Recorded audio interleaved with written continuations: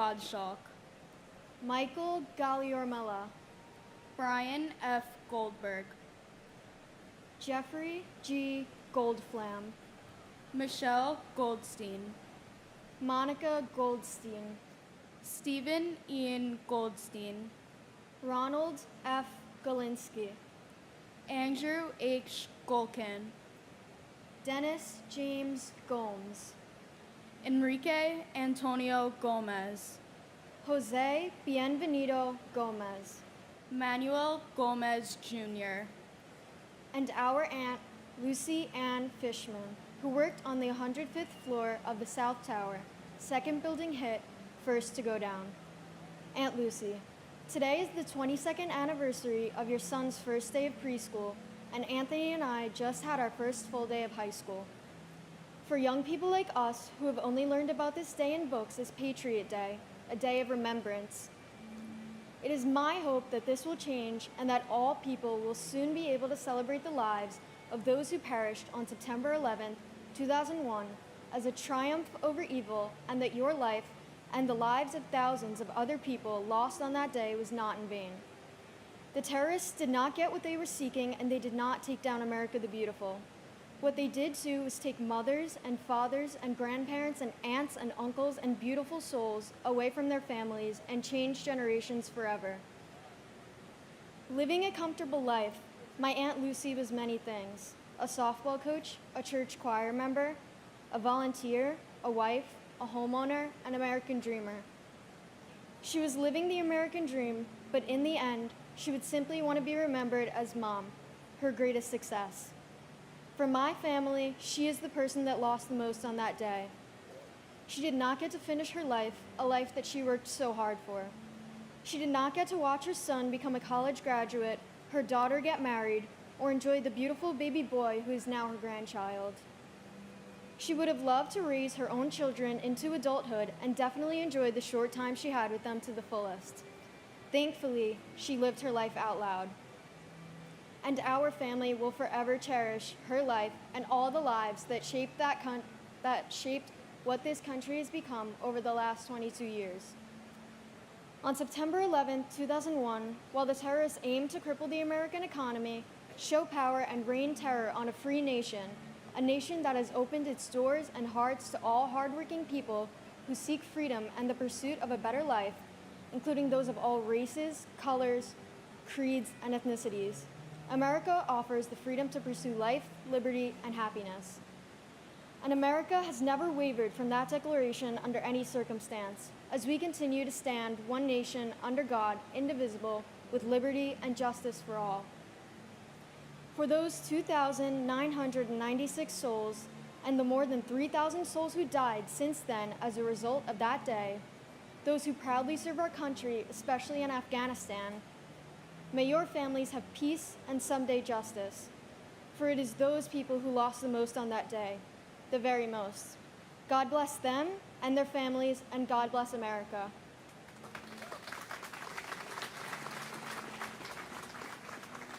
Wilder Alfredo Gomez, Janine Nicole Gonzalez, Mauricio Gonzalez, Rosa J. Gonzalez, Lynn Catherine Goodchild, Calvin Joseph Gooding, Peter Morgan Goodrich, Harry Goody, Kiran Kumar Reddy Gopu, Well, good morning.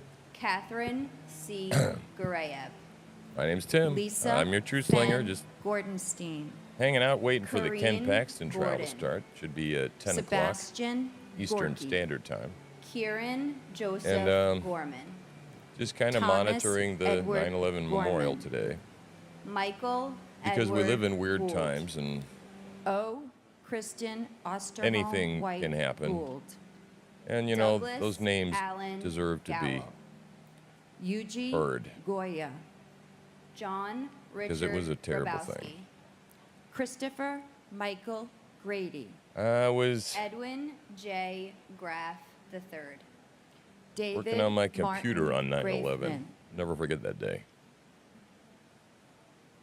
We were glued to the television for weeks.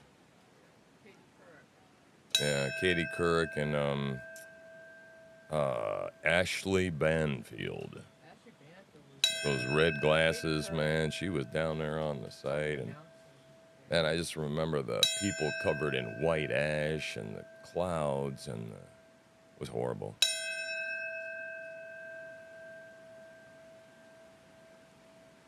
We're also keeping an eye on Kensington Park to see if anything interesting happens there, the open-air drug market, right?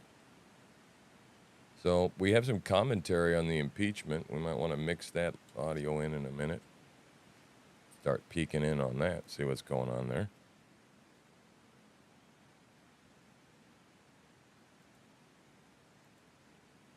Make sure we got the monitor and output on all 3 streams. Yes, we do.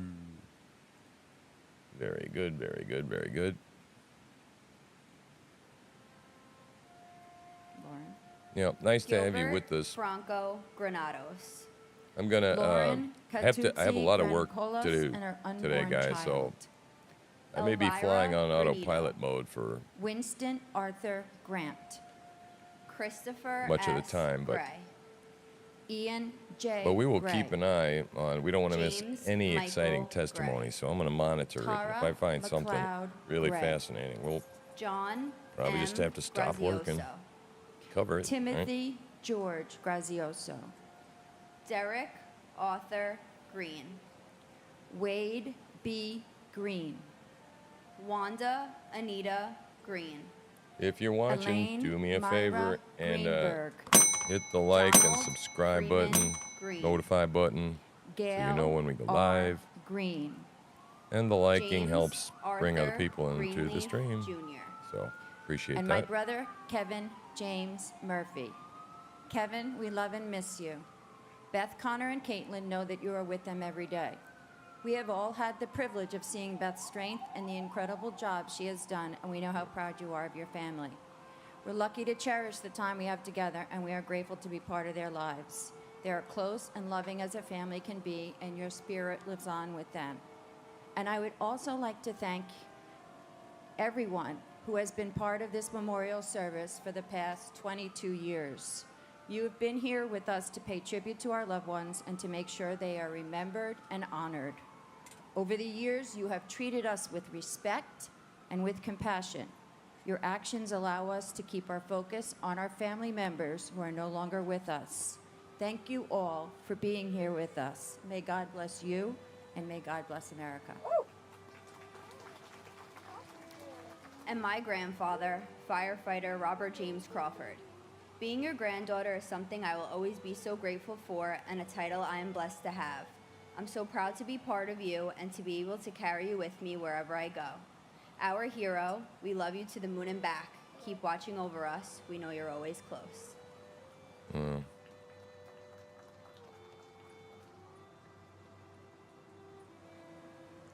Eileen Marcia Greenstein. Elizabeth Martin Gregg. Denise Marie Gregory. Donald H. Gregory. Florence Moran Gregory. Pedro Graham. John Michael Griffin. Tawana Yeah, Sherry I just didn't think I'd Griffin. get choked up from them reading the names. So anyway.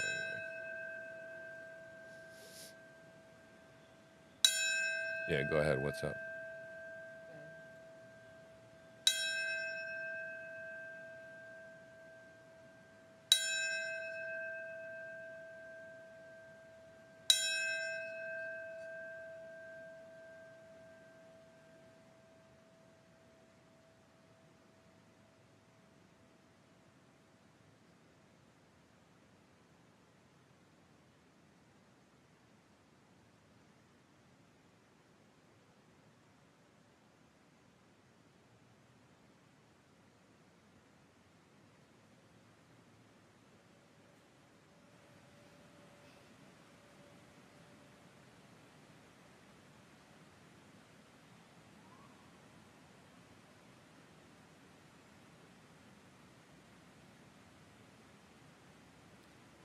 Joan Donna Griffith, Warren Grifka, Ramon B. Grajavo, Joseph F.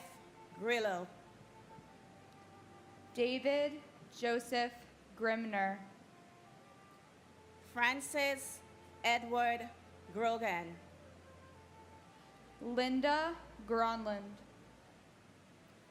Kenneth George Gruzales, Joseph. Thank you for those Rizzo, currently serving in our towns and our foreign lands on Freedom Sentinel. Father, we ask for the wisdom that you gave Solomon in our current duties. But most of all, we thank you for ordering your son to step out of the perfection of heaven in your throne room to be the greatest example of selfless service to redeem a fallen world to you. And we thank you for the day that you have made today. In Christ's name we pray. Amen. Amen. Thank you, Senator. For those of you watching online who may not see other Senate proceedings or be as familiar with our senators, Senator Birdwell was in the Pentagon on 9/11, Lieutenant Colonel in the Army, and the plane hit right where his office was, and it's a miracle that he survived. He's had over 50 surgeries, and we're so honored to have Senator Birdwell, Lieutenant Colonel Birdwell, with us today, and his wife Mel, who he spoke to, who didn't know if he was alive or not. No communications for hours and hours until later in the day. So Mel, we know you're watching, and we're with you as a body as well. You all may be seated.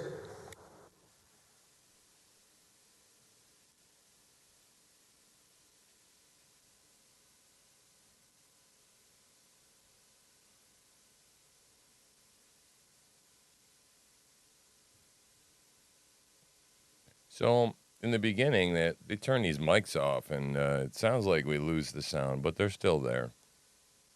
So my name is Tim. I'm your truth slinger. Members and council, before we begin, I'd like to go over the clock and a reminder of the schedule ahead.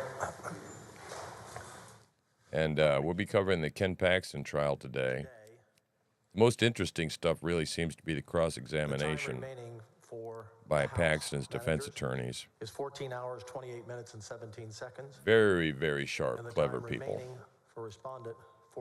And it makes for some good sparks and legal TV, if you like that sort of thing, which we do here. We plan to go till 6:30 or 7 tonight and tomorrow night, possibly Wednesday. We're going to 6:30 or 7 p.m. for tonight, tomorrow night, possibly Thursday, they said, so through Thursday, the impeachment. And so based on that time schedule, both sides will be likely down to under 5 hours by sometime late Wednesday, depending on how the time is divided. And both sides... I'm just chatting with my sidekick over here, hippie chick who brings me all the news. We will jump in, side piece. Yeah, she's going to jump in, and we're going to get breaking news throughout the day if anything happens. Nothing happens on the weekends, right? But like it's Monday. Shit happens, you know. Wars start. Information gets leaked. All sorts of stuff happens on Mondays. Nothing happens on the weekends. Yeah, citizens get their gun rights taken away. Sons of bitches. Yeah, that woman in New Mexico. Oh, boy. She's in for her ass whippings. She's not going to win this one. Late Thursday or Friday. If you hadn't heard, you look down on the banner below, right? It tells you what's going on. Whether you deliberate a short time, And we'll update that from time to time. We'll stay here through Friday, Saturday, Sunday, Monday, until you've made a decision. The big earthquake in Morocco. I don't know if you heard about that. Marrakesh leveled.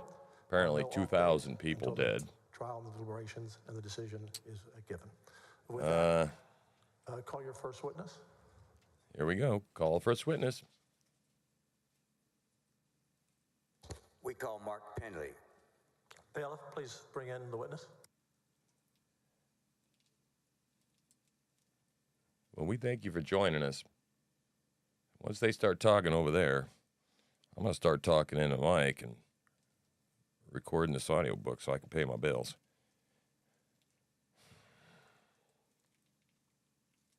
Plus, I don't like talking over the top of people too much, but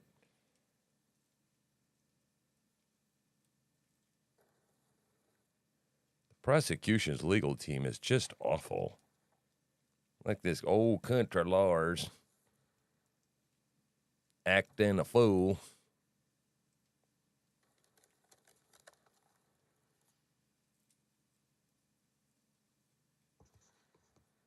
Not very impressive. No. Mr. Bentley, please step forward. Did you take the oath the other day? I have not taken. All right. You don't have to repeat after me. You can just at the end answer. Please raise your right hand. I do solemnly swear or affirm that the evidence I give upon this hearing by the Senate of Texas of impeachment charges against Warren Kenneth Paxton Jr. shall be the truth, the whole truth, and nothing but the truth. So help me God. I do. Please be seated. All right.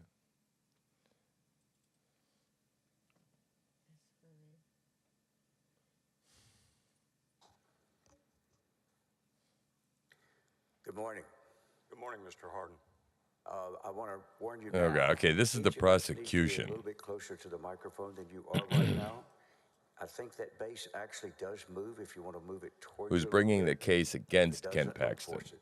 right? To bring you up All to right. speed. If you would just keep that in mind, please, because we have some acoustic This is, I issues. believe, the third State your name, witness please. now. My name is Mark Penley. Mr. Penley, how old a man are you? I'm 69. Where did you grow up? Grew up in Denton, Texas. And when you high school, college, give us a little bit, like a minute and a half or so, if you can. All right. Went to Denton High School, graduated in 1972, played high school football, president of the student council, was in the Fellowship of Christian Athletes, went to church and Sunday school and sang in the youth choir at the First Baptist Church. Well, I Was bet in he Boy did Scouts and was sing an at the Eagle Graven Scout. Baptist Let me Church stop and you there. sang in the choir, and I Let bet me you he just try to wiped do his some ass of it, with if I a can, by question and hymnal, answer, too. rather than just a narrative, which I first Why? asked for. He just lay that You'll shit keep in on mind, thick, you man. started This, talking fast. this. You're an interesting combination. Oh, look, I You talk followed slowly Jesus, and okay? you talk fast. Came from the That makes any evangelical sense. church, but So just stay with me long enough for everybody Southern to be able to hear you. Baptists are just so After high school, and anymore. I think you folks are Eagle Scouts. Y'all stay pretty close together, do you not, in terms of later in life or so, if you stayed active with them at all? Well, I didn't.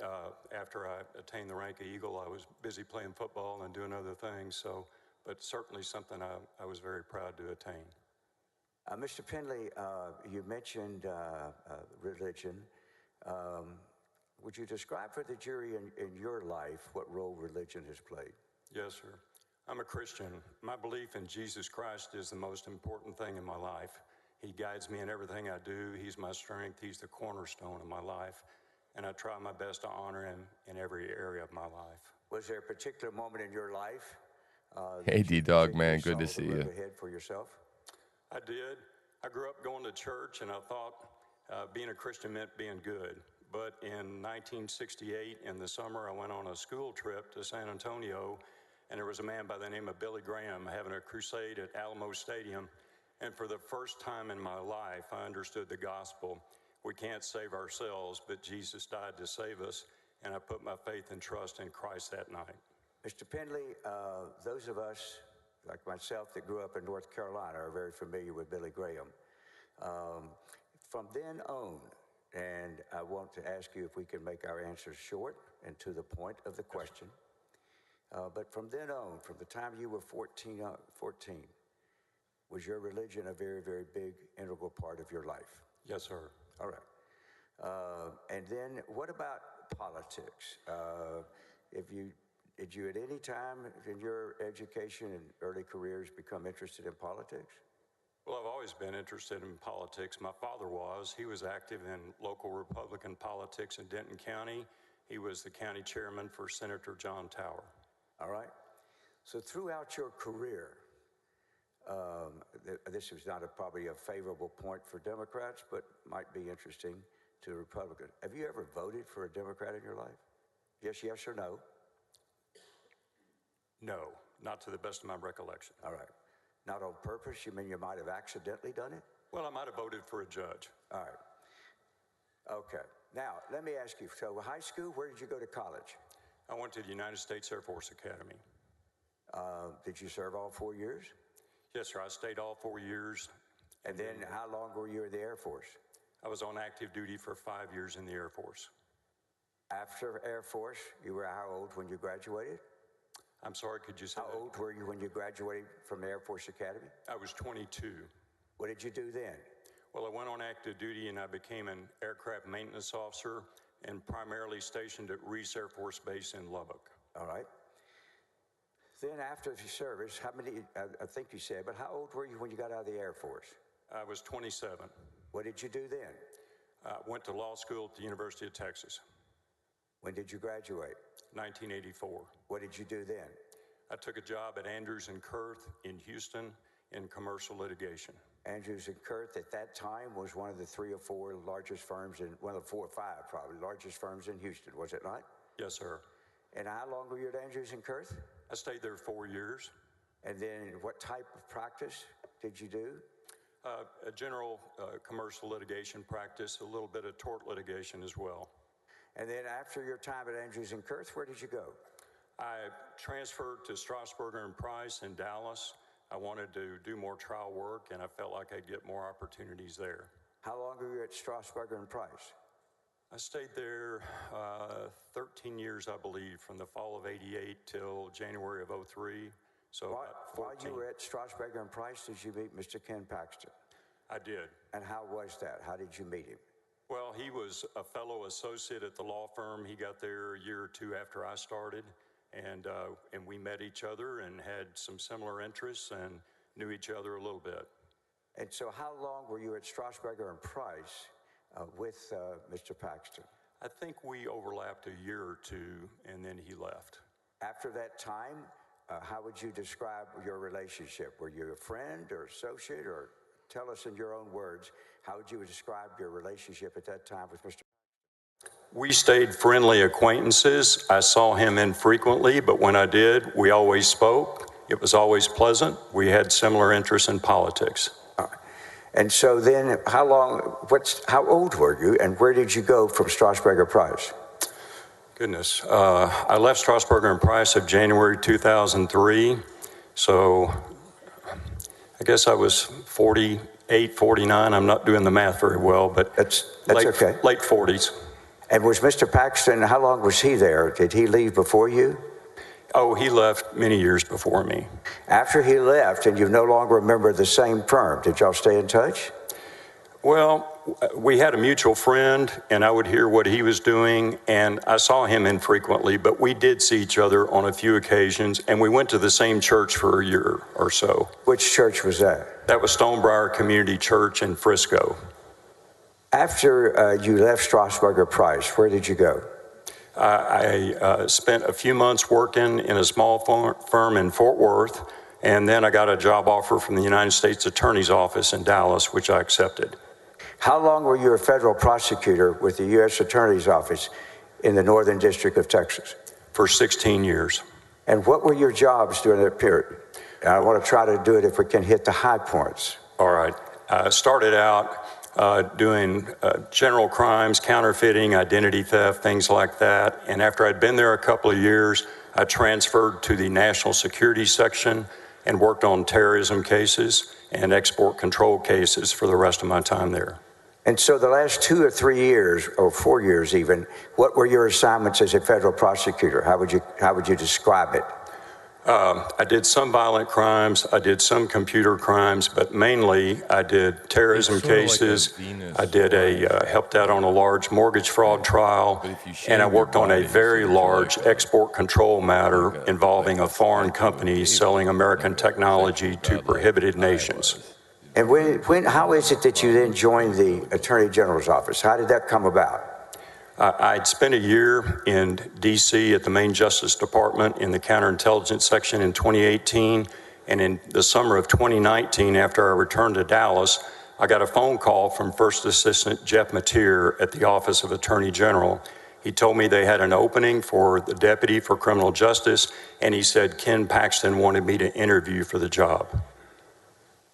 So he indicated to you the idea of giving you a call was Ken Paxton's? Yes, sir. Did you interview for the job? I did. Whom did you interview with? Well, I came down here to Austin. I met a number of the deputies, met Lacey Mace. I met Lisa Tanner, who was the head of the Criminal Prosecutions Division.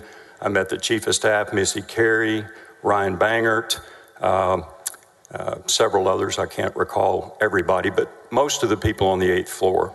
And did you meet also with the Attorney General himself? I did not meet with him in person. We spoke on the phone about a week later. All right. And when you spoke on the phone, were you offered the job? Yes. So who offered you the job to come to work at the Attorney General's office? Mr. Paxton. And what year and month, if you recall, was that? That would have been in July of 2019. All right. Now, at some time until the end of the year of 2019, had you ever heard the name Nate Paul? No. And how is it that you ultimately did, if you did? Well, let me back up and ask. Did you ultimately become familiar with the name of Nate Paul? Yes, sir. And when was that you became aware of it? On December 16, 2019.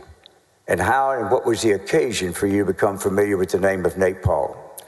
I was in Dallas that weekend. Mr. Paxton called me, asked me to stay over on Monday and meet with him at the Highland Park Village Shopping Center at a coffee shop. And I agreed to do that, of course. And hold on. That'll get us to start. Now, when you got that call, explain to the jury how your working relationship, the agreement with as far as your residence in Dallas and working in Austin, what was your schedule by that time with the Attorney General's office? Yes, sir. When I was offered the job, I explained to Mr. Paxton and to Jeff Mateer that my wife and I each had an elderly parent in their 90s in the Dallas area, and we were looking after them. And I couldn't move to Austin, but I could stay down here most of the time.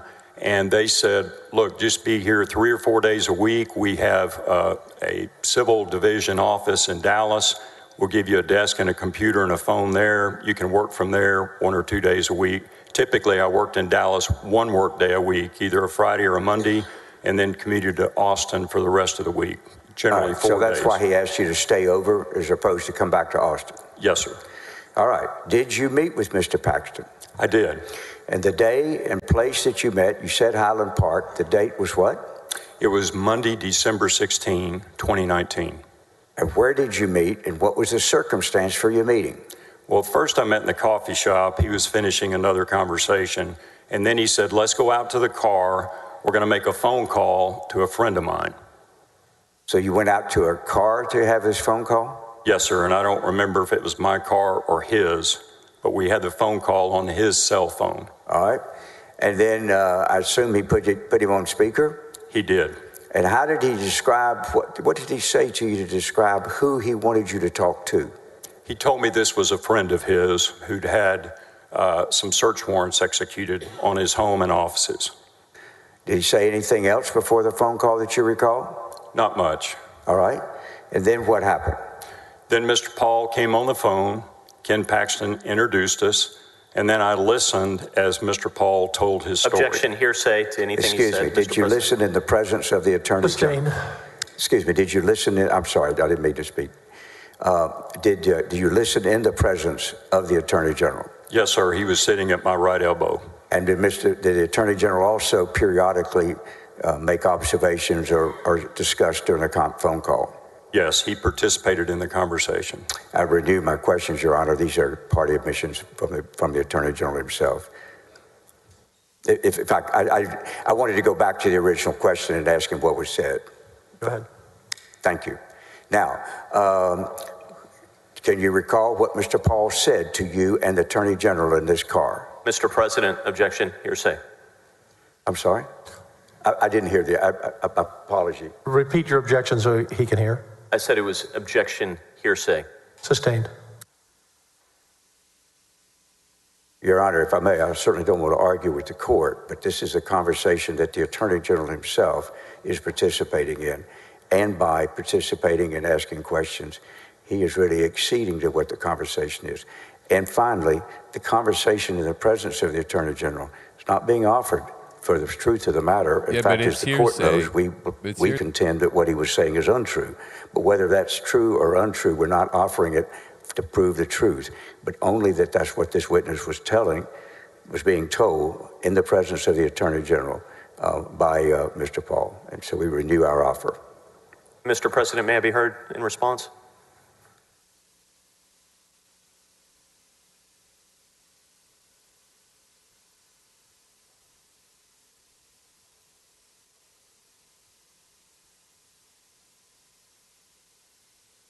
Mr. President, thank you.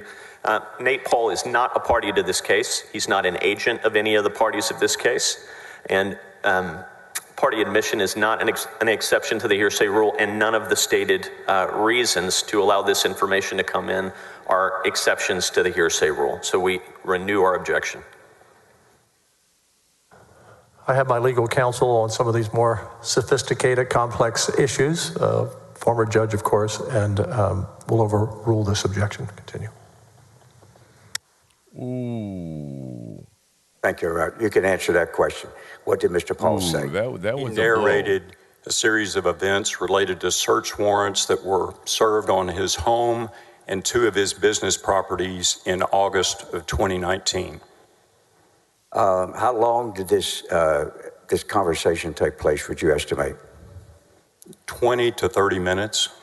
Do you recall what your own thought processes were as you listened to him? I thought, why is the Attorney General involved in this? Why is he wanting me to know about this? This is not a state matter from what I could tell. And I thought it was very suspicious that someone who was the target of a federal investigation was reaching out to the Attorney General of Texas for legal help. Did you make sure in your conversation with him in the presence of the Attorney General to Mr. Paul that you yourself were not allowed or able to give him legal advice? Yes, sir. I specifically told Mr. Paul that. I said, I represent the state of Texas. I can't be your lawyer. I can't give you legal advice. Do you have counsel? And he gave an affirmative answer. And I said, you need to talk to your counsel about this so they can guide you. All right. When this conversation was over, and I think you said it was like 20 to 25 minutes. Yes, sir. Did you talk to the Attorney General about that subject anymore? On that occasion? Yes, sir, we did, and on later occasions. But on that day, December 16th, he made comments to me that indicated he was very mistrustful of law enforcement, and he made a comment as to how he felt about how he'd been treated by law enforcement, which was in a negative way. Do you recall what he said, please? He said, I've been the subject of a corrupt investigation. Did you know at that time that he had pending criminal charges?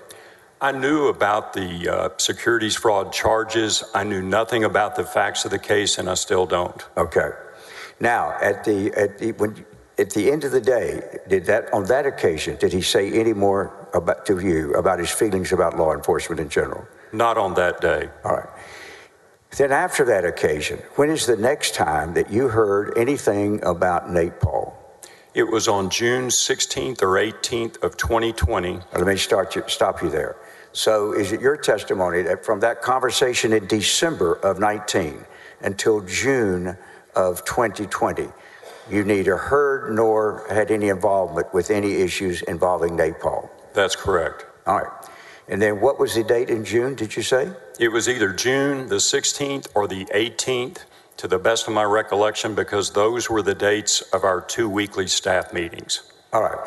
So that the jury knows, there's been some reference maybe to different meetings. What was the normal schedule about staff meetings of the upper management of the AG's office at that time when you were there in 2020 and 20? We met every Tuesday and Thursday. If the Attorney General was in town, he attended, but First Assistant Jeff Mateer chaired the meetings if he wasn't there. And if I'm correct, on one of those days, we had a strategy meeting. Hold on. I'll get there. I didn't ask you about that yet. On those meetings, how long would they last, and what time of day would they usually be? I believe they started at 9 or 9:30, and they would last an hour and 15 minutes. Where would you have them? In the executive conference room right next to the Attorney General's office on the 8th floor. And who all, and to do this slowly so the jury can absorb who all in the upper staff would be at these weekly meetings? Who all would attend those weekly meetings? All of the deputies, and there were 12 or 13 positions at the deputy level, the first assistant, and if he was in town, the Attorney General. All right. And what about the chief of staff? Would she attend the meetings? Yes. And who was the chief of staff at that time? That was Missy Carey. All right. Would there be any other staff member? And let me ask you this. Were you familiar with the young man named Andrew Wicker? Yes, sir. And what was his position? He was a personal assistant to General Paxton. He had a desk outside his office, and he traveled with the general and just took care of whatever duties the Attorney General gave him. Would Mr. Wicker ever attend any of these meetings? I don't have a specific recollection of that one way or the other. All right. And if I may, sometimes other staff people and other executives were present. So I'm not trying to say it was only the deputies that were there. There could be different people involved on different days. So would Mr. Wicker perhaps attend sometime at the request of somebody? Certainly you could. All right. Now, back to the June time when you say that you became familiar with the name of Mr. Paul. What was the circumstance in which you again came into contact with something about him? It was the weekly deputies meeting, and I believe it was on a Thursday. The Attorney General was present, and he announced that he had received a referral from the Travis County District Attorney's Office.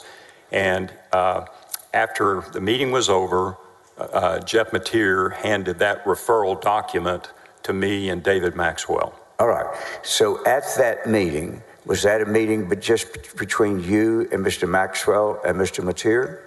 Well, initially it was the deputies meeting with everybody present, but then as the meeting adjourned, Jeff Mateer asked me and Mr. Maxwell to stay, and we talked about the referral. All right. Once you became aware of the referral, what did you do? Well, first I read the referral and realized I've heard this story before. And was the referral, and why did you say that you had heard it before? What was it about the referral that was similar to what you had heard before? Well, it was basically the same story in a little more detail, and it was typed up. It was unsworn, but it was signed by Nate Paul. And did you learn where that complaint had originally gone to?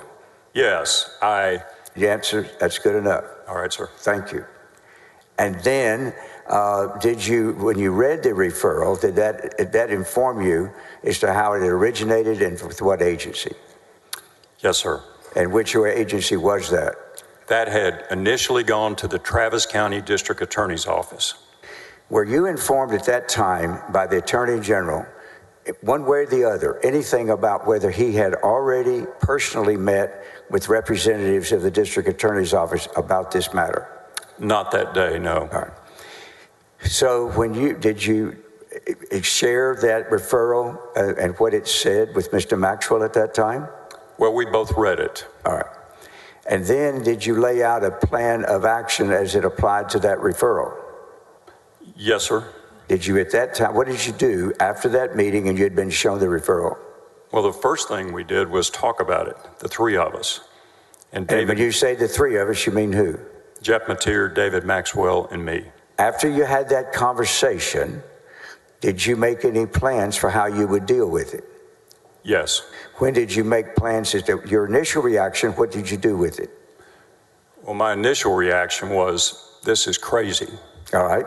After you, and without going into anything Mr. Maxwell said, what type of reaction did you get from him when he read it? The same as mine. Right. So then did you decide not to investigate it at that time? We hoped to slow walk it and see if the Attorney General would drop it. All right. Did you talk to the Attorney General any more about it before you then met with anybody about it? I think the Attorney General talked to me. And when did the Attorney General talk to you after he had informed you of that referral? I recollect two conversations. One of them occurred in my office when he came to my office. All right, let me stop you there. I want to know when that was. How soon did you have a conversation with the Attorney General about that referral after you were given it to after it was given to you on the morning of the 16th? The first date I recall was July the 6th of 2020. Well, from the time you got it on June 16th to July the what? 6. Had you done anything with it? Only talked to David Maxwell about it. All right. What was the occasion for the Attorney General coming to talk to you about it on July the 6th? He just knocked on my door and walked in and wanted to talk about the status of the Nate Paul referral. Do you recall what he said? He was unhappy that nothing was happening. He said he wanted us to get moving on it. That was basically the gist of the conversation. Well, why was it that nothing had happened on it from June 16th to July 6th? Did I get that date wrong? Was it July 6th or July? Yeah. There was one conversation on July 6th. All right. And there was another one. All right. Why had nothing happened between the 16th or the 6th, or had something happened? David Maxwell and I saw no merit to the complaint. We saw no state interest. We saw no evidence of a state crime violation. So what did you do when he came in and talked to you on the 6th? What was your response? I told him I'd talk to David Maxwell and we'd get moving and set up a meeting with Mr. Paul and his attorney at some point. Were you opposed to having that meeting? I wasn't opposed to having a meeting, no. All right. Well, why haven't you arranged it before then? Again, speaking for myself, I thought it was crazy, and I was hoping the Attorney General would drop it. He didn't. Why did you think it was crazy? Now, the idea that the state of Texas Attorney General's office would go investigate the federal courthouse, investigate federal agents, and also state agents that were task force officers on the raid, and those were agents from the DPS and the State Securities Board, that we would investigate a federal magistrate judge and federal prosecutors was insane. That is something that can be handled by federal authorities, and there's no easy or practical way for state authorities to investigate the type of complaints Mr. Paul was making. Why? What was it about the complaints that would have been difficult or so for you to investigate? Well, as the matter developed, their main complaint that could theoretically have been a state criminal violation was that the assistant United States attorney who got the search warrants signed by the magistrate judge had then altered the warrant after it had been signed by a federal judge, which was absolute craziness. All right, why is that craziness? Because that would be a felony, that would get you fired, that would get you sent to federal prison. All right, so why was that crazy? People commit felonies all the time. They do. I knew the assistant U.S. attorney. He used to work in Dallas. He had a stellar reputation. He had very high personal integrity. I'd never seen any indication in Dallas that he would even think of doing such an outrageous thing. Well, let me ask you this. Was it just limited to a complaint about federal officials? Well, there were state agents involved in the searches. And Mr. Paul, at a later date, named one of the state agents as being the affiant on the sealed federal search warrant affidavit. All right, I was going to ask you about that. First of all, were there agents from this Texas Security Board involved in the search warrant? Were there? Yes, sir. There was at least one. And were those security folks, the Security Board, the same agency that had brought charges against the Attorney General and that were part of the case that was currently pending against him at the time he wanted you to meet with Mr. Paul? Objection. Leading, Mr. President. Sustained. Were there, could you tell us, at your observation at the time, whether actually the Attorney General was asking you to investigate a matter with Mr. Paul, who was being, he was, let me put it this way. Were you aware, or did you focus on the fact that one of the things one of the groups that they were asking you to investigate was the very agency that had brought the charges that were currently pending against Mr. Paxton? Objection. Yes, sir. Leading, Mr. President. I believe he had a choice there. He could have said, Overruled. thank you, Your Honor. All right. So, was that also did that give you any concern? Yes, it did. All right, into the microphone, what was that concern?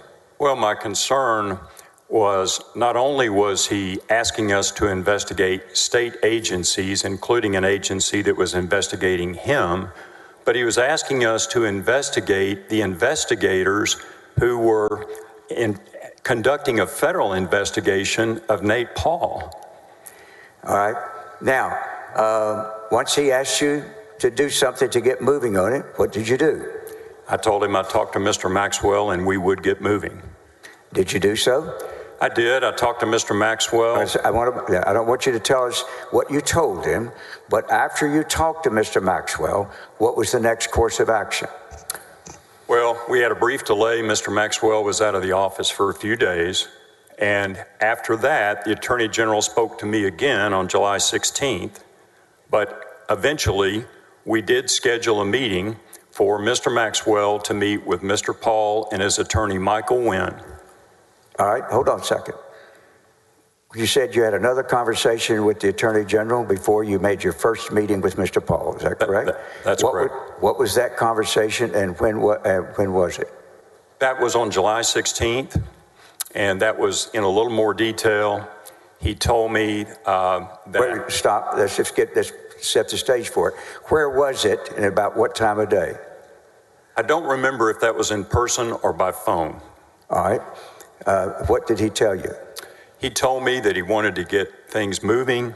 He said there'd been a leak to Texas Monthly about issues surrounding the federal raid, and I never saw the story, so I don't know the specifics. But he was concerned that something had gotten out in the press.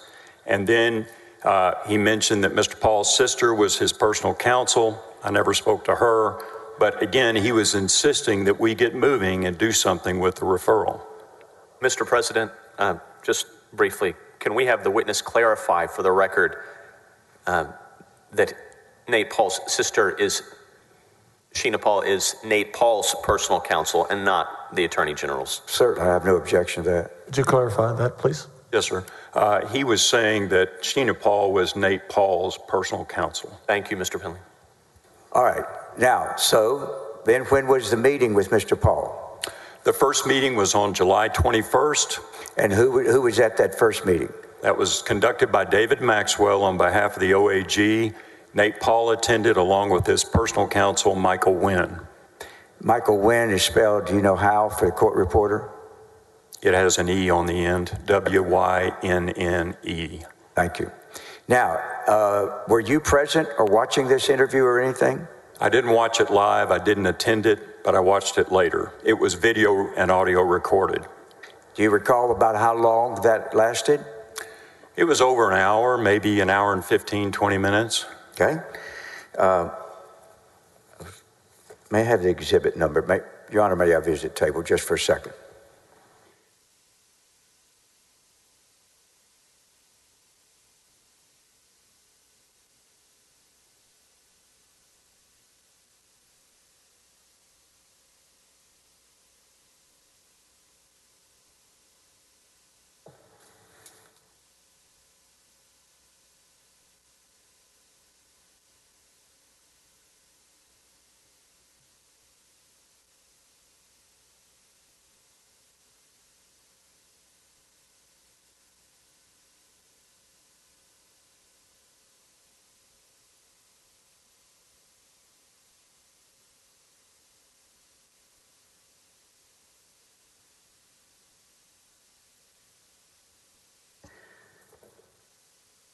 When did you view the video? I viewed it on July 23rd. Were you aware of any meetings, without going into what anybody told you, were you aware of any meetings that the Attorney General had with other members of the executive staff about Mr. Paul just the day before, on July 22nd? No, sir. All right. So when you met, how is it that you reviewed the interview? The date of the interview was what? July 23rd. And then when's the next time you heard from Mr. Paxton about that matter? Mr. Paxton called me on July 23rd and said he wanted me to come to his office and view the video with him. Did you do so? I did. So, had he ever asked you on any occasion to look at evidence or so, or interviews or so, that meetings or so that you were dealing with on criminal justice matters? Not as a general matter. There are two exceptions. What are they? There was one case up in the Panhandle where someone in a town met him at a political event and asked him for our office to take a look at a cold case. All right. Did your office do that? We did. All right. And then what's the other occasion?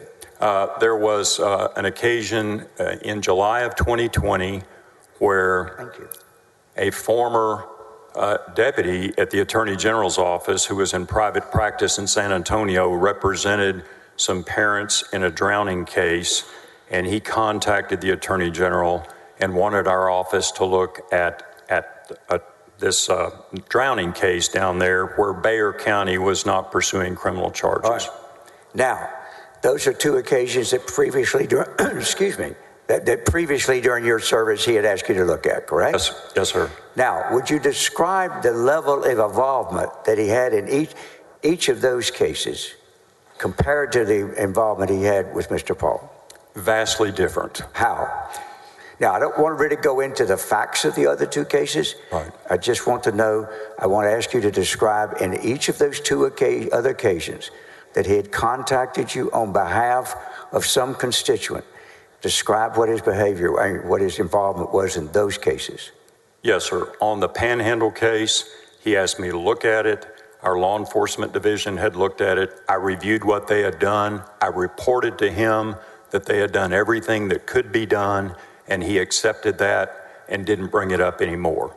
What about the Bexar County case? On the Bexar County case, I made some phone calls. I looked at some evidence the family's attorney had sent me. I made a report back to the Attorney General that I didn't see any state criminal charges that we should pursue. He accepted that and never brought it up again. In either of those cases, did he have any further involvement after asking you to look at it? No, sir, other than asking me to report back to him. And after you reported back to him, did he have any further involvement in either of those two cases that you're aware of? Not to my knowledge. He didn't with me. By the time July 22nd rolls around, July 23rd rolls around, how many times had the Attorney General talked to you about the Nate Paul case? Just take your time and count back up to that moment. I'll count 3 to that moment. Well, actually 5 to that moment, counting the December phone call. All right. Now, when you describe for the jury how this review of the video of the initial interview by Mr. Maxwell of Mr. Paul with his attorney present. We watched the video together. Mr. Paxton was unhappy with David Maxwell because David Maxwell was not accepting what they were saying at 100% face value. Well, let me ask you this. Did you see anything as an experienced law enforcement professional that was objectionable about the way Mr. Maxwell was conducting the interview? No, sir. Your Honor, at this time, it's already in, but for the record, I'll say that Exhibit 149 is a video and audio. I'm not going to go into it right now, but it is a video and audio of the initial David Maxwell interview, if the jury later decides they want to look at it. All right, thank you. 149. Now, after you looked at that interview, do you recall anything else that the Attorney General said about it during the course of watching it with you or after it was completed? He made comments that told me he didn't understand the significance of some of the claims they were making. Number one, he didn't recognize the legal difficulties for us to investigate the federal authorities when a search warrant is under seal at the federal courthouse. I didn't see any way we could get that realistically other than by asking the federal judge if he would open up the sealed record and let us examine the issued search warrant and compare it to the returned search warrant. All right. So now at the heart of this thing that you've looked into the file, there's been one interview. You've heard from Mr. Paul. Let me back up. In that interview you watched, who does most of the talking in the interview? Nate Paul. Does his lawyer also participate some in it? He does. And in the case of, how much does Mr. Maxwell talk in there, if you could just characterize it? I'd say Mr. Maxwell spoke 35 to 40% of the time. He asked questions, appropriate questions, and then they gave answers. Did you find anything objectionable about the questions or the way Mr. Maxwell was asking them? No, sir. In fact, he made some very excellent comments to them about where they should go to get relief. All right. In that particular document, Mr. Maxwell is suggesting they go where for that complaint they had? He told them the best place for them to go to get help with their complaints was the Department of Justice Inspector General's office, because that office would have the power to investigate federal authorities. Now, let me ask you something that may perhaps not have been clear in this trial at all.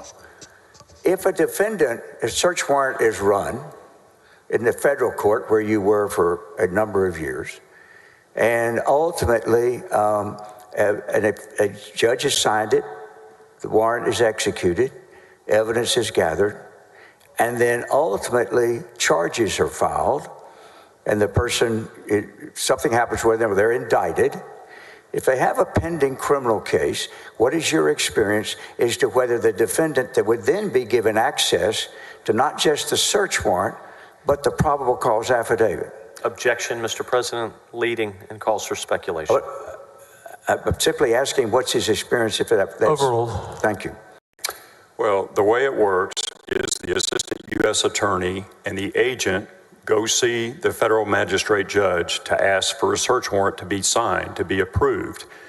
And when you go, either beforehand or at the time you're talking to the judge, the agent presents a probable cause affidavit, which lays out the key facts of their investigation, which the AUSA and the agent believe established probable cause to get the search warrant under Rule 41. Now, let me stop there. At that time, in the affidavit they present to the judge, does it they might later ask be sealed? Yes, there's often confidential law enforcement evidence in there. There is information. If there's an informant in the case, that information may be in there.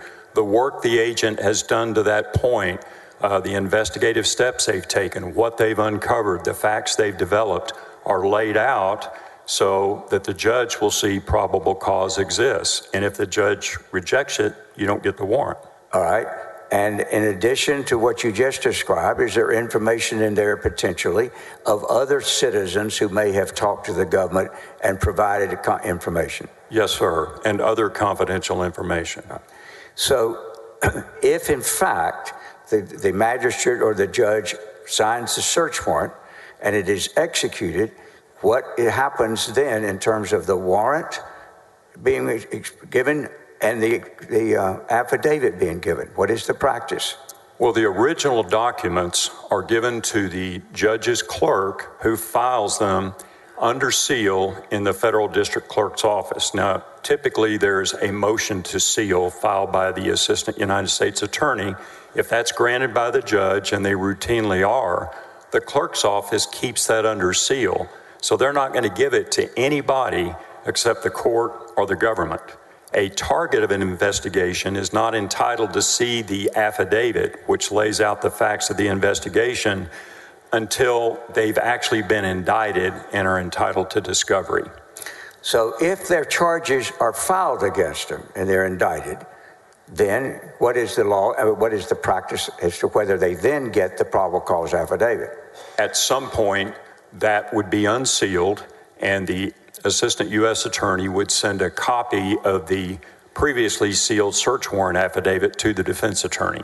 But if they are not charged as yet, and not charged at that time, or not charged immediately after, what will happen with the sealed probable cause affidavit, and whether or not that target that you've used the word is entitled to see it until charges are filed? the target is not entitled to see it until charges are filed. And sometimes charges aren't filed, but they don't get to see it. That's confidential law enforcement investigative material. It's very important that not leak out, because the target could go destroy evidence. He could go intimidate witnesses and do other things to undermine an investigation.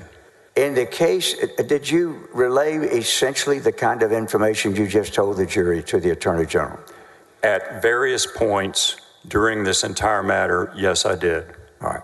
And at some time, did you express to him the fact that you would not have access, even you yourself in the Attorney General's office, would not have access to that sealed probable cause affidavit? Yes.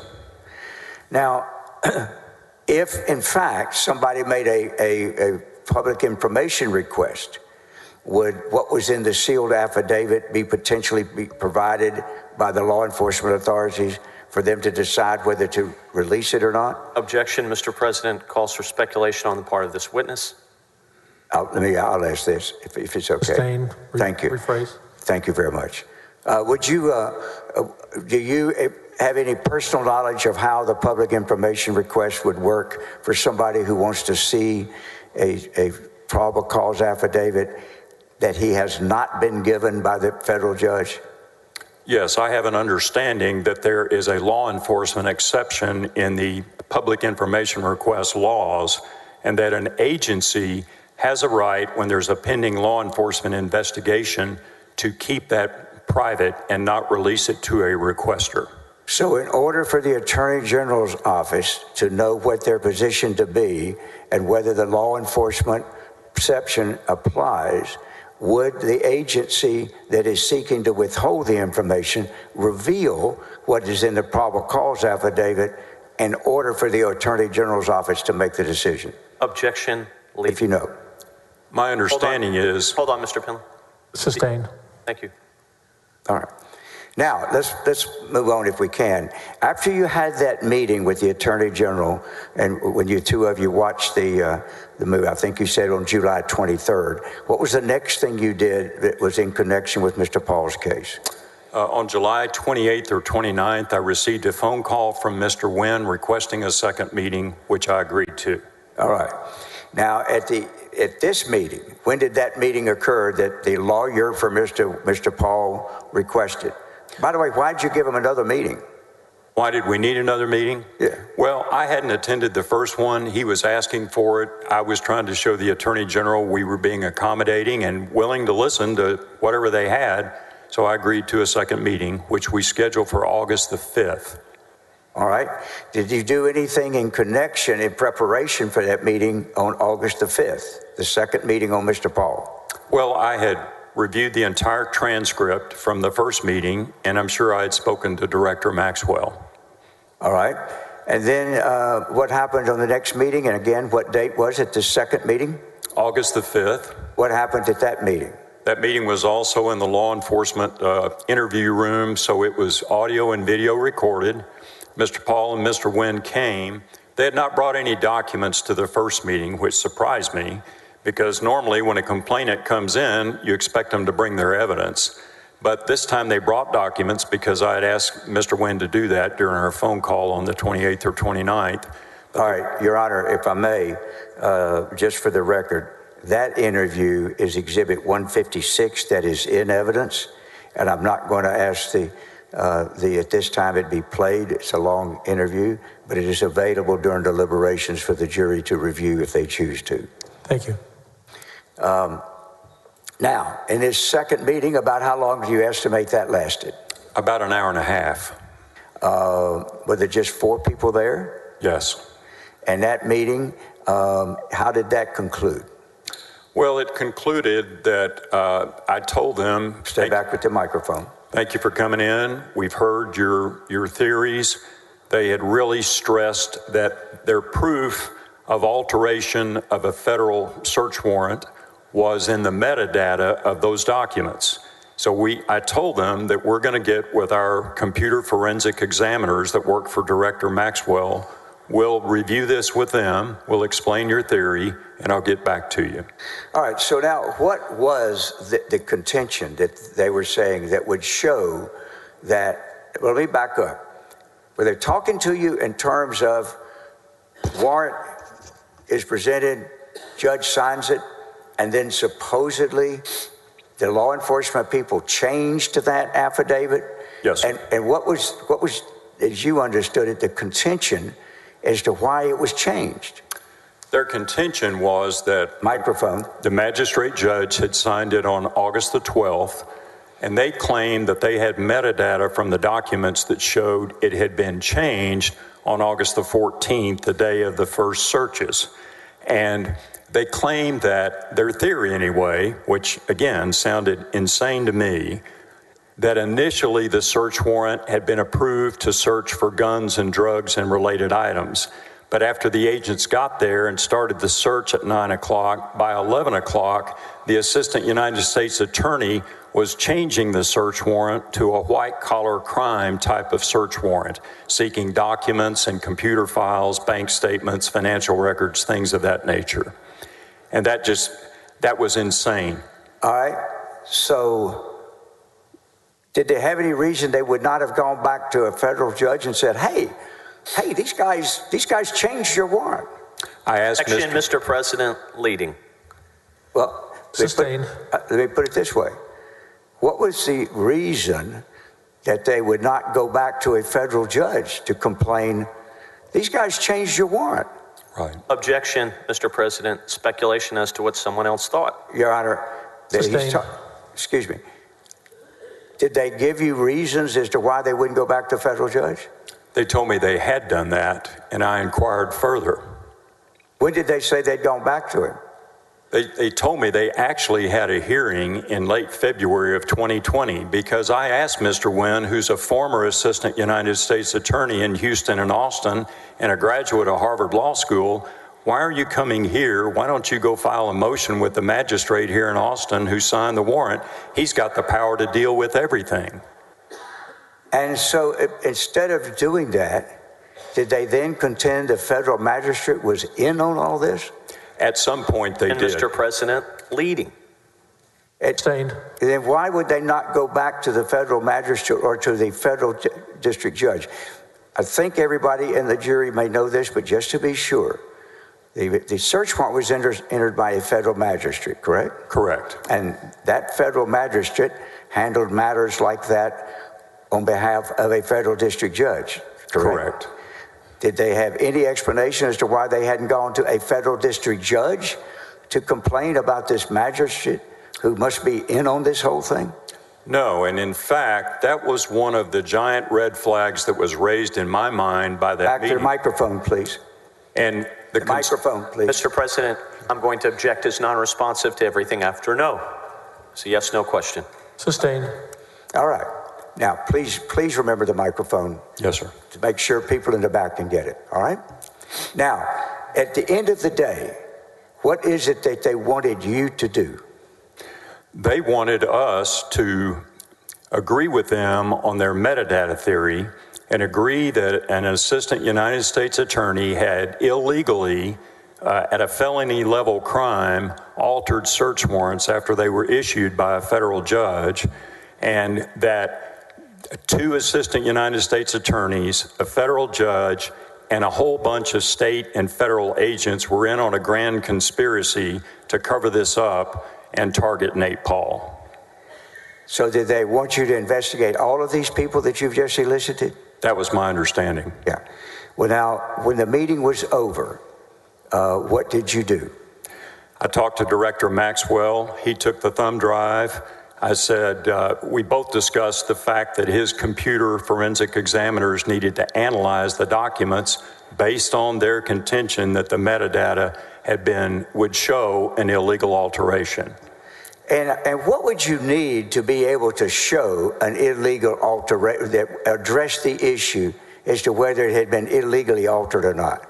You would need the actual computer that the assistant United States attorney used to type up the search warrant documents, and you would need his computer files, the original computer files, which only existed at the United States Attorney's Office and would be subject to all kinds of privileges.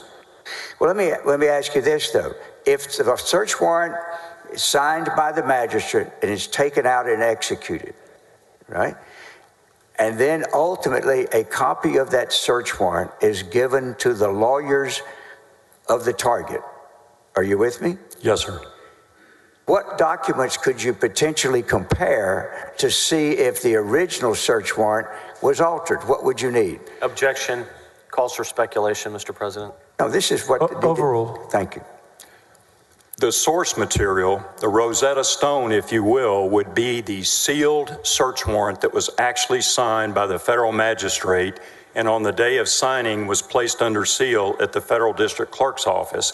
So if I had the original issued search warrant and I got the return search warrants that were actually served on the defendant, not the affidavit, but just the warrants themselves, and you could put those together and you could see if there were any changes in the original and in the copies that were given to the defendant and the copies that the agents filed back with the clerk's office after the search is concluded. The agents fill out an inventory of all the items that are seized during the search, and they file that back with the district clerk's office, and it goes in the file together. So if I had the beginning and the ending, I'd have a bookend. All right. And were those documents the ones that were under seal? The originals, the issued sets were under seal, and I had no access to them. All right. So without going into what your experts told you, did you have these materials, or what you had, at least the original warrant, did you have your IT people look at it? Yes, in the thumb drive that Mr. Paul and Mr. Wynn gave us on August the 5th. President, I need to object again as non-responsive after That's the fine. question. That's yes. fine. We'll do it real quickly. Did Sustained. you, excuse me, thank you. Did you in fact give the information they gave you to your IT people to look at? Yes, sir. Without going into what they said to you, did they come back to you with a recommendation? They gave us their opinion, yes. Were they able to find anything that would determine one way or the other with the information they had available? Objection. Hearsay. Whether they could find? How is that hearsay? I'm sorry. I'm learning a lot in this case. Overruled. Thank you. The metadata theory advanced by Mr. Paul and Mr. Wynn was not validated. And so were you able to tell from your experts one way or the other as to whether there had been any alteration? The only alterations were through innocent functions. What do you mean? If you redact anything in a search warrant, which is routinely done, that Let me will stop you. The kind of things that might be redacted would be what? If there were other targets in the investigation that were listed in the warrant, in one of the attachments, routinely you redact the name of the other target. All right. And so if there are redactions, what happens? That will change the metadata. All right.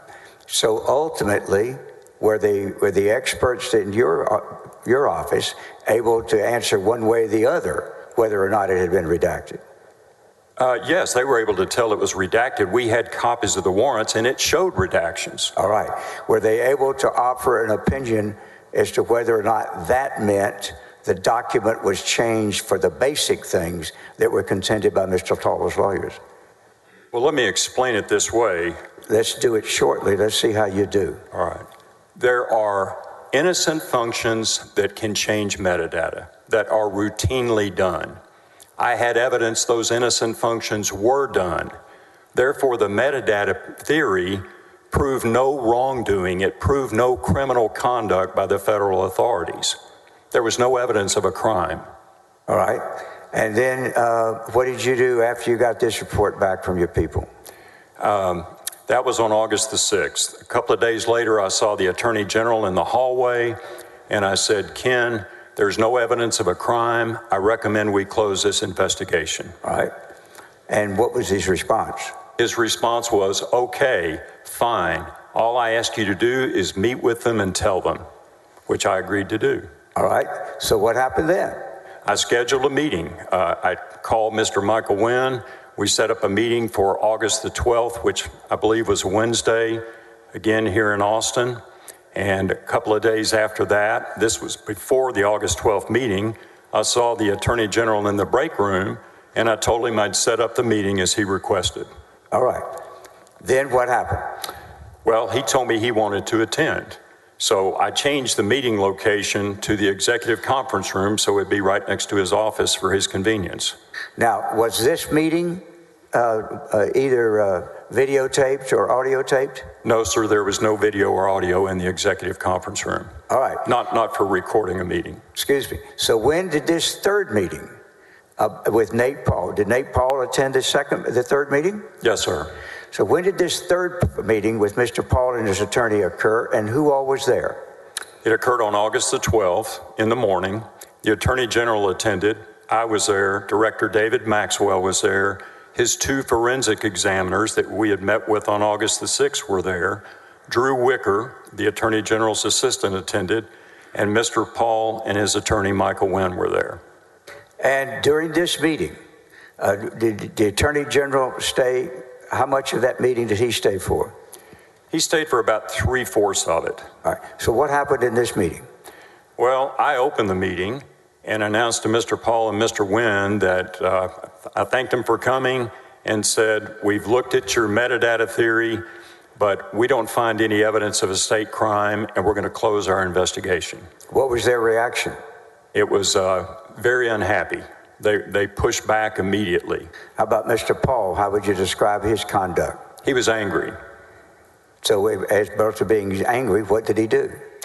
Well, number one, the Attorney General was also unhappy, and then Mr. Paul demanded that a laptop computer be brought in because we had discussed what the forensic examiners had told me and Director Maxwell.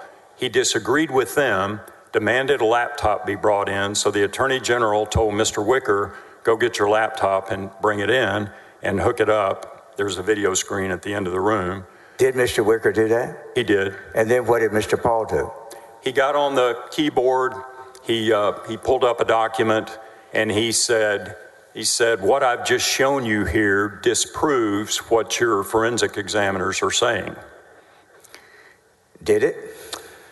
I'm not a computer expert, but I know that the forensic examiners didn't tell me they were wrong. Yeah. And I'm curious, how was Mr. Paul acting in this meeting in terms of who was in charge and what was going to happen here? Mr. Paul acted like we didn't understand who the real boss was. It wasn't the Attorney General, it was him. That was his body language, that was the expression on his face, the way he bowed up. He got very unhappy with us. He got very unhappy when Director Maxwell called him out for leaking our investigation to the media. Let me stop there. What are you talking about there? There were two publications that printed reports about Nate Paul and some of his civil litigation issues and bankruptcies, and they reported quotes. Objection, hearsay. All right. He doesn't want you to report about. Thank you, Your Honor. He doesn't want you to talk about what the articles were. Right. So my question is, what did Mr. Maxwell say to him in the presence of the Attorney General? He said, you leaked the fact of our investigation to the media. All right. And what was the import of that? Why was that a concern? When you're doing a law enforcement investigation, you don't do it through the media. You keep it confidential. You don't want to alert the target.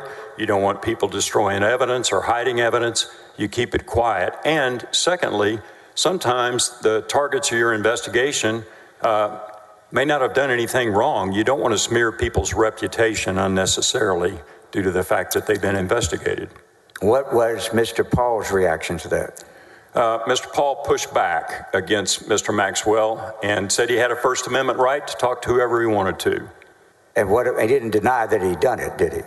Initially he did, and then he admitted it, which told me something about his veracity. And then what was the Attorney General's reaction? The Attorney General took his side and agreed with him that he had a First Amendment right to talk. So then what happened? Shortly thereafter, the Attorney General announced he had to leave, and a few minutes later, the meeting was not productive anymore. Mr. Paul and Mr. Wynn were unhappy, so I closed the meeting. Again, this meeting was on what date? August the 12th. And then what happened after that? The next day, we had our weekly deputies meeting on Thursday. Jeff Mateer was there. I met with Jeff after the meeting. I'm confused. Earlier, you talked about a weekly deputies meeting on Tuesday. I believe, and I'm trying to remember this, I could be wrong, but I think the deputies meeting was on Thursday, and I think we had a policy and strategy meeting on Tuesday. If I'm mistaken, then reverse it. All right, but are they the same people attending? There could be differences. The policy meeting might be a smaller group. All right. So what was this meeting that you had on Thursday after the previous meeting? After our regular weekly staff meeting on Thursday, David Maxwell and I stayed behind, and we met Jeff Mateer either in his office or in the executive conference room, just the three of us. Without going into what was said at that time, did you become ultimately aware of anything having to do with an outside counsel being hired? Not at that time, but later I did. All right. And then when did you first become aware that the Attorney General was considering or wanted to hire an outside counsel to investigate Mr. Paul's complaint? Well, number one. By the way, let me stop. You mentioned something about this a moment ago. When you're investigating people and wanting to find out information, and so in your years in law enforcement, do you put people that you want to elicit information from under oath? No, sir. Have you ever done that? Rarely. Sometimes in federal practice, we would bring somebody into the grand jury, but that was not a common practice. Well, let me ask you this. Have you ever put people that you were trying to investigate or get information from in an investigation, other than presenting them in a grand jury and where they're sworn in, do you ever swear in people that you are trying to get information from, that you want to sit and talk to you, inform you? Objection. Relevance, Mr. President. Very relevant. I think we've had this allegation has been made repeatedly by these guys. Overruled. Thank you. No, sir. All right. Are you familiar with anybody in law enforcement doing that? I don't believe that's a routine practice, no. Well, as a matter of fact, the complaint that Mr. Paul went down and filled out that started all this with the Travis County District Attorney's Office. Have you looked at that complaint form? I have. I've read it. And on that complaint form, does it have a place to have the statement and complaint notarized, therefore being sworn under oath? It has a place, yes. And the complaint filed by Mr. Paul in that matter, which is called we call it referral number one, did he swear to that complaint that he was making all these allegations? No. And then there's another referral. Did you become aware later of another referral? I did. By Mr. Paul about another group of people he wanted investigated? Yes, and that was also to the Travis County DA's office. And again, is there a place there for it to be notarized so he could swear under oath? Yes. On the complaint? Yes. Did he do so? No. So the two complaints that he wanted you to investigate, with all of these allegations about all these people, did he swear under oath to a single one of those allegations? No, sir. If he had, would that potentially, and if they were untrue, would that potentially subject him to a charge of perjury? I believe so. So if he doesn't swear to it under oath, does it particularly potentially open him up to perjury? No. All right. Now let's go to, after you have this meeting about outside counsel, when do you become aware, if you do at all, of the possible people that are being considered by the Attorney General to be the outside counsel? After the August 12th meeting, the Attorney General did not talk to me about the Paul matter for a number of weeks. I believe... All right, just keep your voice up. I steal the microphone. When you pull back, both of us, when we pull back, we get away. So again, keep him up. Would you tend it just a little bit? Turn it down. Is that better? Thank you. That is better. All right. Go ahead. I can't move the base, so I'm just trying to stretch it out. All right. So when you leave that meeting after we talked about that, the Attorney General was there for most of it, when is the next time that you did anything in relation to this particular matter with Nate Paul? The next thing I recall hearing was on September the 3rd when I had been making phone calls to Michael Wynn trying to get additional documents.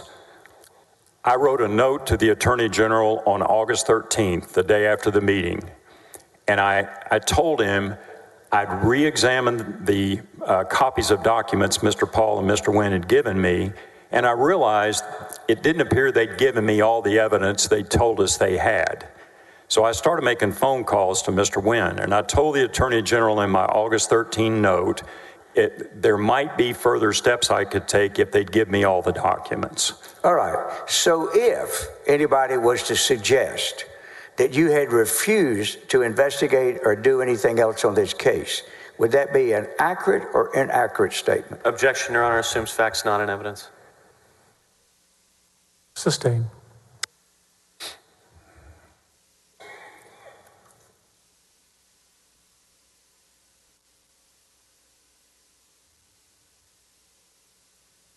I'm sorry, I was trying to think if that was actually something that wasn't in evidence. Pardon me.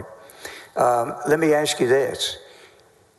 Would it be an accurate statement today to say, one way or the other, as to whether you had refused to investigate this matter?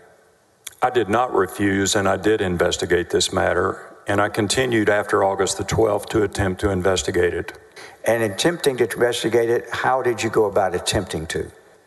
I told the Attorney General I needed all the documents Mr. Paul had, and I made numerous attempts to contact Mr. Wynn and request all the evidence they'd been given by the magistrate judge at that February 2020 hearing. Had he ever provided that to you?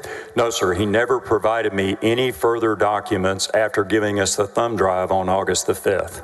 Did he ever address whether or not the hearing before the magistrate had been on the record back in February of 2020? He did not. I believe he told me it was not on the record, but I'm not absolutely certain. Do you know one way or the other as to whether it was on the record? I don't have personal knowledge. Did he attempt to provide you any information of anything the magistrate said at that hearing? He told me a few comments that had been made, and he told me the judge gave him some documents that afternoon, and that's all he said. Did you ask him to provide you those documents? I did ask him to provide me with those documents. Did he? No. All right. How many times would you think after the meeting in the Attorney General's office that you described, the third meeting, how many times would you estimate you reached out to Mr. Wynn in an attempt to get further documents? 5 to 6 to 7 times. And were you successful? No, I never got a single piece of paper or another thumb drive or anything. Do some of those times you reached out, or are they voicemails that you left for Mr. Wynn? Yes, some were voicemails. How many times were you able to talk to him actually after the meeting in the Attorney General's office seeking additional information? The only record I have of reaching him is one time, and that was on September 14. We had a 5-minute phone call. All right. And that 5-minute phone call, were you promised documents? No, I wasn't promised documents, but I was promised he was going to talk to Mr. Paul that afternoon and that he would get back to me by the end of the day, and he never did. All right. So did you ever hear from him again about those documents? No, sir. All right. Now, what impact did that inability to get documents from have on you? It affected my thought process in a major way. Your microphone, please. Number one, when you're doing a criminal investigation and you have a complaining witness telling you a story, you have to believe they're being truthful to act on what they're telling you. In other words, I can't just have somebody come in and tell me there's some crime being committed against them if they don't have some proof or if I can't corroborate it. You've got to have some evidence to believe that a crime occurred. And when you've got a complainant like Mr. Paul who's not being cooperative. Mr. President, I need to object to the narrative. I'll do question. 1 second, members. I'll do question. State your objection. I need to object to the narrative answer. It needs to be responsive to a question. Sustained.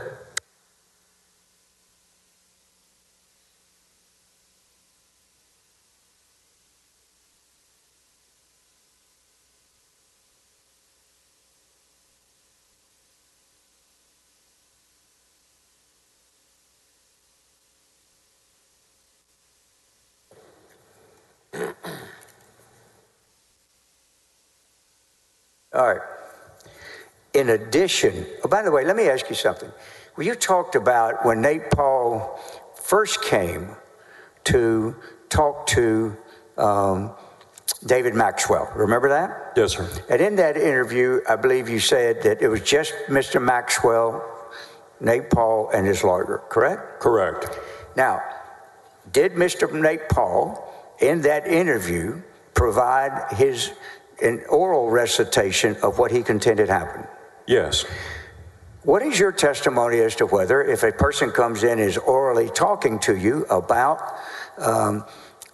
what they contend happened, do you consider oral statements as evidence? I do. All right. It's some evidence, yes. All right. So in evidence, what types of evidence do you as a law enforcement professional want and consider? Well, there are many types of evidence. There's physical evidence. You could have tire tracks or something like that, fingerprints, DNA, that's physical evidence. You can have direct eyewitness testimony. That is evidence. That is powerful evidence. You can have circumstantial evidence.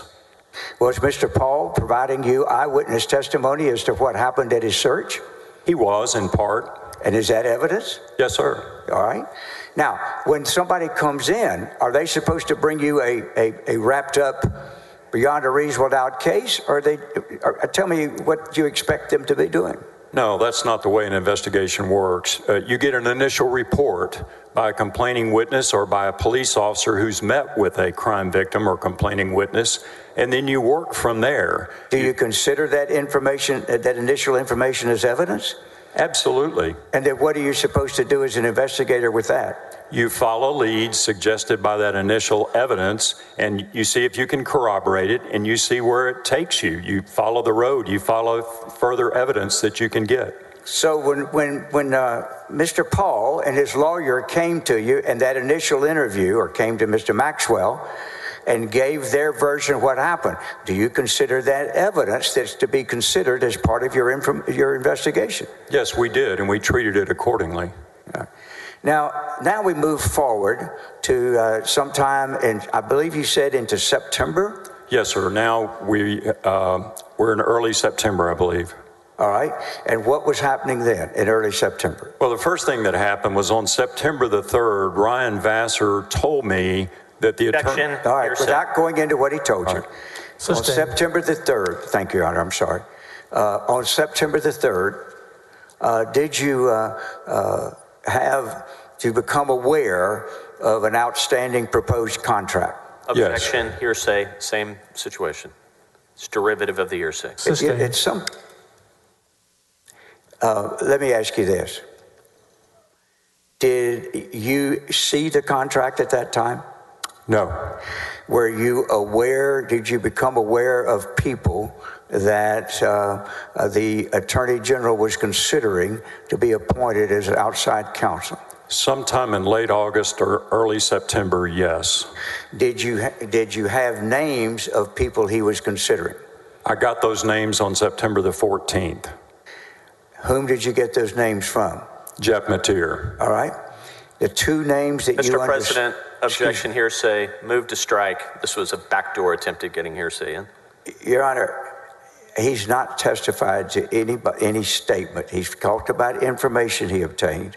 Whether or not that is true or not, we don't know. We're not offering it to show that those were the actual two, but what he acted on. Overruled. Thank you. Now, when you became aware of these two names that you understood to be, did you do anything in connection with either one of them? Well, that was on... It's yes or no? Yes. All right, when? Well, did I do anything with those two names? Yeah. No, I didn't. All right. Had you met either one of the two men that you understood who were under consideration? No, sir. The two names you were acting on were who? The names were Joe Brown, a former United States attorney in the Eastern District of Texas, and Brandon Kamek. Now, did you know anything about the career or past of either one of those two men? I knew about Joe Brown's career. What did you know about Joe Brown? That he'd been a longtime district attorney in Grayson County and Sherman, and had then become the United States attorney for the Eastern District of Texas under President Trump. So you knew that he was an appointee of President Trump, correct? Yes, sir.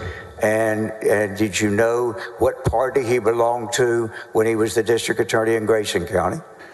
Well, I didn't know that. I could make an assumption. If you didn't know it, that's okay. But I didn't know. That's all I'm asking you.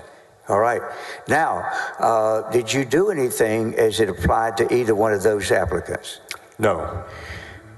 When you found out after that those two were being considered, did you, in between that early part of September, and what date did you find out? Well, I found out on September the 14th, those two You found names. out. Did you do anything in response to getting that information? I did on the 16th. What did you do? Well, on the 14th, I'd spoken to Michael Wynn asking for documents. On the 15th, I called him and voicemailed him again with no response to request the documents. On the morning of the 16th, the Attorney General called me into his office. And what did he want? He said, what documents are you trying to get from Nate Paul? Write them down on a piece of paper. Give me Michael Wynn's phone number. They're not going to give you the documents because they don't trust you. I'll try to get the documents for you. I'll try to get the documents? That's what he said. He said he would try. Well, let me back up a second. When the Attorney General comes to you, why had you reached out to Michael Wynn before that? Why had I reached out to Mr. Wynn previously? In September. The reason I was reaching out to him Microphone. is I was still trying to get all the documents I believe they had, and he would not give me a definitive answer as to whether he'd given me all his evidence. Had you refused to do anything further in the investigation? No, sir. Were you willing to continue the investigation? Yes. And so when you hear that they're about to hire an outside counsel, what was your concern and your position? My concern was that if Nate Paul wasn't going to cooperate, we shouldn't be doing the investigation. As I said earlier, I thought the whole idea of investigating the federal and state authorities doing this federal investigation on Nate Paul and essentially mounting a counterattack was ridiculous, was highly out of the ordinary, and was completely improper unless there was solid proof of a criminal act. And I didn't have that. So what were you going to do by trying to get additional arguments as it applied to the hiring of an outside counsel? Starting on August 12th, when I realized the Attorney General, who initially told me he agreed with me and then did a 180 and came at me in opposition to my idea to close the investigation. You mean, are you referring to the third meeting? The third meeting on August 12th. Okay. I was concerned the Attorney General was turning against me, that he might fire me because I wouldn't agree with what he wanted. And I was trying to find a way to prove to him that Mr. Paul's theories had no merit, and we had no business taking Mr. Paul's side against the federal authorities who were investigating him for criminal activity. What was your attitude at that time, Mr. Penley, about the Attorney General in terms of what was motivating you here? Well, I felt like he was under Mr. Paul's influence. I didn't know to what extent. That became clearer to me as things unroll and as we go forward in time. My concerns that he was either had been bribed or been blackmailed or somehow was being controlled by Nate Paul increased over time. Well, let's talk about in terms of how you felt about him. Have you ever said anything about in terms of the subject of trying to protect him against himself? I did tell him that. We had a very long conversation about that. All right. Well, I'll get to that conversation in a moment. What at Counselor, excuse me, we're a little past our juror break time. Is this a good time to break? It is. Thank you. We'll take a break until 10:50, so 10 minutes before 11. Be back. Thank you. You may step down.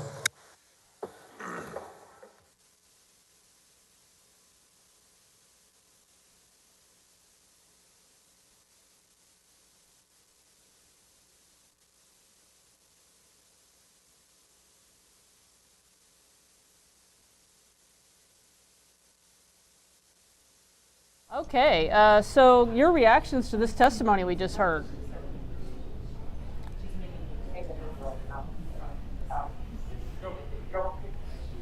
So what we heard from this witness this morning was quite compelling. He used language that you wouldn't normally expect a witness to use. The two quotes that I look at are, one, "This is crazy," and then two, "absolute craziness," when describing what was occurring in this investigation. So to just give a quick summary, essentially, Mr. Paul had come to the AG's office asking for an investigation of federal officers.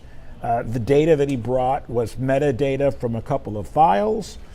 The AG's office had done extensive investigation on it, looked at it, had their own forensic examiners look at it, but in the end could not find any evidence that there was any impropriety on the part of the federal investigators.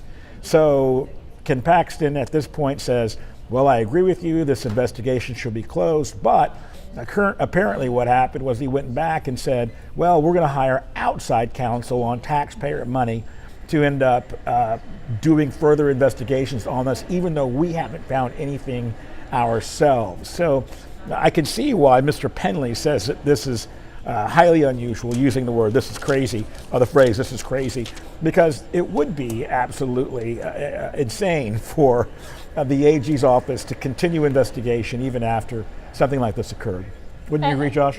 And I Josh, would. Josh, you know Mark Penley, right? Correct. I've worked with him over the last few months. He is an assistant district attorney now in Dallas. A lot of my practice revolves around cases in Dallas. There isn't a more honorable man.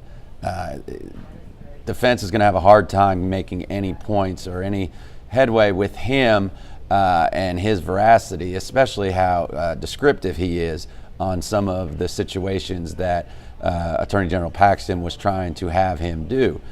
For instance, you're talking about, if you think about it, an individual who is ex-military, worked in a big civil firm, assistant attorney general, assistant U.S. attorney, a DA, church-going man, family man, and then you're trying to get him to investigate federal magistrate judges, U.S. attorneys, U.S. prosecutors, rangers, anybody who had any dealing with the Nate Paul case, which, as he said, is crazy. And listening to his testimony, it is crazy. It makes no sense. And obviously, well, and the testimony here is all very similar in terms of just how, crazy this is. Well, you're having Attorney General Paxton, is having his Assistant Attorney General Mark Penley investigate the people who are investigating Attorney General Paxton's friend Nate Paul. Right there alone raises severe red flags. And remember who else is involved here. It's not just Mark Penley, but Jeff Mateer was a part of this conversation. There were a number of different people that were all on the same page saying, look, this is a highly unusual situation. And so that, I think, creates some real concern, I think, for Paxton's attorneys. I'm curious to see on cross-examination how they try to impeach these witnesses. We'll learn soon how that works. It's going to be very difficult to impeach Mr. Penley, I can tell you that right now, based on his testimony, based on his character, and the fact that Attorney General Paxton actually agreed with him at first, and then they went and tried to go the outside attorney route after this supposed metadata information failed to convince them. While we're sitting here, I got a tweet from my mother, and my mother and I my family attends a church here in town, and Mr. Penley actually teaches a Sunday school class. He has impeccable credentials. He is a family man, as Josh points out. Such a difficult witness to impeach in a cross-examination. So I think it's going to be highly interesting in the next few moments after the break to see how the Paxton attorneys attempt to impeach this man of great credential and reputation around town as being really a good person, just a good human being in general. Well, and all of these guys, all of these witnesses that we've seen so far, Jeff Mateer, Ryan Vassar, Ryan Bangert, and also David Maxwell, all of these guys, they've presented their conservative bona fides, their maybe not so much with Maxwell in terms of the religion thing, but all of these guys have been presented as being people who are, strong in their faith. You heard when Penley's talking this morning, he's talking about Jesus and the gospel and how his faith guides him and what he does. I mean, how does Ken Paxton's team impeach somebody like this? I'm looking at the Twitter feeds from a number of people that are supporting Ken Paxton on the outside. So this is people like Director Rinaldi, who's the chairman of the Texas GOP. It looks like the argument that they're making is that in this instance you have A.G. Paxton, who is a champion of local government and Texas government fighting against the strong arm of the feds. He's just using unorthodox techniques to fight back against what appears to be a very devious-minded federal government. You've got federal officers and federal judges who clearly have their thumb on Texas to oppress Texans, and this is what was happening to Mr. Paul. And A.G. Paxton was only trying to help a Texan, and in this instance he had to go and use different techniques, and because he knew that what was happening it was on such a grand scale that he had to do something that was unusual, and that's why he brought in outside counsel. So that's the argument they're using. Obviously, I'm not sure how. But based on no evidence. Well, certainly. Well, I think the initial question is, where was the data? Where was the information? Where was the evidence in connection with this claim that the feds were doing this horrible thing? I mean, here's what he said that they did. They had a warrant, and the warrant was for drugs and guns and all kinds of criminal activity. And then when that warrant was drafted, within 2 days, right before they got to the inspection and to execute the warrant, the federal government, with a number of different people, changed the warrant to instead just include a white-collar criminal type investigation for documents and information. I mean, imagine what you're saying about the federal government that would do this, right? They have this warrant and they change the warrant, and everybody was in cahoots doing this. The judge, the magistrate, and the two federal agents that were executing the warrant would all have to be on the same page to make these changes and then keep it quiet, all because they wanted to attack this poor Mr. Paul, who's just a hardworking, real estate executive, commercial real estate executive in Austin, Texas. So the whole government is going to go against him, and so A.G. Paxton, being the champion of the small little man, of course, is going to protect him, and that's the argument that they're trying to make. I just don't think it's going to hold up, and I think senators are going to have a difficult time swallowing that line as we see it, as it plays out at the next stage of the trial. Hey, Josh, why is the whole world out to get Nate Paul? I haven't figured that out. After listening to what was just testified to, I'm kind of use Mr. Penley's words. It's crazy. It is absolutely crazy, as Jason just said, that all these federal agencies are conspiring together to get Nate Paul. And why Nate Paul? I don't understand it. Couple of things. One, I wish Rusty Hardin would have asked what this supposed metadata was. Obviously, it wasn't anything that was acceptable to any of the attorney generals that it showed that there was any problems in the case. But I wish they would have said what that is. However, to get a federal magistrate, U.S. attorneys, FBI agents, and everybody else involved just after Nate Paul is nuts. Frankly, legally and factually, it's not there, and it's not going to be there. And I think every senator who is actually listening to this will see that. Whether they will vote, whether the 9 will vote to impeach, that's a different question. That goes back to what you said earlier, why they were going to go through his beliefs and his political parties and how he was raised. And I think they're trying to relate him as a very strong conservative Republican and to get the 9 Republican senators to come on board as well. That's interesting. I can't say who just sent me this text, but somebody just texted me that Mark Penley is the real deal, a total saint, that this person's neither Republican or Democrat, but says that Mark Penley is everything good about humanity, and he says, I am skeptical of everyone, all in caps, but not Mark. I mean, this is pretty high praise. Tanya, I got a text message during the testimony from a assistant district attorney in Dallas who I've worked with for about 15 years. When I was there, it said, FYI, Mark Penley is the office next to mine. I've never met a more honest, forthright man. Wow. I mean, it just tells you something about this guy. And I know people that also know him in addition to you, Josh, and they all, to a person, just say how honorable he is.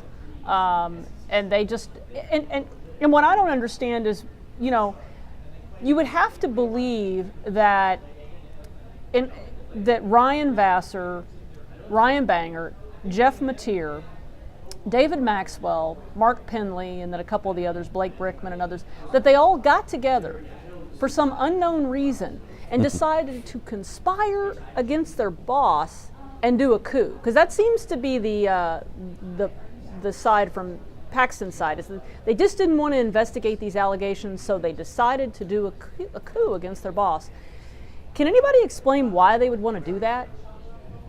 Well, the early attempts at explaining this were around George P. Bush. As you know, we had an election in 2020 where George P. Bush challenged A.G. Paxton. Of course, Paxton wins that primary and the runoff overwhelmingly.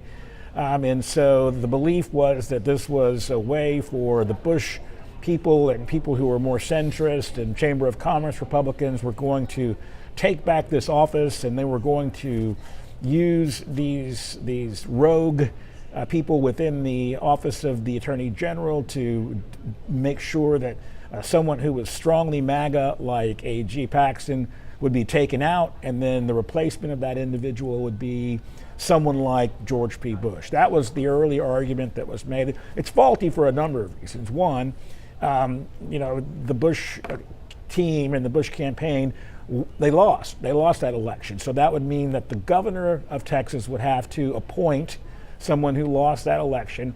And there's no history between Abbott and the Bushes to where you would expect that Abbott would appoint George P. Bush. So I don't know if that is the case. And then two, there'd be a special election.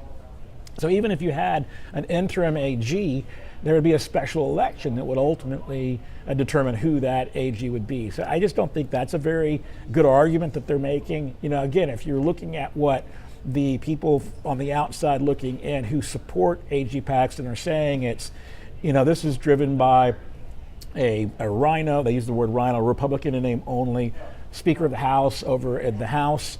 This is a political witch hunt, much like we're seeing in Washington. This is obviously an attack on the MAGA culture in Texas. This is an attempt to remove Trump-style elected officials, and this is why they're doing this, because there's so much animus against MAGA in Texas. Again, ridiculous, because most Republicans in Texas identify as Trump voters and obviously very conservative and even a part of the MAGA community. So I just don't see that as holding much water either.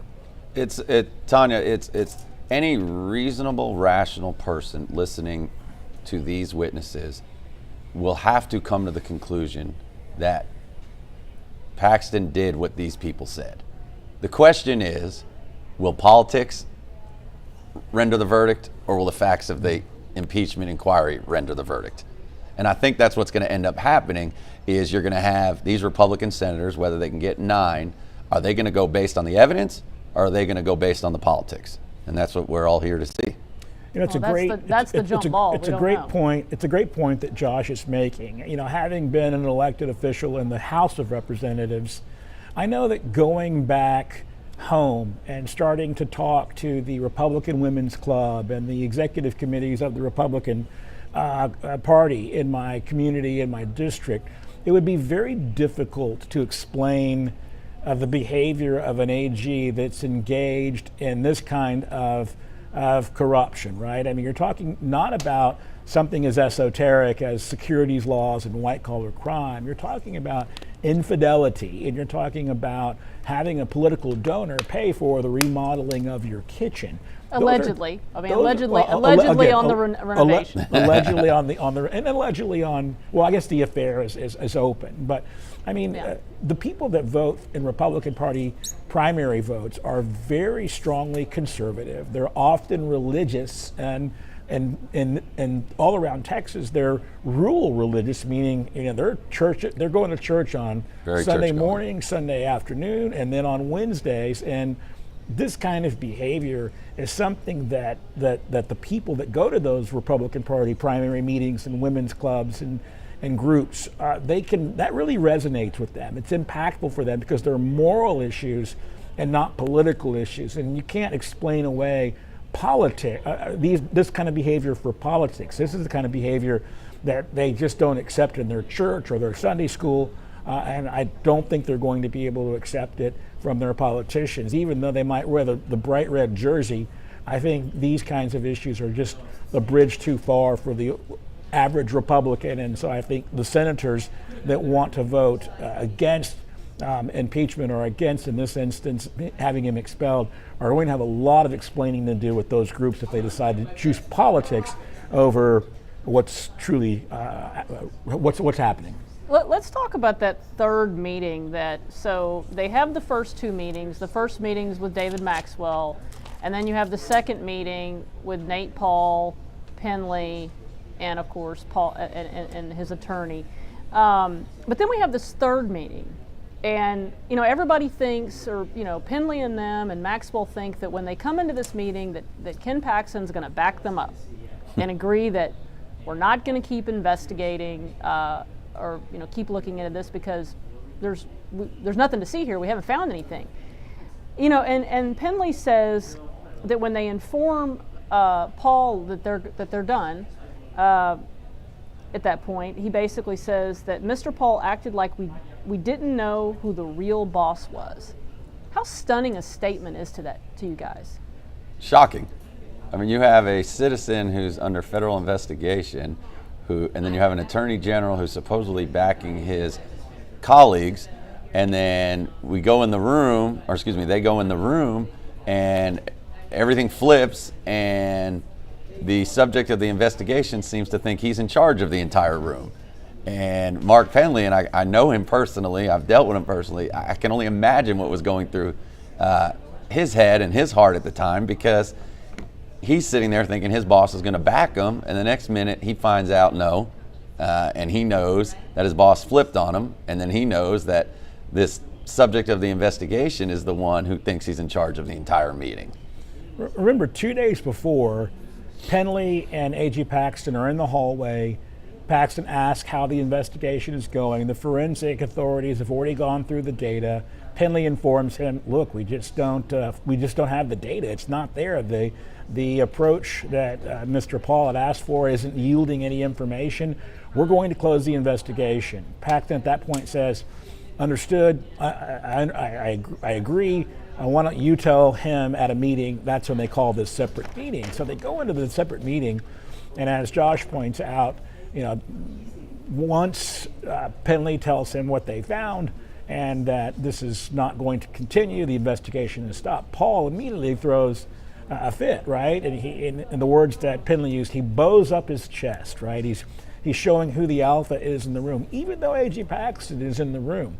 Paxton also plays along with that. He's angry. He's showing anger that this is not going in the direction that Penley or that Mr. Paul would like, and so he's almost taking like second chair to first chair Paul in this meeting. I mean, how astounding would that be to someone like Penley, who had thought he was going into the room to get the support of his boss and was just going to simply relay information about closing an investigation, and then to be attacked not only by a citizen who you're presumably working for, but also the AG. He just must have been in his mind like thinking, this is so surreal. I mean, what is going on here? And so obviously quite flummoxed, A.G. Paxton leaves the meeting. The meeting is no longer productive, so they close the meeting. And again, I'm guessing at this point, Penley's thinking to himself, okay, so it's over. That was painful, but at least now this chapter's been closed. And then to find out a few weeks later that no, it's not closed at all. In fact, A.G. Paxton's going to hire outside counsel to continue this investigation. I mean, it's just absolutely shocking. As a lawyer, I would be shocked by that. But imagine working for the people of Texas and having taken your oath of office, and then this is occurring before you. I mean, a man like Penley, who's such a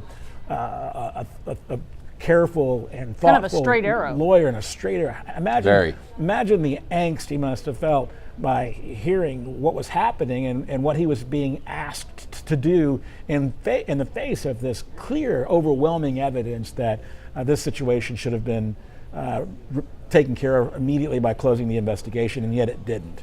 Jason, how about the fact that he thinks he's going into this meeting, everything's going to be great, and 3/4 of the way through the meeting, when everybody bows up, his boss just leaves the meeting. Think about that. I mean, everyone's yelling at Mark. Everyone's bowing up at Mark. They're getting all mad, and the Attorney General says, "I'm out of here. See ya." I'm out. I mean, think about that. It's pretty crazy, guys. We're going to dip back in. Lieutenant Governor Dan Patrick's back on the dais.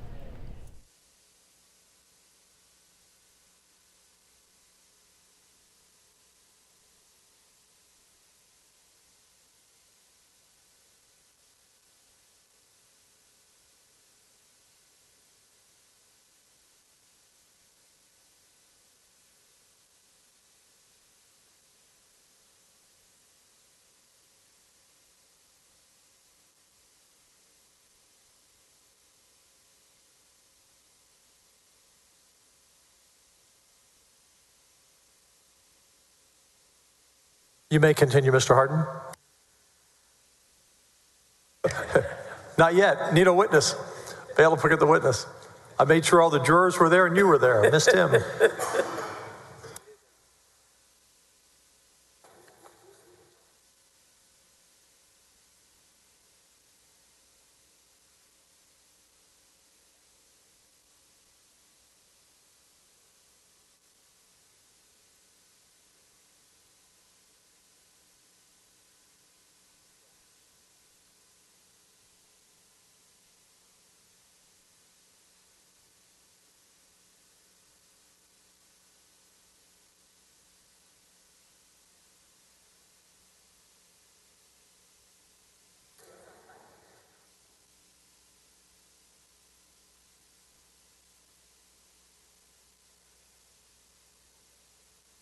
Mr. Hardin?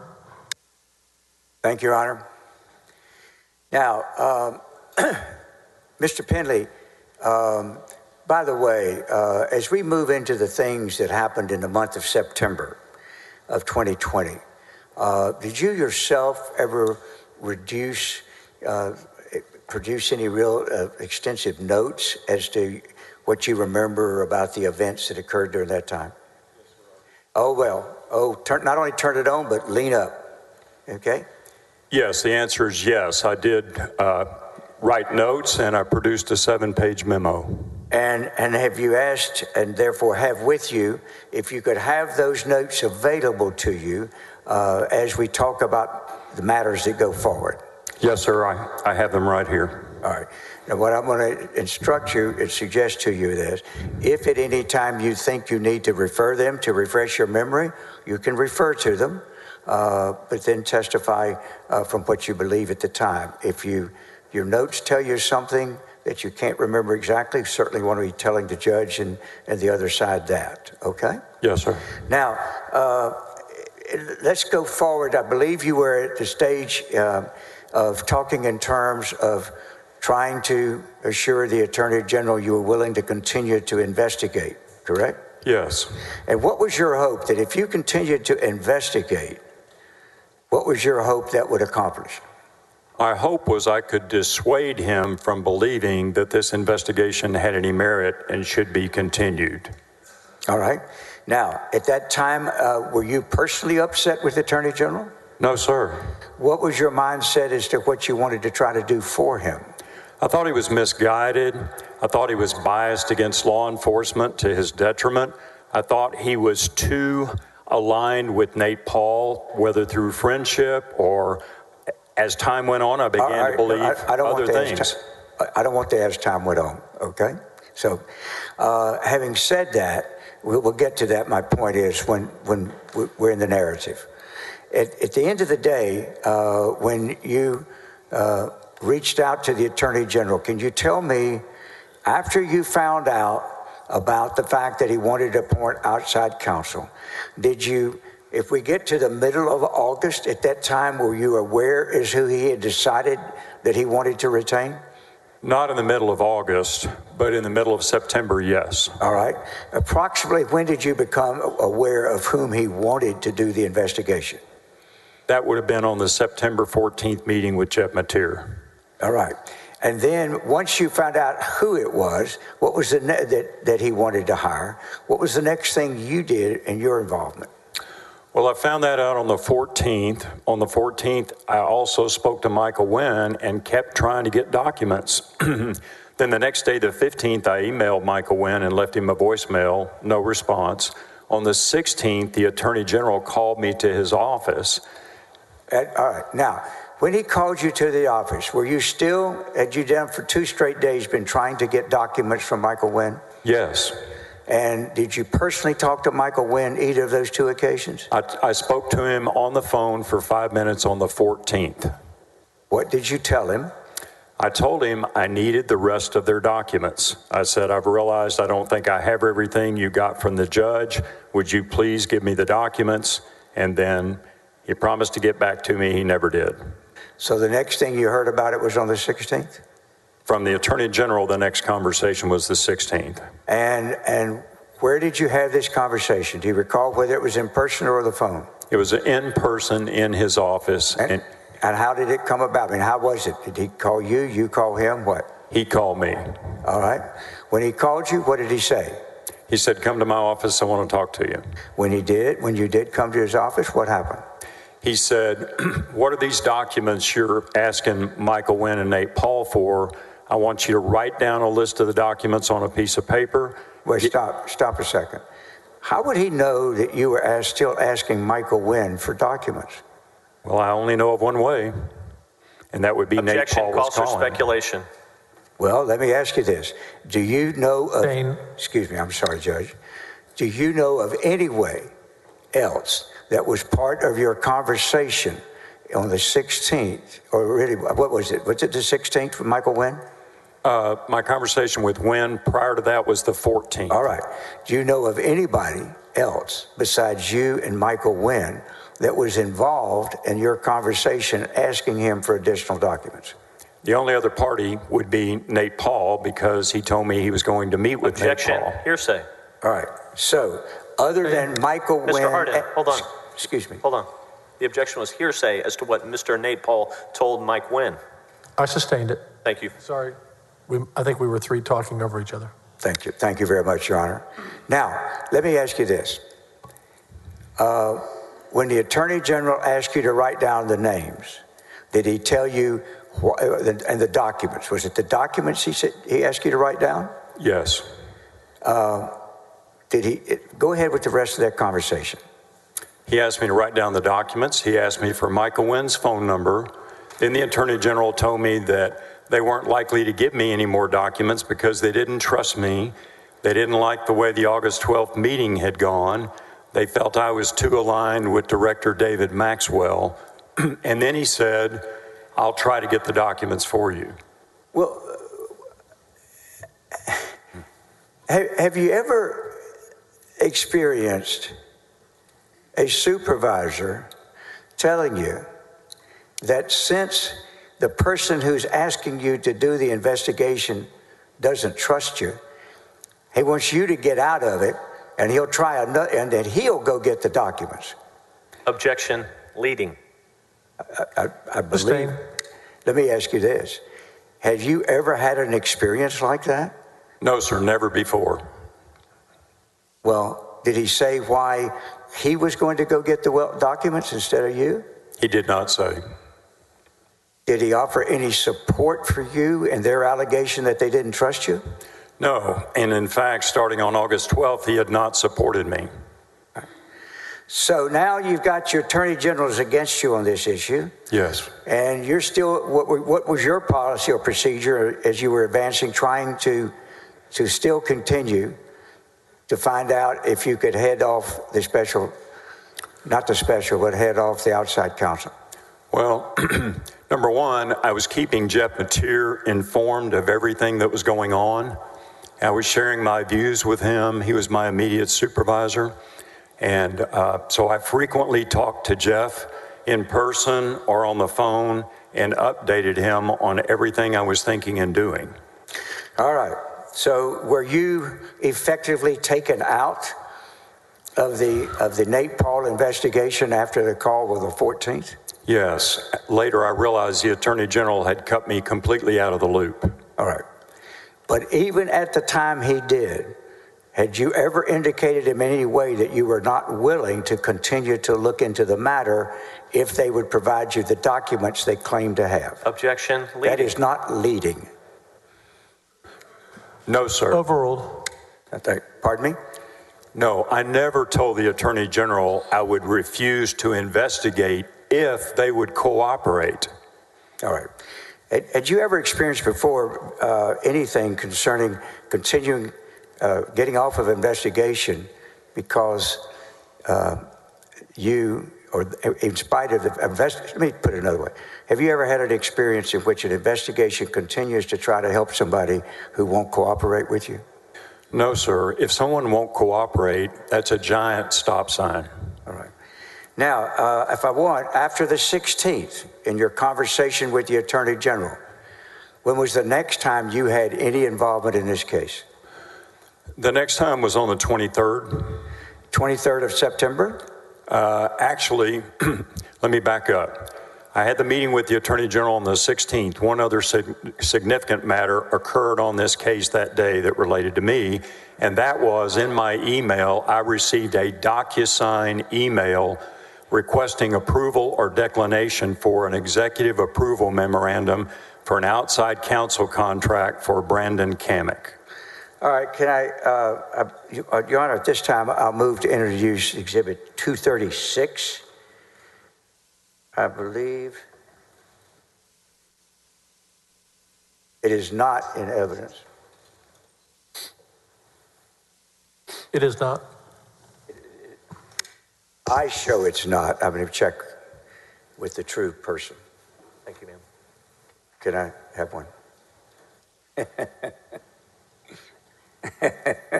No.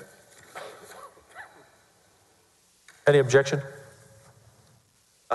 Briefly, if I may, Your Honor, this document isn't a complete, if Your Honor will take a look at House Managers 236, it is a partial image of a DocuSign report, or what I'll call a completion report, but it doesn't go to the bottom and include Mark Penley. Your Honor, if I may, this is the cover page, or one of the pages that will reflect what was happening with the document. It's already, there is a draft of it in evidence. I'll get that. If they object to this, then it's just simply incomplete. We can't see what Mark Penley did and the dates at the bottom of 236. That's fine. In the interest of time, I'll be glad to. Sustained. Thank you.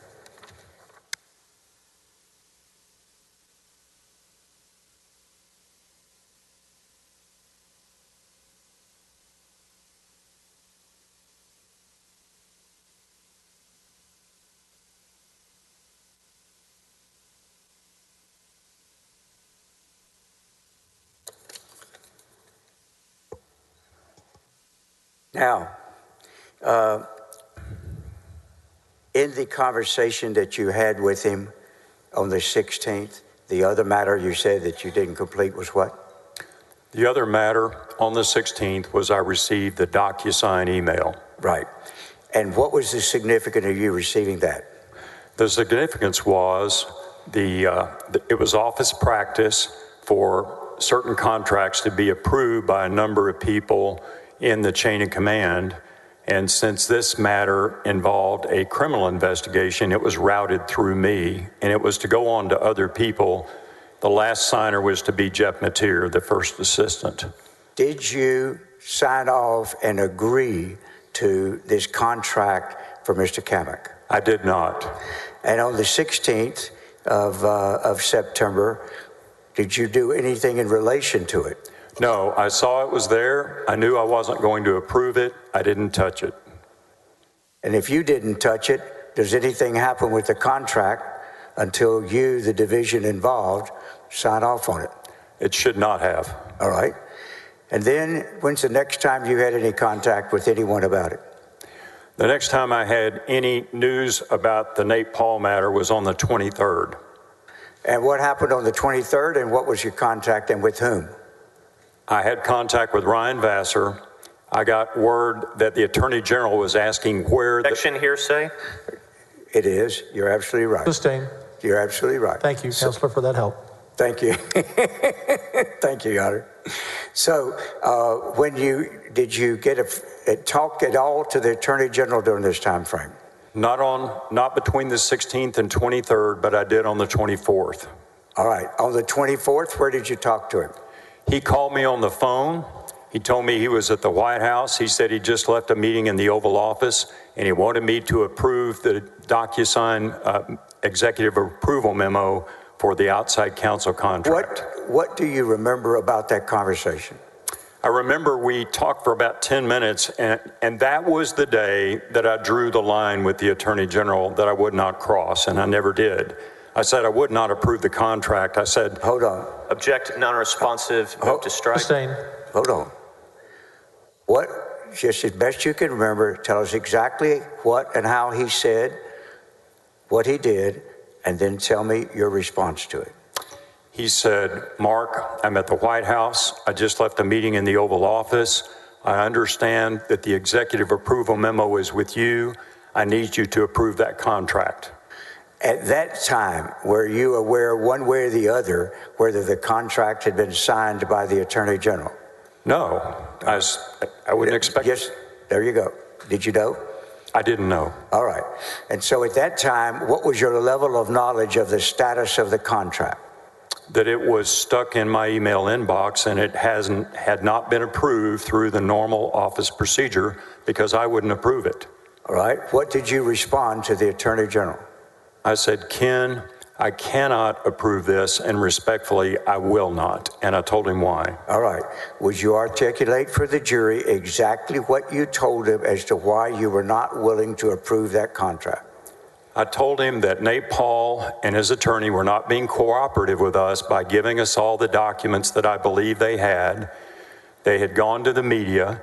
Furthermore, there was no evidence of any crime. We had absolutely no scintilla of evidence that any criminal activity had occurred on the part of the federal agents, the state agents, the federal prosecutor, or the federal judge. And I said, ethically, Ken, I can't proceed with this investigation, and I'm the senior prosecutor in the agency. And if it's not right for me to do it, it's not right for me to delegate it to anybody else. I won't sign this. What was his response?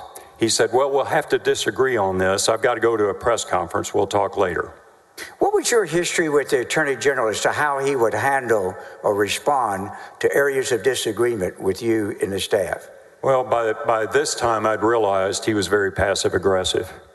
And what do you mean? I mean, he'd say something was okay or indicate he accepted your opinion one day, and then you'd find out later he had gone around you or he was disagreeing with you. But he wouldn't come and tell me that. So over the months that this had been going on, had you become aware of anything involving Mr. Paul and the Attorney General? And this is as I'm really at the day of the 24th of September.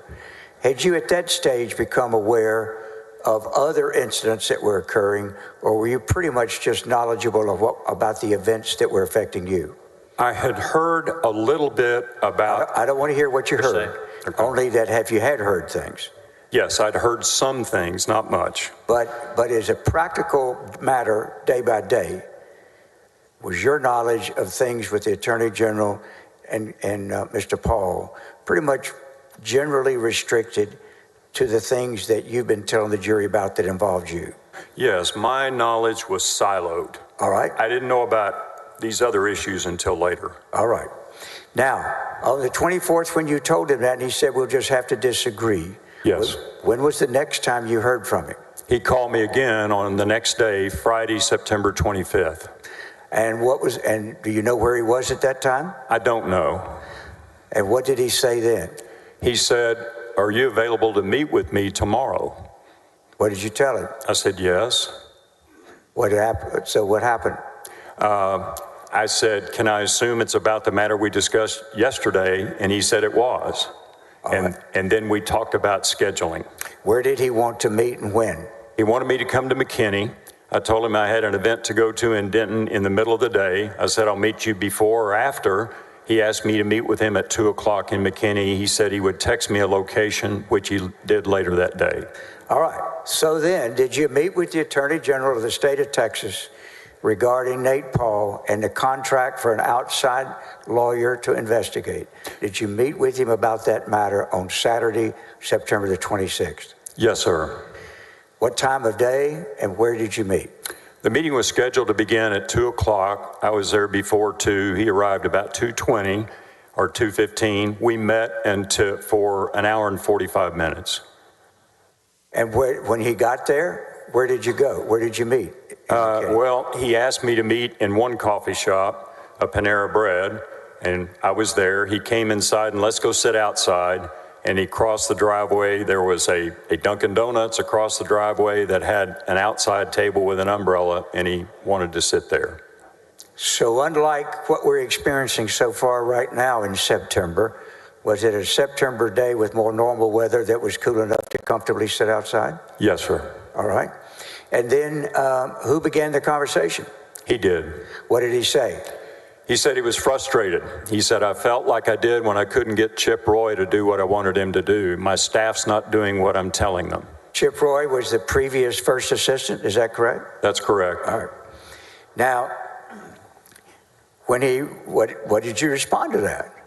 Well, he then went on to talk about he wanted me to approve the contract. He was upset that I hadn't approved it or that Jeff Mateer hadn't approved it. I want to go back, if I can, to whether or not you did any preparation for this meeting. Yes, sir, I did. Tell the jury what you did in anticipation of this meeting. Well, in all honesty, I woke up at 5 o'clock in the morning, and I felt like the Lord woke me up and impressed upon me that I needed to get ready. This was a serious situation. Again, I felt like my job was in jeopardy. I didn't want to get fired, and I was hoping that I could get Ken Paxton to listen to reason. And so I did my morning Bible reading. There was a verse in there. It said, "Do true justice," Zechariah 7:9. And I wrote that on the top of my notes. And then I proceeded to write out a bullet point outline with all the problems with proceeding with the investigation of the Nate Paul matter. And I wrote down things that I felt like he needed to understand that were a danger to him personally and career-wise. So if I may, I'm going to ask if we can show him a copy of the first page, of the notes that he prepared before the meeting. I have marked this as Exhibit 214. It's not in evidence, but I wonder if we have a copy we can show him that's clean. Mine's got all kind of markings on it. Sir, I have a copy here. Pardon me? I have a copy. I know, but I want to show you one that's got the exhibit. I want you to look at it, identify it, but I don't want you to testify about what's in it yet. I want you to look and see if that is a true and accurate copy of the notes you prepared in anticipation of meeting with the Attorney General. Yes, sir. All right. Would you look at, there's a 2-page notes? Well, it's 3 pages, really, isn't it? It's front and back copies. All right. There are 3 pages. All right. You went away from your microphone again. I'm sorry. There are 3 pages. I've done it much more times than you have. All right. And do those notes accurately reflect your thoughts that you were reducing to writing in anticipation of discussing this subject with the Attorney General? Yes, sir. Your Honor, I'll move to introduce. These been produced. Both sides have these. Actually, I would think we received these notes from the Attorney General's office in the production. Or actually, we got them from Mr. Pendley, excuse me. Any objection? Yes, Mr. President. These, Mr. Hardin has not provided me a copy of the document, but I'm extensively familiar with it. It's hearsay. These were not notes from a meeting with the Attorney General. These were the out-of-court statements of Mr. Penley expressed in an outline prior to the meeting, and hence they are inadmissible hearsay. Okay, but do we have a copy for the attorney, for the court?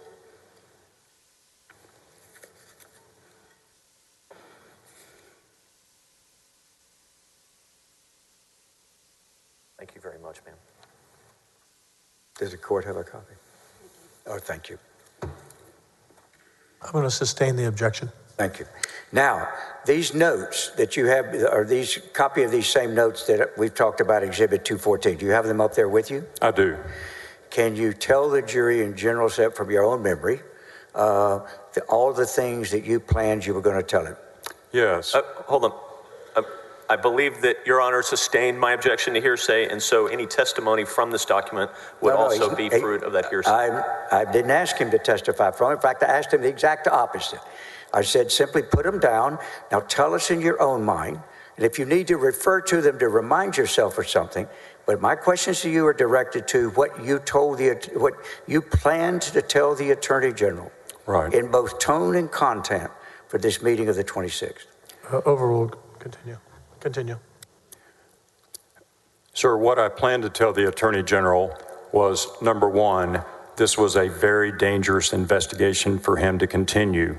He was a friend of Nate Paul's. Nate Paul was a campaign donor to him. There was no evidence of any criminal wrongdoing. There was no legal basis to continue the investigation. There was no ethical basis to continue the investigation. In fact, I felt it was unethical to continue. I felt that Nate Paul was trying to manipulate me and Director Maxwell and the Attorney General to do an investigation that had no merit, and we shouldn't be doing it. And then I also told him there was great risk to him. This could look like bribery. This could turn into a criminal charge against him. I told him this could turn into a media scandal if it got out. I said, you should not be doing this. Please back away from this. Let me handle this my way. And then I had a section where I wanted to go over with him the practical difficulties of doing the investigation that he wanted us to do. As I explained previously, the issued set of search warrants were still under seal at the federal district clerk's office by federal court order. I had no way to get access to those. The original computer that the forensic experts Mr. President, I need to object to the narrative testimony. This needs to be a response to the question. All right, so you're telling us what you plan to do. My next question is, did you tell him what you have just testified to the jury? Yes, I told him all of those things and many others. And I'm about to ask you about the many others. So let's go now to the 26th itself. You get up in the morning, you write all these things out that you've been testifying about. What else did you tell him in an attempt to persuade him to drop the Nate Paul matter? Number one, I told him, I don't know Mr. Kamek. I don't know his experience level. It's my understanding he's never been a prosecutor. I'm not going to supervise him. He told me at that meeting for the first time that Mr. Kamek had already been hired and was working and had been working on this for at least 2 weeks. I did not know that. What did you say in response to that? Well, I said, I won't supervise him. And he said, don't worry, I will. Well, did you know anything in the background of the Attorney General that would have qualified him to supervise a federal, or not a federal, but a state prosecution investigation? Nothing whatsoever. So when you said you wouldn't supervise him, and he said, don't worry, I will, what did he say then? Well, I think the conversation shifted at that point, and I was trying to tell him, stop Mr. Kamek. In fact, this was at the end of the meeting. I had 2 recommendations for him. Stop Mr. Kamek and talk to Jeff Mateer about a way to get Mr. Kamek paid for whatever he's already done. That was one of the Attorney General's big issues in the conversation. This guy's working and I've got to pay him, and you won't sign the executive approval memo, so I don't have money in the budget to pay him with. And then he threw out, I spent $50,000 on my personal lawsuit last month. And then he made comments about his distrust of law enforcement and his concern about... What did he say about law enforcement? He said, He said, "You don't know what it feels like to be the target of a corrupt law enforcement investigation. I've spent $50,000 on my case," things of that nature. He made many comments to me, or several, I'll say several, during the course of these months that indicated he had a negative attitude and a distrust of law enforcement.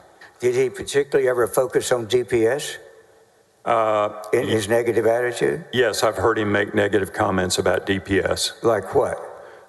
He doesn't trust the director, and he feels like the DPS ran a corrupt investigation on him in the securities fraud matter. Did he have the same feeling about the securities board? I did not hear him talk about the securities board. All right. Were you aware one way or the other as to whether a representative of the securities board had been involved in a search warrant? Yes, I knew at least one of their agents was a task force officer with the FBI on the searches. And do you know who that officer was? Yes. Who? His name is Rani Saban or Saban. Will you spell Saban or Saban for the court reporter? Sabban. How would he know? Do you know who? Let me back up. In your meetings with him, back starting in July and into August, in one of those meetings, was there a conversation with him and these are the three meetings we talked about? Yes, sir.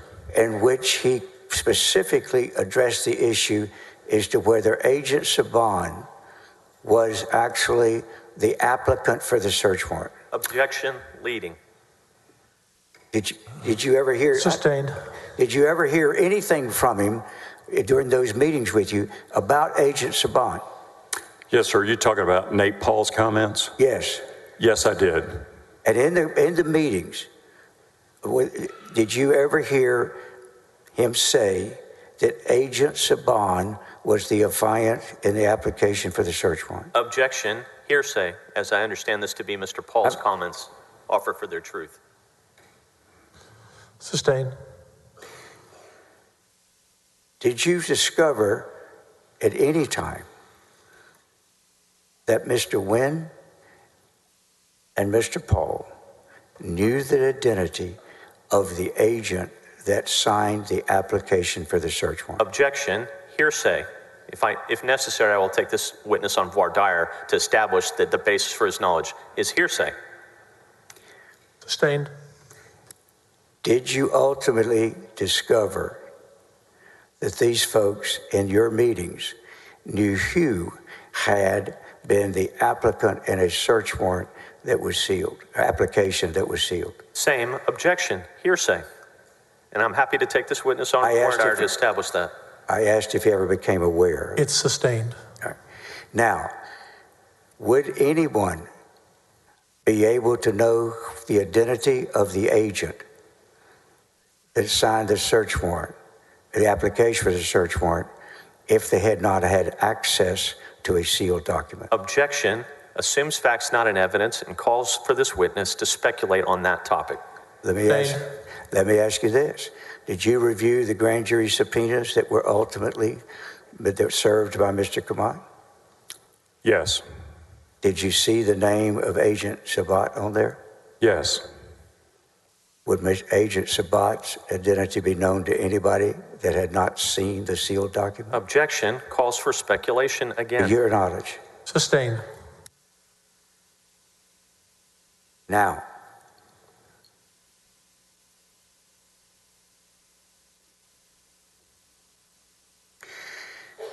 do you remember back when the presentations we make it, a PowerPoint presentation they brought to that meeting? Yes.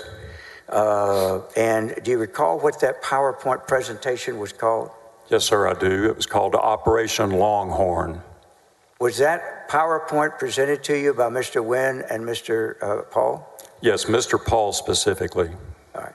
Can I have the exhibit number, please, of the PowerPoint? It's in evidence. In fact, I think it was introduced by the other side. Oh, that's okay. I think she's bringing it up. It's in evidence. Could you put up exhibit 152, please?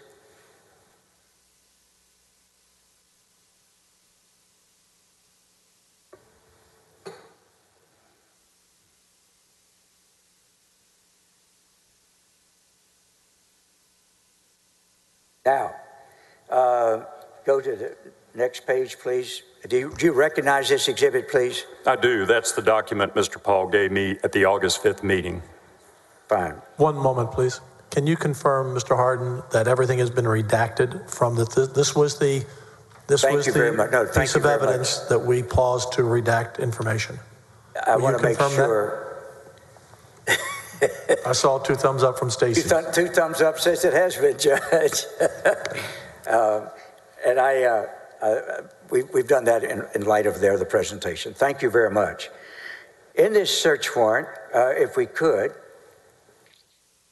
search warrant discussion rather, it talks about when it was executed, right? And it says down at the bottom, I'll read it to you. According to the filings with the court in the Western District of Texas, each of these warrants was signed and issued by Judge Mark Lane at 10 a.m. Is Judge Mark Lane one of the officials they wanted investigated? Yes, he's a federal magistrate judge in Austin, and they wanted me to do a criminal investigation on him. All right. Next page, please. Now, this sets out, does it not, that they have discovered through a forensic analysis of the metadata and what we've been talking about before. And it was emailed and given them by Alan Bew to the council's Chuck Meadows and Ayer Board. Those people were back in August 14th of 19 were representing Nate Paul, correct? Yes, my understanding was at that time he was represented by Austin attorney Jerry Morris and the Dallas law firm of Meadows and Collier. Next page. Now, they point out to you that below is pertinent to how we discovered through a forensic analysis in the document that had been mailed by the federal prosecutor. Alan Bew is the federal prosecutor, right? Yes, he is. Okay. Then they give us the data that they've got there as to where this server is located. Can I have the next page, please? They have the addresses where the search warrant was to be executed on, right? Yes. Next page.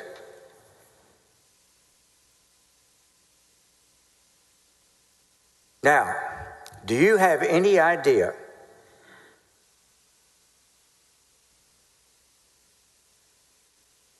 how they would have all this information?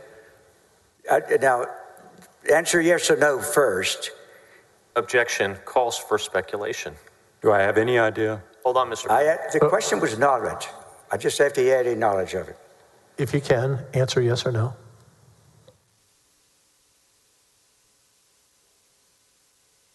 Yes, I have some knowledge.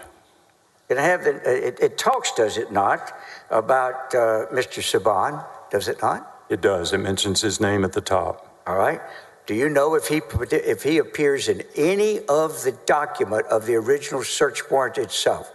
Have you looked at that to see of the part that was public, if his name appears at all? Objection. Lack of foundation for this witness's personal knowledge of that. I asked if he has read the search warrant. That was public. Let me try again, Your Honor.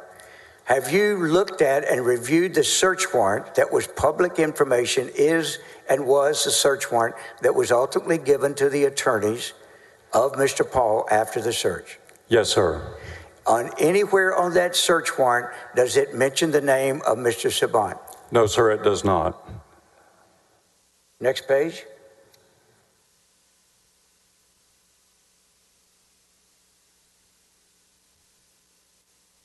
It lays out, does it not, the things that they're complaining about, right? It does. And these were things we told them we had no jurisdiction over. Next page.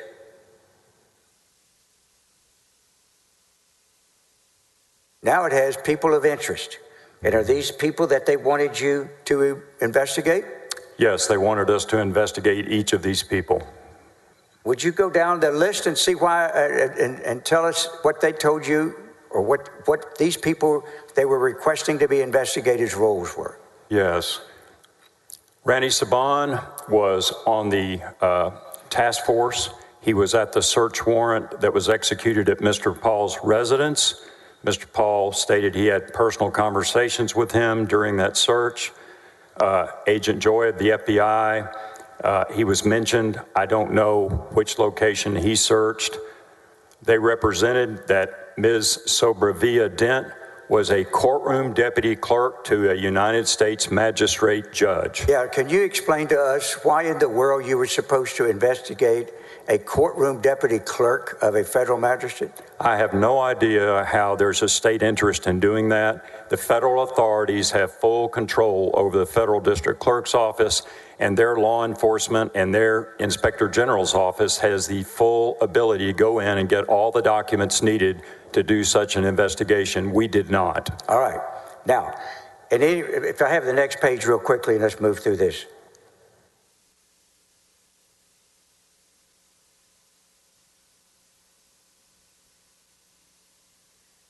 They give you information. This man that they want you to investigate was actually a member of the board of the agency that had brought the charges against the Attorney General, correct? Yes, I became aware of that. All right. That's it. That's all I need there.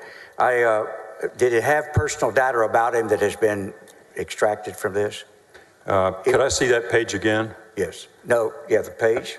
If you know. If you don't know, doesn't matter. And I'm sorry, could you ask the question again?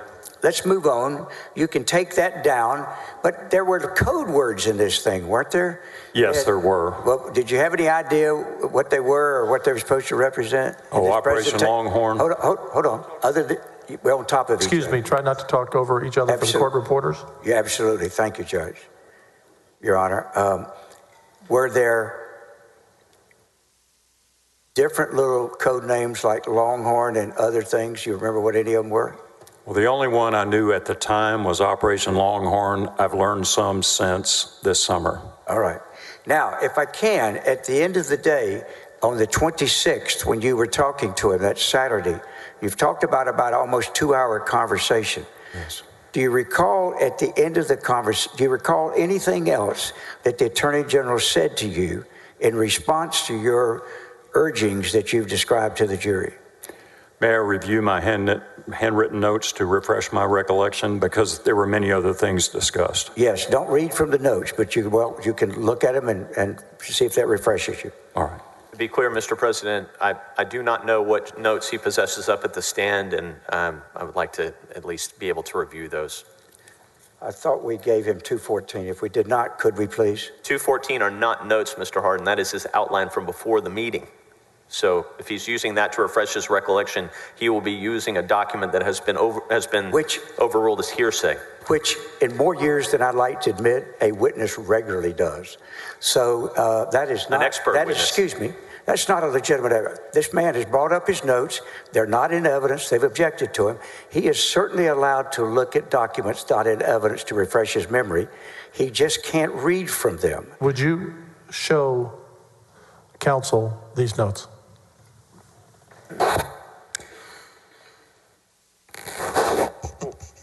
And Mr. President, what I would like to do is take this witness on voir dire to establish that, wait, hold on a second. You said 214, this is 216. So you're asking him to review 216? These are his notes, 216 is. Pardon me? Okay. I've got a bunch of voices around here. Got a lot of people talking sorry. to you. Are you asking him to review 216? You're right.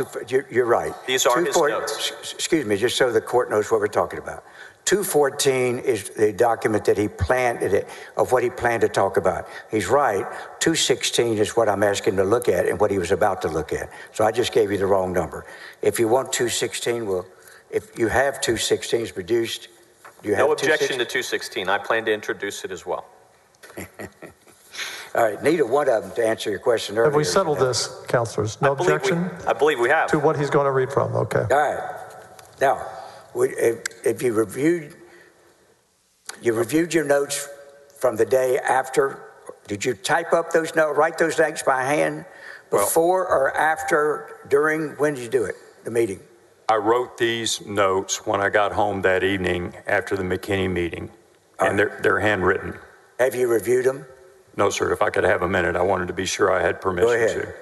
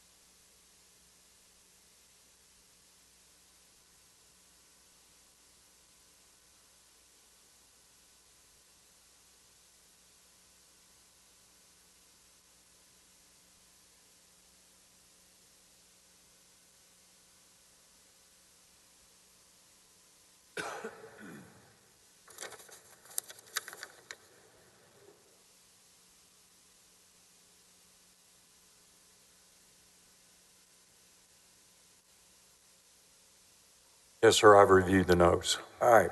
Was there anything else you called? Does that help refresh your memory as to whether there was anything else in your discussion that the Attorney General said? Yes, there were several things. Number one, I asked him why he was so interested in this investigation when he was not interested in all the other criminal investigations and cases we had pending in the office. All right. And what was his response? His response was, I don't know about the other cases, but I know about this one, and I'm concerned about corrupt law enforcement because of what's happened to me. All right. Anything else you recall he said in that conversation on the 26th? We discussed the fact that he had taken Nate Paul personally to the Travis County District Attorney's office. Did you ask him, or did he volunteer that? I told him I had learned that. By this time, I had heard that. And what was his response? His response is, well, I didn't request the investigation from them. They had a conflict, and they asked me if I wanted it, and I said yes. All right. What else? I told him there was no state basis for believing there was any state offense, and he kept bringing up Nate Paul and Michael Wynn's complaint that the agents hadn't left us a copy of the search warrant at the residence or the office, allegedly. I don't know if that's true or not. Is that something he wanted the Attorney General's office to investigate about? Apparently he did, because he told me that the fact that I didn't think that was serious, which I didn't, and I explained to him why. That's a federal rule of criminal procedure. That's not even a misdemeanor statute. And that's something the magistrate can deal with very easily if it's true.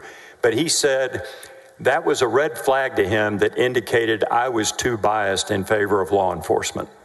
How was the tone of this conversation? He was frustrated, and that was the most, it wasn't a hostile conversation, but it was a difficult conversation. How did the conversation end? I told him that I was trying to be a loyal subordinate and a friend, and I still considered myself a friend even up to that very day. And I was trying to walk him back from what I thought was a dangerous line he was trying to cross.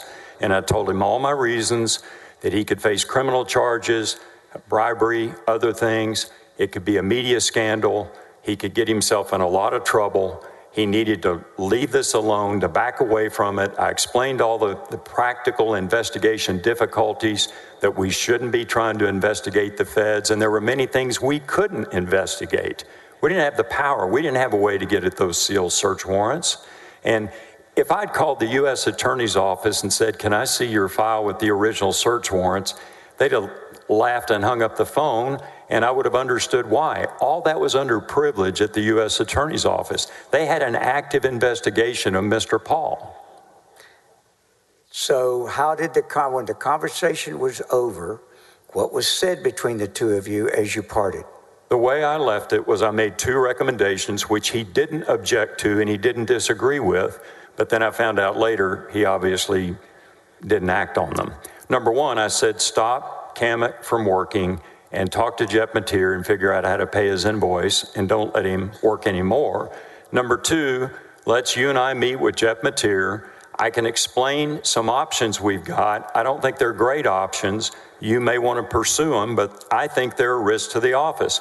One of those options was calling the United States Attorney's Office, talking to one of the supervisors, see if they would just assuage our curiosity and tell us if there were any changes between the returned version of the search warrant and the issued version. And what did he say? He didn't say anything to that. He just said, well, I've got to go. I've got a dinner to attend. But he didn't agree or disagree.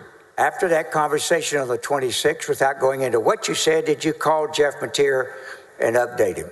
Yes, immediately after I left the meeting. And then after the 26th, when was your next involvement with anything having to do with Mr. Paul? That was on the morning of Tuesday, September 29th. And without going into what people told you at this time, what happened on the 29th? Mr. Kamek and Mr. Wynn served a search warrant in the name of Brandon Kamek, Special Prosecutor, Office of the Attorney General of Texas, on Independent Bank in Round Rock.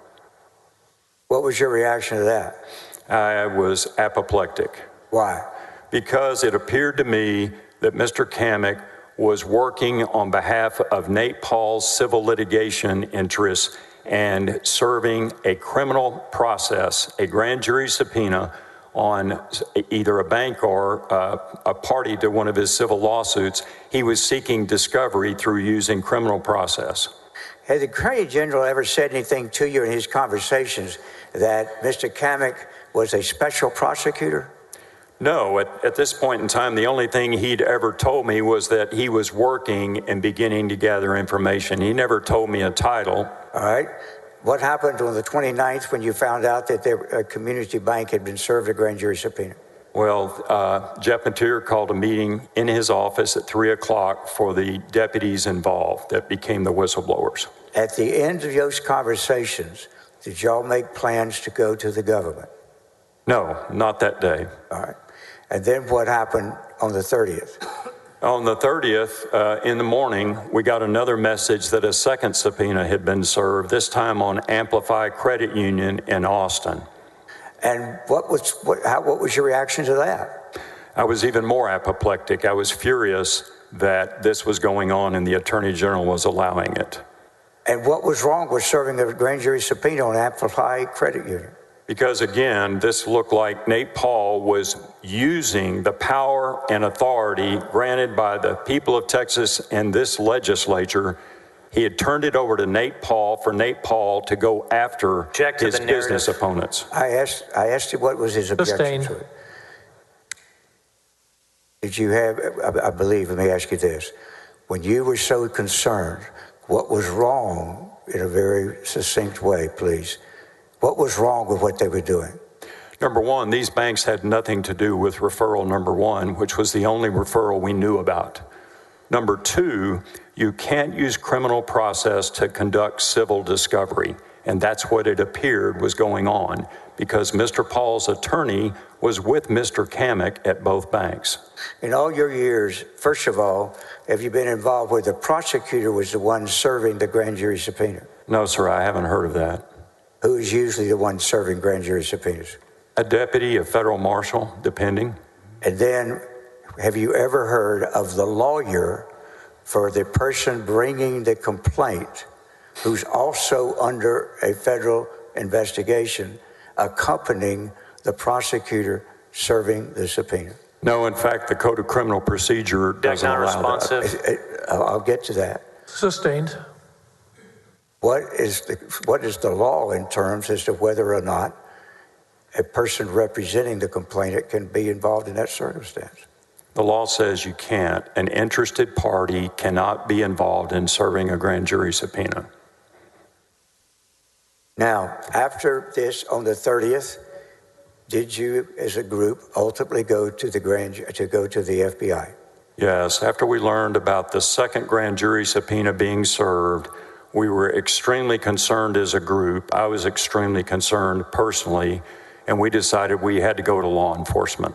And why did you go to law enforcement? Because this had to be stopped. The Attorney General obviously wasn't listening to anybody. He had turned Mr. Kamek loose. We didn't know what Mr. Kamek was going to do. It appeared that Mr. Paul was controlling this Object to the narrative and speculation. I asked him why he went, what was in his mind. Let me ask you this. What did you expect the consequences being of your going to the FBI? I feared we would get fired. And was that the sense and mood of the whole group? I think so. I think we all knew this was an incredibly dangerous and unique but outrageous situation. We were the only ones that could stop it, and we had to. When you went to the FBI, did you take any documents? Did not take any documents. Were the documents all been the property of the AG's office? Yes. So is that why you didn't take any documents? Just Objection, yes or no? leading. Why did you not take Sustained. any documents? Excuse me, why did you not take any documents? I didn't take any because I felt like we were making the initial report based on our eyewitness personal knowledge of what we believed at that point to be criminal behavior by the Attorney General.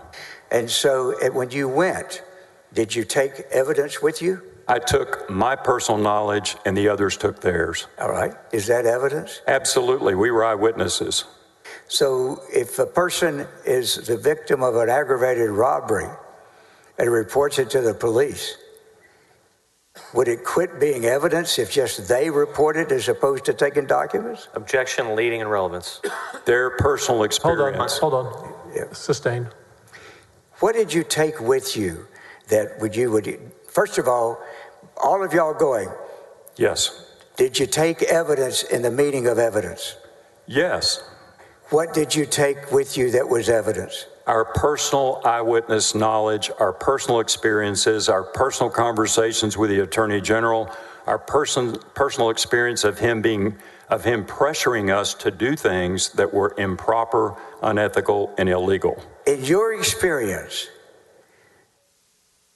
how often is the initial report by a citizen of something that they consider criminal conduct, how often is that where the witnesses come in without any documents just to tell you what they believe, they saw, they know that they think is improper? How often is that the way it gets to your desk? Objection, relevance. Oh, it's very relevant. Overruled. Yeah, thank you. That is very common. So if a person walks in to report what they believe is a criminal offense or improper conduct that should be investigated, do you send them away if they don't have paper? No, sir. So what is your testimony as to whether or not, how much, from how many people, evidence was presented to the FBI with the request for them to investigate? The meeting lasted almost 4 hours. It consisted of us sitting around a conference table with 2 FBI agents, and our attorney, Johnny Sutton, was present. The FBI agents asked us to go around the table in turn, starting with Jeff Mateer, and tell our entire story. And as I said, it took almost 4 hours. That was 4 hours of eyewitness personal knowledge from people directly involved with the Attorney General, the events I've described, and the events the others were involved in, the others being the whistleblowers. Mr. Penley, after that meeting, did you yourself file any documents to attempt to or to quash the subpoenas that you had learned had been filed? Yes. Yes or no? That's all I'm asking you. Yes. And why was it that you filed a motion to quash those subpoenas? Because those subpoenas were improper and they had to be stopped. All right. And what was improper about those subpoenas? Number one, Brandon Kamek was not a special prosecutor, yet that's how he represented himself to the Travis County DA's office. All right. Now, at the end of the day, after those subpoenas were quashed, what happened with you in terms of whether or not you went to the media or anything else? Did you? I've never gone to the media other than I think our attorneys may have written an editorial sometime earlier this year. Was at that time, what was the Attorney General's response in the media that you folks felt obligated to respond to? The following week, the week of October the 5th, the Attorney General's office issued 2 press releases that made negative comments about the group of whistleblowers, claiming that we had impeded an investigation, claimed that we were rogue employees, and later the Attorney General claimed we'd even committed crimes. What was your group's response to that? Well, everybody was outraged. All right. Let me ask you this. Are you one of the plaintiffs in the whistleblower lawsuit? Yes, sir. I'm one of 4 plaintiffs. Why did you decide to sue? I sued because I was damaged by the office's actions in violation of the whistleblower statute. And what financial impact did this all have on you? Well, it had a big impact. After, number one, I was put on investigative leave on October the 2nd by order of the Attorney General. On November 2nd, a month later, I was fired illegally under the Whistleblower Act. I was given ridiculous reasons for the firing. What were the reasons you were given? The reasons I recall, and these came from the new first assistant who got rid of all 8 of us within 45 days. He said I'd lost the Attorney General's trust. I'd violated. Hearsay. I asked for reasons he was given for firing. Overruled. He said I'd lost the Attorney General's trust, number one. Number two, he claimed I used an insubordinate tone when he demanded to have my cell phone handed over to him so he could examine it without a search warrant. What is that? What is that about? He claimed there were public information requests to the Office of the Attorney General, and he demanded to see my text messages. All right. Now, did that all become part of litigation later? That became part of the litigation. And then the third reason was... What was the third? Yeah, reason number three, he claimed that I had violated a direct instruction from the Attorney General when I filed the motion to quash and when I sent a cease and desist letter to Brandon Kamek, and that is untrue.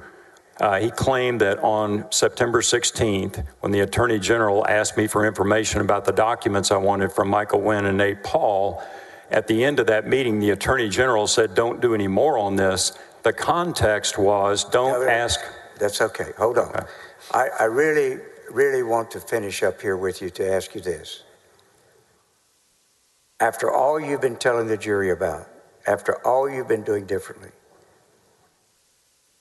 would you do anything differently? No, sir. I'd do the same thing all over again because it was the right thing to do and the only thing we could do, other than stand by silently and let crimes be committed. The agency was being abused. The laws were being abused. The behavior and the conduct of the Attorney General of Texas was outrageous. Object to the narrative. Sustained. I'll pass the witness. Mr. Little? Thank you, Mr. President. Just for planning purposes, when do you intend to break? I believe it's 11:55. Take a break at 12:15. Does that work? Or would you prefer to take the break now and start anew after lunch? I'd like to take a few minutes and get started, if we might. Thank you. You're a witness.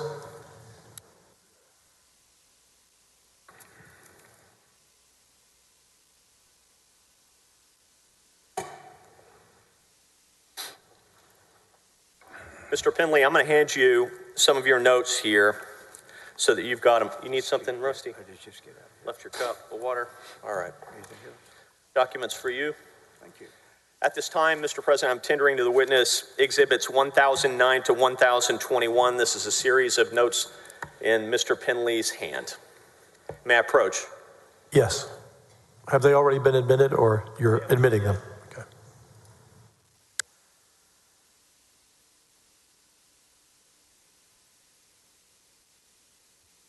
Now, Mr. Penley. Do they have a copy? They do. I've handed them to Mr. Hardin. We move for admission of exhibits AG 1001. Any objection? Yes, I think these are, to repeat a famous objection, these are all hearsay, every one of them. They're the same kind of thing we offered to introduce to him, and he objected to his hearsay. If he withdraws his objection to the notes of our witness, then I'll withdraw my objection to these. Otherwise, sauce for the goose and the gander and all that jazz works.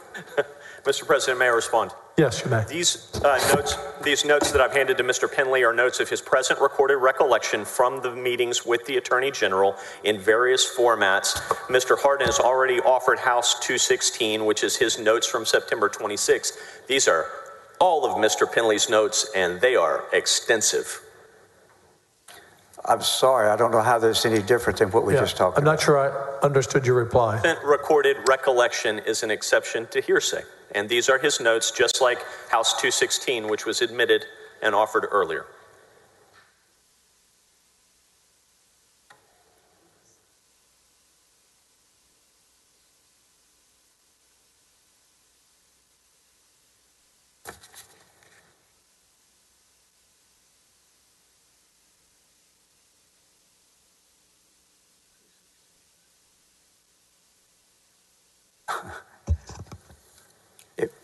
If I may be heard, I think his memory is incorrect. 216 was not admitted. I asked and he objected to hearsay. I remember he did not object. He said they were going to use those notes, is my recollection. We can check the That's right. And it record. was offered and admitted. Offered and admitted. He did not object. I think that was 214. No, that's when there was confusion between 214 and 216. Yes. So the 214, if my recollection is correct, were the outline before the meeting, and 216 is the recollection after the meeting. And he did not object to that. All right. I may have not, maybe the court did not admit them into evidence, but you did not object. I remember you saying you were going to use those. That's right. In cross. That's fine. If it's admitted, then that's great. If he wants to admit these under the same theory, then I have no objection. Great. Okay, so these notes are admitted under evidence, which the numbers are 1009 to 1021. 1009 through 1021. Thank you. Now, Mr. Pinley, just to be clear, we need to clarify something for the ladies and gentlemen of the jury, and I'm almost positive you have the answer. You conducted an investigation, right? Yes, I did. And it wasn't a review, right? It was an investigation. Technically, the office called it a review. I'm using the term investigation the way I mean the term investigation. We met with a witness. We looked at the evidence they gave us. We drew a conclusion, and that was the end of it. Sounds like an investigation to me. Don't you agree? I do. It's semantics. You just never opened a file, right? No, I didn't open a file. There was no basis to open a file and pursue any charges. David Maxwell, well, you don't, hold on a second. Let's be super clear for the jury. You don't, if you could, Mr. Harden, he's beeping over there. Let's be clear for the jury. You do not need to bring charges to open an investigative file at the Office of Attorney General, right? No. And you didn't open a file, and David Maxwell did not either, did you? I know I didn't open a file. Well, you know David Maxwell didn't open a file either, did you? I've heard that. Yes. And to be clear, this was not an inquiry. It was not a review. You call it an investigation, yes? That's my term. David Maxwell's term was review. There was nothing illegal about conducting the investigation that you conducted, was there? We didn't take any illegal actions, no. Object non-responsive, just so I can get a yes/no. Sustained. There was nothing illegal about the investigation you conducted, true? That I conducted, that's true. That anyone at the OAG's office conducted, true? No. Let's be clear about this. Did you see Mr. Maxwell break any laws in conducting this investigation? No, I did not. Did you break any laws in conducting this investigation? Absolutely not. Were you asked to do anything illegal? Yes. Tell the ladies and gentlemen of the jury about that. We were asked to obstruct a federal investigation. That's a federal felony. Interesting. Are you aware of Fifth Circuit and Ninth Circuit precedent that says you cannot obstruct an FBI investigation because it is not an official proceeding, Mr. Pinley? You're familiar with that authority, aren't you? No, I'm not familiar with that authority. Well, you worked at the U.S. Attorney's Office for 17 years. Surely you came across the fact that you cannot obstruct an FBI investigation as it is not an official proceeding, right? I'm sorry, I lost your question there. What are you asking me? Yeah, in your 17 years working at the Office of the U.S. Attorney in the Northern District of Texas, did you ever come across the precedent, legal precedent, that one cannot obstruct an FBI investigation because it is not an official proceeding? I was never presented with that issue, and I was there 16 years, not 17, just to be correct. Did you ever once in your 16 years prosecute obstruction of justice relative to an FBI investigation? No, that was never presented to me as a case. Not one time, true? No. No, I mean, your statement is true. I did not do that. I want to be clear, you gave us a timeline. We're going to go back through the timeline in detail in a minute. But in September, you became concerned that the Attorney General might fire you, correct? I think I became concerned after the August 12th meeting when he did a total reversal on me. Sustained. You testified on direct that in September of 2020, you became concerned that the Attorney General was going to fire you, true? I don't agree with the way you're wording the question. I was concerned in August and September. I'm only asking you about September. Okay. I'm going to ask you about August in a minute. In September of 2020, were you concerned the Attorney General was going to fire you? Yes. And isn't it interesting that you came up with these theories of your boss's criminal escapades after you thought he was going to fire you, right? What theories are you talking about, sir? Well, you and David Maxwell got together and you asked a series of questions, right? Is Ken Paxton being bribed was one of them, true? Yes, we wondered about that. Is Ken Paxton being blackmailed? That was one of them, true? Yes, we discussed that. Does Ken Paxton owe Nate Paul any money? True? I'm sure that's something that came into my mind. Does Ken Paxton or does Nate Paul have some kind of information on Ken Paxton? That was one of the things you talked about, right? It's certainly something I thought about. But you only started talking about those things with David Maxwell when you became after you became concerned that Ken Paxton was going to fire you. True? No, that's not true. Councilor, may I hold you? Do we know where this music is coming from, bailiff? The bagpipes? Yes. It's coming from the rotunda. I think now probably would be a good time for a break, Mr. President. We will take a break now. We will return here at 1 p.m. sharp. Mr. President, should I leave the exhibits just sitting here? Yeah, why don't you turn the face down? Oh, okay. So Mitch Little was just arguing that you cannot obstruct a federal investigation. What do you make of that, Josh? Can't hear. Okay, they cannot hear me. I got you now. Well, you're on that one though. Oh, hold on. You're not on your. Oh, now Okay, I got you. Mitch I Little can't was hear. arguing that that not you in the cannot air. obstruct a federal investigation. Can you obstruct a federal investigation? All right, I'm going to turn on. We can hear you. We can hear you. We can hear you, but we just can't hear Tanya. How about we? Okay, guys, sorry, we're having a little bit of technical difficulties while we There kind she of get is. used to this new norm. There This she is. Really pretty. Okay, can y'all hear me now? We got you now. We got you Okay, now. sorry guys. You know, it's like technology, yada yada yada. So I think it's a really important point that Mitch Little was raising, this question of can you obstruct a federal investigation? Can you obstruct a federal investigation?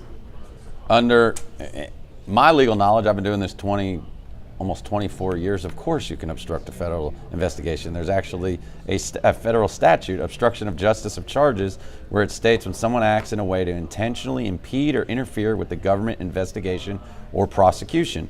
Federal obstruction of justice charges are designed to protect the integrity of the criminal justice process. So I don't know what the lawyers are talking about Fifth Circuit case law. I don't know that case law, as Mr. Penley did not know that case law, but I find it hard to believe that you cannot obstruct a federal investigation. I would actually find that very hard to believe. Well, he qualified what it was, right? That precedent that he cites is obviously a very obscure reference. I mean, obviously, Mr. Penley hadn't heard that during his 16 years that he was there, and he also qualifies the rule, and he says you cannot obstruct justice because it's not a proper file. What was the term they used? It's not an investigation yet. It's not a procedure. Therefore, you can't obstruct something that's not a procedure. So it's semantics that he's using, but he's trying to confuse the jury to say it's not possible that you can do that. He's also going down the line of reasoning from what we're seeing right up front that, you know, even if all of this stuff occurred just as you said, there's nothing illegal has occurred here. Well, I don't think that's the argument being made. The argument being made isn't that the investigation was somehow illegal or improper. The argument being made is that the Attorney General of the state of Texas was undertaking this investigation for purposes that might have benefited himself or to cover up other information that was already out there. For personal gain. All these investigations where something's going on between A.G. Paxton and his friend, client. I don't know what Mr. Paul is to him in relation, but the fact that Mr. Paul is dictating a lot of what is going on and Paxton is basically giving him carte blanche to do whatever he wants in regards to subpoenas on civil matters. I mean, that's as I forgot the word that Mark Penley used, but that's ludicrous if you think about it.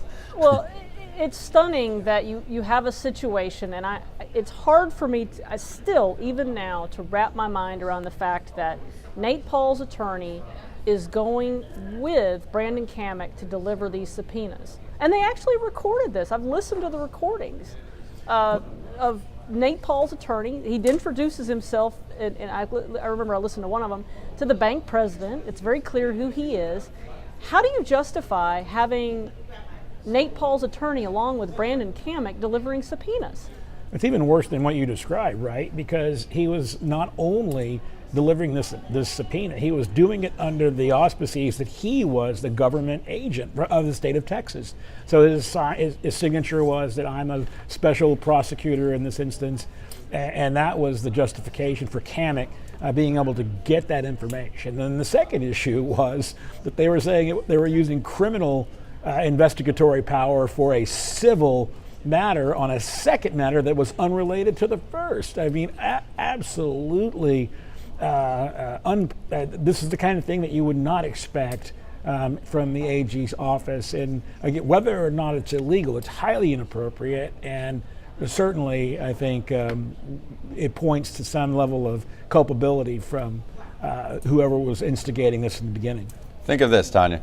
He's using the Attorney General, Nate Paul's using the Attorney General's office powers, misleading, saying first that he's a special prosecutor, which he wasn't, to investigate Nate Paul's enemies in a civil matter.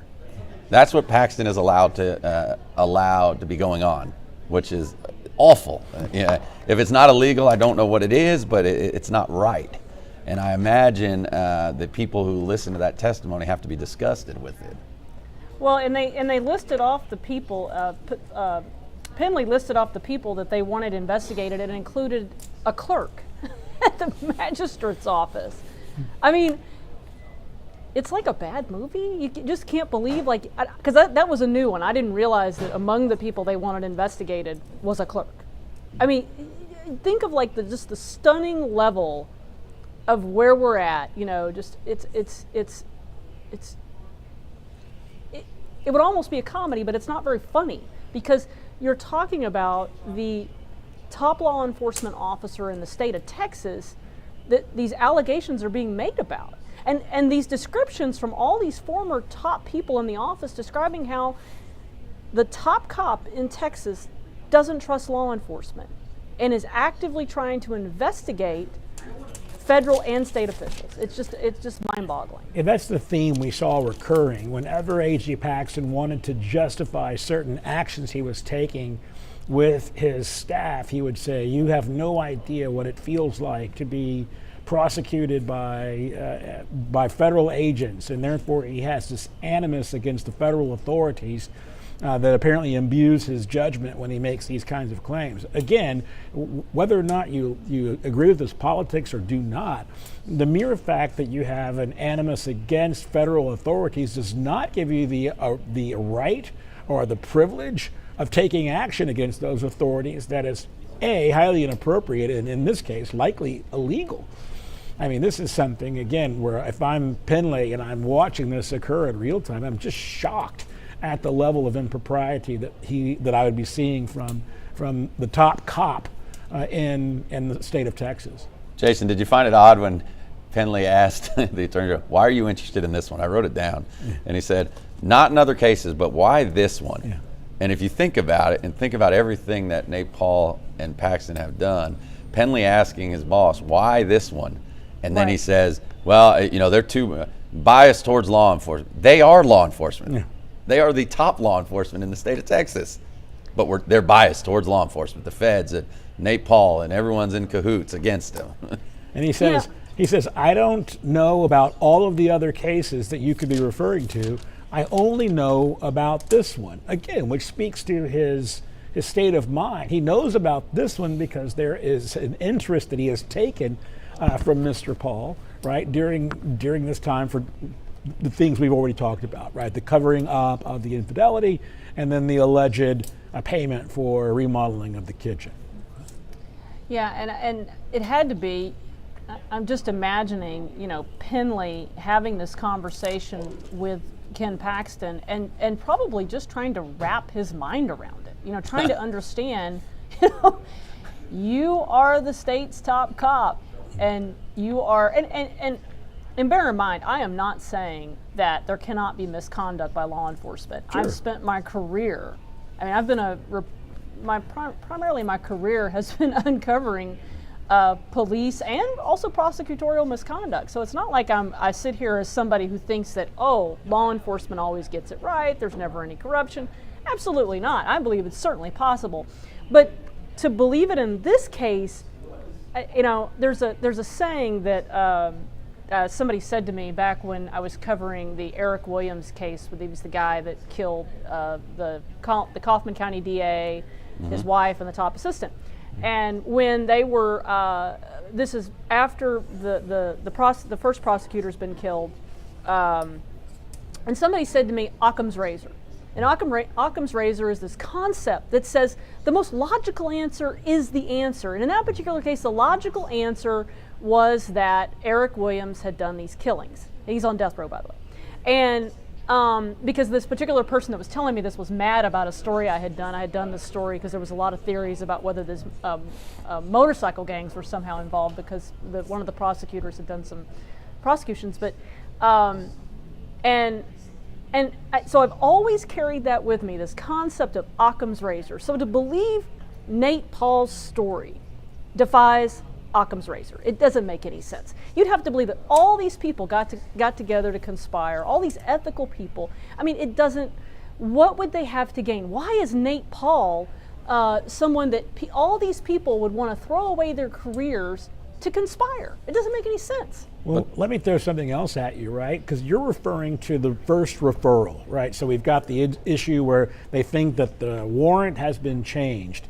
And the second referral, where Kamek's going out there actually calling on banks and getting information, that related to a civil matter that right, the Mini Foundation. Yeah, so a civil matter that was separate and apart from the first referral. So now you got two instances where Nate Paul has injected himself into the office of the AG, and he's utilizing the power and the heft of the AG's office to conduct not only an investigation of these improper federal authorities, but an investigation of this banking situation where he's talked to two different banks. I mean, it's very hard to make the argument that it was just, Attorney General Paxton fighting for the little guy who's being stepped on by the big boot of the federal government, because that's the argument that's being made.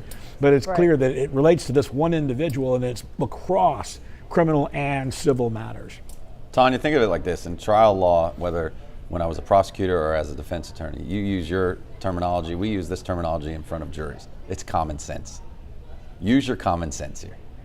After listening to Mr. Penley and the other witnesses, what is reasonable? What is rational? All right. Then you have to think, after hearing all this testimony, that Nate Paul just has the goods on Attorney General Paxton, because what Paxton is doing for Nate Paul is not being done for any other citizen in the state of Texas. Not one. So let's use our reason, let's use our common sense, and let's deduct where this is ending up. And like I said in the beginning, the evidence is 100% there. It's a matter of whether those Republican senators will follow the evidence or follow the politics. Right. Well, and there is no doubt this is a political proceeding. I mean, you cannot get around what this is, and it will take 9 Republicans. We saw in the first day where they voted on the motions, you had 6 Republican senators who solidly voted to dismiss the whole thing and then you had a couple join in here and there on some of the other various motions. But you seem to have 6 solid votes to acquit him. I mean, you can't make any total assumptions, but that seems reasonable. But I have never in my career heard anything quite like this. I mean, this is just, it's kind of off the charts. And but you're right, common sense, Occam's razor, whatever you want to call it, it just doesn't make sense. And I tend to believe, after having listened to all the witness testimony, that we wouldn't be here. I don't think it was the open record situation or the foreclosure situation or the situation with Mitty. That's not what tips it over the edge. It is the grand jury subpoenas, because now, at that point, you're using, as Penley's describing, you're using criminal proceedings for civil discovery, and also to investigate federal officials. But it's civil discovery against Nate Paul's enemies, and so that's even more ridiculous than what Paxton's allowing being done. Yeah, it is crazy. And the Mitty Foundation, just to explain what the Mitty Foundation was, the Mitty Foundation had entered into they'd invested with Nate Paul's companies, and when the time had come to pay, he had not paid them. And so they'd ended up suing. There was a whole bunch of litigation that had gone back and forth. They had agreed, Nate Paul had agreed to pay this amount. And then when that time came to pay that amount that they'd agreed to pay, he didn't pay. And so it triggered, more proceedings. So this was kind of a long-running deal. And the AG's office has a responsibility under state law to protect essentially the public's rights with nonprofits. And so that's where it came in. And so, but to be delivering subpoenas with Nate Paul's attorney to banks. And so rather than discontinuing Brandon Kamek's efforts, you seem to support it. The Attorney General seemed to have no issue with it. I just don't understand it. I cannot wrap my mind around it. And the longer I watch the defense and the defense attorneys, I'm seeing the strategy develop. I mean, they're not arguing the case on the law or per the facts. They're arguing for those 6 senators that they think they can keep, and then if they can pick off 3 or 4 more by providing them just enough cover that they can go home and explain to those Republican women's clubs why they voted to acquit, then that will be sufficient for them to vote to acquit. All they have to do, unlike in a criminal trial where you've got jurors who swear to make sure that they vote in favor of the rule of law and in accordance with the law, these senators have a different standard. Of course, they want to be perceived as following the law, but because they wear the political hat and because they're not an ordinary juror, they can include other facts in their analysis as to whether or not they vote to acquit. And I think that's the strategy that we're seeing from the defense counsel. Again, they're just trying to cast doubt and cast some smoke on the evidence here. It's because it's so clear and overwhelming to people like us as lawyers and as people who are watching this with the understanding of what is true and what is not true. But it's much different to be in the chair that those senators are in, knowing that if they vote the wrong way, whichever way that might be in their district, that could mean that they're going to be unelected. And that is a different kind of analysis than what you have from an ordinary juror. And legally speaking, Tanya, and this is what bothers me, I'm not as political as Jason, obviously, when it comes to either side. But if you put this in front of 12 citizens in any county in Texas, not just Travis County, I'm talking Dallas County, I'm talking Collin County, the evidence is so overwhelming they will go back in the jury room, right, true to all the allegations in the impeachment proceeding. Okay? However, it almost is comparable to what happened on the national stage with Trump and the impeachment. What's going on here is politics are being weaved in. And as Jason said, they're looking to find enough people to hold the line and can go back home and be reelected, maybe have some people mad at them, but be reelected. It's political survival. Because if you're basing it on the facts that are presented, no rational, I said this before, no reasonable person could say he did not do this. And that's going to be an interesting thing that I'm looking forward to seeing at the end of this is will they follow the evidence or will they follow their political survival? My sources in Austin tell me that in this case, because there's so much baggage that Attorney General Paxton brings to even this trial, right? He was already under federal indictment for securities law. Well, that's state indictment, Jason. State indictment. But he already had that baggage as he was coming to this trial, and then you layer on this. It's almost a bridge too far, and I think people are tired of dealing with this ongoing.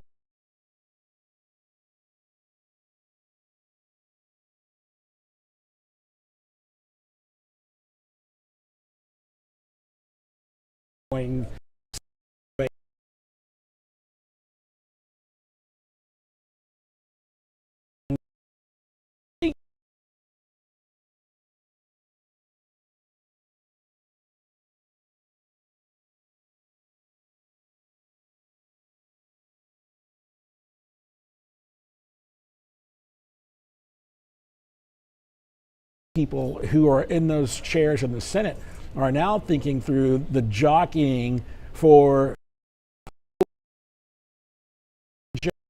And so if you're sitting in that chair, you've got your designs on running for AG. Even if you're a solid conservative who would normally vote to acquit, if you vote to impeach and he leaves, then you might be running for office. And then if that seat fills up, then there are other seats that can be backfilled, and the musical chairs moves around. So there's other calculus going on in addition to merely right, wrong, or being reelected or not being reelected. I think people are starting to read the tea leaves as to what this next election will look like and whether or not they might be interested in running for AG of Texas.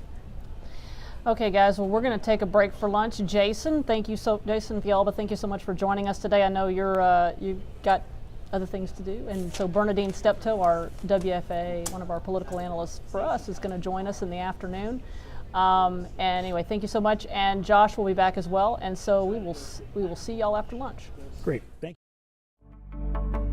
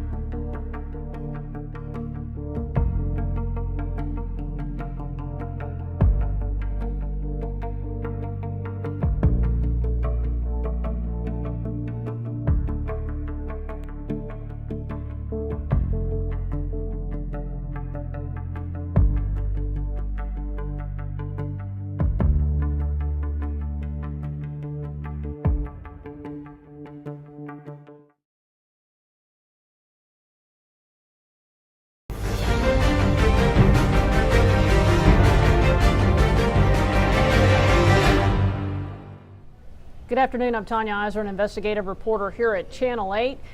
We are waiting for proceedings to start back up. We've been told they're going to start back up around 1, but you know, you never know with these things. Trials do what trials do. But Lieutenant Governor Dan Patrick has been running a pretty tight ship. Josh Healy still with us, joining us as our legal analyst. Josh, I mean, this testimony that we saw right before the break was pretty amazing stuff. Where do you think that Ken Paxton's legal team needs to go with this to try to, in some way, discredit Mark Penley? Or can you discredit Mark Penley? I don't think you can discredit him at all. I think they are going to put a full court press with regards to the political ramifications of all this. If you're going to stick with the factual cross-examination, Ken Paxton and his attorneys are going to lose. It's not going to work. So we talked about this earlier. You know Mark Penley. Correct. And what are your impressions of Mark Penley? Just a straight shooter, I would say. I'm not in a social setting with him, but I deal with him with cases at the Dallas County District Attorney's Office. He's about as honorable as they come. He ensures you have everything you're entitled to by law and more. He's caring. He does not try and flub his information. He just tells it to you as it is. I would say at the District Attorney's Office, he's probably one of the most straight and narrow shooters they have. It's hard to imagine, based on what I know about him, that Mark Penley would do the things that he is described as doing lightly. He strikes me as someone who would, like you said, a straight arrow, someone that's going to, you know, and I cannot even imagine. Can you imagine if you were working in the Attorney General's office and you were being asked to do these kind of things? How would you have handled it?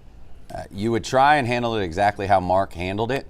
It took courage, it took bravery on what he did, but it's also the fact that he did not want to violate the law and violate his conscience. And we say that all the time in this legal business, is violating your conscience, and in this case, Attorney General Paxton was clearly trying to get his subordinates to follow what he wanted to do, which in my opinion was highly unethical, borderline illegal, and just plain old wrong. One of the things that I got a text message earlier from Ed Loya. He was the legal expert. He's a former federal prosecutor, also worked in public corruption. And All rise. The Court of Impeachment of the Texas they're back Senate in session. is now Okay, in let's session. take a listen to what's going on.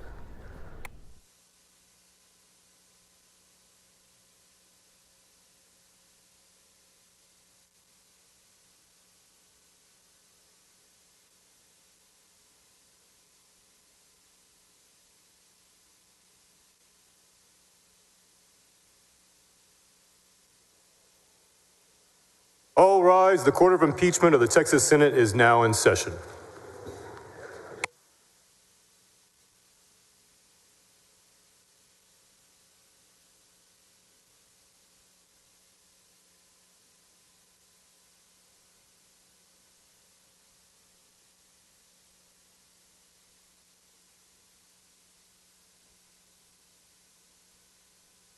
Court is back in session.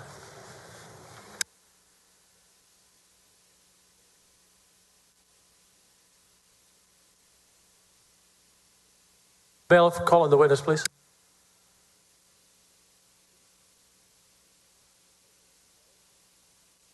Mr. Little, that's blocking a little bit of their view. If you put it more in, do you want the jurors to see it? That would be, I think probably the best place would be behind the witness stand. Okay. I don't know if they can see it from there, so you may have to point it out.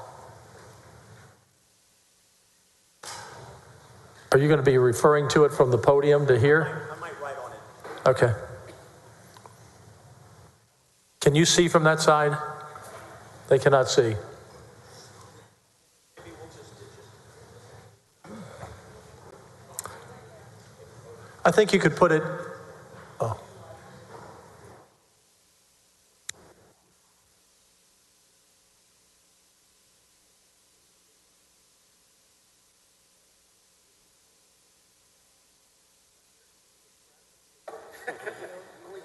I'm sure he can do it all. Mr. Little. Thank you, Mr. President. Mr. Penley, have you ever testified under oath before today?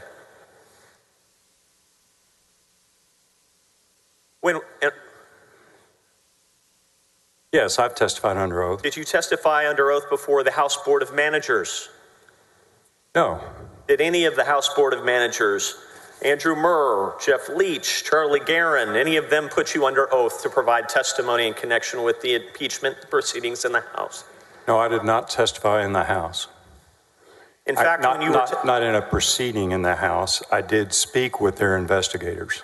Did you review the video of your meeting with the investigators before testifying here today? No.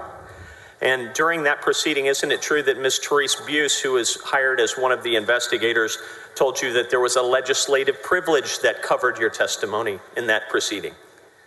I don't know that she told me that. It was my understanding there was a legislative privilege. Just to be clear, when you testified there on video, did you tell the truth, the whole truth, and nothing but the truth, so help you God? Yes, that was my intent. Yes, and it was your intent. Yeah, I mean, I may have gotten a date wrong. I may have gotten an event occurred one day instead of another day, but it was my intention to tell the truth, the whole truth, and nothing but the truth. Yes, sir. Of course. So if we have your statement from that interview that was conducted by the House Board of Managers and their investigators, we can rely on it as being true, correct? I believe so. That was my intention. All right. At this time, Your Honor, I'm going to introduce AG Exhibit 68. May I approach the witness? Yes, you may. Thank you.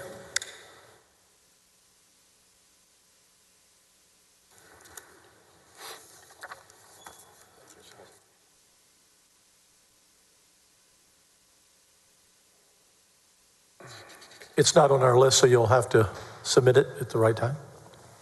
And we move for admission of AG Exhibit 68. Any objection? No objection, Your Honor. Admit AG 68 to evidence. Eric, Exhibit 68, if you would. Thank you so much. All right, to be clear, Mr. Penley, this is the referral that came to your office from the Travis County District Attorney's Office, and it was dated June 10 of 2020, correct? That's correct. It's received in your office sometime around June 17 of 2020, correct? That's my understanding, yes. And when you got this, neither David Maxwell nor you were excited about the assignment at all, and neither one of you really wanted to move forward with it, correct? That's true.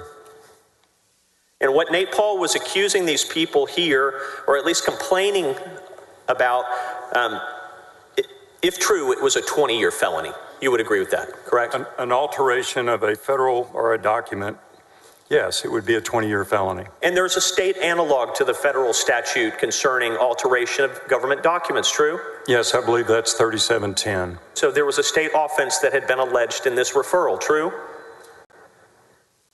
He was claiming there were state law offenses, yes. Yes, that's what I said. There is a state offense alleged in this referral, true? Yes, if you believe what Nate Paul was saying. Yes, and it wasn't a crime to follow up on this. It wasn't obstruction of justice. It wasn't interference with an FBI investigation. True? To a certain point, I agree. Very good. In fact, when you were working at the U.S. Attorney's Office, there was an FBI employee in the U.S. Attorney's Office, in the Northern District of Texas. His name was Jeffrey Fudge. Do you remember that person? I don't. He was an FBI employee who was accused, indicted, and convicted of plugging other people's information into government databases and letting them know if there were investigations about them. You familiar with that? I'm not. It happened your first year at the U.S. Attorney's Office. Pardon me, Your Honor. You were talking about something he doesn't know anything about. Now he's testifying about it, and I object to that. Overruled. He can ask the question, but be careful of your line of questioning. I certainly will. Have you ever heard of an FBI employee named Kevin Kleinsmith? I believe so. Yes. At the same time that you were doing this investigation, an FBI employee was being investigated and subsequently indicted for providing false information in pursuit of a FISA warrant. Correct? I've heard that.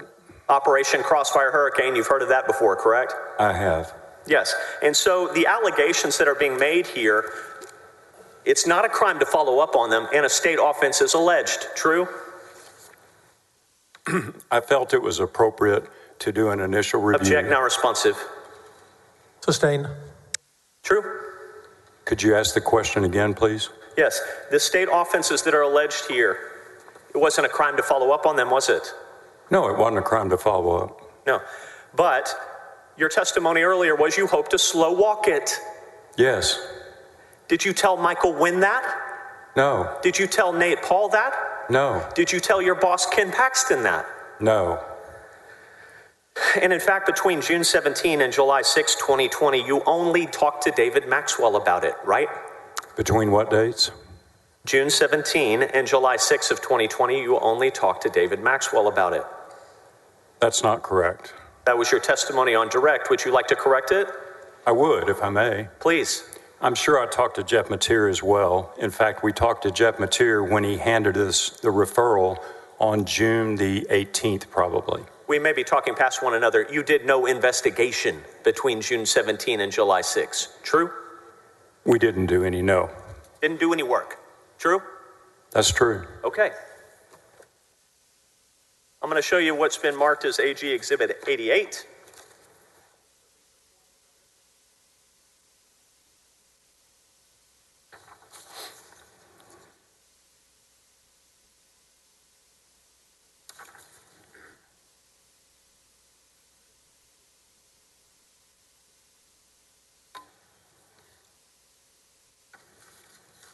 We move for admission of AG 88. Any objection, Mr. Hardin? No, Your Honor. It's admitted to evidence, AG 88, 68. I'm sorry, say that number. 88, I see it, thank you. Mr. Arroyo, if you could publish AG 88 on Bates page HBOM 181004. So move ahead 3 pages from there.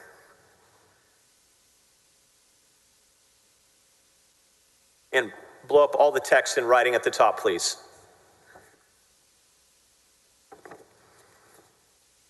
These are your notes, Mr. Penley, from your meeting with Ken Paxton on July 6 of 2020. True?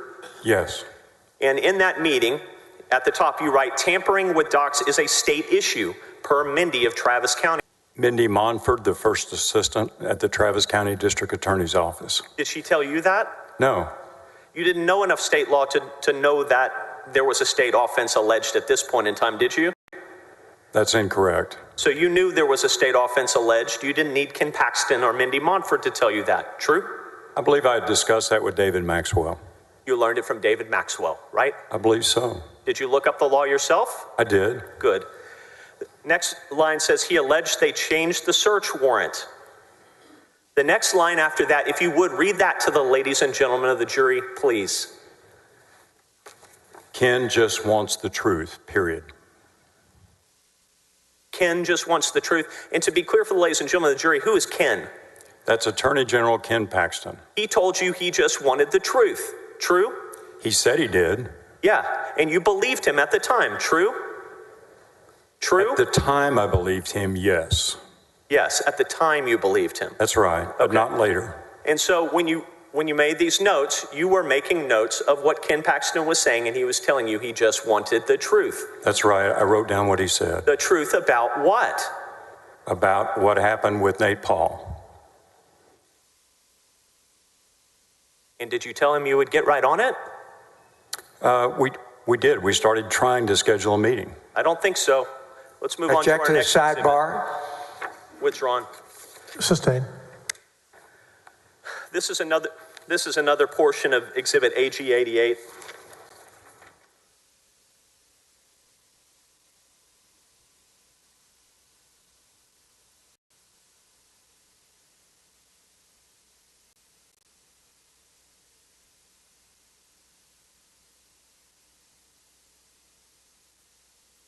Mr. Arroyo, if you could move to the next page, .5. Mr. Penley, these are your notes of a subsequent meeting with your boss, Ken Paxton, true? Yes. And if you could, Mr. Arroyo, blow up the bottom half of that page, please.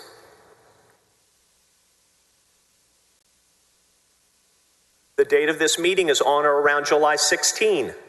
Yes? Well, that's my best belief. I didn't date this page, and I don't know specifically when it was, but from looking at other information, that's my belief. This happened on July 16th. And how long had you been working at the Attorney General's office at this point? About 9 months. About 9 months, less than a year, certainly. True? Yes, I only worked there a year. And you wrote the word Ken and you bolded it, correct? Yes. Mr. Arroyo, can you bold that? Can you highlight that for me? And to the right of it, you wrote an asterisk and it says, he's embarrassed. That's what he said. He was embarrassed with you and David Maxwell. True? He was embarrassed at the lack of progress on the Nate Paul matter. Because you hadn't done anything. True? That's true. Below it says, we've had this for 6 weeks, exclamation point. And Ken Paxton was upset with you that in 6 weeks, you and David Maxwell had done nothing. True? Which part of the question do you want me to answer first? You asked me if we'd had it for 6 weeks. That is true. And it's also true we had done no investigating in that 6 weeks. Ken Paxton was upset that you had done nothing for 6 weeks on a referral from Travis County that he was aware of. True? That's true. Down, if you would, there's some discussion about Texas Monthly. Do you see the all caps statement that you wrote in your notes? I do. And Mr. Arroyo, if you would highlight that portion and the portion below it and the line below it, you're on it. And below it, it says, seek the truth, 2 exclamation points. And that's what your boss, Ken Paxton, told you to do. True? That's what he said. I wrote down what he said. And what he said was to tell you to seek the truth. Yes? Yes, that's what he said, and that's what we did. And below that it says, let results be what they are. True? That's what he said, and that's what I wrote down. True. And at that point in time, in that day, he did not tell you to interfere with an FBI investigation, did he? Not that day, no. He did not tell you to obstruct justice, did he? Not that day, no. No, he didn't.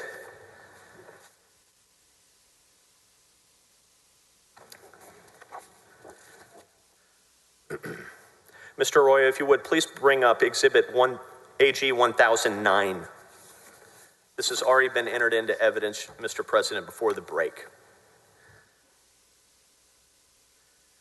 Exhibit AG 1009 is on the screen here, and these are your notes from July 23, 2020, true?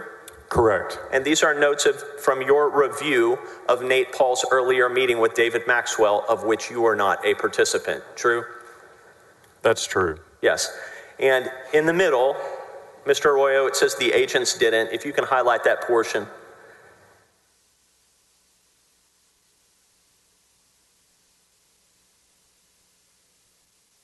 It says the agents didn't leave search warrants behind. Violation of the law. True?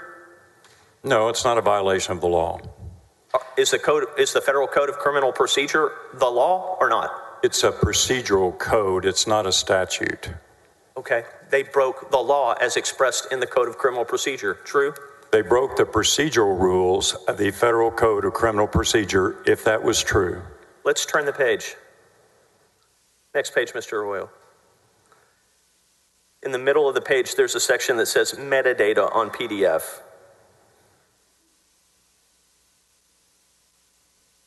You could zoom in on that.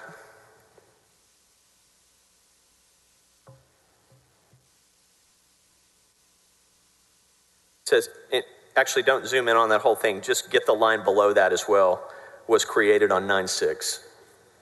Can you read that okay, Mr. Penley? I can, thank you. Very good. It says metadata on PDF was created on 9/6. Yes. You would agree with me if someone was manipulating federal search warrants after they had already been served or after they had already been created, that is a problem, yes? Could you repeat the question? You said manipulated. I don't understand what you mean. If someone were changing search warrants after a judge signed them, that would be bad. True? I'd agree if they were changing the text. Yes, not just redactions, but changing the actual text, right? If they were changing the text that the magistrate judge had approved, that would be a crime. And the next page, if you would, Mr. Arroyo.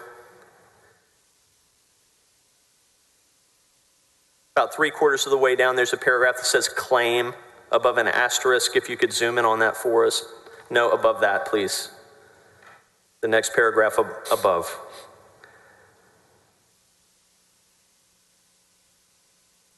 Yeah, the allegation here is that the search warrant for the file storage company, Contigo, was fabricated after the fact. Yes? That was Mr. Paul's allegation, yes. All right. Next page, please. And on the last page, you wrote the notes, Ronnie Saban, TFO. That stands for Task Force Officer. Yes? Yes. State Securities Board. Yes? Yes. How did he get the name Ronnie Saban? Well, I know that he met Ronnie Saban because he claimed that Ronnie Saban had been executing the search at his residence, and they spoke to each other. So what you're saying is, I don't want to put words in your mouth, Nate Paul knew Ronnie Saban was involved with the search warrant because he met him during the execution of the search warrant, correct? Yes, he had personal knowledge of Ronnie Saban because he met him during the search. Not because Nate Paul got some secret document from someone else, true? No, that's absolutely false, and you misstated my testimony. Object is non-responsive to everything after no. Sustained. Now, we're going to look at AG Exhibit 110. Mr. Arroyo, if you would, AG Exhibit, I'm sorry, not 110, 1010. There we go. All right. These are your notes from a meeting with Michael Wynn on July 28th of 2020, true? Those are my notes from a phone call with Michael Wynn, that's correct. Yes, a phone call. And at the top it says, wants to come to Austin to explain papers. Yes? Yes.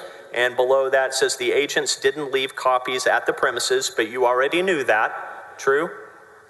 I knew that from reviewing the first meeting, the July 21st meeting video, yes. Next line down says inconsistent signatures and stamps. Yes? That's what I wrote down because that's what Mr. Wynn told me, yes. Yeah. And these notes are from a phone call in advance of an August 5, 2020 meeting with Mr. Wynn and his lawyer. Yes? Correct. We set that meeting date during this call. Yes. And by this point in time, Mr. Penley, had you done any investigating at all? Yes. And what did that include? Well, it included watching the video of the July 21st meeting where Mr. Maxwell met with Mr. Wynn and Mr. Paul, listened to their complaints, listened to their theories. So I'd reviewed all that, and he wanted to come have a second meeting, and I agreed to it. All you did was listen to them at this point in time, true? Yes, that was an initial report. Object not responsive to everything after yes. Can a witness finish his answer, please?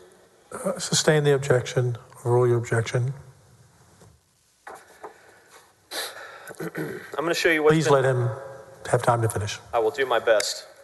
Now we're going to look at Exhibit 1011, AG Exhibit 1011.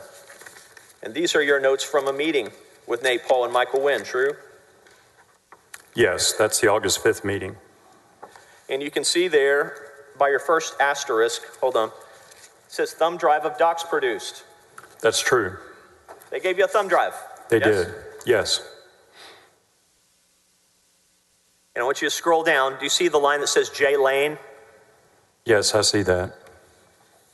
This J. Lane said he didn't have the original search warrant. Yes?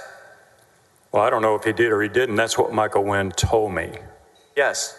And so what Michael Wynn told you in this meeting is that the magistrate, the federal magistrate judge, informed them that he did not have the original search warrant. True? That's what Michael Wynn said, true. And if that were true, that would be really surprising if a federal magistrate, for whatever reason, did not have the original search warrant. Yes? Yes, that would surprise me. Did you ever look for the original search warrant? How would I do that, sir? Did you call anyone? I raised that with the Attorney General and the First Assistant that was an option.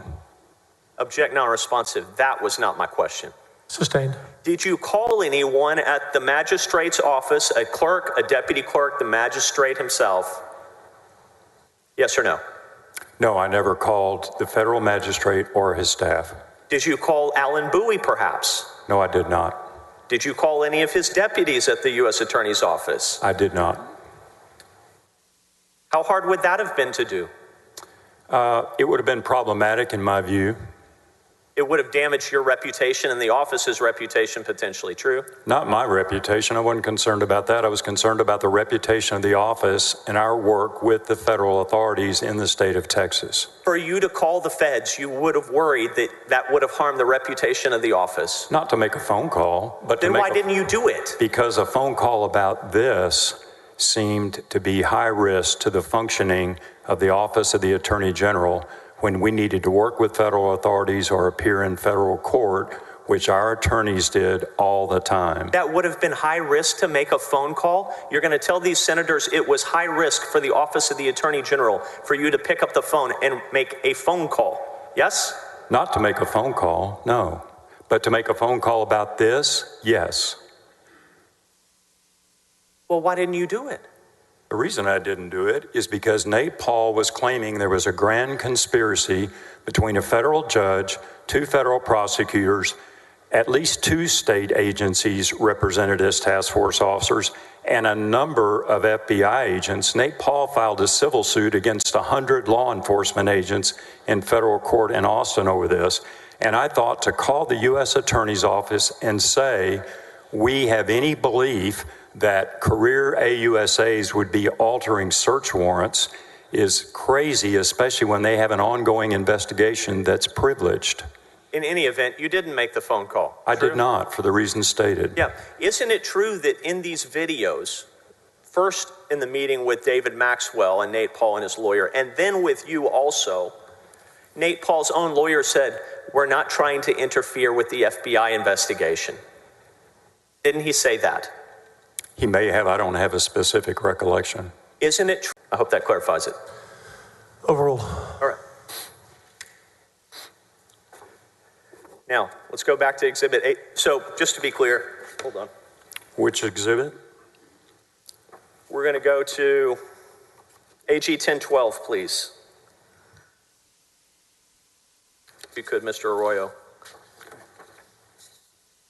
This is a meeting, and you are in this meeting with the Criminal Investigation Division's forensics team, true? Correct, and David Maxwell. And these are your notes, yes? Yes. And you're talking about metadata, true? Yes. And they told you that the results were inconclusive, true? That was their words, yes. Yes. They didn't tell you that there was no proof of a crime, or that no crime had been committed, or that a crime had been committed. They didn't tell you any of those things, did they? They said the metadata was inconclusive. And they didn't tell you that a crime had or had not been committed, true? That's right, and I wasn't asking. Object non-responsive to everything after that's right. Sustained. Mr. Penley, focus with me. Inconclusive means we don't know, doesn't it? It means it doesn't prove anything. That's what it means. It doesn't disprove anything either, does it? That's right. It seems like if something is inconclusive, it might require further investigation, right? It's possible. I'm going to show you what's been marked as Exhibit AG 88. Eric, if you can go back to that. I'm going to bring the page to you so you can see it.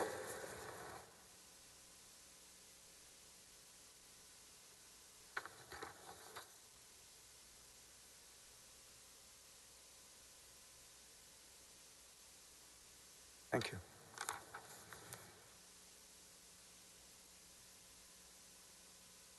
If you would, Eric, go to the page ending in 7.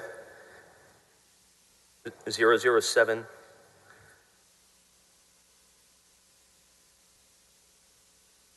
There, stop right there. Go back. All right, blow up all the text at the top.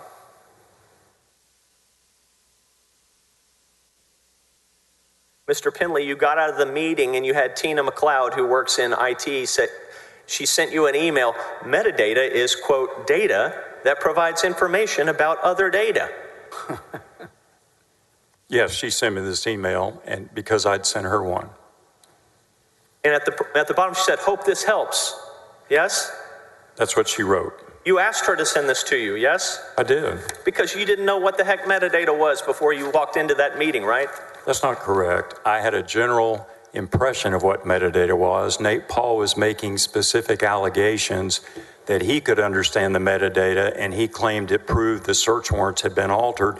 And I was trying to go to our IT director, who is at the deputy level, and see if I could get a more definitive definition of metadata that would help me analyze his claim. Of course. And so what had happened was on this same day, you had met with Nate Paul and his lawyers, and no? No. Okay. This was August the 6th. This Yes. was the day after the meeting. Yes. So you met with your team, your forensic team. On August 6th, yes. And then you got out of the meeting and said, hey, Tina, can you send me a definition of metadata, please? I don't remember if I sent the email before we met with the forensics team or after. Metadata was the central core of Nate Paul's complaints about the search warrant. That was the evidence that he and Mr. Wynn pointed to that would prove that state violations had occurred in the alleged alteration of a court document. And in order for you to assess those claims, you needed to know what metadata was, right? Of course, yes. May I approach the witness?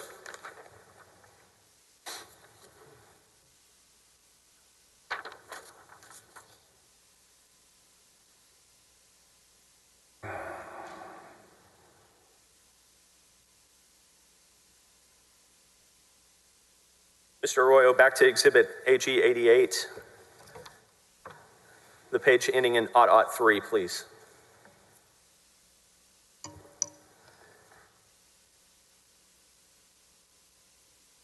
What is this list, Mr. Penley? Well, it's a document that apparently Excuse me, we're on the wrong page up on the screen. Oh, wrong page. Mr. Arroyo, 003, please. Other way. Okay, what's this list? Your Honor, may I inquire if he asks the witness if these are his notes or his typing? No, it's in evidence. It was offered, admitted, over your objection. No objection, actually. I don't believe this was prepared by him, so I don't know if he is going to ask him about it. I'd like the record to reflect he's out talking to him about something he did not prepare. He produced it in response to... It doesn't matter whether he produced it. It matters as to whether this witness had anything to do with it. I'll try to lay a proper predicate. It looks to me like we received it from the Attorney General's office. Mr. Harden, you can take the witness on voir dire and ask him. Yes. Mr. Penley, of this particular exhibit, did you have anything to do with preparing it? I don't recognize this document. I don't recall preparing this. I don't believe it's mine. Okay. That's all I have, Judge. Do you remember ever seeing it? I've seen it in the documents for this trial. I've seen it in the discovery. You produced it in response to your subpoena, yes? I don't know that. He didn't produce... Hold on. I'm asking the question. I don't know that I did. Okay. We can go back and look. And if I did, I don't know that I prepared it. Perhaps I received it some other way. The suggestions on this list are suggestions of things that the office might do. Questions it might answer in connection with the investigation, right? I agree with that. Yeah. And it says, can we talk to the AUSA Alan Bowie, right? Correct. And you've already testified you didn't do that, yes? Right, I did not do that. And none of the other questions, how was the document created? How was the document encrypted? What did he encrypt it with? What application did he use? You never got the answers to any of those questions, did you? No, I did not. Doesn't that seem like important information you might want to know? No, not based on what I learned on August the 6th. Okay, so I want to fast forward in your mind now to August 12th. We're going in chronological order if you couldn't tell. August 12th, you believe, and your testimony on direct was, you believe Ken Paxton was no longer supporting you, true? That's true. Yeah, and you came to that conclusion after the meeting with Nate Paul and his lawyers at which the Attorney General was present, yes? Based on what the Attorney General said, that was opposite of what he had told me 3 or 4 days earlier. And now, if you would, let's take a look, Mr. Arroyo, at AG 1013.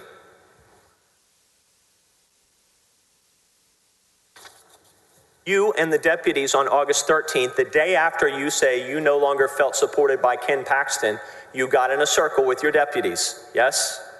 I didn't get in a circle. I briefed Jeff Mateer on what had happened the previous day. When you produced this document in response to a subpoena, you blacked out the top, you whited out the top of it, right? Yes, because it... I just need an answer to my question. Yes, I did. I redacted it. Yes. And we don't know what's under there because you didn't show us, correct? That's true. Now we go to the rest of this item. These are your handwritten notes from a meeting, true? Yes. And below that, Mr. Arroyo, if you can blow up the text to the right below that.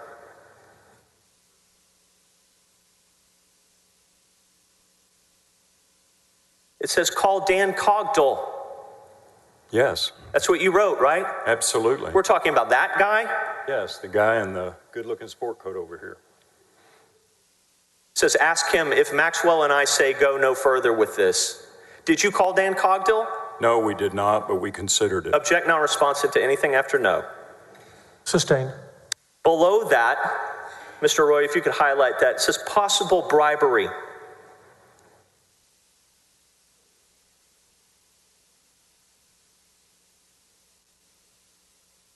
Yes, I wrote that. On August 13th of 2020, you had absolutely no evidence, physical, documentary, eyewitness, or circumstantial, that Ken Paxton was being bribed by anyone, did you? I disagree with your statement. I had circumstantial evidence. Oh, you had circumstantial evidence? Yes. Well, at some point on August 13th, did you go to your boss, Ken Paxton, and say, Attorney General, I'm concerned. I have circumstantial evidence that you've taken a bribe. Did you do that? Not on the 13th of August. I did it later. You didn't do that because you knew you would get fired, right?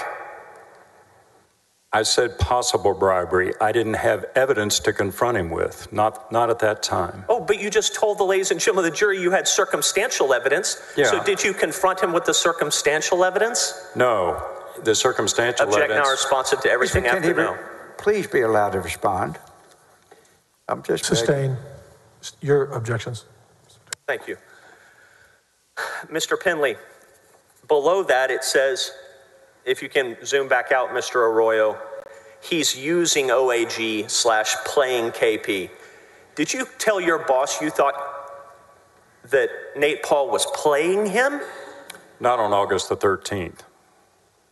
Why not on that day? You had his phone number, right? I'm sorry? You had Ken Paxton's phone number, right? Yes, I did. Why didn't you confront Ken Paxton with your circumstantial evidence of bribery and the idea that Nate Paul was playing him on August 13? Because I was trying to find a way to convince him to listen to reason and get away from this investigation, which I thought was highly dangerous to him and harmful to the office and injurious to the respect for the law in the state of Texas. But also because if you had done that, you should expect to get fired, don't you think? I could have been, and I was concerned about getting fired ever since Ken Paxton did a 180 and turned against me in the August 12th meeting, all the way to the end. Okay. So just to be clear for the ladies and gentlemen of the jury, your concerns about bribery did not arrive until you thought Ken Paxton might fire you, yes? No, that's not correct. You're misstating what I thought. I have your notes here. Yes. This is the first document I've ever seen where you've written the words possible bribery. Will you agree? I don't have all the documents I've written. I've written a lot, so I can't agree to that unless you want to show me all the documents. I began to be very concerned about what was going on in his mind when, on about August the 8th, more or less, I told him I recommended closing the investigation. He looked me in the eye and said, okay, fine. All I ask you to do is meet with him and tell him. And then 2 days later, he told me he wanted to attend the meeting. And then in the meeting, when I announced to Mr. Paul and Mr. Wynn, I recommended we close the investigation because the metadata theory didn't prove a crime, Ken Paxton began making negative comments to me. I'm going to object to the narrative. Sustained. Appreciate your answer, Mr. Penley, but my question was a little bit different. On August 12th, by August 12th, you thought, this guy might fire me, yeah? I did. On August 13th, you wrote down, maybe he's being bribed, yeah? Yes, because I thought that. And you didn't confront him that day because to do so probably would have resulted in you being fired, yes? Could be. The safer strategy is to wait a month and go to the FBI with whatever circumstantial evidence you have and adopt whistleblower status for the same information, right? No, I don't agree with your characterization. Okay, in any event, in this memo you say that the metadata is inconclusive, right? I'm sorry, where are you pointing me to? Zoom back out, Eric, if you would, please. Yep, metadata is inconclusive. No proof of crime. No disproof of crime either, right? I wrote down metadata is inconclusive, no proof of crime, and that was my belief at that time, and it still is. In any event, I think you can tell the jury, and that we'll agree, you didn't do any investigating after that, right? No, that's not true. I tried to investigate. I tried to get the rest of the documents that Nate Paul and Michael Wynn had told me they had on August 5th. They told me they'd gotten a bunch of documents from Judge Lane, and I never felt like they'd given me all the documents. You had already told Nate Paul and his lawyer the day before that you were going to close the investigation before you had those documents. True? That's true. And the Attorney General didn't accept Object it. not responsive to anything after true. Sustained. All right. I'm going to show you what's marked as Exhibit AG 1014, please. We're going to move ahead in time from August 13th of 2020 to September 4th of 2020. Can you see this document in front of you on the screen? Or in your hand? You've got a copy of it physically. Yes, I think I can see it better on the screen if you'll blow it up. Thank you. This is an email from General Counsel. This is Leslie French at the OAG, and she's sending it to FLD Contracts. It says, FLD, please see the attached partially executed contract and disclosures from Mr. Kamak. I have reviewed the disclosure statement of Brandon Kamak and am satisfied with the choice of outside counsel for this matter. Do you see that? I do see that. Okay. And on September 4th, you got the DocuSign that day, yes? I've said in writing that I got it that day, but now that I've reviewed a lot more evidence, I think I made a mistake, and I believe I've got it for the first time on September the 16th is when it reached my email inbox. Well, that's not what you testified to under oath before the House Board of Managers, is it? That's why I said I made a mistake. Yeah. You're correct. And when you and I think you'll agree, I'm not gonna have to pull your transcript out. You testified to the House Board of Managers and their investigators that you got it on September 4th, and then you went on vacation and said, I'll take care of that when I get back. That's what you told them, yes? And now you're telling a different story, yes? Well, you've asked two questions at least. I'll answer it this way if I may. Yes, I told the House managers I thought the date I first received the executive approval memorandum was on September the 3rd or 4th, whatever date is in the transcript. I don't argue with that. I now believe I first received it on September the 16th, so I'm correcting my testimony. You're correcting your testimony that you gave to the House Impeachment Board's investigators, yes? Yes, that's true. We should believe what you're saying today and not then, yes? Yes. Okay.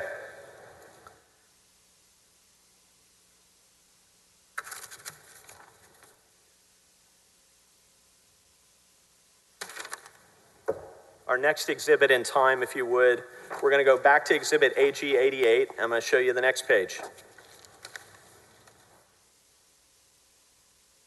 Thank you.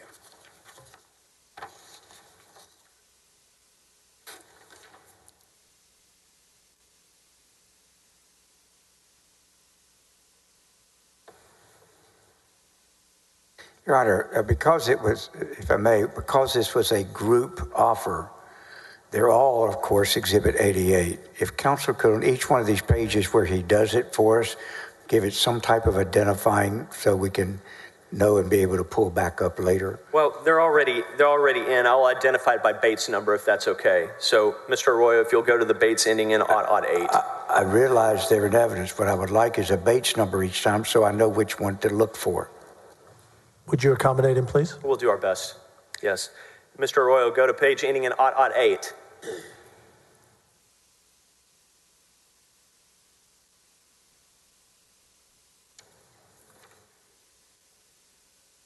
Give me all the text, Eric, if you would.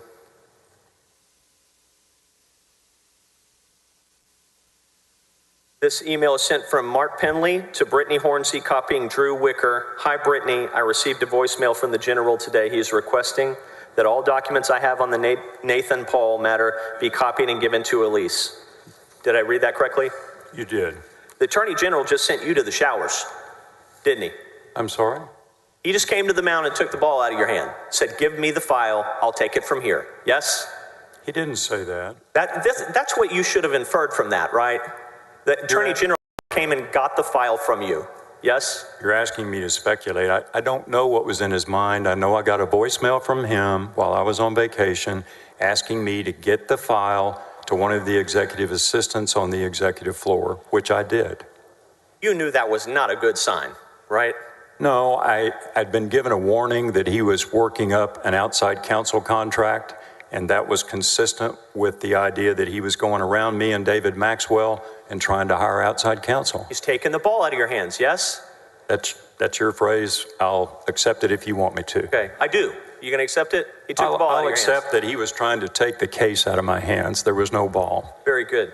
Let's move to Exhibit AG 1015, if you would. And these are your notes from a side huddle with Jeff Mateer, Blake Brickman, and Ryan Bangert, yes? Yes, that's correct. And at the bottom, we've got more redactions, yes? Yes, they were irrelevant topics that came up in a meeting that had nothing to do with this case. Well, I guess we'll have to take your word for it, won't we? Well, yeah. Below that, it says NP, file returned, Joe Brown, Cliff Strickland, outside counsel contract. So you knew about it. Yes, the purpose of the meeting with Jeff was so he could update me on things that had gone on during the week I was gone. And he told me that the Attorney General had considered hiring Joe Brown, a former United States attorney and former district attorney in Sherman. He'd been the U.S. attorney in the Eastern District of Texas. He also, I believe, had conducted a phone interview with Cliff Strickland, an attorney in Denver. All right, let's move ahead in time a little bit. May I approach the witness, Your Honor?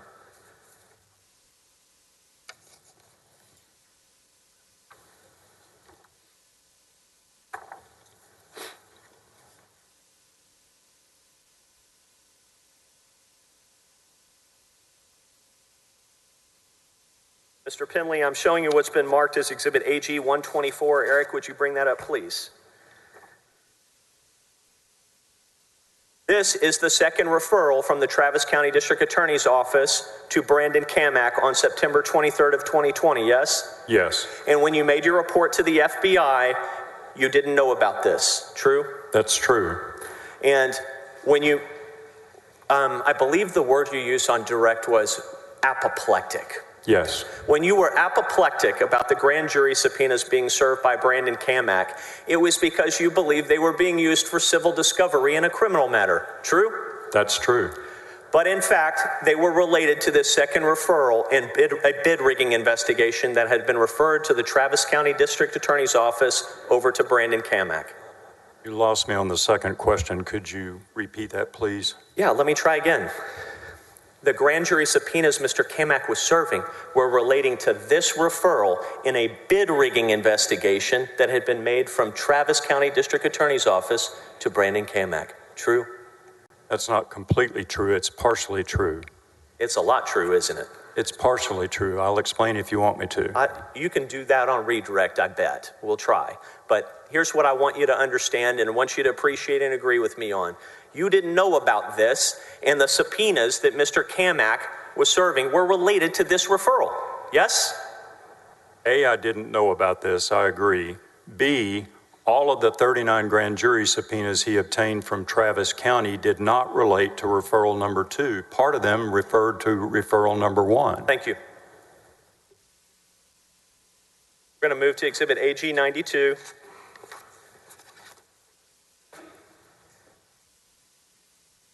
I do not believe 124 was admitted previously. We move for admission of AG 124. Any objection?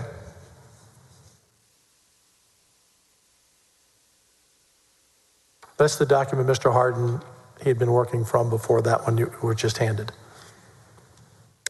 He has seen 124, and this is 92. I have no objection. I'll show that Exhibit 124 is admitted into evidence. And now are you offering another? AG 92, Mr. President. Any objection on this one, Mr. Hardin? No, Your Honor. Show that Exhibit 92 be admitted into evidence. Continue. Mr. Pinley, after 10 days here in Exhibit AG 92, you admit, or you finally state, I'm not signing the outside counsel contract. Yeah? You said after 10 days. You lost me at 10 days. Your testimony today was that you got the outside counsel contract DocuSign on September 14th. You told them you got it on September 4th. Whether you've had it for 10 days or 20 days, you are now finally telling someone, I'm not signing it. Yes? I received it on September the 16th, as I previously stated. So 8 days later, after the Attorney General called me and asked me to sign the outside counsel contract, I told him I could not and I would not, and I gave him all the reasons why. He told me to talk to Jeff Mateer and to forward this contract to Jeff Mateer, which I did. Let's move to Exhibit AG 1017, Eric. These are the notes that have already been entered in evidence, I guess, on both sides. But these are your notes from September 26, right? Yes, these are my after-meeting notes on September 26 from McKinney. Okay. This is discussion about hiring outside counsel, at least in part, yes? Yes, that was discussed. Okay, Eric, zoom in on the last half of the page, please. Higher, there you go, stop. Do you see the line about 4 lines down? It says, I said. Do you see that? Yes. It says, I said I don't need him, and we shouldn't be spending money on him when we can't give raises to our employees. Yes, I see that. You said that, didn't you? I did. None of that is your business or decision or authority at the Office of the Attorney General, is it? I don't totally agree with you. I don't have the ultimate authority, but I have a duty to tell him about things going on in my area of responsibility. We couldn't give raises to our people. I felt like he was wasting money on outside counsel on an improper investigation, and I was trying to express that to him. Do you understand that there are 900 outside counsel contracts every 2 years at the Office of the Attorney General? I didn't know that, but I'll take your word for it. And your explanation here, for one reason Ken Paxton shouldn't hire Brandon Kamak is, I don't need him. We shouldn't be spending money on him when we can't give raises to our employees. That was what you said, yeah? That's what I said. And Ken Paxton got upset and he said, so you're going to exercise veto powers over the budget for the agency? He said that, yes. That was his response to you, yes? Yes, it was. At the bottom, it says there's a chance of media exposure. Second to line from the bottom. Yes. You expressed you were worried about that, right? I was worried for his sake, yes, and I warned him. Go to the third page if you would, Eric.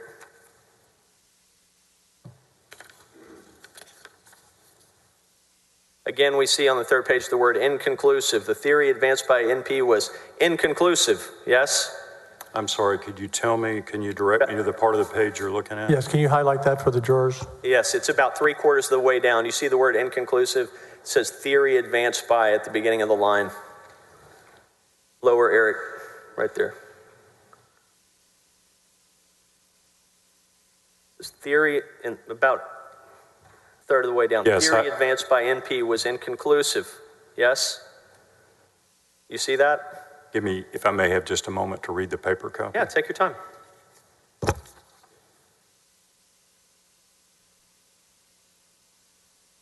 Yes, I wrote that. And toward the bottom of the page, and just leave it there, Eric, it says, I'm willing to hit the reset button and start fresh if they will produce docs, right? Yes, I told him that. You're 3 months into this referral, yes, and you're now telling your boss, I'm willing to hit the reset button, General Paxton. That's yes? what I told him on September the 26th, yes, after repeated requests for all the documents. Turn the page if you would. Eric, give me the bottom half.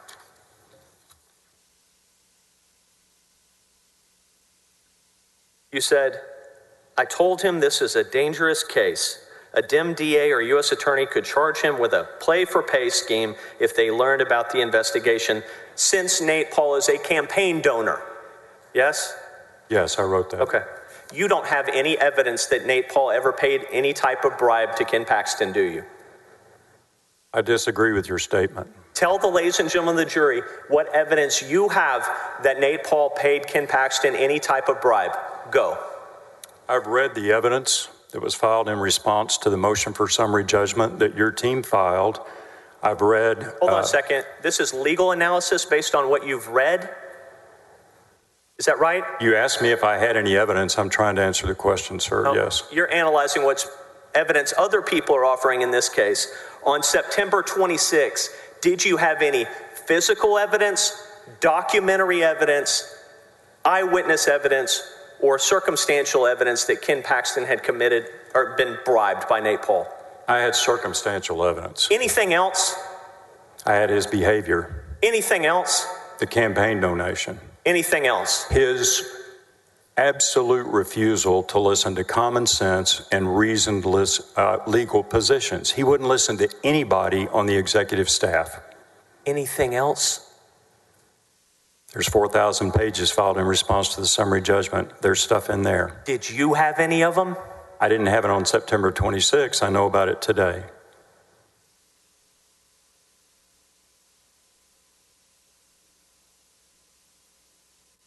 The bottom portion of that bottom paragraph says, I gave him the scenario that NP, if indicted, could make up a story and throw him under the bus to the feds. That's what you told him, right? I did.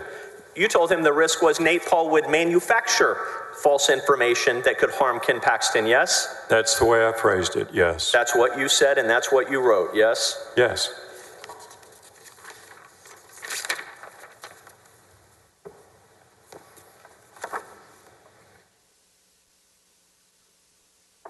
We get to September 30th or 29th and 30th, your head explodes.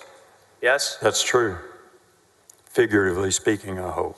That's what you said that's what you said to the House Board of Managers, right? I did, and I was extremely upset when I found out about the grand jury subpoenas, yes. I'm going to show you what's marked as Exhibit AG 50. May I approach, Mr. President? Thank you.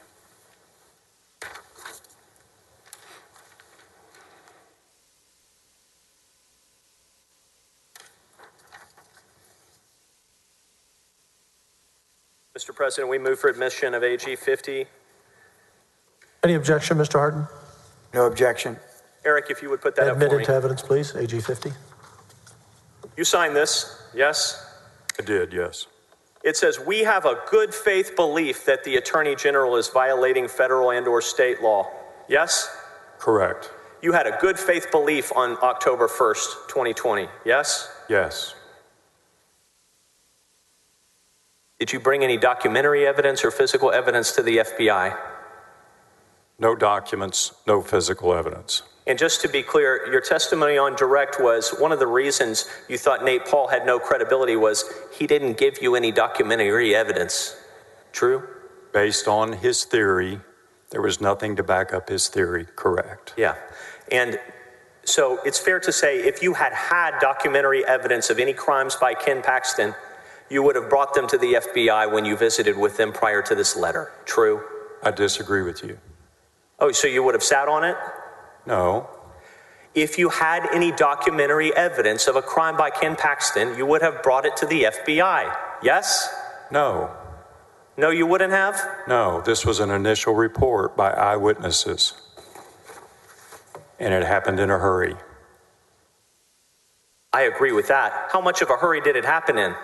Well, in one sense, it had gone on for 3 months, but what really took this to a crisis level was learning that Brandon Kamek, or Kamak, I don't know the exact pronunciation, was serving grand jury subpoenas that were designed to help Nate Paul in his civil litigation against his business adversaries. You've testified about that. May I approach, Your Honor?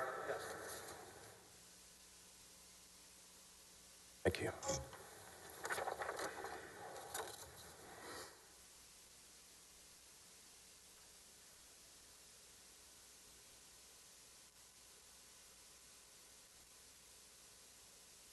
We move for admission of Exhibit AG 97, please. When you have time to respond, Mr. Harden. No objection, Your Honor. Admit AG Exhibit 97 into evidence. From your office email, you forwarded grand jury subpoenas that were supposed to be secret to your counsel, Johnny Sutton, correct? That's partially correct, yes. And to be clear, you've never paid Johnny Sutton a dime, have you? Not yet. You have some type of pro bono deal with him? No. Who's paying for him? We haven't agreed on a fee arrangement yet. We've agreed to discuss that in the future. Let's let that sink in for a second. This man, who's a former assistant U.S. attorney, is with the Ashcroft law firm, I believe. It's in multiple states.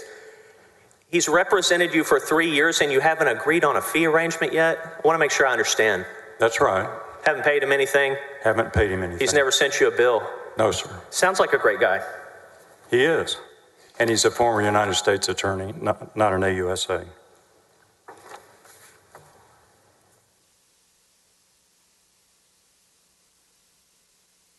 At some point in time, you get placed on investigative leave, true?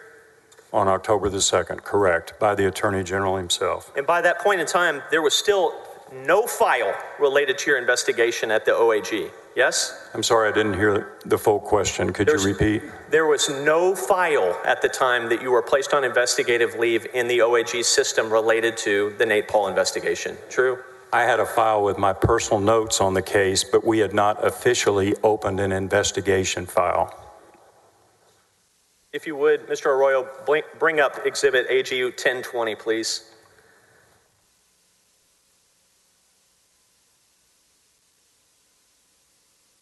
October 10 of 2020, these are your notes from a conversation with David Maxwell, correct? Yes. Blow up the bottom portion and highlight it, Mr. Arroyo.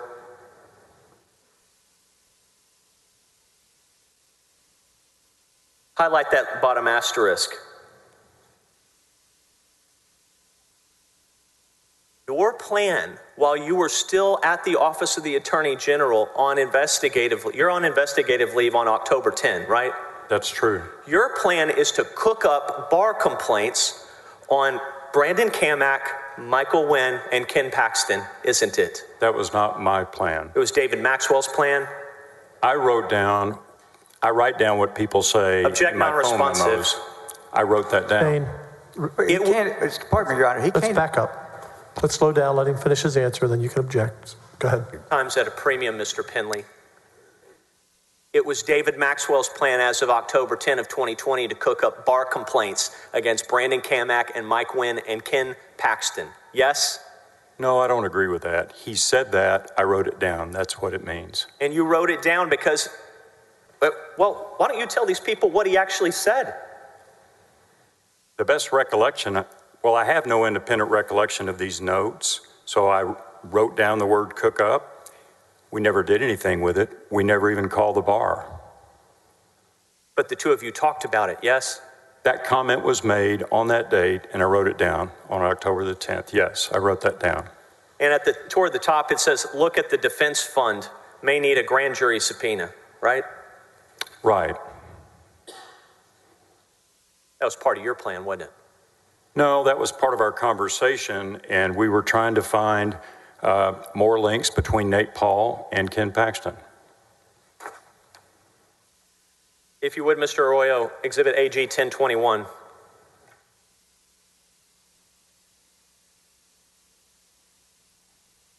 These are your notes. Let's work from the top. When did you write this? Hang on just a second. I guess I don't have a paper copy.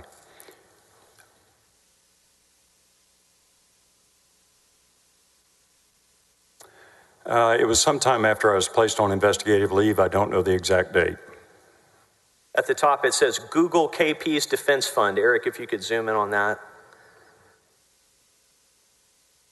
See if we can access that document. Who's we, by the way? Some of the whistleblowers. I can't name anybody other than myself. You guys are trying to dig for dirt on Ken Paxton, right? We're trying to find evidence to defend ourselves because we were being unjustly treated. Next paragraph, Mr. Arroyo.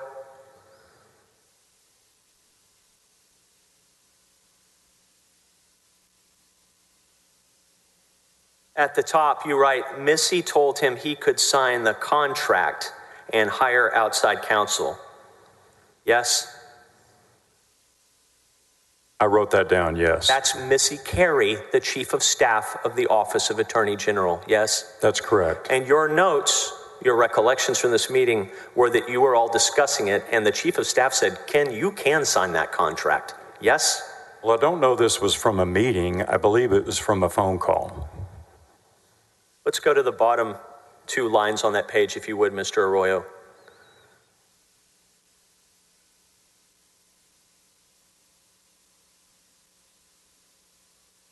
The bottom you wrote, KP must be indicted by spring break. You wrote that, right? Yes. That was what you wanted, wasn't it? At that point, yes, because I believed he'd broken the law. Of what year? I'm sorry? Of what year? The law of what year? Ask the witness. Mr. Hardin, redirect. Thank you, Your Honor.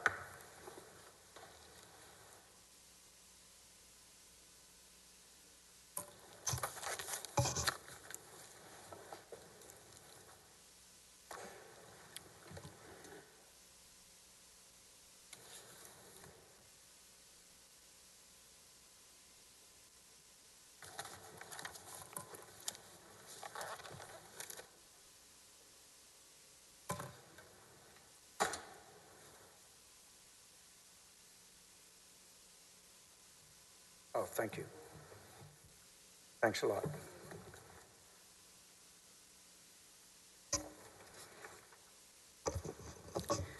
Mr. Penley, I'll just take a few minutes with you.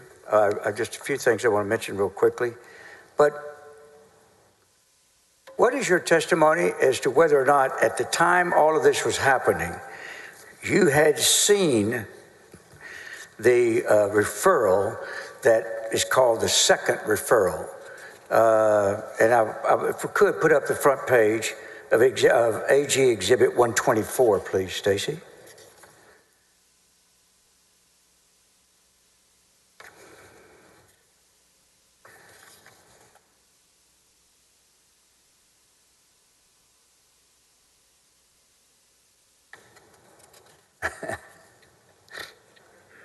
It's okay. Thanks a lot.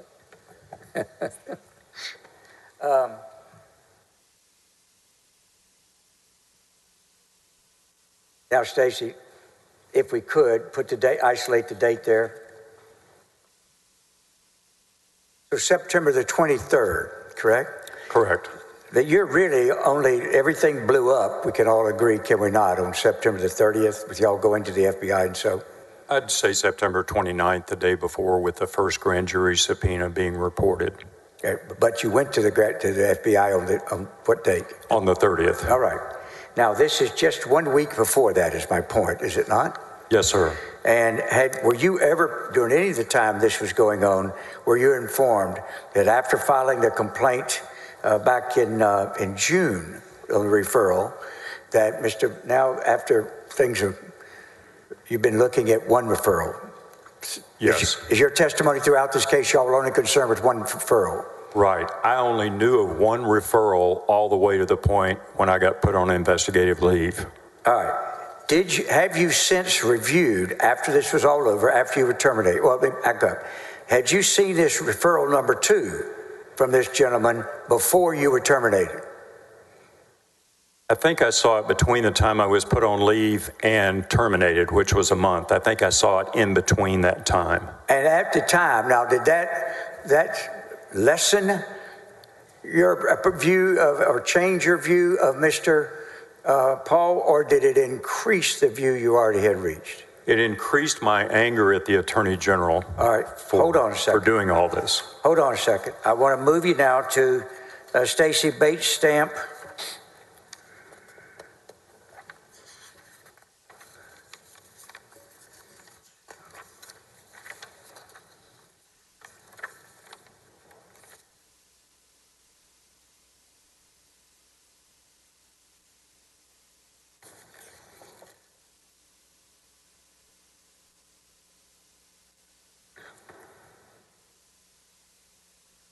I think it's one.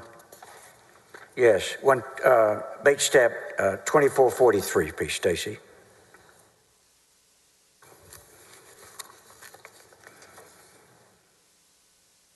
Now, you've heard on cross, you've been asked questions about when y'all met with the investigative committee that you weren't under oath, right? Yes, I recall that. I'm going to look at this. Does this page show? All right. Do you see whether or not Mr. Paul once again had a choice of whether or not to swear to the allegations he was making? Yes, I know that on both referral number 1 and number 2, those forms from Travis County have a line for a notary signature and a swearing that everything is true. Now, what is your opinion as to whether when he goes to the district attorney's office to file a complaint and has a chance to make his allegations, did he swear to those allegations? He did not swear to either complaint in referral 1 or referral 2. And when he didn't swear to the complaint, did you, once you found out about it, while you were, you say, on leave before you officially terminated, did you look at the allegations this guy was making this time? I looked at the allegations. With that combined with everything else that had occurred, made me look in a highly skeptical way at his claims. Well, let me ask you this. Did you look at this referral number 2 and see that now he wants a federal bankruptcy judge investigated? Right. That makes 2 federal judges he wants the state of Texas to investigate, even though we told him he needed to go to the United States Department of Justice Inspector General's office to take these claims. And to take him seriously. He wanted us to take him seriously, I agree. Go to Bait Stamp if you can, Stacy, 124. Or that's the exhibit, excuse me. Bait Stamp 2445.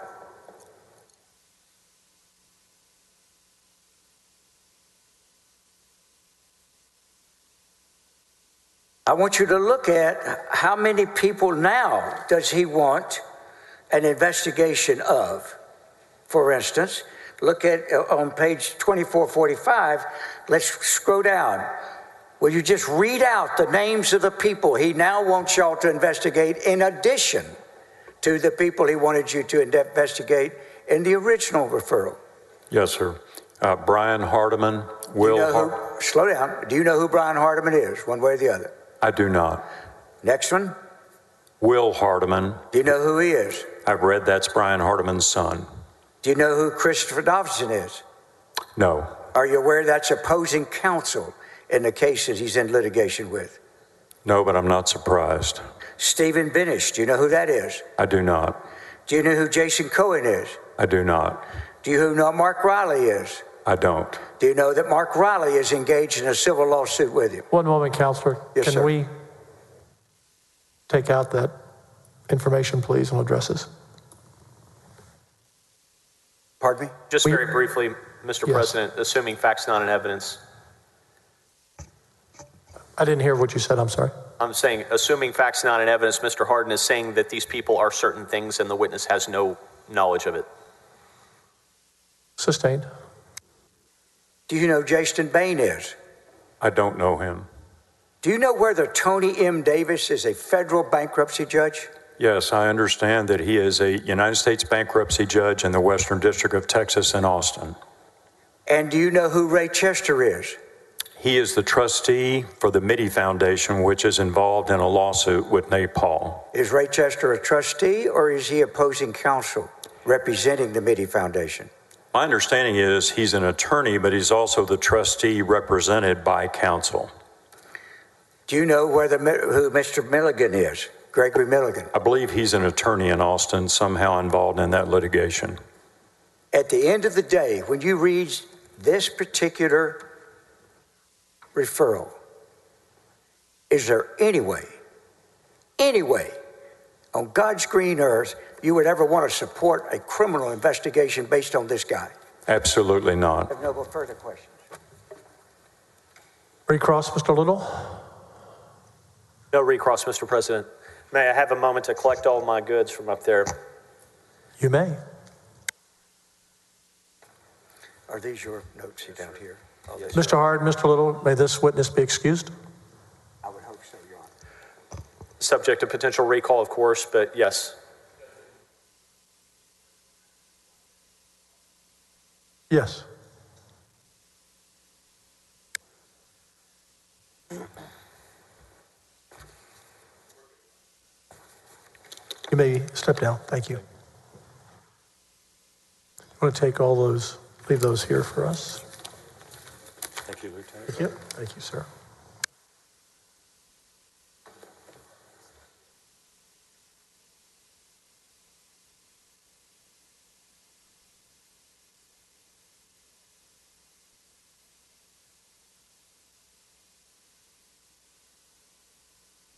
Who's the next witness?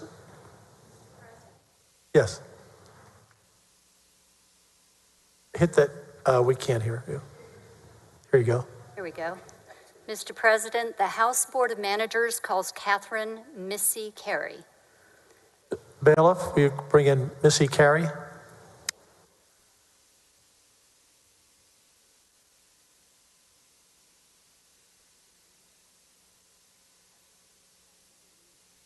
Got it.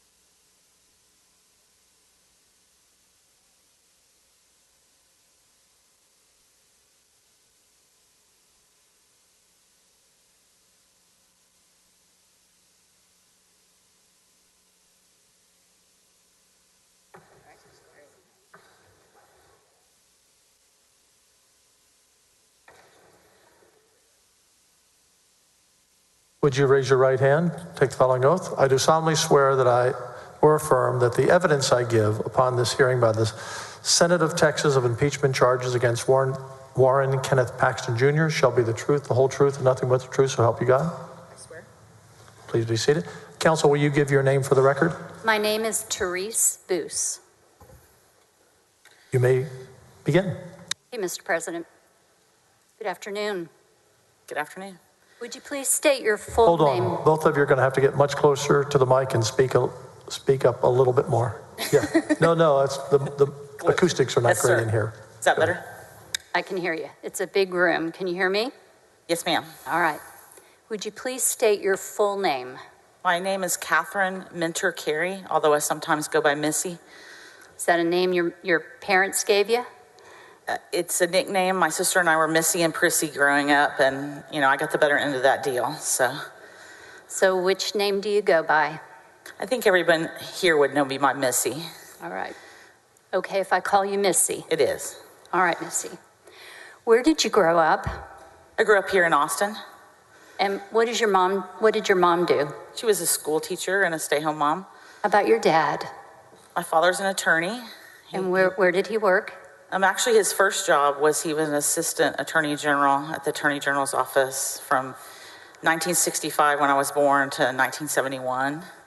And then he had private practice in a law firm here in Austin. Was he a role model for you? He is a role model for me, yes. Is he why you became a lawyer? He is. How about the attorney general's office? It just, when I was a kid, he would take me up there. I was probably kindergarten or first grade, and it was like the scene from Mad Men, if you know the TV show. It was a cool place, and it was what I always wanted to be.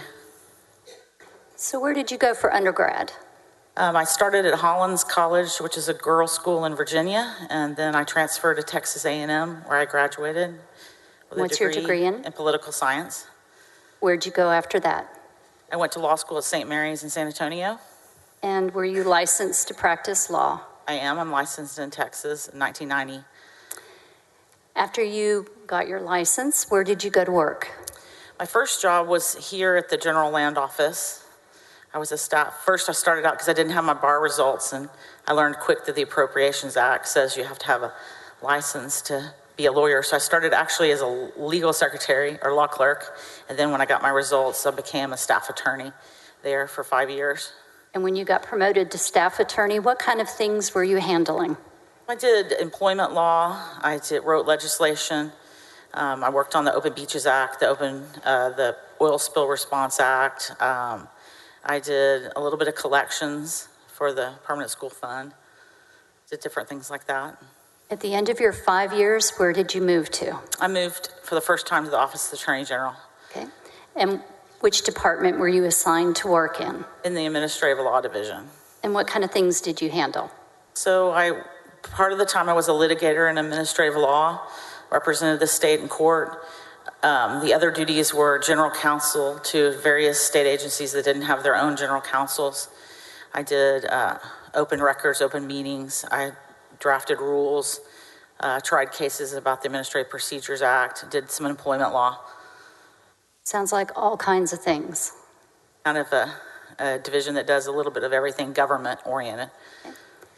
Did you leave the Attorney General's office? I did. I left the Attorney General's office for a while in 1997, and I was conscripted, so to speak, to work at the Texas Lottery Commission for Harriet Myers, Anthony Sadbury, and Judge Hill, John Hill, to work on a matter with the executive director at the time that was kind of well known in the press. Okay. So was there a scandal? There was. And did it all have to get cleaned up? It did. And did you assist with that? I did.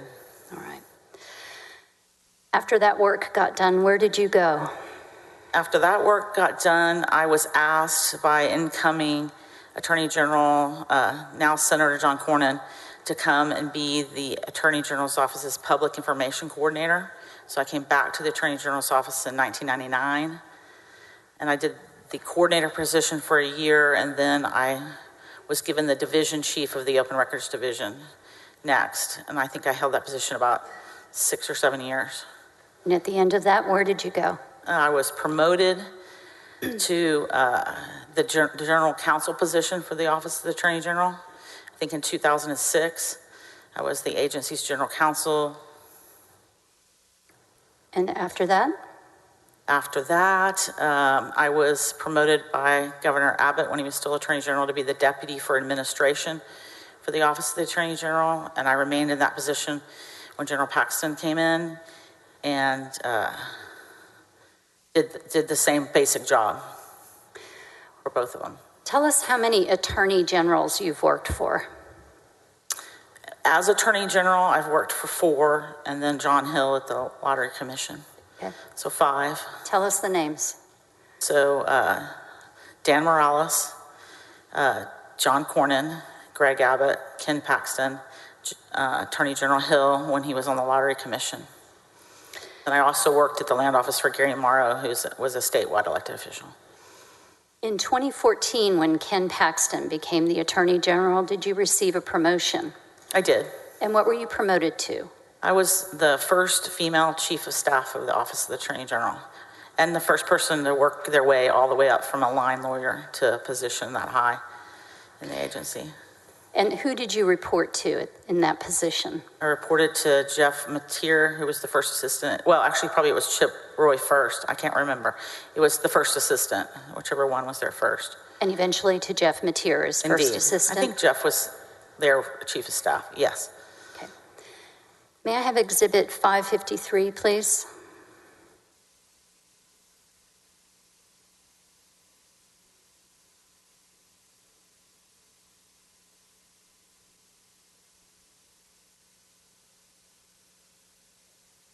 It's not in evidence. It was used, I think, with the very first witness. And I'll offer it into evidence. It's an organizational chart. Any objection? No objection, Your Honor. Enter, I don't have a copy, but what's the number? It's 553. 553 into evidence. In the future, if you all can give us a copy. Thank you. Can you see the chart, 553? I can. Okay. And what year is this chart reflecting? This chart, even though it's dated September 2020, I think reflects the organization as of September of 2019. Okay. And have the names changed a little bit? during the time that you were there? I'm interested actually in the divisions and the deputies, the slots. Can you, looking at the far left of the line of executives, can you tell us, as chief of staff, who you worked with during the period of time that you were working with Ken Paxton as your assistant, as your attorney general?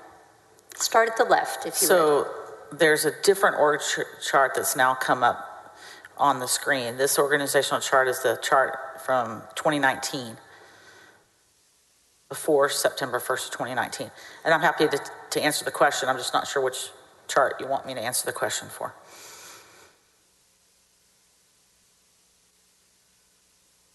Are we on 553? 553. 553.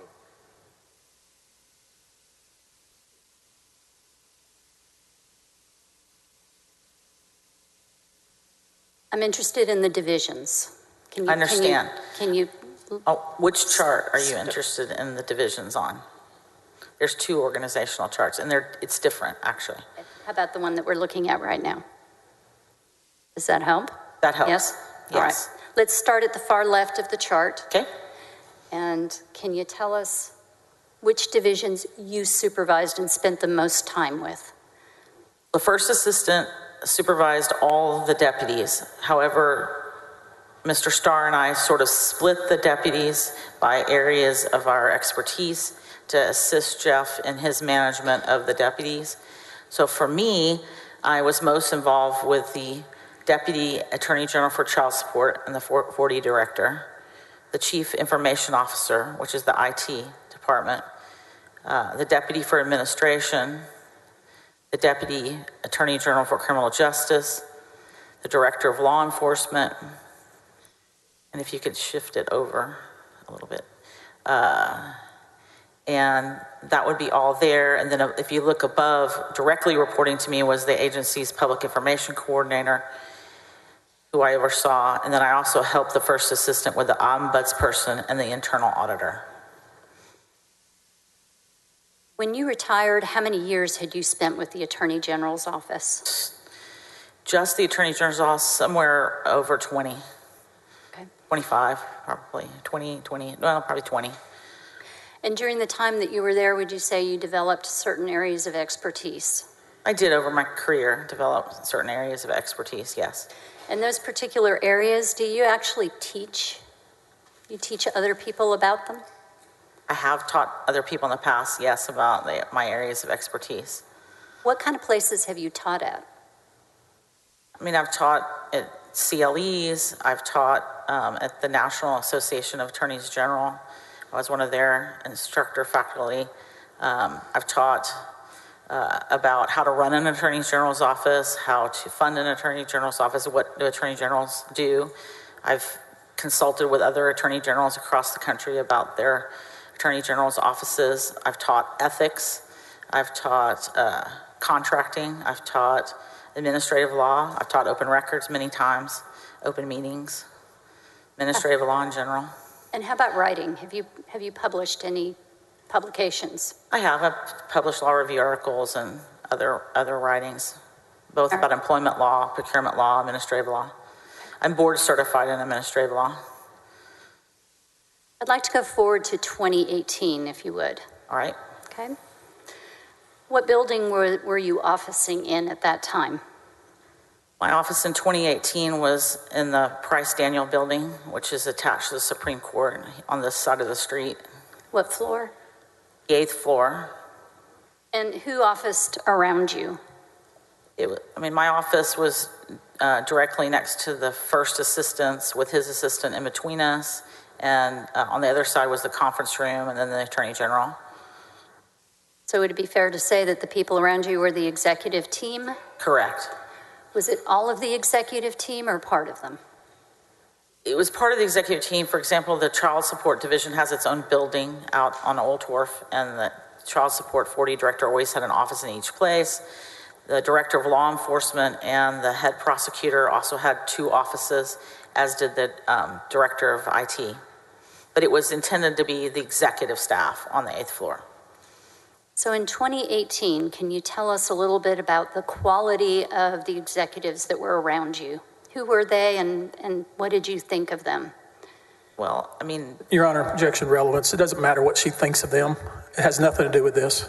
Sustained. Can you tell us, please, the people that worked with you,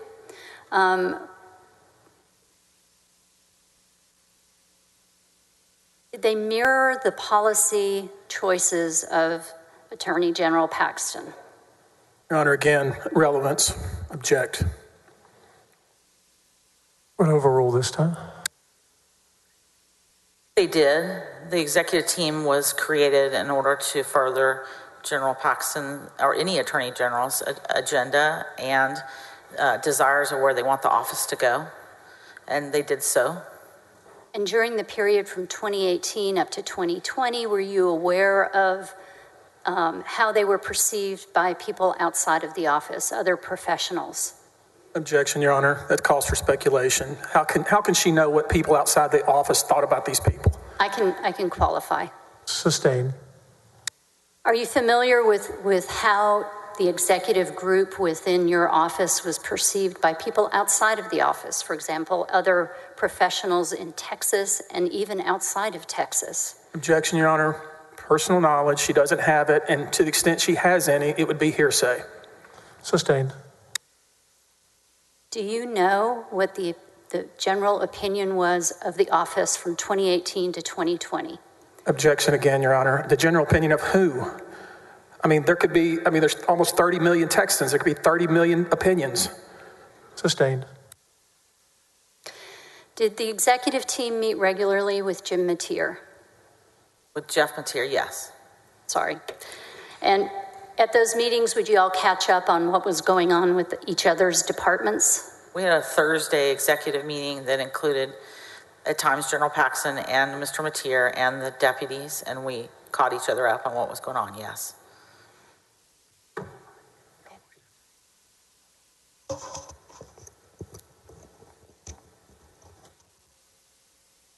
Can you tell us what General Paxton's involvement with the day-to-day operation of the office was? His involvement was similar to most other attorneys general. Most attorneys general set the high-level policy and high-level direction of where they want the executive staff to go, and then depend on the executive staff to complete those tasks and to follow that direction. So, Missy, you had worked in the office for a very long time at that point. As you looked around you at the people that you were working with, how would you describe them? Objection, Your Honor. Vague and irrelevant. Sustained. What kind of group were they? Again, I have no idea what that means. What kind of group were they? It could be anything. Vague. Could you be more specific? Thank you. Was there a description that you used for the people that you were working with? Did you call them something? I'm sorry to interrupt again, Your Honor. It's the same objection. Have to sustain.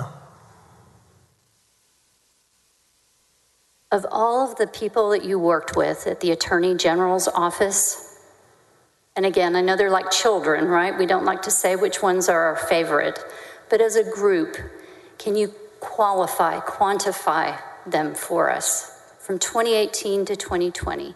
Your Honor, I hate to slow this down, but that question is vague and, as best I can tell, irrelevant. Sustained.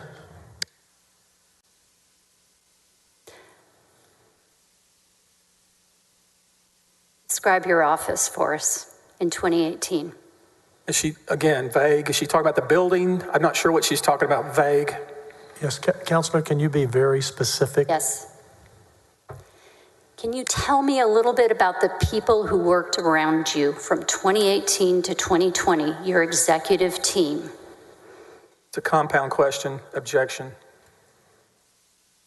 She's asking about multiple people. We don't know who she's talking about, but to the extent it's more than one, it's compound. I can take them one by one. If counsel wants me to do that, we can do that. You're on the clock. Yes, I want you to do that. Ask a specific question. Okay. Sustain. Be specific. Did you have an opinion about the people that you were working with, your executive team, during that time period? Yes. Tell us what that opinion was. Objection, Your Honor. Vague. Which person is she referring to? I'm referring to the entire executive team that we've talked about. Yeah, I'm sorry to do this, but she can ask, what's your opinion of Mateer? To the extent that's even relevant, probably not, but this is very vague, and to the extent it's not vague, it's compound. I'm going to overrule. You can ask the question. You can answer what your opinion was of the overall team. You can answer the question. My opinion of the overall executive team was that they were incredibly professional. They were committed to General Paxton's agenda, and it was a credible set of legal minds. Was part of your responsibilities working with and supervising the security detail group? Yes and no. Mm-hmm. I did not supervise the security detail because they work for the Department of Public Safety, but I did liaison with the security detail as one of their points of contact, myself and Jeff Mateer. Okay. How about the scheduler? The scheduler did not report to me, reported to Jeff, but I did help at times with questions and things with the schedule. I want to talk with you specifically about spring of 2018, okay? Yes. All right. Was there an incident that caused you some concern? Yes. And I want to talk about that. Can you tell us where you were when it happened? I believe you're referring to an incident at the Galaxy Cafe. I am. Spring of 2018, I was at the Galaxy Cafe on West Lynn eating lunch by myself. They have very small tables that sit 2 by 2, very close to the person who's sitting next to you. I was alone eating lunch, and there was a man and a woman sitting to the table directly next to me, probably within 3 feet away. And they were having a conversation, and the woman of the group was sharing what I perceived to be very Objection. personal. I'm sorry. She's about to repeat hearsay. I object to that. Sustained. As you sat and listened to the conversation, did you overhear some information that you felt was inappropriate? This question calls for speculation and also hearsay. I object. Sustained. As you sat and listened to the conversation, how did you feel? Objection, relevance. Doesn't matter how she felt. I mean, that has nothing to do with this case. Sustained. As you sat and listened to the conversation, did you decide to do something? Objection, vague. I'm not sure what that means, Your Honor. We'll overrule. What did you do? After listening to the conversation, I took a photograph of this person and took it back directly to Attorney General Paxton. And why did you do that? Excuse me, can you move closer to the mic? Yes. Thank you, Ms. Carey. And why did you do that? Because I felt the conversation was... Objection, hearsay. I'm not asking for hearsay. I'm asking what her concern was. That's not what the question was, Your Honor. I asked her... Would you repeat the question? Yes. You took a picture of the woman. Why did you do that? I wanted to talk to General Paxton about it, what I saw. Is security of the Attorney General something that you as an employee were very concerned with? Always. Was the conversation that you overheard causing you concern about safety for the Attorney General? No. What was it causing you concern about? Objection, she hasn't said that she was caused concern. I mean, it assumes that she was concerned, and she hasn't told us that yet. Sustained, you can ask that question. Were you concerned? Yes. What were you concerned about? The level of personal detail being shared in a public space. And was it directed to the Attorney General, Ken Paxton? No. Who was it directed to? It was directed to a man who I did not recognize at her lunch table. Okay. The woman that was speaking, did you recognize her? No.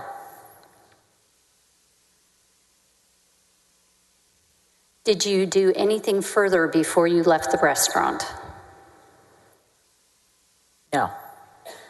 Did you monitor the woman as she was leaving the restaurant? Objection leading. Sustained.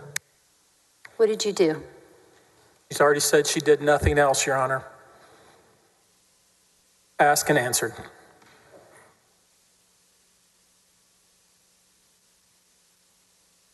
Can you rephrase that a little bit? I can. Before you left the restaurant, did you try to get any additional information about the woman? I looked at the car she was driving when we were leaving at the same time.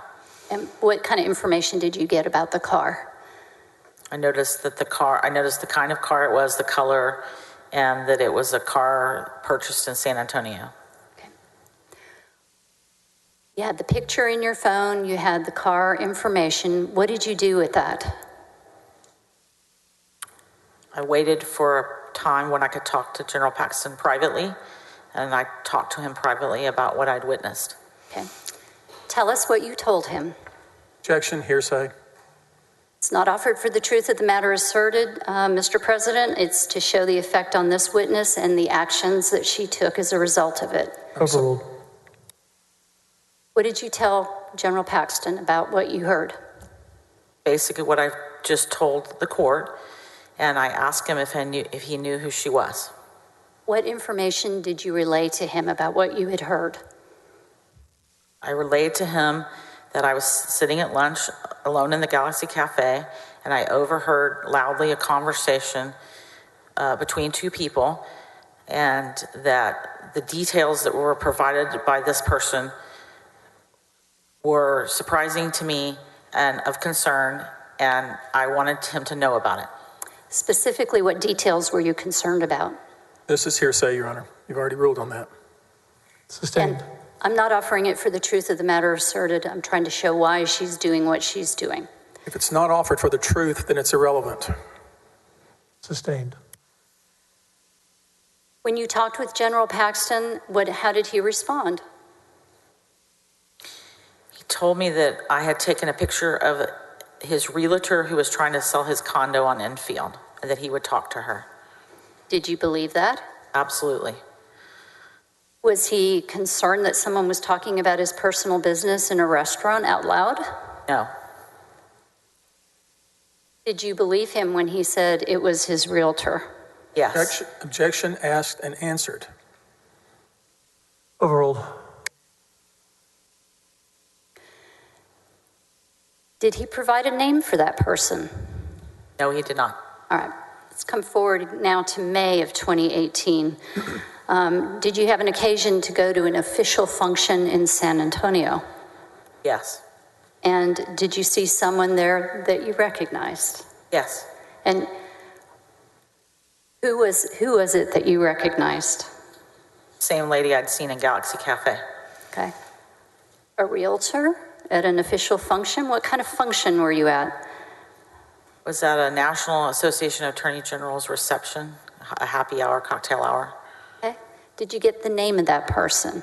He was wearing a name tag. And what was the name? Laura Olson. Okay. During the course of the spring and summer of 2018, did you come to learn what the relationship was between Laura Olson and the Attorney General? I did. Objection, Your Honor. I'd like to lay a predicate for that. Otherwise, it's based on hearsay. Sustained. How did you come to learn about the relationship? Attorney General told me about it. I was also told by the security detail and the travel aides. And did you confirm that it was the name Laura Olson, same person? I did. How did that make you feel about him telling you that she was a realtor? Surprised. That he had lied to you? Yes. May I have House Exhibit 623, please?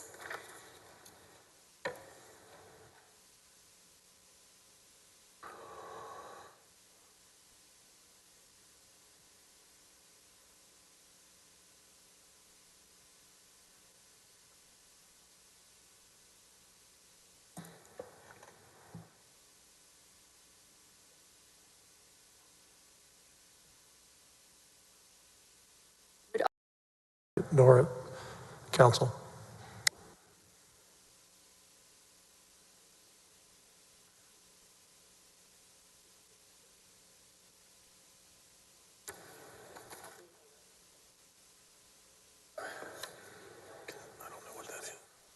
We'll break in 15 minutes. We're going to continue to the top of the hour. Thank you, Jim.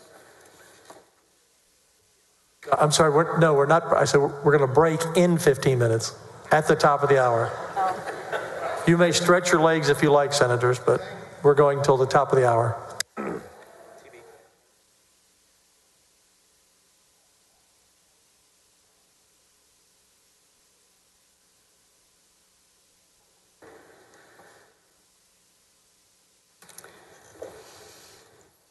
If I may, I'm going to move on and we'll come back to this exhibit. Okay, we'll come back to that exhibit. Continue. Detail. Mr. Mateer. How about the scheduler? To the witness, can you repeat that? We couldn't hear you clearly. The travel aids, the security detail, and Mr. Mateer was my answer, Your Honor. Let's talk about the travel detail. What kind of problems were you having to deal with?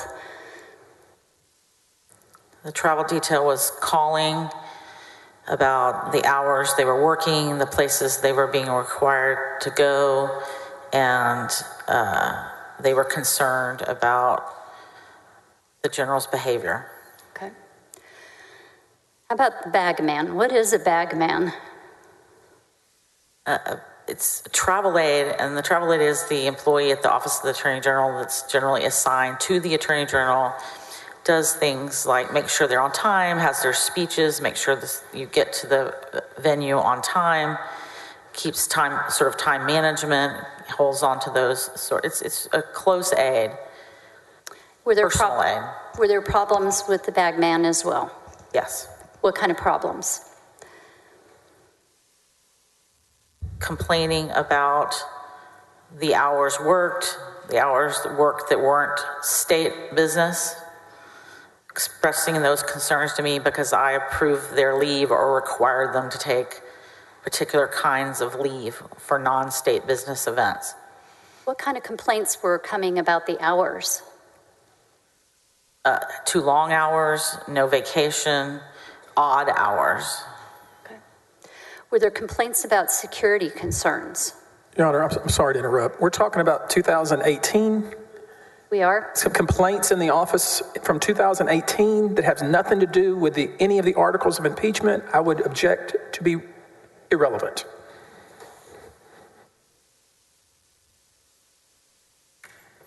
Overruled. Complaints concerning security. What were the worries? Similar concerns. Which were what? Hours worked, non-state business, disorganization, and changes to the schedule. Issues concerning not state business. What kind of things?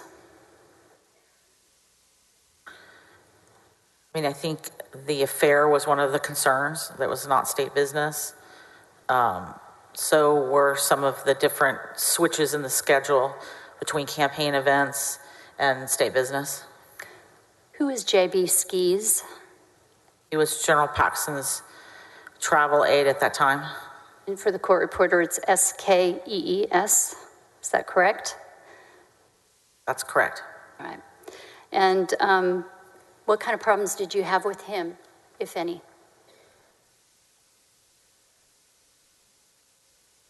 I personally didn't have problems with JB. JB quit unexpectedly and refused to tell me or Mr. Mateer why. You ever had that happen before? I have not. Were there issues with the Attorney General's wife that you were having to deal with as well?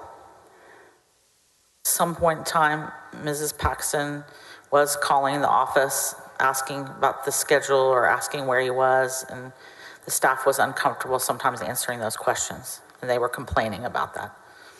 Why would they be uncomfortable? Objection, speculation. Sustained. Do you know what caused them to be uncomfortable? Only what I was told. And what was your understanding?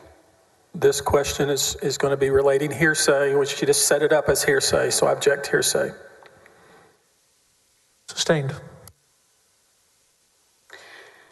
With a problem like that, with the problems that you were having concerning morale, what did you do?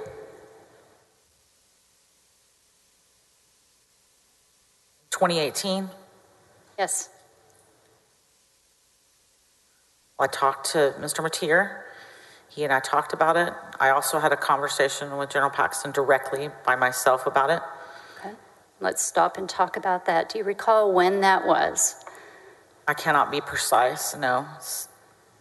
Do you recall what time of year it was? It would have been the summer of 2018. All right. Where did you have that conversation? In my office. Okay. And what did you talk about? Objection. To the extent she's going to relate what she said, that would be hearsay. She's here for cross-examination. Sustained. What was the topic of conversation? Objection asked and answered. She already told us what the topic was. Overruled. What was the topic? The topic was the ethical implications of a secret affair. Were you able to relay your concerns? Yes. Did he confirm that he, in fact, was having an extramarital affair? Yes. And did he tell you that that was with Laura Olson? No. Not at that time? No. All right. What was his attitude when you told him that things were not good within the office because of that? He was contrite, and he listened to what I had to say very carefully. Did you get the feeling that he thought it was none of your business? Maybe. But we had a good conversation, Okay. a productive conversation. Were you able to help him understand why it was affecting the life of the office itself? I tried to do that. How did you do that?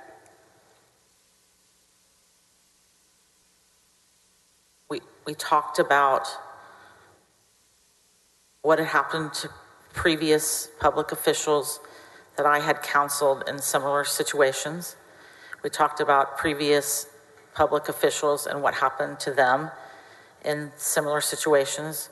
We talked about the risk involved in secrets of this magnitude that began to bleed over into the work of the Office of the Attorney General. What kind of risks are there? I mean, there's ethical risks, there's political risks, there's legal risks. What kind of legal? These things can open one up to bribery, misuse of office, misuse of state time, things like that. How did he receive that information? Well, Okay. Did you make a request of him to tell his wife, Angela? I did. How did that conversation end? Contemplatively, and then he left my office. Were voices ever raised during this conversation Not in this conversation, no. All right.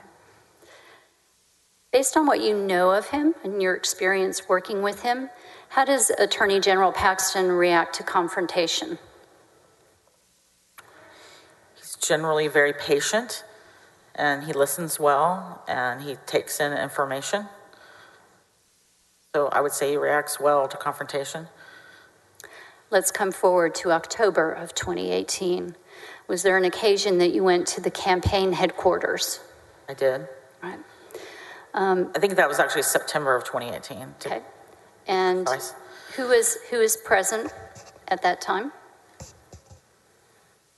Jordan Berry, Jeff Mateer, Brantley Starr, Ben Williams, Mark Rylander, I think, perhaps, myself. And I'm not sure, I could be leaving somebody out, but that's the ones that stand out. Okay. And what was the occasion? We were invited to meet with General Paxton and Senator Paxton to talk about this matter. This matter being what? The affair. Okay. Would it be fair to say that General Paxton confessed the affair to all of you? I think that'd be a fair characterization. Okay. Did he apologize to all of you as a group? Did. Okay. Describe that experience very briefly, if you would, please. An uncomfortable experience. It's an experience I had not had before in my life. Somber. Be a word I'd use. How did General Paxton's wife take it? How was she responding? She was sad and embarrassed, I believe. That was my impression. Was she crying? She was. Right. When you saw that, what did you do? My heart broke for her. And what did you do? After the meeting had concluded, I think I hugged her, and I think I told her that I was sorry this had happened to her. Okay. What happened after that? We broke up and went home. Went back to work. In September of 2018, after that meeting, did you believe that Laura Olson was out of his life for good? Again, at that point, I didn't know her name, but I thought that this type of behavior was out of his life for good, yes. Let's talk about August 1st of 2019, coming forward now in time. Was there a change in your duties? Yes. What happened? Judge Starr was being promoted to the federal bench, so there was a vacancy in the deputy first assistant position, which was equal to mine, both reporting to Jeff and helping manage the deputies in the way I described in the exhibit. I was told that that was going to change, and when the new deputy first assistant came in, who was Ryan Bangert, that my duties would be changed and I would be reporting only directly to Mr. Mateer. Okay. Did you receive an explanation as to why those changes were being made? It was my understanding that those changes were being made at the general's request because I had said no to him too many times, is what I was led to believe. Let's talk about that. What kind of things would you Counselor, say? excuse me. The jurors have been here for 2 hours. Can we break? Fine. Certainly. Members, come back at 3:20. 20-minute break. Stay right here, sir. You can step down.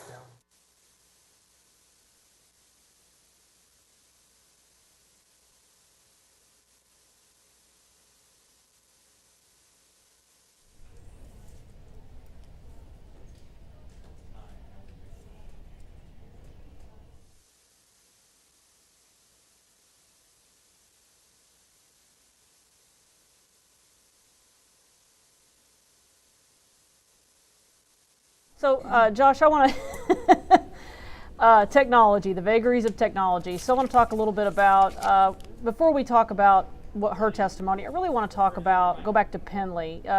Josh, what was your reaction to the last of what we heard from Penley? From the cross-examination or the redirect? Which part? From the cross-examination or the redirect examination? Can you hear us? I think we're having some technical. Okay, so I'm sorry, we're trying to work through the technical difficulties here. So I asked from the redirect or the cross-examination? I'm sorry, Josh, I am not hearing you. Let me do this. Yeah, Jeff Material was. They finished the cross-examination with Mitch Little. He was really tried to break Penley down, but it really didn't feel like he got very far with him. Josh, what are your thoughts on that? I thought it was not a very good legal cross-examination. He tried to confuse him with certain dates. Certain dates were off a week or so. Certain dates were off a couple days. He kept pulling a few words of each of Mark Penley's notes. For instance, he would say, Ken just wants the truth. Didn't he just say, Attorney Paxton just wants the truth? And Mark would answer it truthfully and say, yes, that's what he said, but that's not how he acted.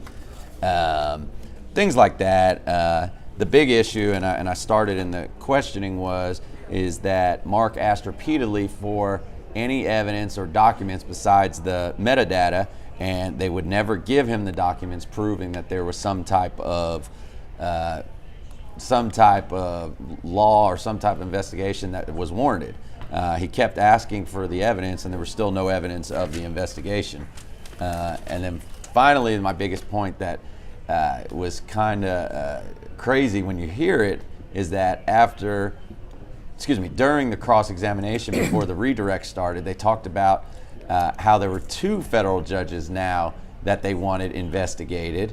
An opposing counsel, two of them who were looking into Attorney General's friend, Attorney General Paxton's friend, and he wanted them investigated as well. So it was clear to me at least, from the cross-examination that they did not really get too far. It seemed clear that they were grasping for straws, if you have heard that saying before, because in not once did they get to the actual evidence of what Nate did or why he did what he did or why Attorney General Paxton was so interested in what Nate was doing. And they never even kind of questioned that. It was more of just dancing around small little discrepancies. And in my experience, that doesn't do the job on a successful cross-examination. Did you feel like they kind of gave up with Penley? They did give up in the middle of an answer. He passed the witness when Mr. Penley was when Mr. Penley was answering the question and just screamed at pass the witness. I was like, did he just say he's done? I've never heard that before. And then in redirect, Rusty Harding cleared some things up and showed further how much Attorney General Paxton and Nate Paul, who they were going after. You're talking about two federal judges, you're talking about U.S. attorneys, you're talking about clerks, and then now you're talking about two opposing counsels, meaning lawyers who are involved in some type of civil suit with Nate Paul. How that all adds up is fascinating because it makes it seem like, and based on what I said earlier, it makes it seem like the Attorney General and Nate Paul were in cahoots in coming after anybody who was doing anything that seemed to investigate Nate Paul. Bernadine, what do you think? Well, I think that he did an excellent job on directing in terms of dropping buzzwords. And you could tell by what we were looking at online where pro-Paxton taxpayers or followers were reacting to those buzzwords such as manufactured information. You had no evidence. Yeah, it's pretty wild, really, when you think about. I mean, it's hard to understand why Ken Paxton would be so adamant that his people investigate Nate Paul's complaints, you know? Well, that's true, but listening to the cross, I don't think that they could actually impeach these witnesses or put as much questionable inference in what they were saying. So it appeared to me as if they started talking to their other audiences, which were the pro-Paxton people. Because and then it became very interesting to me, because I'm like, well, what else are you going to say? And you could clearly see that his supporters were responding to. And I think that at the end of the day, he just decided, well, I'm through with that. I'm through giving them, because I'm through giving them information to put on their social media. I'm through giving information with the pro-Paxton people, giving his supporters more information for them to say this is a witch hunt. Hey, we're going to take a quick break because we're having a problem with Bernadine's mic.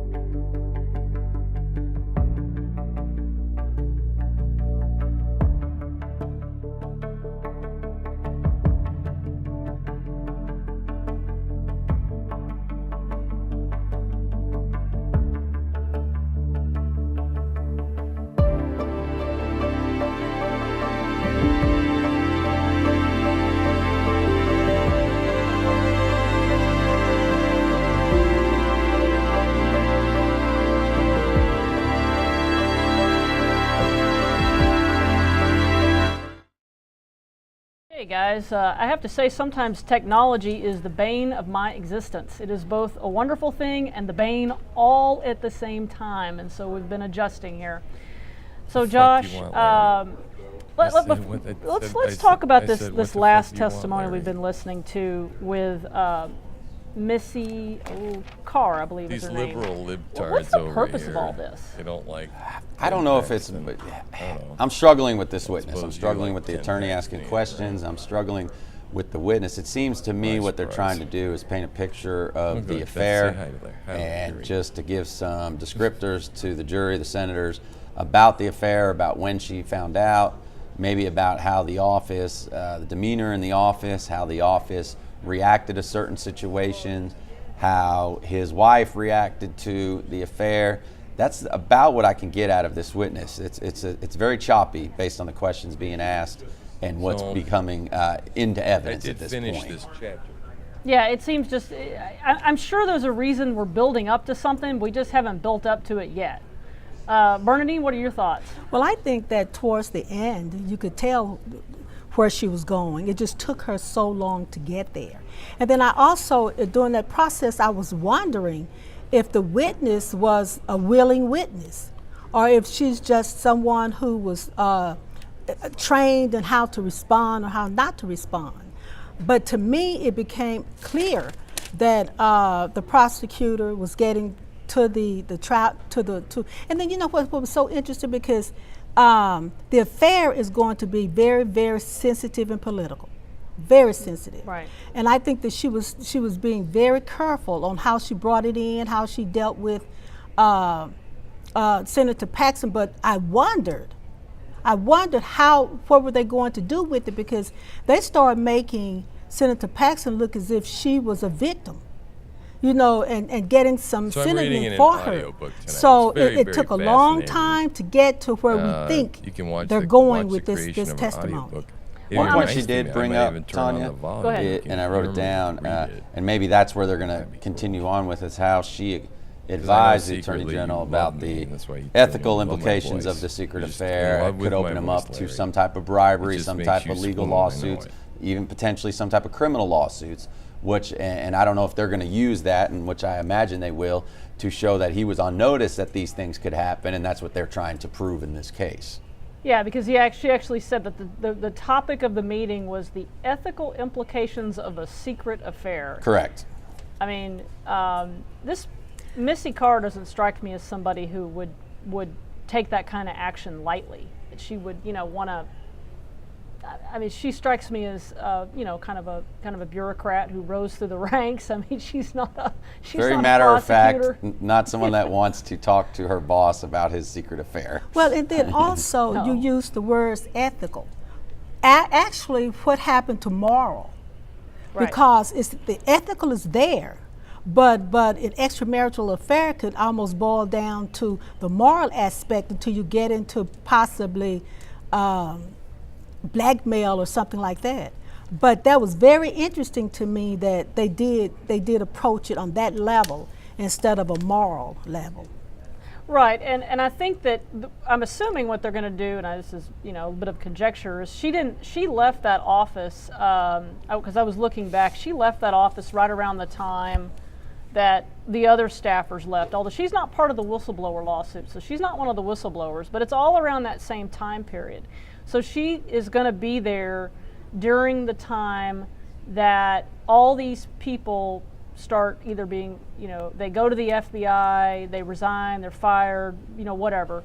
And so she's there during that period. So she would have had a front row seat to what was happening, but she wasn't directly one of the whistleblowers. She's not one of that group. So she would be kind of I don't know if an impartial witness, but she'd be someone kind of watching it from a little bit outside of the lens of, because her job, she wasn't, like Penley, she wasn't involved in criminal investigations or anything like that. So, but she was a deputy, so, in her position, she would have had quite a, role in seeing what was happening. We got breaking news. And I think that's why they tried to ask it. It's just the lawyer didn't ask it correctly, in my opinion. They were trying to ask what was the overall demeanor of the office during this time frame. How was everybody else acting around this? Knowing that she is a Actually, Saudis, what I like a to lot call a of them are disinterested Saudis. party But in the the sense damn, that she's not one of the Muslims, whistleblowers. She's not one of the ones who Islamists got money at the end. But she is one of the ones who Islamists. was advising And the then Attorney General today with we regards to the affair. $6 billion. Well, she is wasn't that right? a whistleblower, but keep in mind Eight? that she said that $8 at the end of the day, she was put up under in material. assets. So Because you she can't do didn't much start with out there. So $6 obviously, billion. I mean, that, you can only finance a little bit of Paxton terror with did the $6 same thing to billion her. He just didn't around the world, fire right? her. A little bit in. But right? according to that And what else? testimony, we he got somewhat 5 demoted her. Americans for it. And she was surprised by it. Yeah, of course, we didn't go in the there, drop in explanation there with a that helicopter she was and given was save that them she like said any no other to him president too would often. do. No, we paid So for she them. wasn't Because that's what we technically do. a whistleblower. We just pay, But he did terrorists. punish her for her That's actions what the in that Democrats office. have brought. We never, one thing we haven't ever talked about negotiated was with terrorists. Remember during that? the cross-examination. There used to be a day and Penley, age we never did. There was that. definitely But some now, dog whistles that went whatever. on because we do that. Mitch Little brought up And Kevin again, you can say Kleinsmith. whatever Kevin you want about Kleinsmith Trump, is but a former wouldn't be FBI doing this shit, lawyer man. I'm looking at a story that was written on this. He pled guilty in 2020 to doctoring an email it's from the enough of me. I CIA. gotta This go was read. part of the Russia probe involving President Trump. And so, I mean, clearly they're trying to, it was clear they were trying to, draw those parallels to what was going on here as to why Ken Paxton would have believed Nate Paul. Or would have supported Nate Paul. Right. Yeah, it just depends which way your Yeah. political leanings are. right. In other words, I'm sorry. In terms of why, he obviously was bringing it up. He brought up a couple other things. I think as part of his effort to show that, there were federal officials, FBI officials that had committed misconduct. But, it just didn't seem like. Well, Tanya, he has to, because you have an attorney general in Texas who he wants to investigate all of these federal officials, including judges. So he's got to show that there was some issue in the feds in the past that deserved to maybe be looked at so it doesn't look so preposterous. But I don't think it came off very well, and I don't think, the way he went about questioning it, I don't think made any points with the jury when it comes to the actual facts of the impeachment proceedings. You don't think it landed very well, Josh? Not at all. I think that goes straight to the political part that we've talked about all morning, that I think he's just trying to play to those Republican senators. And I think that's what most of this is going to become. And I think as we keep going along, every time the defense speaks, it's going to be basically I'm speaking to those Republican senators because I got to find how many to make sure they don't reach 9 to get my client impeached. Well, and not only senators, but the Republican base as well. Because, they have sent out a call for the Republican base and those Paxton supporters to contact their senators. Yes. So they want the senators as well as their base to hear the same thing. And that's why you hear these, you said dog whistles. I think that's a better term than the sound bites. But he's playing both sides, but he wants the senators as well as their supporters to hear the same thing. And they remember, they understand what they're saying. They understand the dog whistles because that's why they're doing it and they're saying it. Bernadine, what are you hearing? You're much more politically connected than I am. You know a lot more people in that realm. Are you hearing much out of Austin in terms of where things are shaking right now? Well, what I'm hearing is if the senators rule on the evidence, Paxton is convicted. Now they have to, the biggest question is, are the senators willing to remove their attorney general? And here's another thing as well. If they remove him, the way the votes have gone in Texas statewide, they will get another attorney general. It's just that are they willing to get rid of Paxton? And I think that they're moving even more so to, they're not necessarily afraid that the base will primary them because they're officials, they're popular in their districts. So it's just whether or not the senators are willing to get rid of Paxton, to remove Paxton.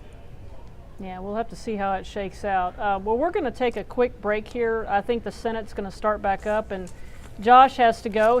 Thank you so much for hanging with us. Appreciate everything. Hope it helped. He's got to go do things that actually involve making money. Because coming here, he's not making any money. But we will have, Bernadine will be with me through the rest of the day, and then we'll have Bud Kennedy will be here tomorrow, and then we'll also have Josh, gosh, I'm blanking on the name now. Anyway, we have another lawyer here tomorrow. So, well, I appreciate everything. Hope it helped, and obviously, if you ever need me back, just give me a holler. Absolutely, Josh. But Bernadine, we're going to take a quick break, and then we'll get started back up. Okay. Thanks, Tanya. Thanks.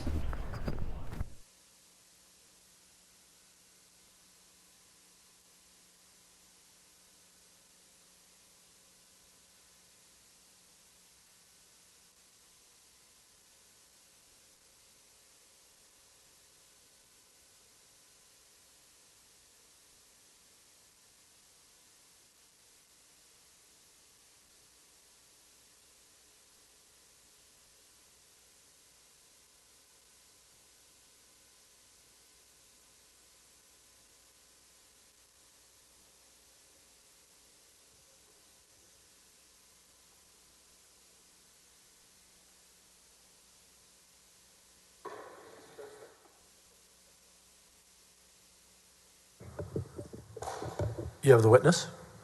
Thank you, Mr. President. Are you ready, Lacey? I am. Can you hear me now? Okay, there we go. I can hear you. Okay. Do you have an exhibit in front of you, Lacey? I do not have an exhibit in front of me. The screen is blank. Defense has it, 623.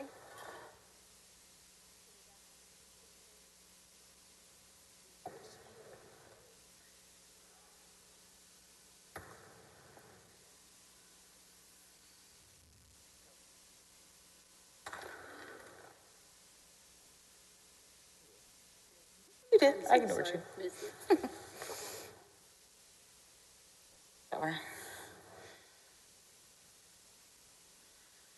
Missy, can you give me the number on there, please?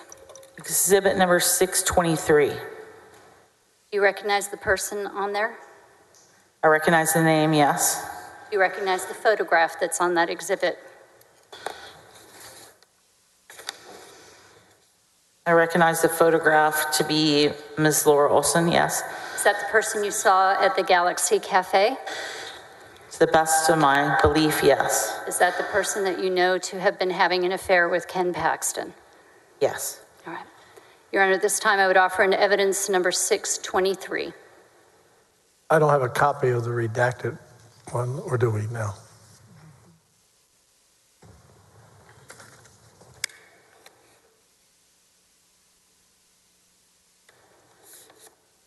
I'm not sure if we, is it 4 pages? Yes, Your Honor. It's been a section to redacted on. Okay, thank you. Is there any objection? No, Your Honor. Admit exhibit number 623 into evidence. Thank you. The photograph that you took in your phone of the woman at the Galaxy that we now know to be Laura Olson, what did you do with it? I deleted the photograph at the General's request. Did he ask you to do that when you first talked with him about the woman? He did. When he told her it was his realtor? He did. All right. I want to come forward now to the summer of 2019. Were there continuing to be problems within the office, the type that we had talked about already? Those problems began again, yes. Okay. Who were you hearing from? I'm not asking you what they told you, but what people within the office were talking with you? Travel aides, Mr. Mateer, the security detail. Were there problems that were happening outside of Austin? Yes. All right. Was there a further conversation that you had with Ken Paxton concerning the affair? Yes. Did you learn that the affair was continuing? From Objection, speculation, Your Honor. Sustained. And thank you. Did you learn that it was continuing? Objection, speculation, Your Honor, and anything that she would have learned. Let me finish, please. It's been ruled. Excuse me. Anything she might have learned, would it be based on hearsay or speculation? Sustained. Did you have a conversation with Ken Paxton during that time period? I did. That'd be the summer of 2019? Correct. Let's talk about that conversation. Where did it happen? in my office on the 8th floor. Did you initiate it or did he? He did. And what did you all talk about? We talked about Miss Olson again. And did you learn that the affair was continuing? Yes. Did he tell you that? Yes. How did he tell you that? What kind of voice was he using? He was frantically upset. At who? I think he was frustrated, and he wanted to express to me that he was frustrated with me and that I didn't understand what he was trying to tell me. And he was trying to tell me, he came in and said he was frustrated and that I didn't understand. He still loved Mrs. Olson, and he wanted to work it out with me. What did you take that to mean? For me to be more accommodating as far as the security detail, the travel aids, any of his requests. So in your very first conversation, when he first told you he was having an affair, had you given him some advice, some professional advice? I did. I gave him ethics advice. And what was that advice? The ethics advice in 2018 was that when you try to keep things secret and you're a statewide elected official who's running for office, that it could be both ethically, legally, and morally challenging, and that it was beginning to bleed over into the office. And is that what you were seeing? Yes. All right. Your second conversation in the summer of 2019, did you give him some similar advice? I gave him the identical advice. All right. Did you tell him that he needed to get his life in order so that the office could get back on track? I did. And leading and hearsay. Sustained. What did you tell him he should do? Objection, hearsay. It's not hearsay, Your Honor. She's the declarant, and Mr. Busby knows she's available for cross. He can have time with her when I'm Overruled. done. You can answer. I told General Paxton quite bluntly that it wasn't my business who he was sleeping with, but that when things boiled over into the office and into the state work, that it had become my business, and that I was having concerns about how the time and the effort of the travel aides, the security detail, and myself was being spent. And I want you to tell us what his demeanor was when you told him that. He was angry with me. How could you tell?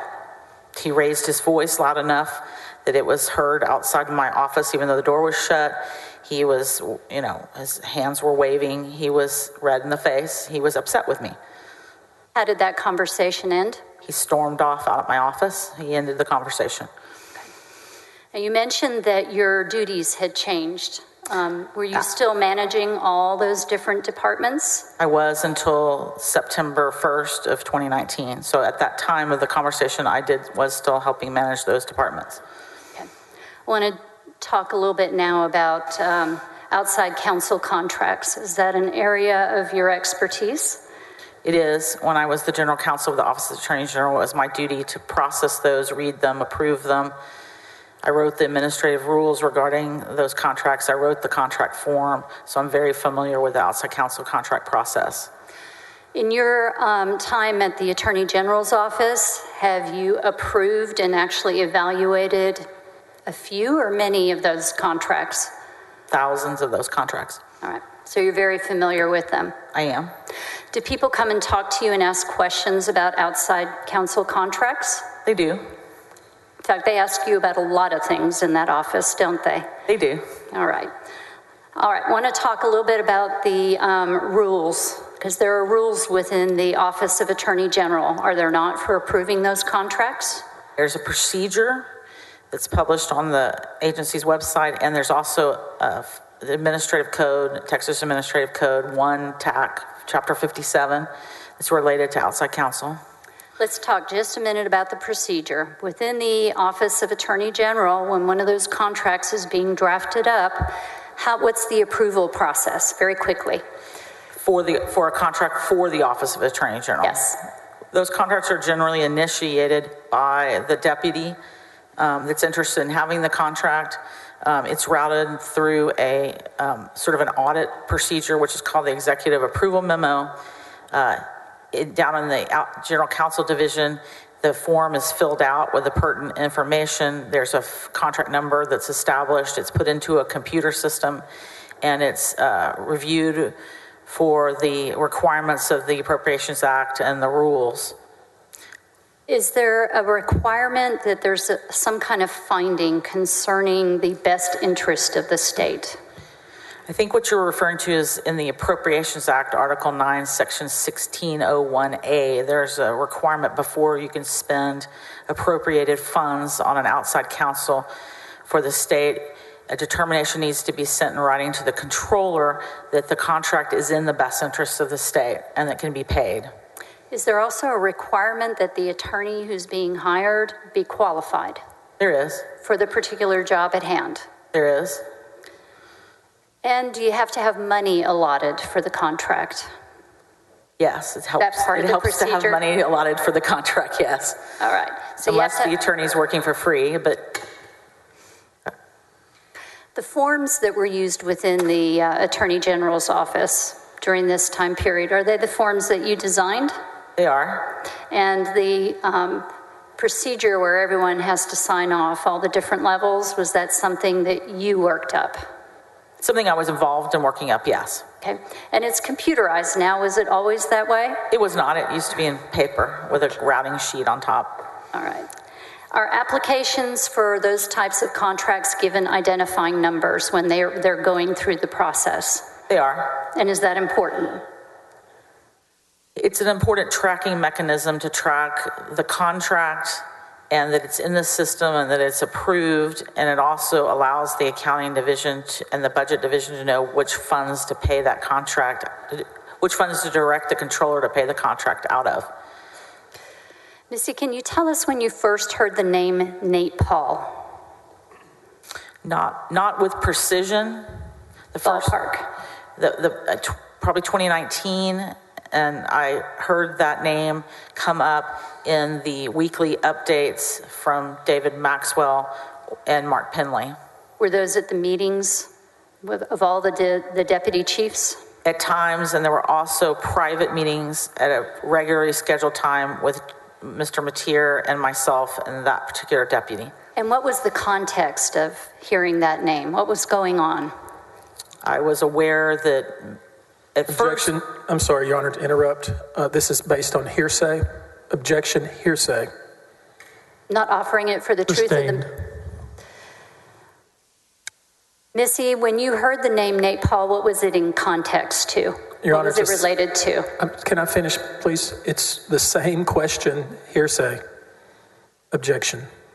I'm not offering it for the truth of the matter asserted. I'm trying to show the context in which she's known that name. It's not an exception to the hearsay rule, Your Honor. It's hearsay. Sustained. When you heard the name of Nate Paul, did you do anything? Were you involved at all? No, I was just listening Okay. to the updates. At some point, did you become aware of a contract? Objection, Your Honor. Hearsay. I'll reword You just it. said she wasn't involved and I'll she reword heard it. about it. So everything she knows about it, somebody told her. I'll reword it. At some point, did you become aware of a contract that had been set aside for Brandon Kamek? Yes. When did you learn about that? I recall being told. Objection. I'm sorry, Miss. Your Honor, she's just telling us right now that everything she knows is hearsay. I'll reword it. Sustained. Without telling us what somebody said, tell us first of all the time frame of when you became aware of it. I'm just not sure I can tell you the exact time frame. Okay, a ballpark's fine. No, it's not, Your Honor. That's pure speculation. Ballpark is not good enough under oath in court. Sustained. Did you get a phone call from General Paxton about a contract for Brandon Kamek? I did. When did that happen? September 28th of 2020. All right. Where were you? I was at my ranch in Mason, Texas. I got a call on my cell phone. Okay. Was this COVID? Were you at home I was. working from home? I was. All right. The first contact you had, what was it from the general? The Attorney General called and asked me for some advice, given my experience in the outside counsel world, about an outside counsel contract he was interested in entering into with Brandon Kamek. And so he called and asked me how the process worked. And what did you tell him? I told him how the process worked. We talked about the statute. We talked about the rules. We talked about the internal procedure of how it worked. He was interested in pursuing an outside counsel contract with him. On September 28, did he make you aware that there had been a problem with the contract that was going through the office for signature, for approval? He did. Did he tell you who was holding it up? He did. Who did he tell you? Mark Penley. And did he ask you how to get that contract in effect without that signature from Mark Penley? He did. What did you tell him? I told General Paxton that I believed, given my experience, that he, as the Attorney General, could sign an outside counsel contract with Mr. Kamek if he followed certain procedures that weren't able to be waived, okay, which is the best interest standard in order to pay him. Then I also told him he could waive in writing based on 1 Texas Administrative Code, section 52.7C, that if the Attorney General or the First Assistant waives the internal procedures in writing, then they can all be waived, the ones that aren't statutory or required by the Appropriations Act. So the waiver can happen by the Attorney General or First Assistant, but it has to be in writing. Is that correct? That's what the administrative rule says. All right. You also mentioned that despite that, the standards of whether or not that contract is in the best interest of the state still applied. Is that correct? Standard of whether the contract met the best interest of the state in order to be funded still applied, yes. All right. So he can sign a contract on his own as long as he provides a written waiver. How about funding? So at the Office of the Attorney General, there isn't an account set aside for outside counsel contracts. The money has to be moved from what is called the First Assistant's Reserve, which is some funding that's at the First Assistant's discretion. That money can be moved by in writing to the budget people and set aside the money. Then the money is coded and applied to the outside counsel contract. So can be done, but should be done. Are those two different questions? They are. Did you talk with him about whether or not it should be done? I did. What did you tell him? Since he had already told me that Mark Penley was refusing to sign, we talked about why that could be, that Mark Penley didn't want to sign, and why Jeff also did not want to sign, and that it was going to be really hard to get over the best interest standard until we resolve that, which is the funding part, not whether or not it was legal for the Attorney General to sign his own outside counsel contract. Okay. How did he respond when you told him that? He was very appreciative of the advice. He asked me if I could text him the statutes and the rules and the procedures so he could see what we were talking about, and I did that.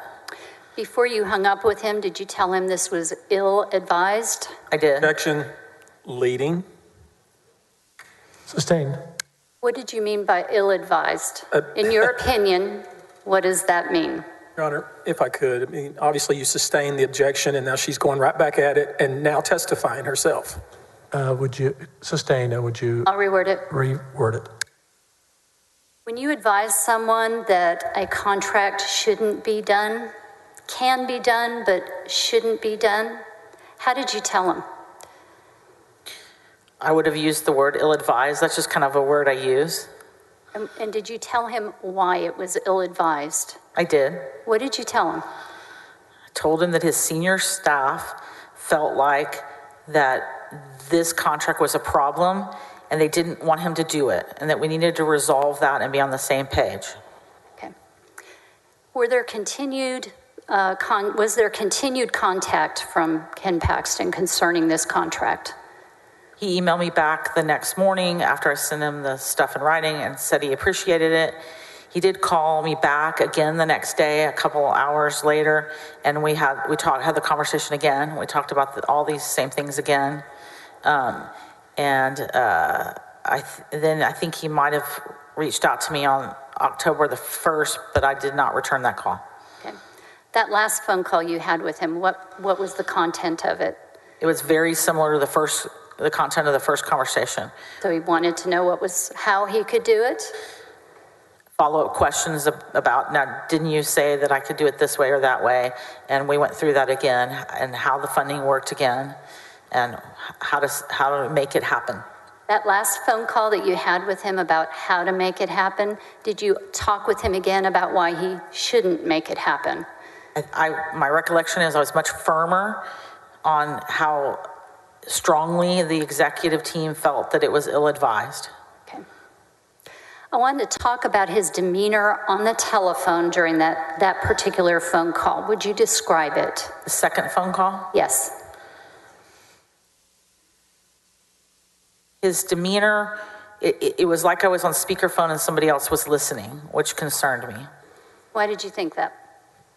Your Honor, I'm sorry. I'm going to have to object. This is rank speculation, and I object under 602. Overruled. You've known him for how many years? Since 2015. You've known him through good times and bad times? I have. Tell us, based on your knowledge of him, what your impressions were of that phone call, of his demeanor. It was unusual. It was like I was speaking to somebody besides him, because he's very bright and he knew exactly what we had talked about the day before, and it was a repeat of the same thing, like I was playing to an audience. Did you think that it was a phone call where it was a private phone call, like telephone to ear? Objection again, Your Honor. This is speculation. She doesn't know if anybody was there with him, and she's just speculating. I'll ask it a little differently. Yes. Did you have an impression that you were not on a direct private telephone line with Ken Paxton at that time? I was concerned about that, yes. What did you think? Again, Your Honor, what she thought is irrelevant, and it's also speculation. Sustained.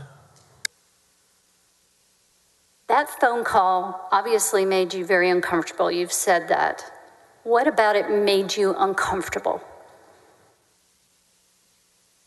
General Paxton's persistence to do this, knowing his senior staff objected, which was very unusual. And it was also unusual to me that he chose to call me and talk to me about it, since we were not on the best of terms. Let's talk a little bit about these types of contracts. To create a contract and assign responsibility to an outside attorney, are there certain parameters and limitations? So the outside counsel process was designed in order to protect and preserve the Attorney General's office's constitutional and statutory duties to represent the state. So necessarily, a grant of an outside counsel approval is a granting that in the first instance, those activities would have been within the course and scope of something the Attorney General's office could do, if that makes sense. And are the scope of duties of the Attorney General's office lined up with civil law? In other words, are they civil properties? I mean, it's civil. There's civil parts of it. There's also the ability of the Attorney General's office to assist prosecutors on request. Okay. That's what you're asking. That's what I'm asking. Okay. So talk with me for just a minute about how we get to prosecution. What has to happen? What has to happen for the Attorney General's office to be able to prosecute legally? Well, if the Attorney General's office wasn't provided statutory authority by the legislature to have sole prosecutorial authority in the area, those sorts of questions are ones that come from a request by a constitutional district attorney or county attorney for assistance as a general rule. Okay. So can the district attorney limit the scope of the ability of the office to do that kind of work? I'm sure they can. They pick and choose what they decide to send over and what they ask for. During all the years you were at the AG's office, have you ever seen the Office of Attorney General hire outside counsel to handle a criminal item?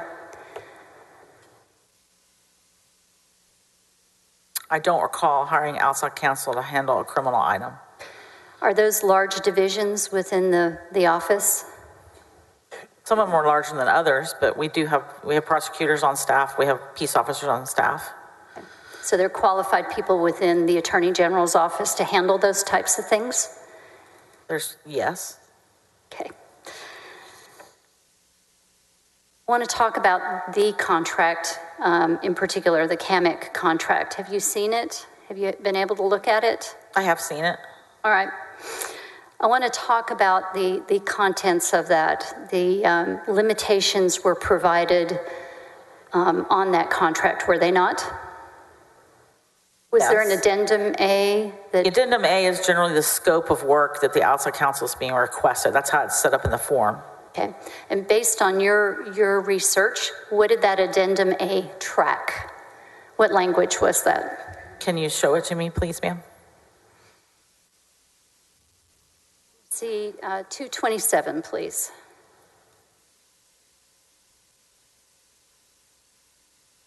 It's in evidence.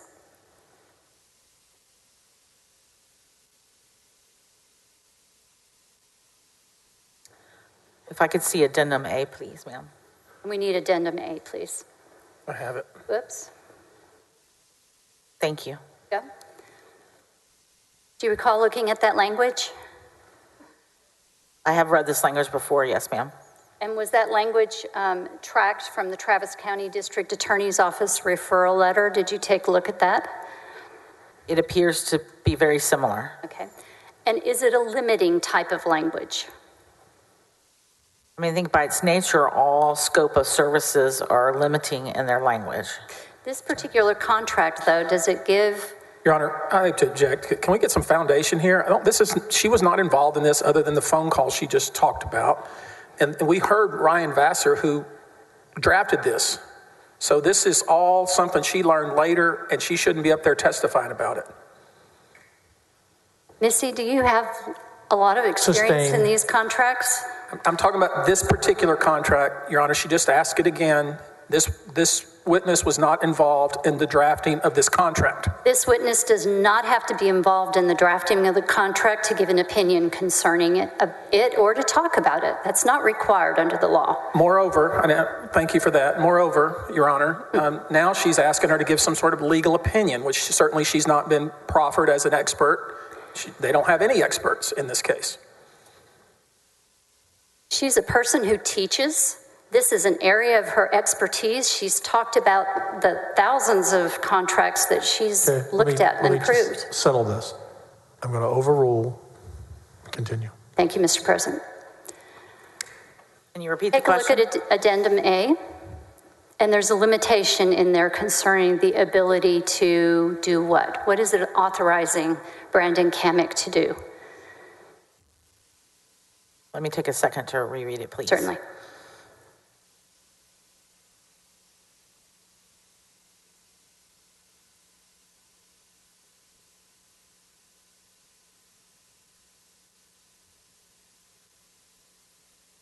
The contract provides that pursuant to a request basically from the Travis County District Attorney's Office that the outside counsel will conduct an investigation under the authority of the Attorney General's Office of the criminal allegations contained in the complaint.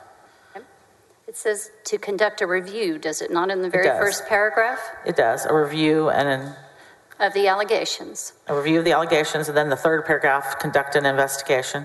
Okay. Does that particular contract authorize prosecution of a case? The last sentence in the contract excludes legal services relating to post-investigation activities, including but not limited to indictment and prosecution. So it excludes that? Correct. All right. I want to talk about this contract that you were consulted about by Ken Paxton himself. Is there a problem with Ken Paxton signing a contract like this to provide services when he's authorized him at least 2 weeks ahead of time to start providing those services? I have never been made personally aware of when Ken Paxton signed this contract, so I don't think I can answer your question. So what I'm asking you is, if he had authorized Brandon Kamek 2 weeks earlier, I'm let me sorry. finish my question, please. There's no reason to yell. Your Honor, I'm sorry, I have to object.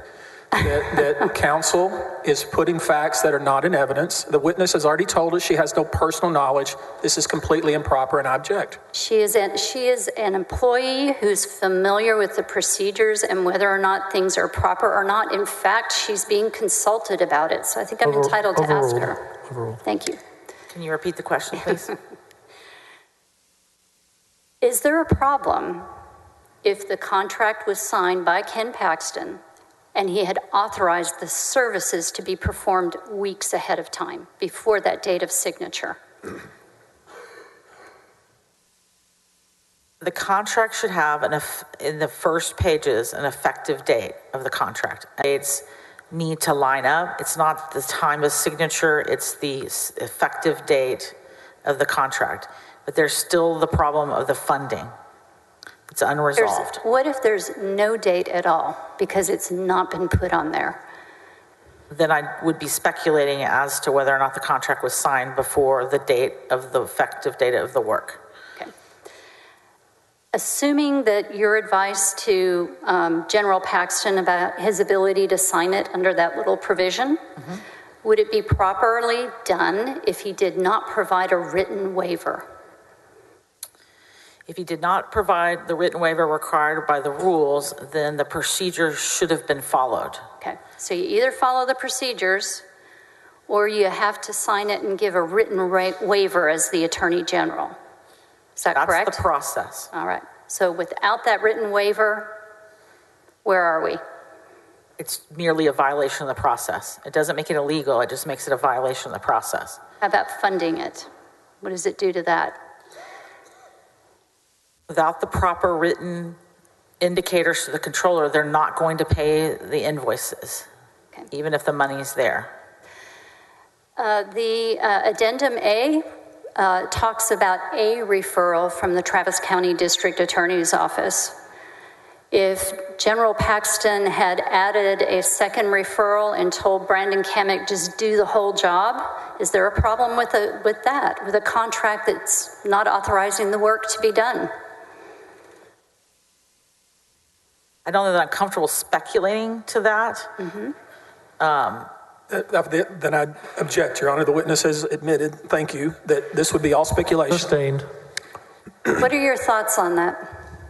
Your Honor. I'd like to let her finish the thought, as far as she's not rendering an opinion, but I'd like her thoughts on it. Again, Your Honor, she just said this would be mere speculation, so this is improper.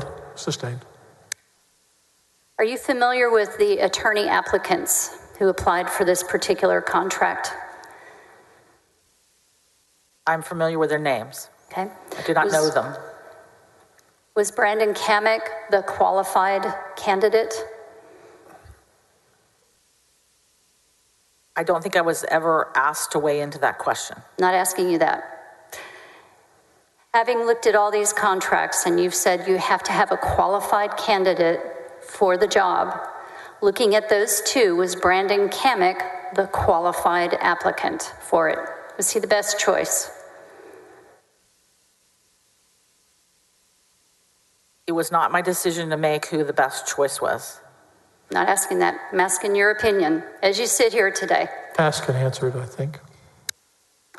Would it ever be in the best interest of the state to pay for a free investigation to a private citizen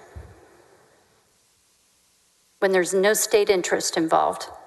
So you're hypothetically asking me if it's proper to execute an outside counsel at $0 for an investigation where there's no state interest involved at all? Correct. I'm not sure it's possible to execute an outside counsel contract where there's no state interest involved, because the ability to contract with outside counsel derives from the ability of the Attorney General's office to represent a particular client in a particular matter.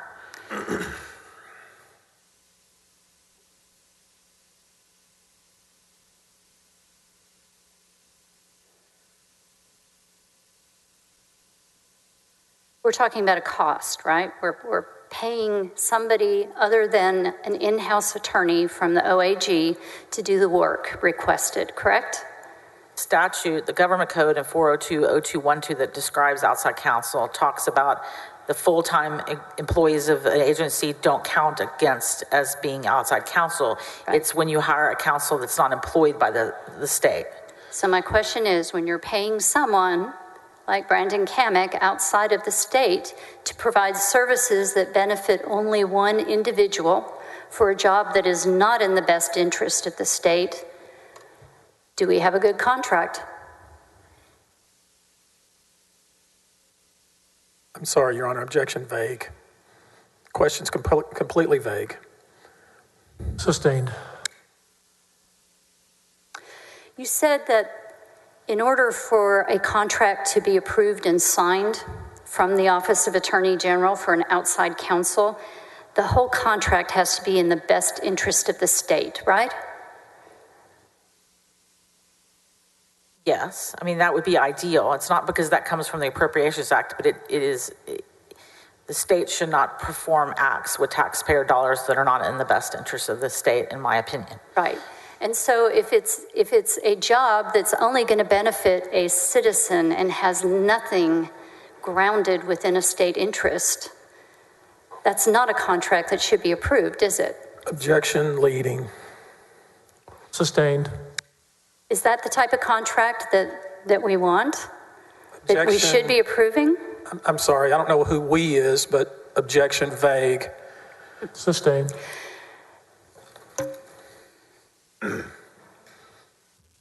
Let's talk about September 28th. That afternoon, after you spoke with Ken Paxton about this contract, did your phone start blowing up? I talked to General Paxton. I believe those phone calls were in the evening on the 28th, okay, not in the morning. And who were you getting the phone calls from? So when General Paxton called me, because he hadn't looped me into his world in a while, I did call Jeff Mateer before I called him back, and Jeff relayed, objection, hearsay. Sustained. Later on that evening, who did you speak with? Mr. Mateer. Did you speak with anyone else other than him? After I spoke to General Paxton, I don't believe so. It was late. Okay. Following day, did you receive some phone calls from other people within the office? I did. Who did you hear from? I think there was sort of all involved deputies call with a number of the deputies that's been previously reported on that I was on the telephone for. Okay. And how long were you on the phone? What hours? Kind of time frame? All right. How many of you were on that call? I mean, I would say 6 to 8 of us at various times, sometimes up to 10, and people were in and out of the call. What was going on?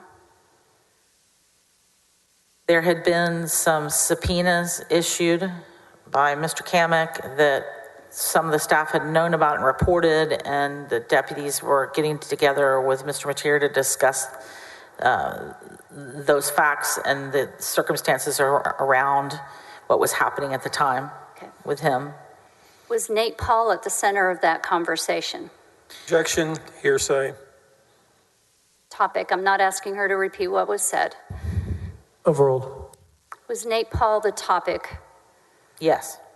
Did you learn about several things that had been going on in the office? Yes. Any idea why you were not aware of those things before that date? I believe that due to COVID and everyone being home and not on the same floor working together and people coming in and out on different days of the office in the middle of the pandemic, we were not all together at that time as a team in the same place at the same time. And so there wasn't complete awareness like there usually would have been of what each deputy was working on with relation to Mr. Paul and General Paxton. So as a result of that long phone call with the group, did you come to learn, I'm not asking you to repeat, but did you come to learn about those things that had been happening within the office? I did. And what was the connecting theme of those things? Mr. Paul. All right. As a person who's spent so many years worrying about ethics and how things should be managed within a government office, what were your thoughts about what was going on? I was surprised at the level of involvement from the Attorney General with one particular person that reached across so many levels of the executive staff, all related to one person. In the course of your career, have you ever experienced something like that before? Not related to a particular person as opposed to a particular topic. Okay. Tell us what your concern was ethically with what had happened. I learned that the contract was executed, even though the conversations I was having with General Paxton, he never told me that the contract was already executed. We were approaching the conversations as if it was not a fait accompli and had not been done. So I was very surprised by that. And I was surprised by how many different things related back to a use of resources by the agency for one person. So, what's the big deal with that? Who cares? Objection, Your Honor. I mean, What's I don't know the what deal? that is. That's not a question. It's not a proper question. I object to it. Sustained. What's the problem with all of those resources going to one person? Besides it being unusual, it was unusual, and there was a lot of speculation about the underlying reasons during that phone call. Okay. Was there any resolution with that phone call? Was there a decision to do something? On the 29th? Yes. There was not. How about the 30th, the next day? There was. And what did you decide to do? What did the group decide to do? The group felt like, some of the group felt like they had an obligation to report to law enforcement. Why would they do that? What was the problem? Objection, speculation. She's asking about people we've already heard from. Tell us what they were thinking. We've heard from them. I'll reword it. Sustained. I'll reword it. At this point in time, what was the problem with what had been going on? What was the concern in your mind? The concern in my mind was the immense amount of effort that was being put to the problems of one particular individual when so many of the executive staff disagreed with that. And I'm a consensus builder, and there was not consensus on how to move forward on these things. Was it the degree of that?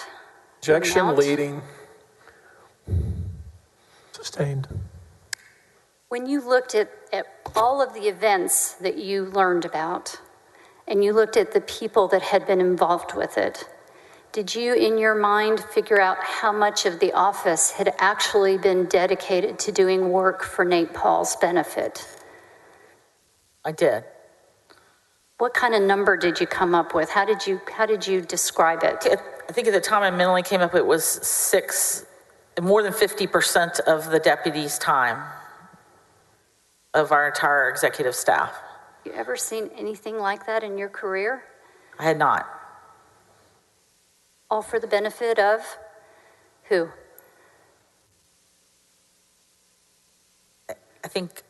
I don't know that I can answer who it was for the benefit of. What I can answer is the commonality and the thread. Sorry, ma'am. The witness just told us she can't answer the question. Next question. And what Sustain. what was the commonality of it that you were about to talk about? Napal was the commonality. All right. And the other commonality would be who directed it, and who is that? Attorney General Paxton.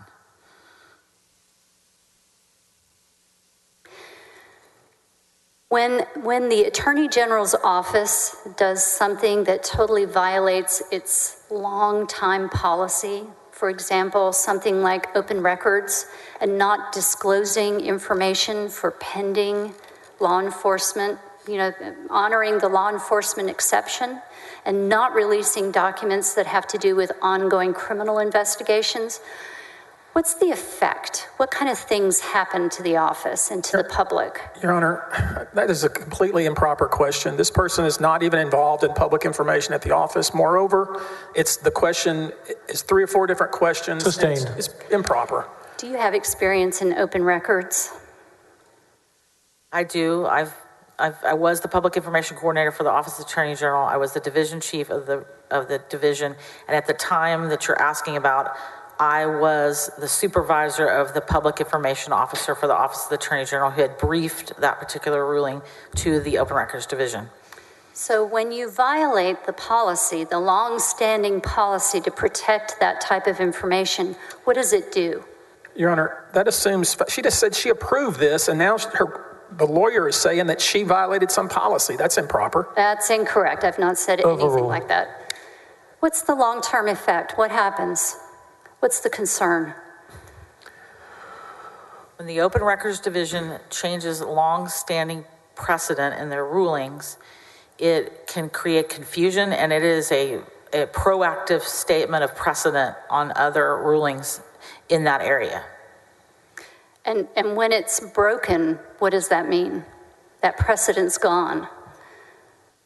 All the governmental agencies have to adapt to that new precedent across the board with every request that's similar. Did you go with the others to the FBI? I did not. Why not? I had retired, and so I did not. I was invited to the meeting, and I was 3 hours away, and the meeting, I was told that unless you came in person, don't come. Did you have an occasion later on to go talk with the FBI about your observations? I was subpoenaed by the grand jury to talk about my observations in 2021. Okay. And did you do that? I did. Did you I cooperate? complied with the lawful subpoena. And your name is not on the whistleblower letter, is that correct? I am not a whistleblower. Why is that? Why did you not sign the letter? Because when the time all this was happening, I had already submitted my notice to retire, and my retirement was imminent. So, for lack of a better word, I was a quitter. I had quit. Pass the witness.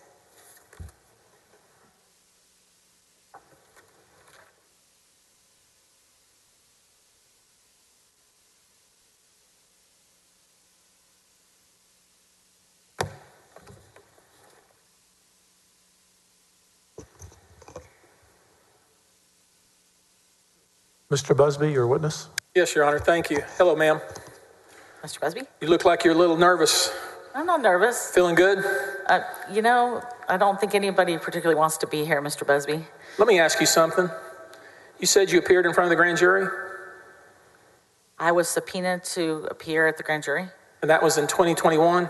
Yes, sir. And it's 2023 now? Yes, sir. And that you told them everything you told us here? I answered their I question. object. If she's appeared before a grand jury, she cannot talk with us about what she testified to. She can tell me that if that's the case. Sustained. So suffice it to say, your story hasn't changed since 2021, right? Can you explain to me what story I'm talking about? I'm wondering why the so-called whistleblowers who reported this to the Travis County DA's office and to the FBI and maybe others, and you who spoke to apparently the FBI or the grand jury at some point, why nothing's happened, even though every single thing that we've heard in this impeachment has already been fully vetted. Can you tell me, has there been an indictment of our Attorney General? So Question is, Has there been an indictment of our Attorney General? not that I'm aware of. Okay. You think that Laura Olson drives a red car? Is that what you told us? I did not say that. I said the person at the Galaxy Cafe that I saw drove a red car. I've never said it was Laura Olson for sure. Why are you even telling us about somebody that drives a red car at the Galaxy Cafe when Laura Olson never owned a red car? That assumes facts that are not in evidence. Sustained. Do you know whether Laura Olson has ever owned a red car? I do not. Do you know what kind of car Laura Olson would have been driving back in that time frame? I do not. Okay, so you just got up here in front of all these people watching at home, our distinguished jury, and was telling us about some unknown person driving a red car at Galaxy Cafe, and you don't even know who that was, do you? That would be correct. That's what Why I said. the devil are we even hearing about the Galaxy Cafe? You didn't know who that person was. I never said that I did. How long did you work with these people over here to prepare yourself for your testimony? I didn't work with them. I was asked to go in front of the House managers and interviewed, as well as talk to you and your staff. Are you sure there was some sort of Attorney General's conference in San Antonio in that time frame? The best of my recollection. There wasn't. I guess I'm trying to figure out, well, how good is your memory? Is that a question? Yeah. Not very good, is it? No, sir, it's not. That's what I thought. Ken Paxton was your boss before you retired, right? Yes, sir. You told us about all this teaching you've done in CLEs, continuing legal educations, right? Yes, sir. You've taught students, you've taught other lawyers, right? Yes, sir. And you sat up here and you were trying to explain to us contracts and how the process works, right? Yes, sir. And your boss called you because he wanted to legally do the right thing, and you provided him advice, didn't you? Objection calls for speculation on the part of this witness. Sustained. He wanted to know how to properly sign an outside counsel contract, didn't he? Objection calls for speculation. It's exactly what he told her. Objection. Overruled. He wanted line and verse. What do you call you, Missy? Is that what he called you? Yes, sir. Missy, look, I'm having a disagreement with this Penley fella. He's refusing to do his job. He's insubordinate.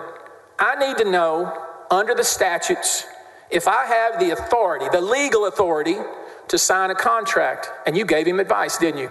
Yes, sir. And you said, Ken, you do. Isn't that right? Correct. Why are we here?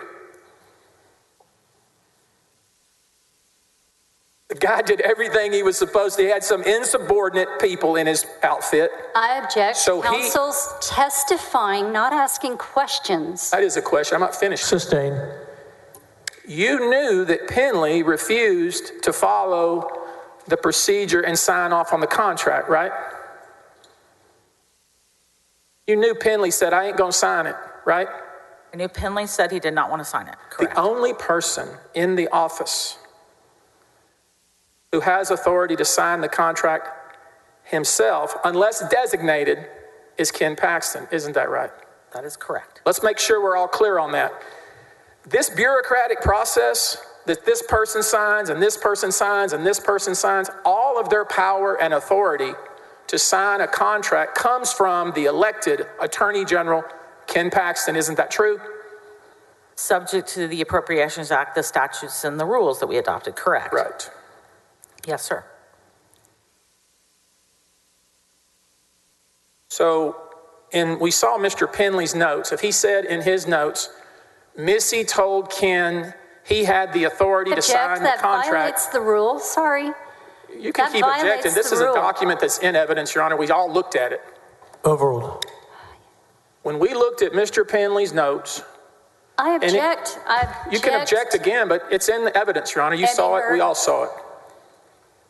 I object to him testifying about a document that this witness has not established that she's ever even seen.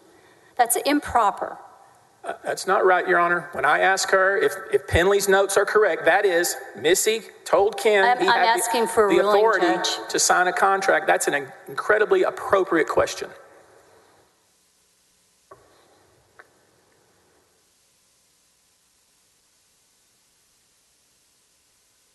Sustained. Now, you did tell Penley that you had told Ken he had the authority, right? I told everyone on the phone call, then Penley was one of the members of the phone call, correct? Let's make sure we all get that right. And your job at that point in time when you told Mr. Paxton that was? As chief of staff. The chief of staff of the Attorney General's office of the state of Texas advised her boss, the Attorney General, that it was okay to sign an outside counsel contract, correct? I told General Paxton that it was legal for him to sign the outside counsel contract, correct? And then later, when everybody was scrambling around, you told his entire executive staff that you had told him that, right? I was completely honest with him, yes, sir. And they still went to the FBI, didn't they? They, in fact, went to the FBI. That's right.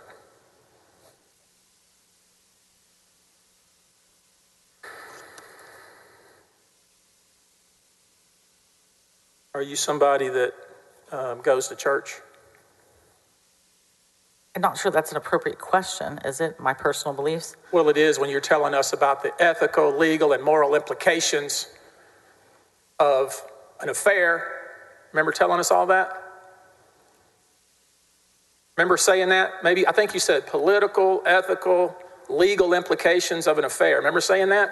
I remember giving the Attorney General my thoughts on those topics. Okay, so I'm gonna get your thoughts on the topic. You ever met somebody that's perfect? Never, sir.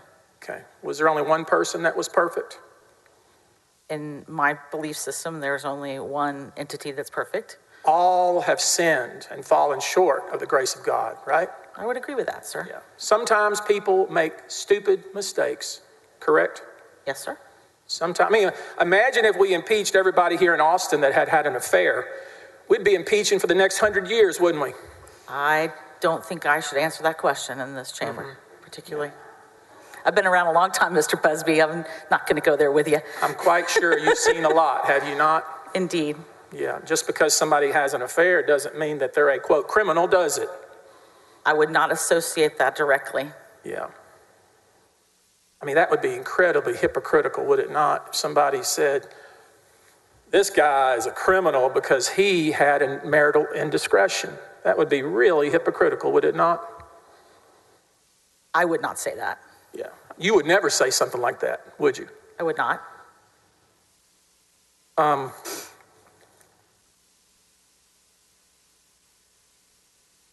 You even sent when you were texting back and forth with Ken Paxton, your boss, you sent him the legal authority that gives him the authority to sign contracts, right? Correct. Okay. And you also referred him to the Attorney General's website, didn't you? With the procedure, yes, sir. Yeah. So you not only told him over the phone, but you also sent him the exact statute and the website, the AG's website, right? I did. Okay.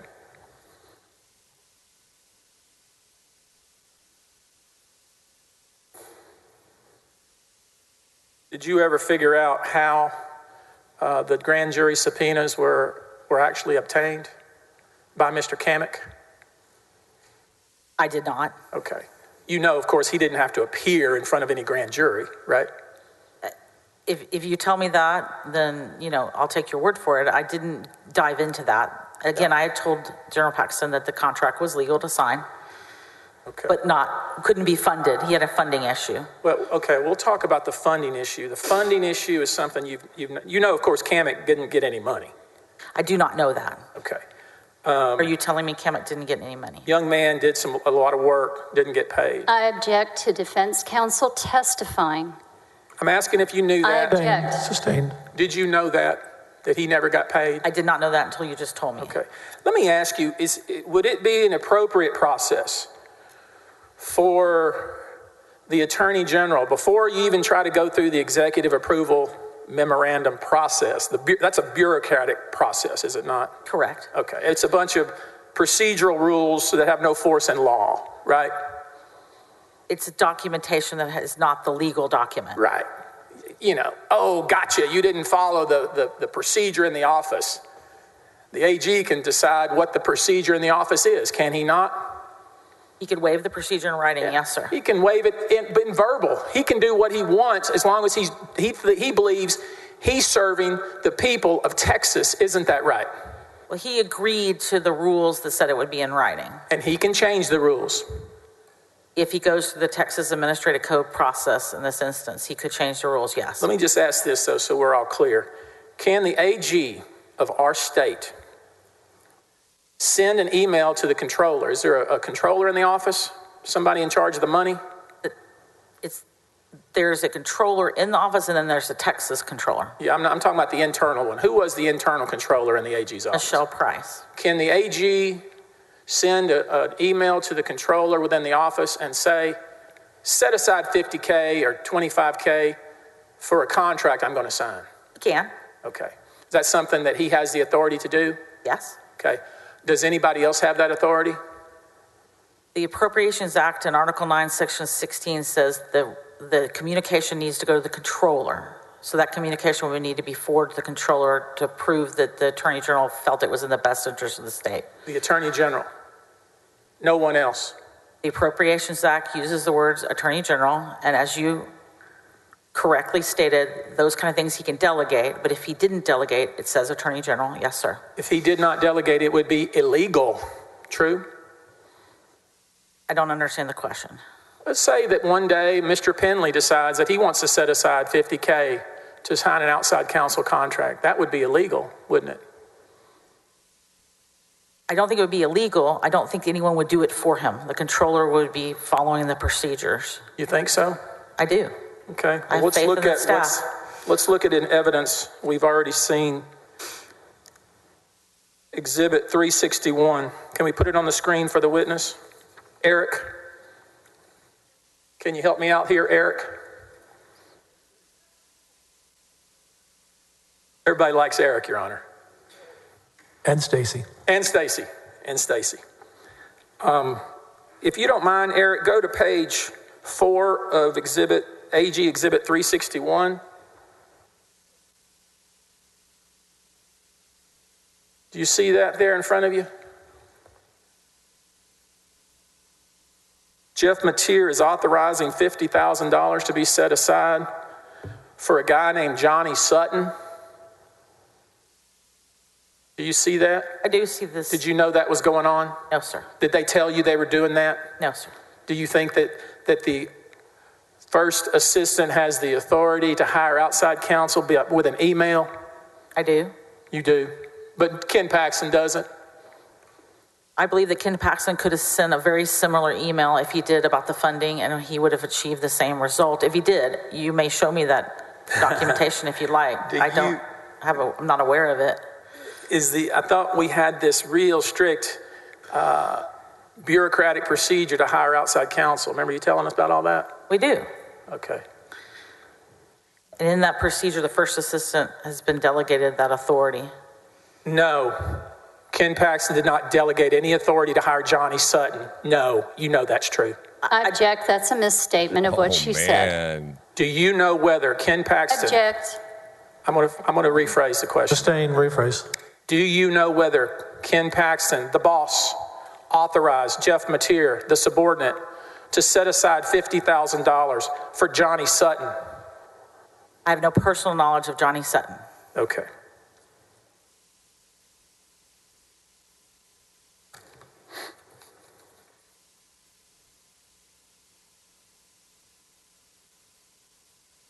Pass witness.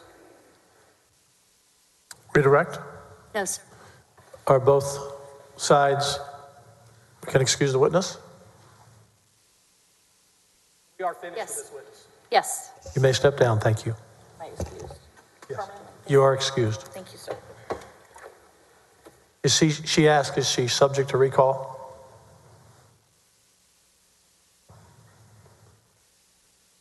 Subject to recall? No, Your Honor. I think we're done with this one. Nice to meet you. Thank you.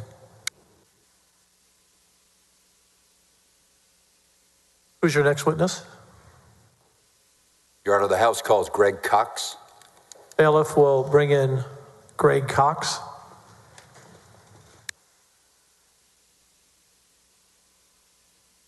And Mr. President, if I may, in an attempt to hopefully expedite the process, I have one piece of evidence that I intend to show while Mr. Cox is on the stand. It is exhibit number 249, whose affidavit attached is number 640. It's a video before the Senate Finance Committee from February 10th, 2021. It is a government record, and it is authenticated by the proper affidavit associated with it. We'd offer the same in evidence.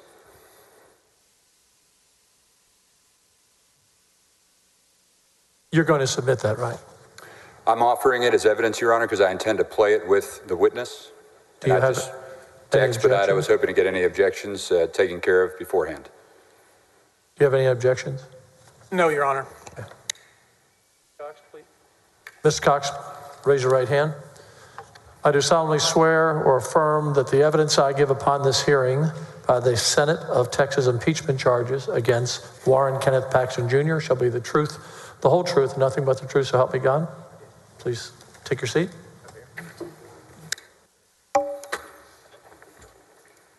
Court will admit into evidence Exhibit 249 and Exhibit 640. Thank you, Mr. President. May I proceed? Good afternoon, sir. Good afternoon. I'm going to need you to speak a little bit closer to the mic. I'm never really told that nobody can hear me, but I know that acoustics are not great, so please step forward or slide forward to make sure we can hear you. Very good.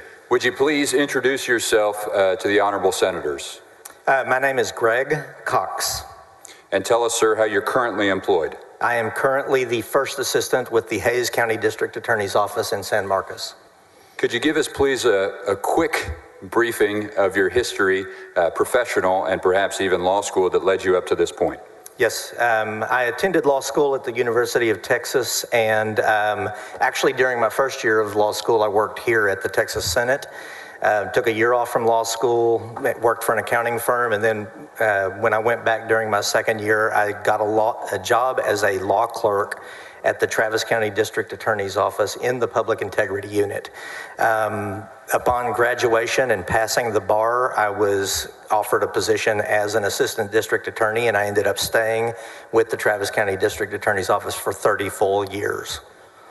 After leaving the district attorney's office in those 30 years of service, did you go to another government or quasi-government job? I did. I initially went and was general counsel in 2021 at the Texas Civil Commitment Office, a small state agency that oversees people that have been civilly committed as sexually violent predators. I left there and went to the Texas District and County Attorneys Association, where I was assistant director of training. And then in January of this year, I became first assistant in the Hays County office. I appreciate that, sir. Thank you. During your time at the Travis County District Attorney's Office, you indicated you were Director of Special Prosecutions Division. Did that include investigations into public corruption? Yes, it did. I served as Director of Special Prosecutions, which included the state-funded Public Integrity Unit while it existed for 15 years, the end of 2021 to the end of 2016. I figure you might get some questions about that, but I'll let my colleagues take care of that. Let's move on then to your time at the District Attorney's Office towards the end. Who was the District Attorney, not the last elected District Attorney that you served under, but second to last, if I'm asking that right? So let me ask it a better way. Do you know Margaret Moore? Yes. Okay. So 2017 through 2020, Margaret Moore was district attorney. During her administration, I was serving as director of operations. Very good. Did she ask you at some point to speak with her, or let me ask you this. Did you flag a concern for her related to a possible open records request? In October of 2020, one of my responsibilities was overseeing public information. I became aware of an open records request that the office had received related to Ken Paxton and Nate Paul. I didn't know what was going on. I asked a question about that. She briefed me on some things that had been going on that I had been unaware of, and then asked me to start joining into some meetings with some individuals related to that. Is it fair to say that up until that point you had not heard the name Nate Paul in relation to the Travis County District Attorney's Office? That's correct. Very good. Then who did you speak with at Ms. Moore's request? Initially, I spoke with a couple of lawyers that represented the Mitty Foundation. And let me back up. I poorly phrased that question, as I often do. Back that up to say, Ms. Moore, you indicated wanted to speak with you. Yes. About this request. Did you speak with Ms. Moore, and was there anybody else present? I spoke with Ms. Moore and Don Clemmer. I may have spoken with Mindy Montford, although I can't recall that for certain. And based on what you learned during that conversation, was there a next step that you took? I drafted up a real brief overview of potential criminal offenses that could be relevant to the situation that they briefed me on. And then we set up a series of meetings to gather more information. Do you recall approximately when it was that you drafted this initial, well, I'm going to call it a skeleton outline? If I am recalling the dates correctly, the initial conversation was on October 21st of 2020. I drafted the first memo on October 23rd, which was Friday of that week. And then Monday, Tuesday, and Wednesday of the following week, we had a series of meetings. And then I believe it was on October 28th that I drafted a more thorough memo about the situation. Your Honor, if I may approach the witness after I ask the following question, I'm going to show you what I don't intend to introduce into evidence, but would ask if you would rely on your memo to refresh your memory. Sure. Objection, Your Honor. He hasn't said that he doesn't remember anything yet. Fair enough, Mr. He can't sit up there and testify from a document that's clearly hearsay. Your Honor, I'll rephrase. I apologize. Thank you. And Mr. President, I keep saying Your Honor, force of habit. Whatever's comfortable for you. Thank you, sir.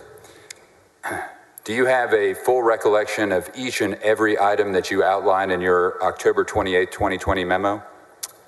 I have a reasonably good recollection of it. Do you feel that looking at that would assist and aid you in your testimony in order to provide comment to the ladies and gentlemen of the jury and not waste a lot of time? I do. May I approach the witness, Your Honor? Your Honor, may I again, and again, I'm all about saving some time, but this is not proper to give him a document that he hasn't said, he didn't ask a specific question about, do you remember this, remember that? You don't just refresh your recollection with an entire document. It's not how it works. Your Honor, respectfully, I've yet to hear a single objection on this issue from Mr. Busby other than his complaints about it. I will proffer to the court, if I may, sir. It's hearsay. You're not allowed. If I may, sir, I thank you. I've allowed you to continue your objections, and I ask you to give me the same decency. Your Honor, this witness is testifying that he created a report. He has testified here today that he doesn't have full memory of everything contained in that report. And Mr. President, he has said that it would assist him in providing testimony to the jury. Overrule the objection. Thank you. May I approach Mr. President? Yes, you may.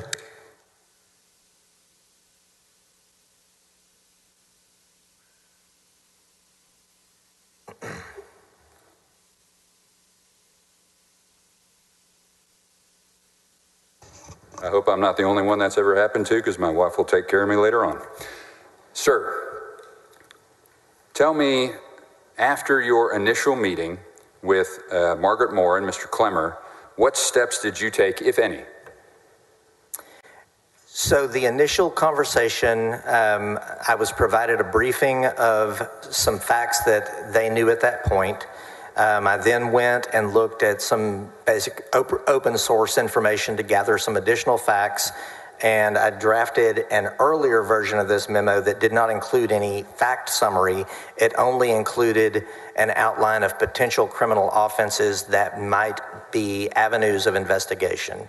I provided that to Ms. Moore on Friday the 23rd, and then we had the series of meetings that I referenced a moment ago, and I drafted this memo after that series of meetings.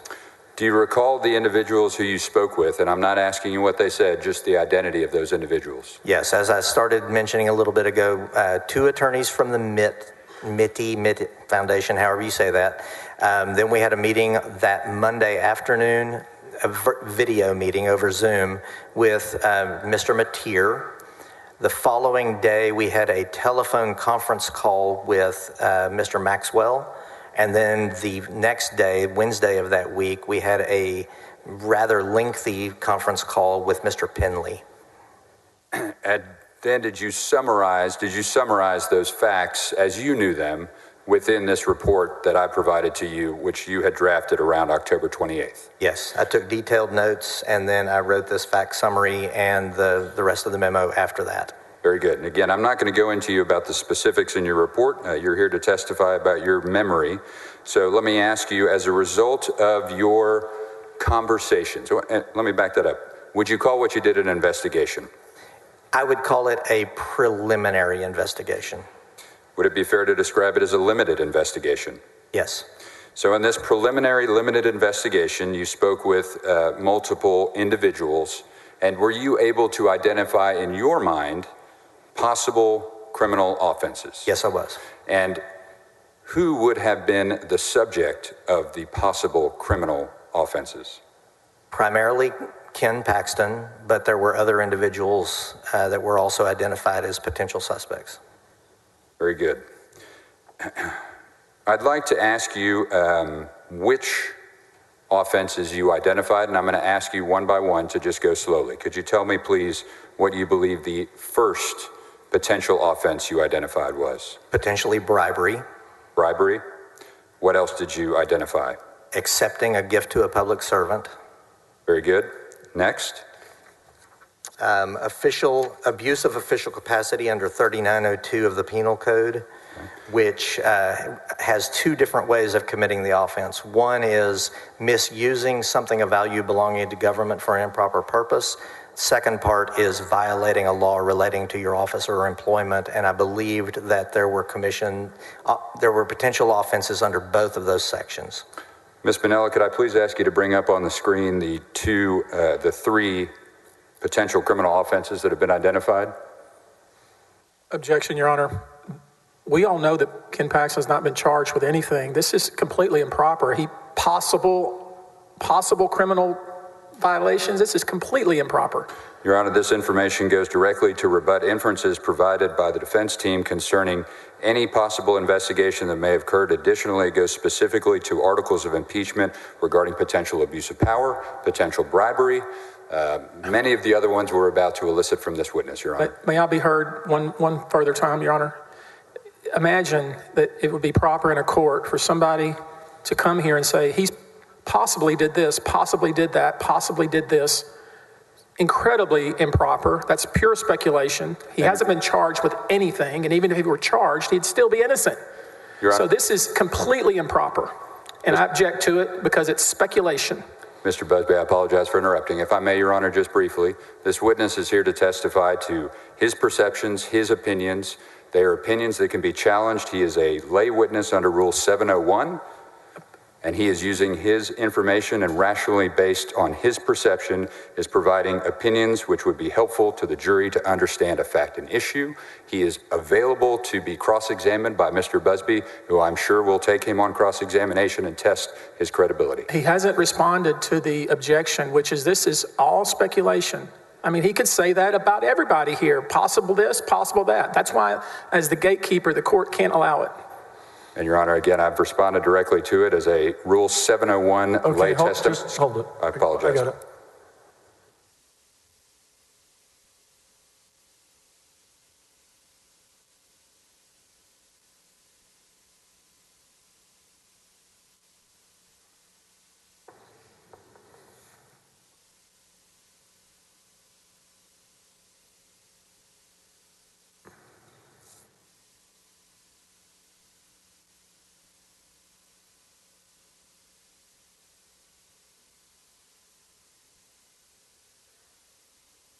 Overruled the objection. Go ahead. Thank you. Ms. Manella, if you would, please.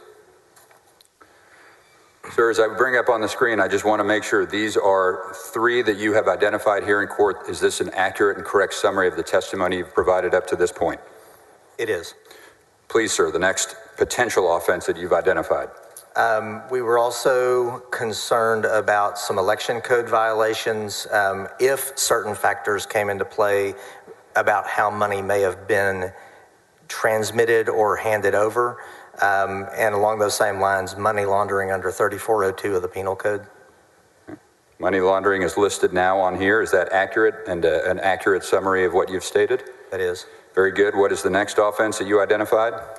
Tampering with a governmental record and possible perjury related to personal financial statements filed under Chapter 572 of the Government Code. And Mr. Cox, I'll ask you as you turn to the side, just make sure to keep your voice up so we can all hear you. Yes. Please, sir, what's the next one you identified as a potential offense? Coercion of a public servant under 3602 of the Penal Code. And again, what's shown up on the screen, does that accurately reflect the testimony you provided? It is. Next offense? Official oppression under 3903 of the Penal Code and retaliation under 3606 of the Penal Code. Again, those two that have just popped up on the screen, do those accurately reflect your testimony? Yes. Next offense that you potentially identified? We discussed whether there could be under Penal Code 1502 of the Penal Code or under Penal Code Section 7102, either a criminal conspiracy to commit any of these offenses, including the ones that haven't been put on the screen that I mentioned, or engaging in organized criminal activity with connection to these offenses. Was there also an identification of a potential government code section violation? Yes, Chapter 572 of the Government Code not only has the financial disclosure rules, it also has standards of conduct for state employees in subchapter C, and there was what appeared to be a fairly clear violation of one of the provisions of that section. Sir, the information that's displayed on the screen now, is this an accurate summary of your testimony here today, specifically as to the potential offenses that you personally identified? Yes, it is. Your Honor, I've marked for identification purposes exhibit number 660, which is the entirety of what is shown on the screen, and I would offer the same into evidence as summation. It is admitted into evidence. Thank you, Your Honor. Did you object? I was going to, Your Honor. I'm sorry. Excuse me. Why don't we? I thought you had already allowed it earlier and had not been admitted. So state your objection. Why don't we write on there that accurately reflect the testimony of potential or possible instead of just putting the statutes on there? The witness clearly said that he speculated this might have been some offenses. And so it would be really improper to put that into evidence without clearly identifying that these are all potentials or possibles that have never been indicted on, ever. May I respond, Your Honor? Or Mr. President? May I respond? I know Mr. President has indicated his desire not to have to look at too many numbers, so I'm probably going to make it worse by suggesting the following, but the Texas Supreme Court under Uniroyal Goodrich Tire versus Martinez and Inspire versus Webster College have adopted that charts that summarize or perhaps emphasize testimony are admissible if the underlying information has been admitted into evidence. This is simply a summary. Mr. Busby may question the witness at his leisure concerning the qualifications and any particular changes that he believes are appropriate for this jury to understand. Your Honor, it has to be a fair summary. No one's challenging that you can do a summary, but it has to be a fair summary, and that's not fair. I'm going to sustain the objection. You were allowed to bring it in. He said these were possible. So I'm going to sustain the objection. And so can we have it, if it's going to come into evidence, write possible on it or potential? That's yes. Yes, thank you. Do you agree? I'd be happy to identify it as the testimony which has been provided as possible evidence, and I'll even identify that it's by Mr. Greg Cox. And then are you if he writes that on there, because that's going to be on the front page of the newspaper, and let's make it clear that this guy didn't have any evidence of that. Your Honor, may I do that at a break so as not to take any further time, but before formally submitted in evidence? Yes, on each one, each item. Yes, Your Honor. All right. Mr. President, excuse me, either. Thank you. Sir, after you've identified these possible potential offenses, and again, this is your opinion, and as you've described to us, you have worked in the criminal field for some 30 years. Is that accurate? Correct. What, if anything, did you do? After discussing this with Margaret Moore, the decision was made to reach out to the U.S. Attorney's Office, make sure that moving forward with an investigation would not interfere with any ongoing federal investigation, and I was tasked with making those calls and setting up meetings about that. The Chapter 572 of the Government Code offense that you flagged, was that one that you discussed with Margaret Moore? I believe so, yes. Do you recall the complete language of Section 572 of the Government Code? Not off the top of my head. Could you recite it off the top of your head? I could not. If you had a copy of the statute, would it assist you in providing your testimony here today? Yes, it would.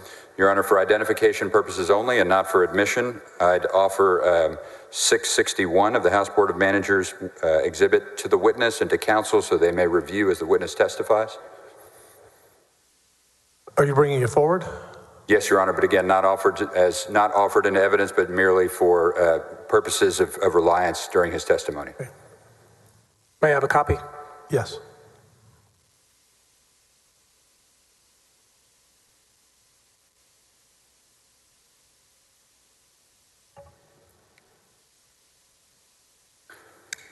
Sir, could you identify for us, and you don't have to read directly from it, but are you familiar, after having looked at this document, with 572.002?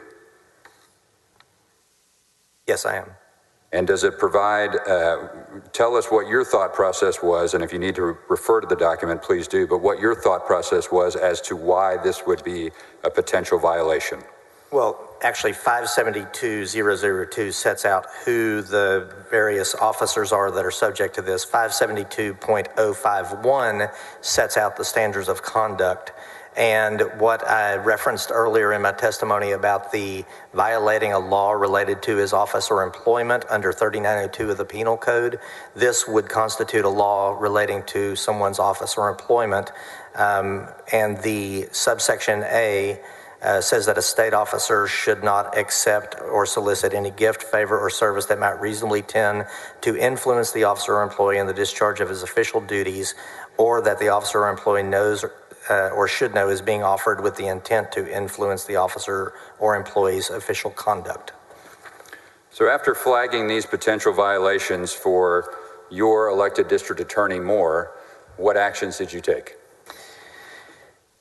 I reached out to the U.S. Attorney's Office, spoke with the then manager of the Austin branch of the U.S. Attorney's Office, Ashley Hoff, and we ended up setting up a meeting. Was the idea to reach out to the local United States Attorney's Office yours or Ms. Moore's? I believe it was mine, although I can't say that Ms. Moore didn't also suggest it. Was there any concern, well, let me ask it a different way. Was there any concern about an ongoing investigation?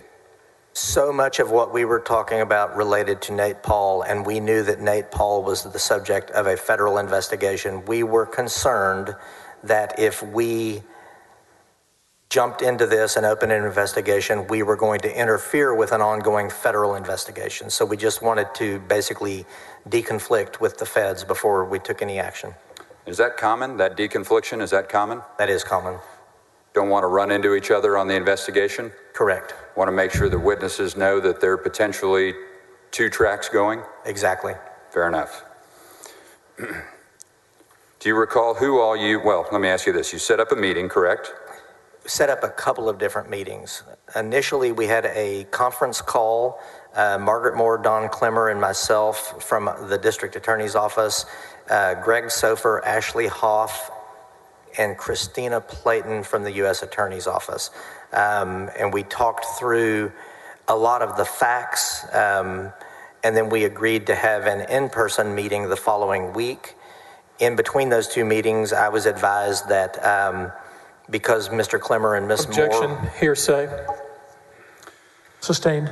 Can you tell us whether or not there were multiple people from your office who were supposed to be meeting with the U.S. Attorney's Office? When we set up the in-person meeting, I was the only person attended so that no potential witnesses were involved.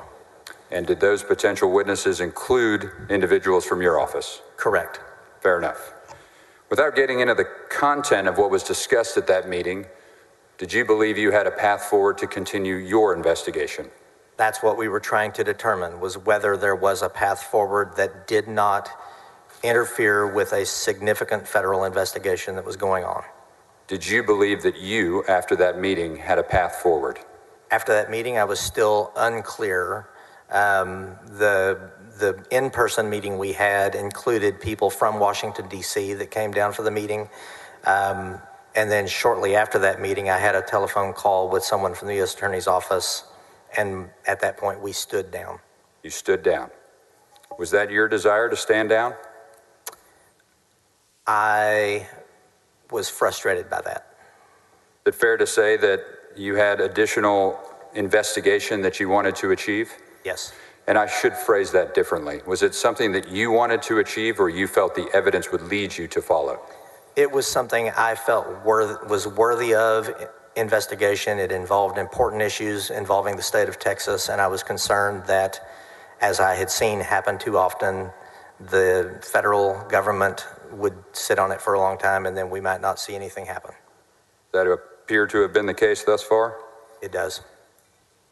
Finally, sir, as you were going through section 572.051, I'd ask you to take a look at subsection D of that statute. Yes.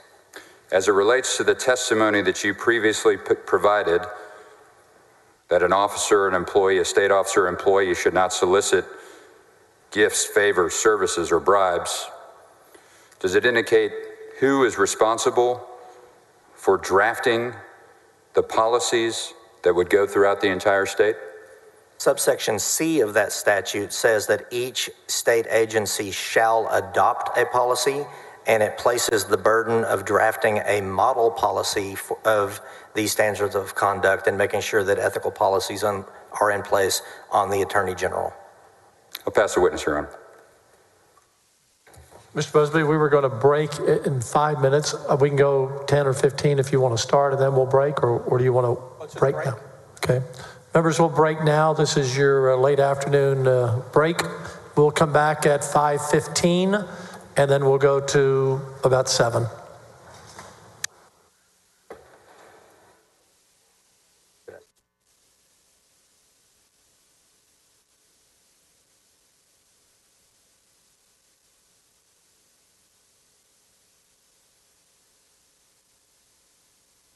So we've been hearing from Greg Cox. He was with the Travis County District Attorney's Office for decades, actually, talking about, this decision about how they were trying to decide whether or not to investigate, trying to take on an investigation of Ken Paxton, and they were ultimately basically got word from the feds that they should not.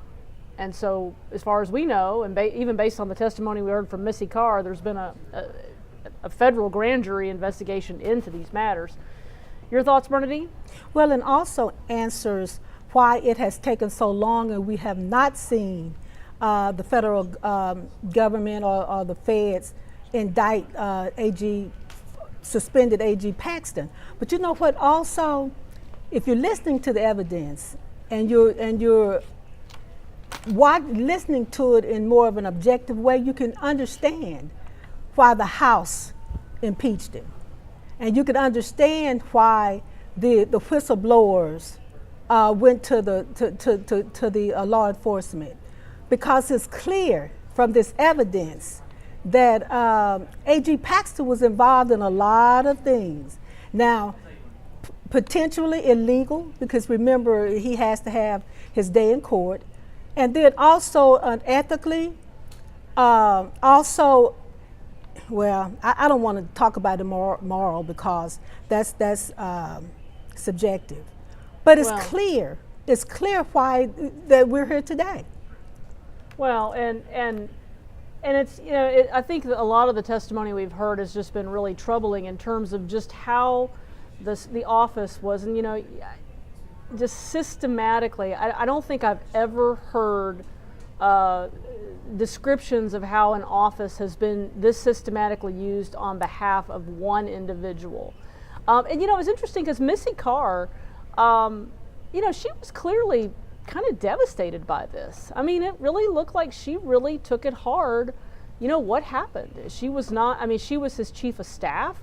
This is not someone who probably ever thought that she would be speaking like this publicly, having to testify at an impeachment trial. I don't think she would be that kind of individual. And you can see the senators listening to her testimony and just what she had to say. And it was interesting to me that they chose to have her walk through kind of the timeline and the chronology of how this went down. I mean, and I think they wanted someone who was not one of the whistleblowers. And then basically it sounds like she just retired in frustration and just said, I need to retire.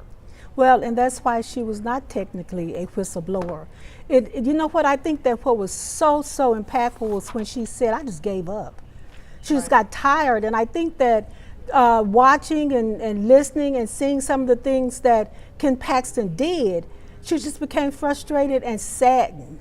And then also the testimony that she gave when she had to talk with Senator Angela Paxton. She apparently was very fond of both of them, and she just hated to have gone through what she did. But here's something else too, especially in the political arena, that if some of the viewers and the Paxton supporters, if they actually want to know what's going on, if whatever possible, they need to look at the testimony. Because if you look at what the liberals are doing, writing on social media, if you're looking at what the Paxton supporters are doing, writing on social media, it's as if they're not even at the trial. Because if we go back to this, they're putting out what they want to put out.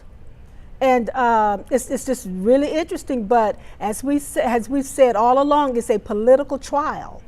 And we just have to understand whether or not these senators want to put him out of office, but how can you not? And keep something else in mind, Tanya.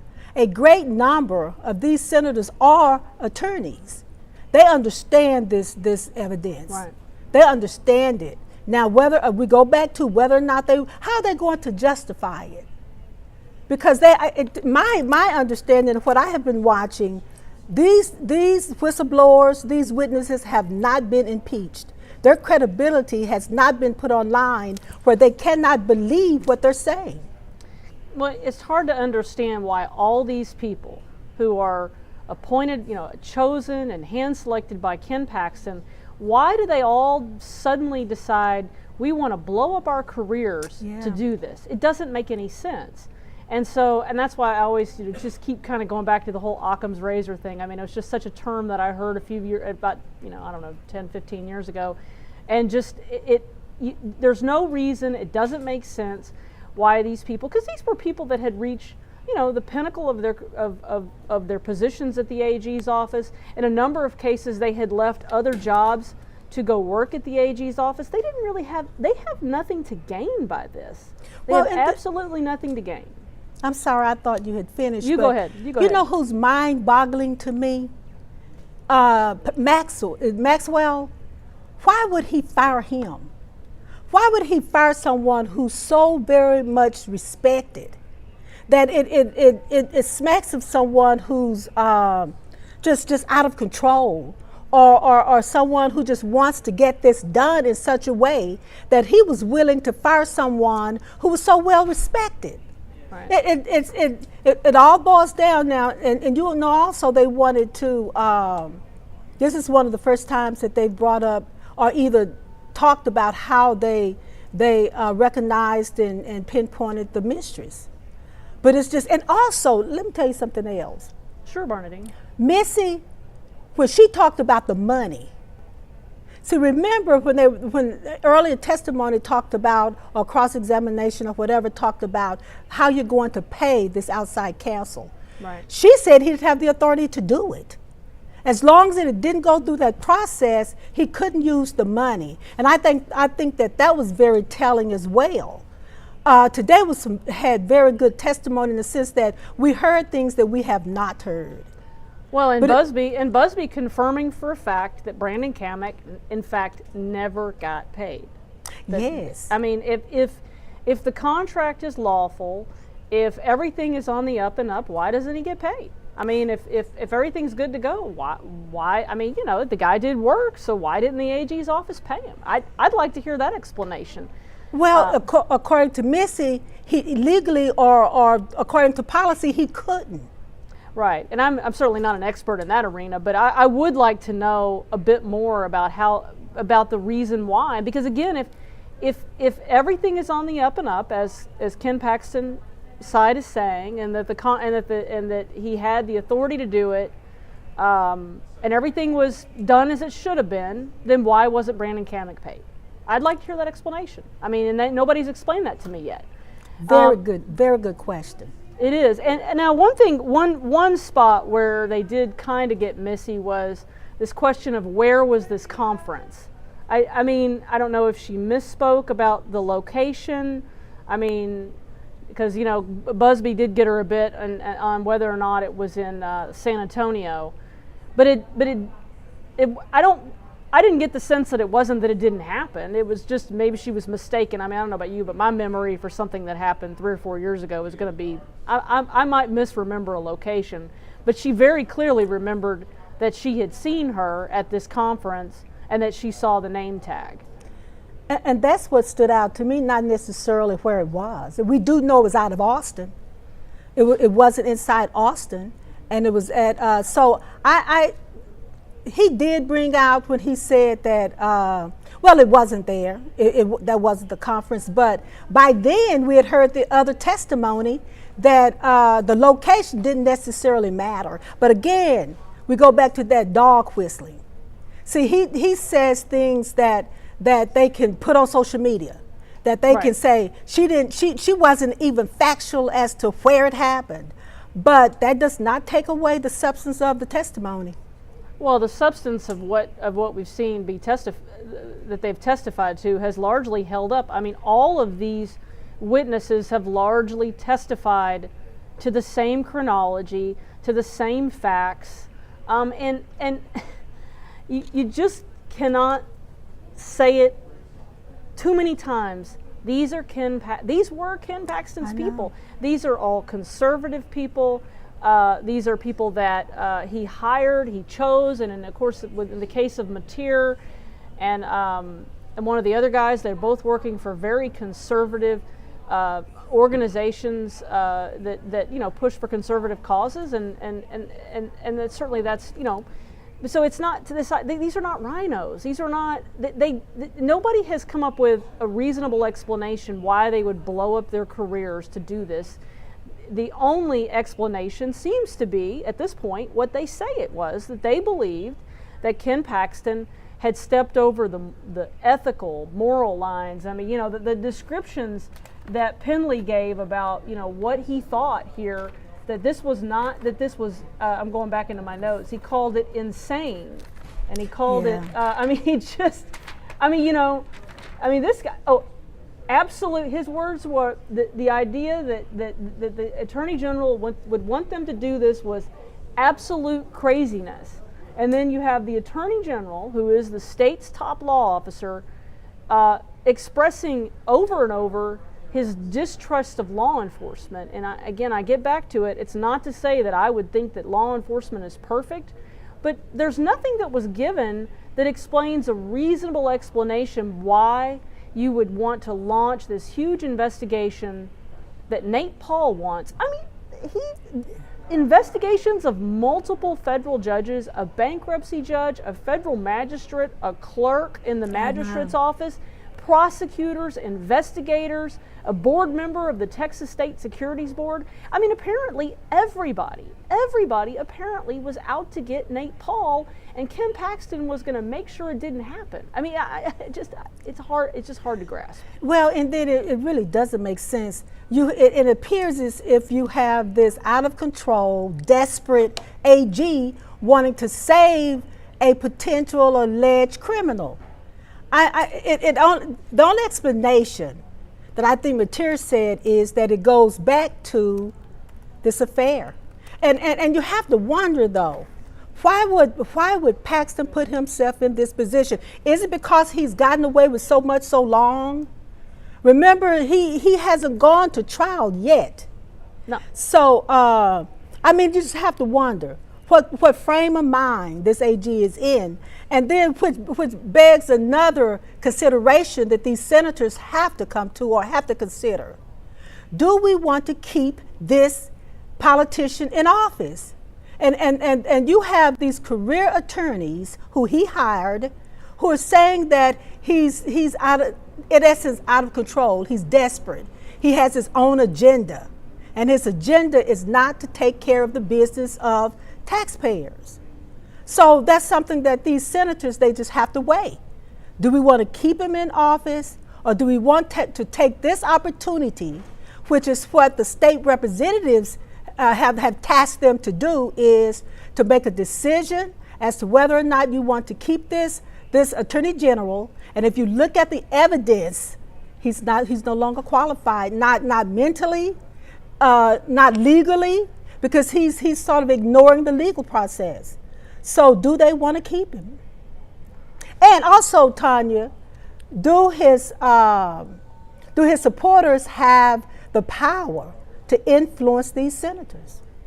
Oh, I mean, look, this is inherently a political process. I mean, you can't have a situation like this where you have jurors that are state senators, and of course it's going to be political. I mean, look, I've covered many criminal trials, and normally in a criminal trial, you would not have the jurors voting on motions beforehand, which is what we saw on day one. So this is all you cannot separate the politics from this, but it's kind of a quasi situation where you have the presiding judge, who is not a lawyer, although it kind of feels like that Dan Patrick has kind of gotten his sea legs a little bit.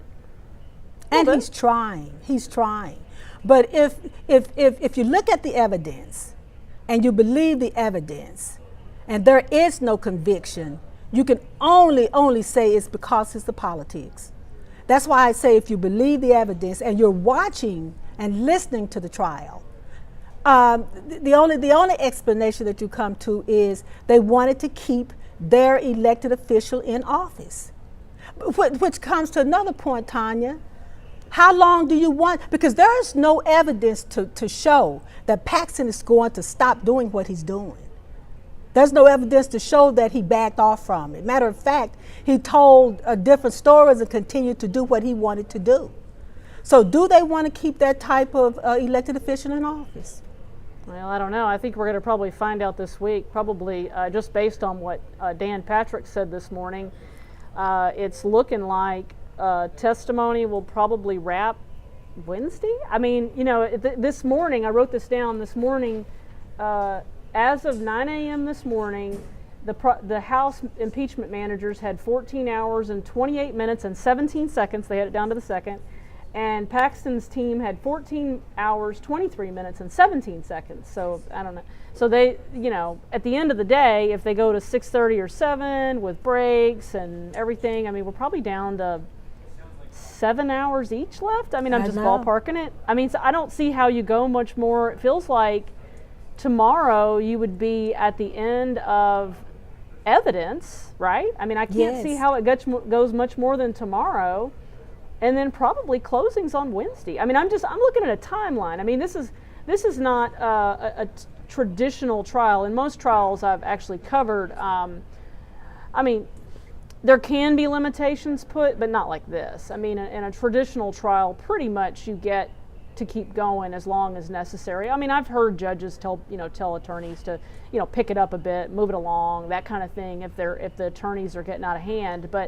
And generally you'll have time limitations on an opening or a closing, but but this is a very tight timeline, and I just wonder how many more witnesses does the prosecution want to call, and do they feel like they've done enough? We haven't even gotten into this question of the renovations. They've promised, the House impeachment managers have promised the Senate jurors that they're going to show that Nate Paul paid for these renovations, and we have not seen that yet. Well, we might be at the end of this trial by the weekend. Oh, I think it'll be before. I think Bernadine. I think it'll be before that. I mean, do you see the senators debating that long? I mean, I don't know. Of course, I'm always wrong on deliberations. I'm always wrong on outcomes. I have no idea. But keep in mind, you're going to have 30 politicians in one room. But there's no cameras. No cameras in that room. So there's no cameras to play to. I understand, but what is it, 6 senators who have consistently voted not to impeach him? Right. So they must convince the others. At least they have to convince 3, 4 more? 4 more Republicans? So, hey, we don't know, as you say. And remember, politicians can grandstand. They can talk a lot. They can do whatever they want to. So I think that's the question. How long is going to take the senators to go in and hash out their next because keep in mind too, once they convict him, I'm sure that they're going to know. Well, now we don't know that they're going to convict him. Well, thank you for correcting me. Oh God, let's be careful here because I'm not taking any sides. So. I'm not either. As I said, if you're looking at this evidence, you tend to move in that direction. But I am not going to speculate as to how they're going to vote or how they're going to rule. So I thank you for correcting me on that. But if they acquit or they convict, they still have to decide on whether or not they're going to remove him and not allow him to run again. That's another discussion.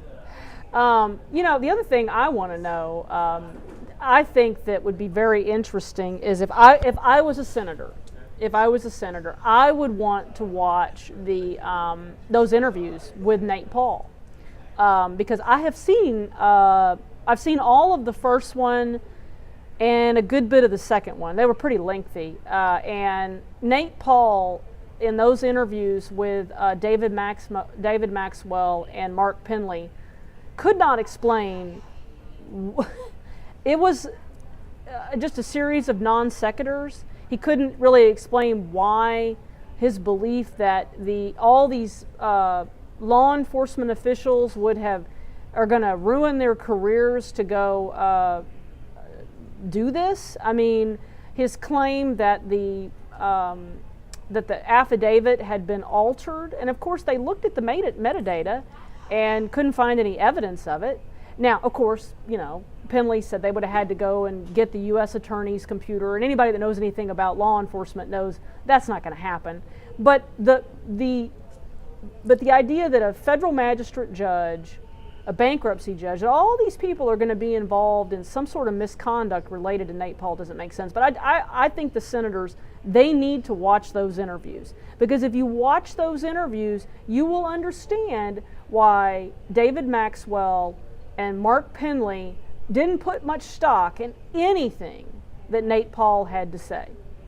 And furthermore, they really need to listen to the audio of Brandon Kamek and the attorney representing Nate Paul going to deliver subpoenas on these couple of banks. I listened to them myself. I have never heard of such a thing.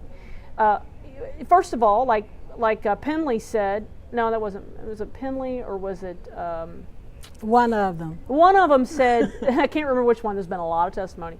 One of them said it was either Penley or I think it was Penley. No, it was Penley. Said that that this would be very uncommon practically unheard of for the prosecutor to go deliver the subpoenas. You would normally have a deputy. Or if it was the feds, it'd be like a deputy, marshal or something like that.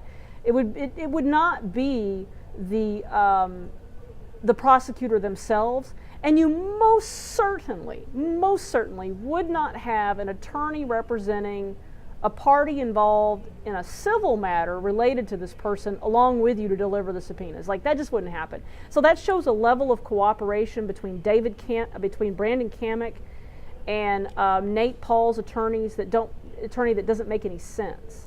Well, but keep in mind, to them, it didn't have to make sense because they were convinced that Ken Paxton would get it done.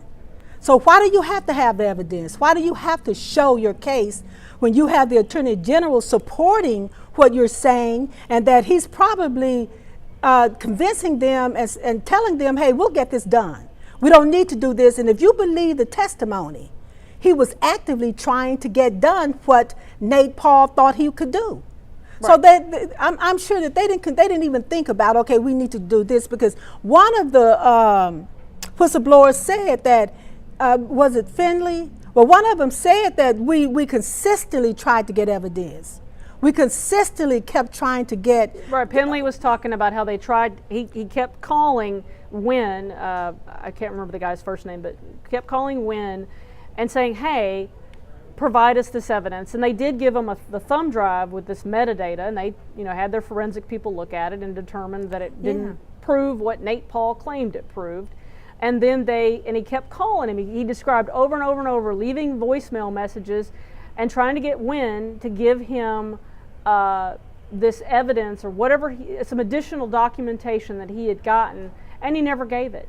And then when he talked to Kim Paxton about it, Paxton said, Penley recounted that the reason that Wynn didn't want to hand this additional stuff over was because, well, he was I'm paraphrasing here, he was too tight with David Maxwell. That's all. Okay, so Dan Patrick is back on the dais, and let's take a listen. Please bring in the witness. Okay.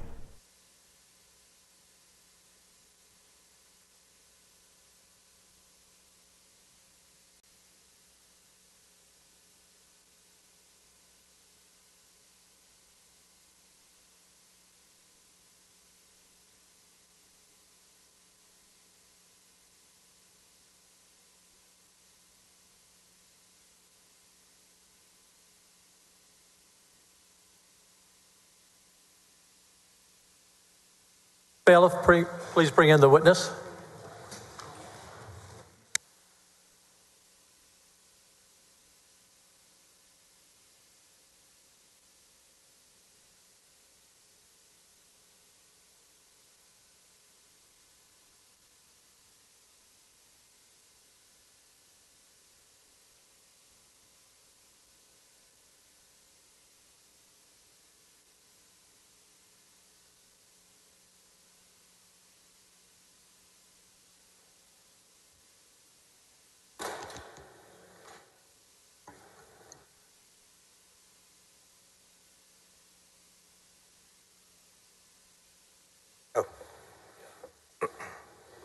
Looks like I'm missing a juror or two, or one anyway. A few over here.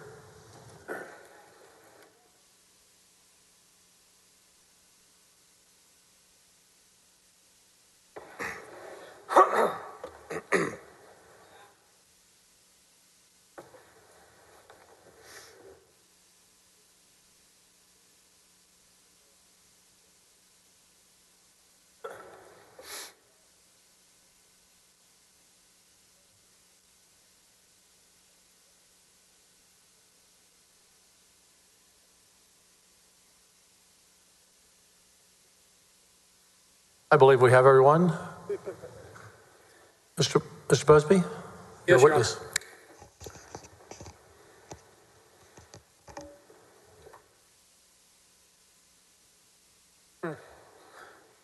You know, they say that you can indict a ham sandwich. You ever hear people say that? I've heard that saying. In fact, you recall that the former governor of our state was indicted just for exercising his veto. Remember that? He was not actually indicted. He was indicted. Governor Rick Perry was indicted for exercising his veto. Did you not know that? I thought they did an investigation that resulted in a no bill. No, you're misinformed. He was indicted by a Travis County grand jury. Did you not know that? I did not know that. And he said over and over and over, my gosh, all I did was exercise a veto. You can indict a ham sandwich. Respectfully object to this line of questioning as being wholly irrelevant. Overruled. So here we have a Travis County, in Governor Perry's case, a Travis County grand jury indicted him for exercising his veto, and you just went through this litany of possible maybes with regard to Ken Paxton, didn't you? That's correct. He might have done this, he might have done that, right?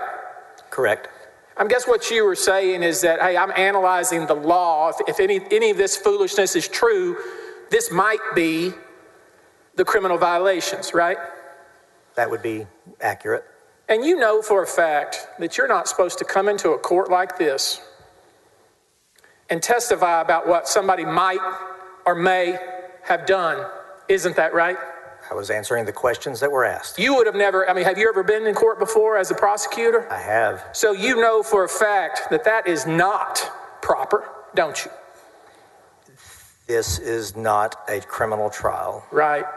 It's not proper to go into a court and testify on live stream and to jurors about something that someone might have done. That's incredibly misleading, incredibly prejudicial, and wrong, isn't it? Objection, Your Honor, to asked and answers mischaracterizes the evidence as presented by the witness. Overruled. I was asked to identify the possible avenues of investigation that I outlined in the memo to the district attorney. Possible, maybe, potentially. We don't know, right? You don't know at all, do you? I don't understand that question. You were just sitting up there and making a bunch of silly guesses, weren't you? I would not agree with that. And you just testified in this historic impeachment proceeding in response to the House's questions about all of the potentials or the maybes or the possibilities, right?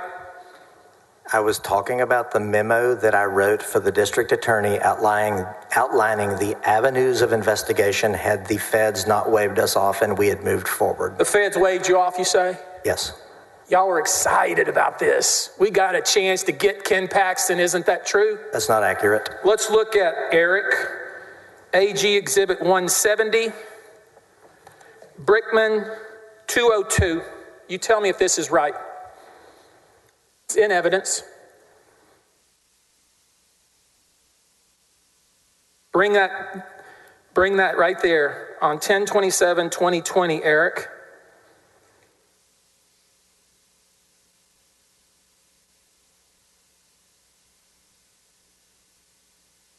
Right there, Eric. Let me just read this so we'll understand what y'all really were up to. My phone conference with Margaret Moore and her team went well today. They are excited about pursuing this investigation and will coordinate their efforts with the U.S. Attorney Office so that both pursuits complement each other. They obviously want to move quickly as they have time constraints. They are not going to wait on the feds. Did I read that right? You read it correctly, yes. Mm-hmm. So the DA's office of Travis County, Margaret Moore, she Democrat, Republican? She's a Democrat. Okay, so the elected Democrat district attorney of Travis County was excited. She had a chance to go after Ken Paxton for just an entire litany of things, according to your little memo, right? I disagree with the description of excited. And you're telling me that the feds waved her off. That's what you're telling me? Correct. The feds under whom? Who was in charge of the feds? At that time, I believe it was still Attorney General Barr. Okay, who was the president at that point in time? Donald Trump. Oh, think about that for a minute. You're telling me that this elected Democrat, who you claim the maybes, the possibilities, the potential, all kinds of crimes, that she, as an elected Democrat, decided, stand down. Donald Trump says, stand down. You think that we really believe that foolishness? Do you think we believe that? I have no idea what you Nobody believes that. And you don't believe it either. Your Honor, do I you? object, sir, thank you, to the form of the question and offering an opinion that he is not entitled to offer in testimony. Sustain. You don't believe that either, do you? I don't even know what you're saying right now. What was your question? Now, you had told us that potentially, possibly, maybe abuse of official capacity, right? Correct. Potential, maybe, who knows? Acceptance of gift to a public servant? Correct. No clue if that was true or not, was there? You had no clue, did you? Can I explain the purpose of the memo? I'm asking you whether you had any clue that any of those things were true. Based upon the information provided by the 3 witnesses that we had interviewed, yes, it appeared that it was true. You thought it was true, so you had probable cause to make an arrest, and that's what you did, right? No, a preliminary investigation is to determine whether or not to move forward with an investigation. That was the stage we were at. Probable cause means you have enough for an arrest, right?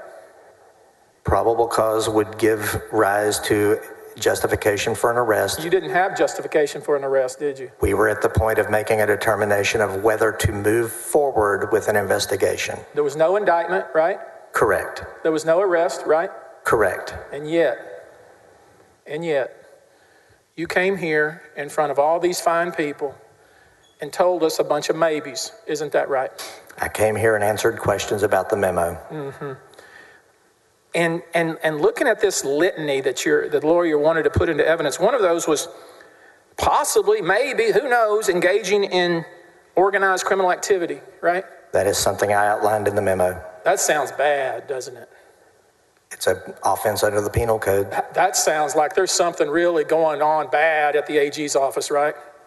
That is your characterization of that. That's something you'd never want to be a part of, right?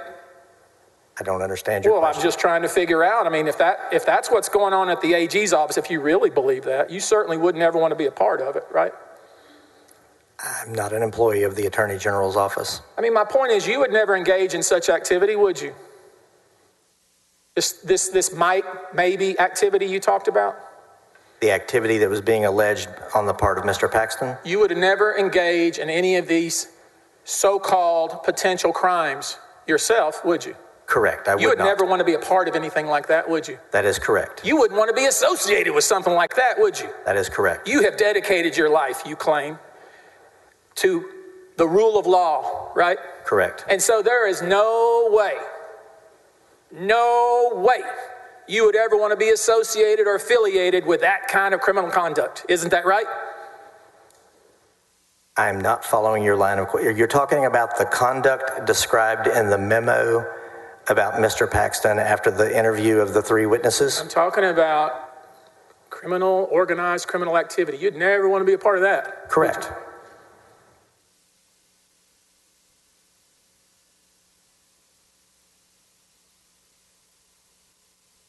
I mean, if you really believed that, you certainly wouldn't want to be a part of it, right? Correct. You applied for a job at the AG's office, didn't you? I did. Let's make sure we let that sink in. You applied for a job after this silly memo you wrote, didn't you? Yes. Let it sink in. You wrote this silly memo where you talked about potential violations of law, and months later, you applied to work at the AG's office, didn't you? That is correct. And you know what the kicker is? Who wrote your letter of recommendation? Margaret Moore. She wrote a general letter of recommendation that I could use with any employer. It was not specific for that job. She wrote you a letter of recommendation. This whole thing should be dismissed. Don't you agree? No. Yeah. I think the point has been made. Your Honor, I pass the witness. Your witness on redirect. Thank you, Mr. President. Mr. Cox, did you speak with the elected district attorney Moore to determine whether or not there was an ongoing active investigation at the Travis County District Attorney's Office? Did I? Please ask that again. Fair enough. You indicated to us that prior to writing your October 28, 2020 memo, you had had a conversation with Margaret Moore. Is that accurate? Yes. Did you learn whether or not there was an ongoing investigation at the Travis County District Attorney's Office concerning the allegations made by Nate Paul? Objection. The question calls for hearsay. Sustained. Did you review documents, or did you ask for any documents? You personally asked for any documents that would show whether or not there was an ongoing active investigation concerning the complaints made by Nate Paul? Now he's asking to testify about documents not in evidence, hearsay, and best evidence rule. If I may, Your Honor, best evidence. Did you have an opinion as to whether or not there was an ongoing investigation into the complaints made by Nate Paul? Objection. His opinion is completely irrelevant. Your Honor, we've established that under Rule 701 and others as a testifying witness, he's allowed to testify to what his opinion is based on the evidence as he knew it. I didn't say that he was an expert, Your Honor. He's not an expert. That's improper. And as Mr. Busby knows, without making these foolish arguments, 701 deals with lay witness opinions. Sustained. If we could please, Ms. Manella, play Exhibit 249. And this goes beyond the scope of the cross. And Your Honor, as you know, He's expanding, if I can finish, please. I'm sorry, sir. Of course. He's expanding the recross, or his redirect. It's improper. He never mentioned that video that went into evidence, so he can't talk about it now. If I may, Mr. President. Under the rules, it was very clear in the rules that the senators passed 25-3 that redirect would have to be on what was already covered. I apologize then, Your Honor. I didn't understand the rule as it relates to that specific issue. We'll provide the testimony through an additional witness. Thank you, sir. Pass the witness. I have nothing further for this witness, Your Honor. Are you both finished with the witness? Dismissed? Yes, Your Honor. Okay. You are able to go.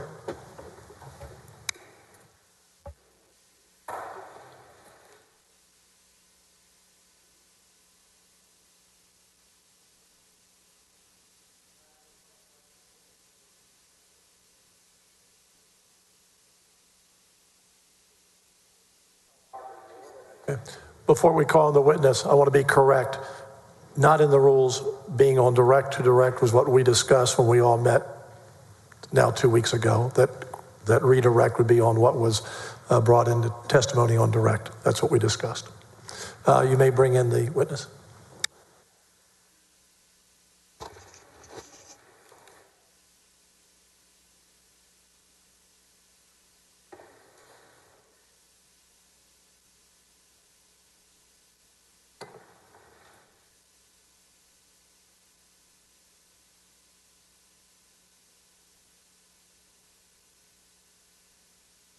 Yours or ours?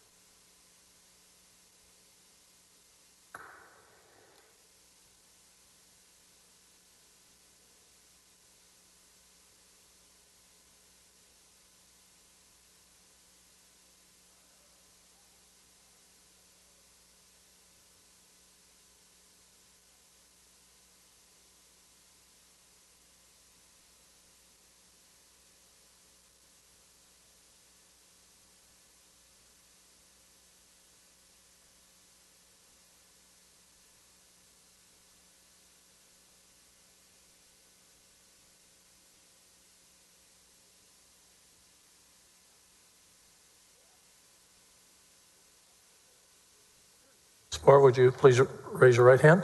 I do solemnly swear or affirm that the evidence I give upon this hearing by the Senate of Texas of the impeachment charges against Warren Kenneth Paxton Jr. shall be the truth, the whole truth, nothing but the truth, so help me God. I so swear. Please have a seat. Your witness, Mr. Hardin. Thank you, Your Honor. Ms. Moore, I'm going to ask you, we've had trouble with this microphone with all of us, with mine and the witness, so if you would try to stay closer than you would ordinarily stay with the microphone, I'd appreciate it. Will do. All right, would you state your name, please? My full name is Margaret McCarthy Moore. Ms. Moore, how are you? I'm going to go through with you a little bit of history of your background and all, but I want to really kind of relate it to your personal, professional background. Where'd you grow up? I grew up in Waco, Texas. And did you live in Waco all the way through high school? I did. And after high school, what did you do? I came to the University of Texas here in Austin. And did you attend and graduate? I did. Earned a BBA in accounting in 1970, and then I started law school here. All right. After graduate school or after law school, what year did you become licensed to practice in the state of Texas? 1973. And then what did you do? At that time, I was working in the legislature. In 1973, I was working in the House. I got my license, passed the bar in April of that year. I ended up coming back and working the Constitutional Convention in 74, and I worked in 1975 during the session, and then when I became a lawyer, I really wanted to be in a courtroom, so I was able to, I was appointed the Juvenile Public Defender for Travis County in 1976. All right, and then you had a series of other jobs. What led you into where you became the elected district attorney of Travis County? Well, I was hired as an assistant district attorney in 1977. I had gotten to know Ronnie Earl when he was in the legislature, and he gave me a job in the DA's office. How long were you there? I was there until I was elected county attorney in 1980. I took office in 1981. As the county attorney? Yes. How long were you the county attorney in Travis? 4 years. Pardon me? 4 years. Okay. And then after your tour, would that be like 1985? Correct. And then what was your next position? Mommy. All right. I had a daughter, and I remarried in 1984, and we had 2 sons, one in 85 and one in 87, and my husband was a litigator, so we made the family decision that somebody ought to be home with these kids. So I did not go back into the practice of law until much later. I did, though, during that time. I did serve twice on the Travis County Commissioner's Court as an appointee to fulfill unexpired terms. What year did you become the elected district attorney for Travis County? Well, I was elected in 2016, and I took office January 2017. All right, so some of the things we're going to be talking about occurred in 2020. You were, of course, a Democrat, correct? That is correct. And then what was the outcome of the March 2020 primary? I think there was a runoff, was there not, in the race, in the primary? 2020, I was defeated in a runoff in July. Right. So from July of 2020, you were in effect a lame duck to the end of the year, were you not? Yes. Right. How flattering. Not a phrase we all enjoy, but it was a reality, correct? Correct. All right, I want to take your attention, if I can, to Attorney General Paxton. Had you had a particular mission and intent as to the kind of relationship you hoped to have with Attorney General Paxton, as you were the elected district attorney as a Democrat, and he was the elected Attorney General as a Republican?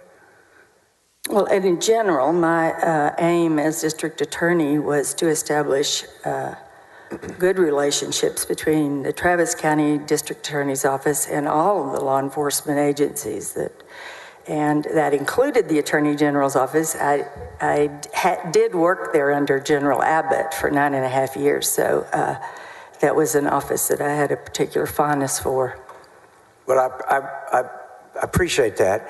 So at the time that General Paxton was the Attorney General and you were the district attorney, you had how many years experience previously working for the Attorney General's office? 9.5. And what year, what was that, when was that area? I went to work there in 2000,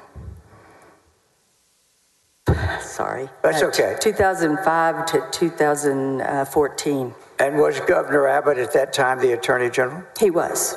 Was he the Attorney General for the entire time you worked for the Attorney General's office? Yes, he was. All right.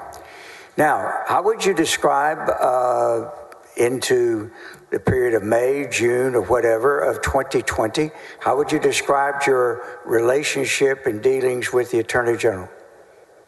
He had, General Paxton himself had been, I considered him a friend. I didn't know him well, but he'd been very generous with helping with matters that we asked him to help with. I considered him a friend. All right, in May of 2020, did you become aware of any type of request that he was making regarding a particular matter? Yes. And what was that, and how did you become aware? My first assistant was Melinda Monford, known as Mindy Monford, and she told me, informed me about Objection, hearsay. Sustained. So, did you become aware of a conversation that Mindy Monford had with the Attorney General? I did.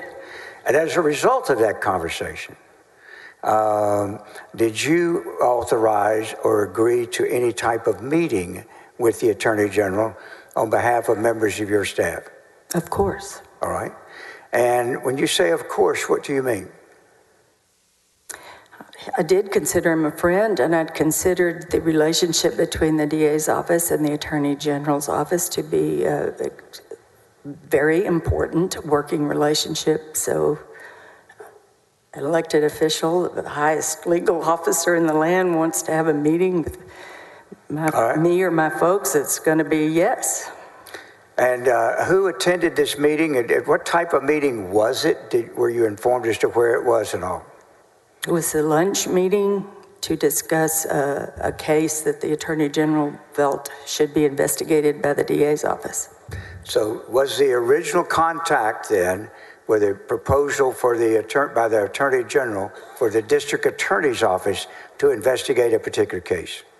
It was directly between General Paxton and Ms. Monford. Had you ever yourself at this time before heard the name of Nate Paul? Not that I recall. All right. No. And then were you present at the meeting? No. And to your knowledge, who was present at the meeting? Mindy Monford, Don Clemmer, who is my director over special crimes, Mr. Paxton, Mr. Paul, and Mr. Wynn, an attorney from Houston that representing Mr. Paul. All right. Now, at this lunch, did you know anything about whether there was perhaps another person? Have you ever heard of a Mr. Drew Wicker? I have not. So do you have any knowledge one way or the other as to whether he was at that lunch? I do not have that knowledge. When the lunch was over, did Mr. Clemmer and Ms. Monford come back to report on it to you? Yes, they did. And as a result of what they reported, what was your reaction as to what y'all intended to do with the Attorney General's recommendation, or request, rather? Well, the allegations that were reported to me that Mr. Paul turned out to be his complaints that Mr. Paul brought to Mindy and Mr. Clemmer were ridiculous, and their communication to me was to that effect, and I agreed with them after they described it to me. Can I have an exhibit, which is in evidence 88, up on the screen, please, or on the iPad, please?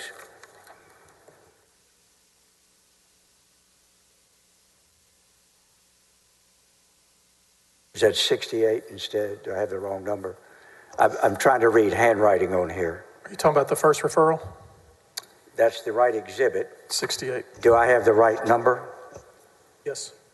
68? Thank you. Now, did you become aware, and was the issue as to what to do about a complaint by Mr. Nate Paul that he wanted to have investigated by the DA's office? Yes. All right.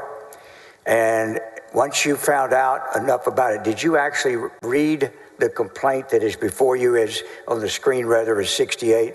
If we could go over to the other page where it says request to investigate. Did you know anything about, do you recall when you reviewed it and formed whatever opinions you had about it? I do not recall when. All right. But did you ultimately become aware of what the allegations were here and what the contentions were? Oh, yes. I was aware of the allegations, but I didn't see the RTI until later, if I did it. So I don't know when that was. What was your position as to what your office was going to do with this complaint? Well, it was going nowhere. All right, but if it was going to go nowhere, what do you mean by that? I mean, it would have been handled like with courtesy. You hear fill out the form, and then it would have been followed up by a rejection letter. All right, there's the rest of this exhibit, if you could. Stacy, just go through, give about 5 seconds on each page and ask if this document showing her is the kind of form and complaint that your office would do. And I want to go particularly to the page. I want to make sure that we're not publishing any of the identifying of data on the complaint. So here you see the signature of Mr. Paul. You notice, now, do y'all request that they swear to these complaints, or is that there in case they choose to? No, it's a practice that they swear to the complaint. Okay, you need to stay with that microphone, ma'am. Pretty please. All right. Now, this, of course, has a place for somebody to notarize and swear to it if they choose to, correct? Correct. And what is the policy in your office ordinarily? Do people swear to these complaints? Are they asked to, or what's customarily done? My belief is that they were asked to swear to it. All right. Well, we notice here that this didn't happen here, correct? It did not. All right. Now, on the next page, I don't want to show the people over. I'm going to read you some names, but with no identifying data on the screen until it gets taken out. And I don't know whether it's been taken out of this particular screen. I'm going to just read names to you without us publishing them and see if you recall these names being names that were proposed that they would be investigated based on this document. Mr. Saban, Mr. Preston Joy, Mr. Jason Ernst, Mr. Alan Bew, Ms. Gupta, a Judge Mark Lane, and then a series of one other person, some others. Now, were you aware of the nature of who some of these people were at the time you were informed about this? Absolutely. And is this another reason that you're saying it wasn't going anywhere? It was going nowhere in my office. And does that mean that y'all had no intention of either investigating or prosecuting with this kind of allegation? None whatsoever. If we can, Stacy, if we can move over now, skip the people and go to Bates number 68. Excuse me, Bates number 9036, 9037. And I want to represent to you, this is Mr. Paul laying out what his contentions are so. And ultimately, did you folks decide what you were going to do with this case? That's fine, you can take it down, thank you. What were you going to do with this case if it was going to go nowhere? What did you do? I decided to send it to David Maxwell. And by the time you were going to send it to Mr. Maxwell, how long had you known him, and what was your view of his competence and ability, et cetera? Well, I don't remember how long And I want you to get back to that microphone. I said I don't remember how long. I knew of his reputation because I worked in the AG's office. I thought very highly of him. I knew that he was a former Ranger, and I'd working with the Rangers. He had a very, very stellar reputation as an investigator. I decided to send it to him because I was quite confident that he would view this complaint the same way I did. And so, what you thought when you sent it, when you came up with the idea of sending it to the AG's office, why did you send it to the AG's office instead of just politely telling Mr. Paul, no dice, nice to have met you, we're not going to do anything? Because I didn't want to offend Mr. Paxton. If, in fact, Mr. Paul had come on his own, not being sponsored with the Attorney General, and made the same complaint, what would you have done? We would have sent a rejection letter. Pardon me? We would have sent a rejection letter. All right. But because it was sponsored to you by the Attorney General, what did you do? Your Honor, I'm going to object. There's been no evidence of any sort of, quote, sponsor. So I object to that. We just had a luncheon in which he sponsored it. I don't know what he means. Overruled. Thank you. Go ahead. Had it not been for Mr. Paxton's personal interest, it would have been handled routinely. But because I valued the relationship with Mr. Paxton and considered him to have been a friend, I didn't want to offend him, and so this seemed to be a delicate way of having the matter reach a conclusion. Yeah. So let me ask you, if you sent it over to him, if I can I have 668, please?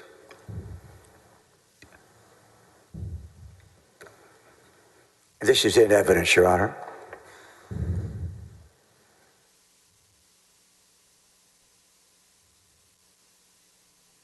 Yeah, actually, it's AG 68. Again, I'm misreading handwriting, and I apologize for it. All right.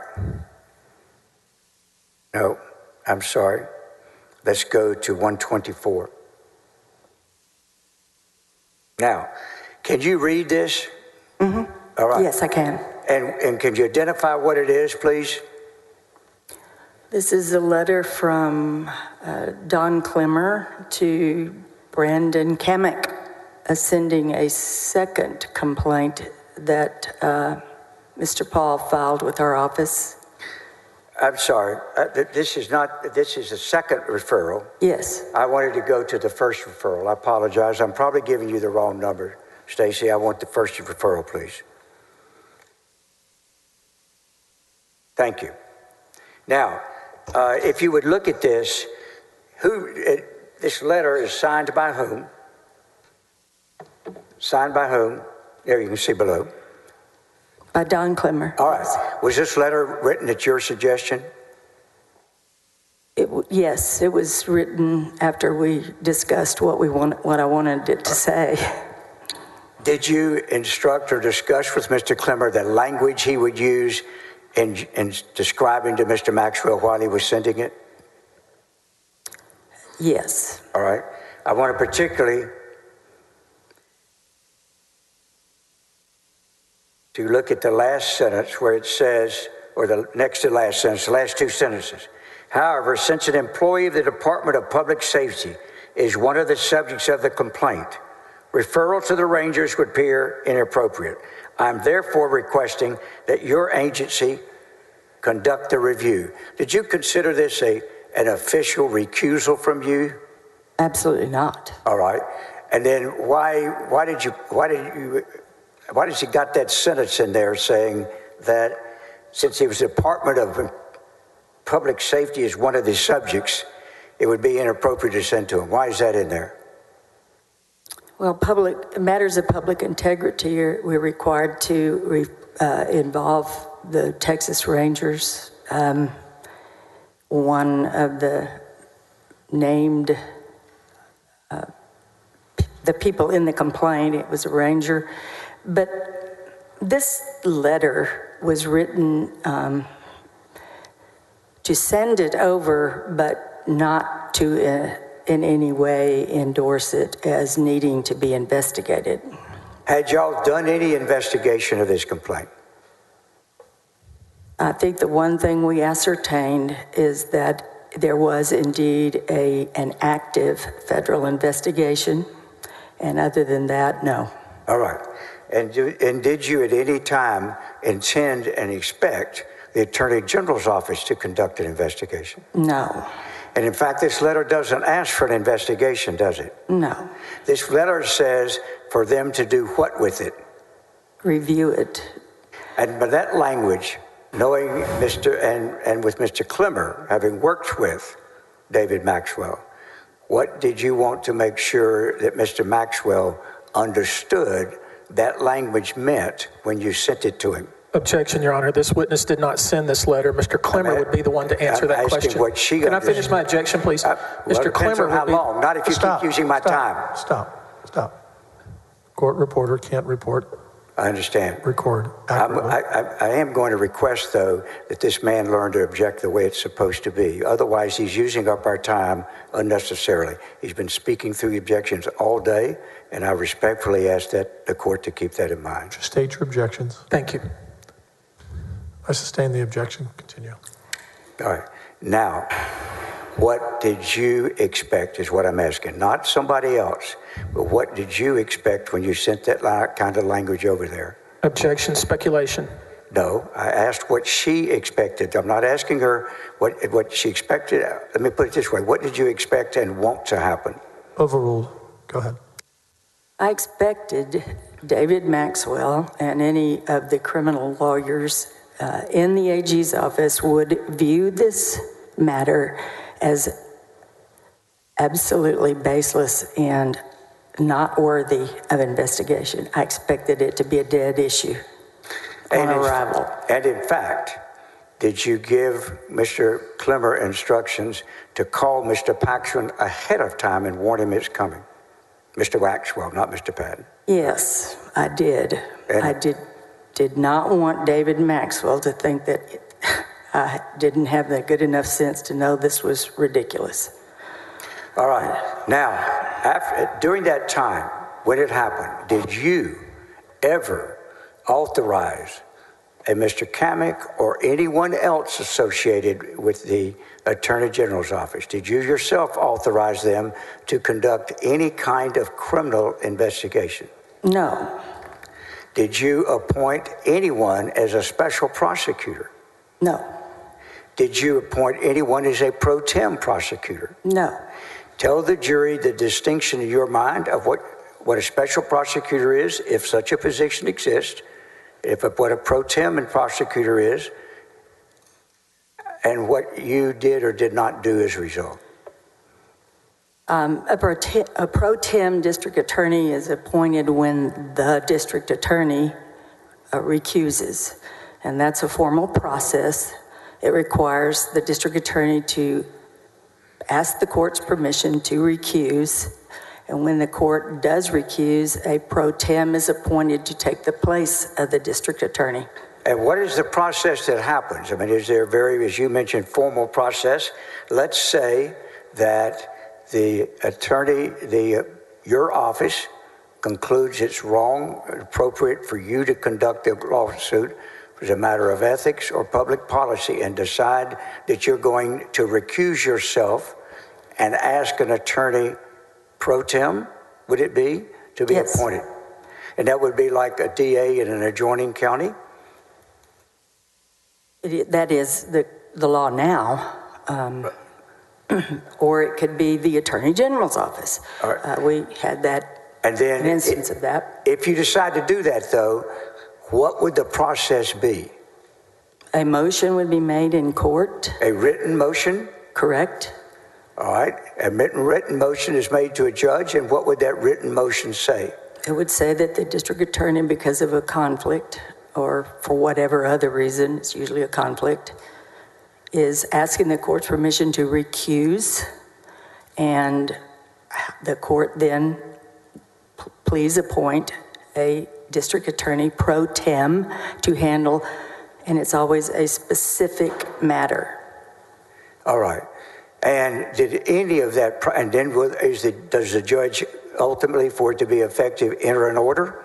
The judge rules on the motion and enters an order, and usually at that time has found someone to be appointed.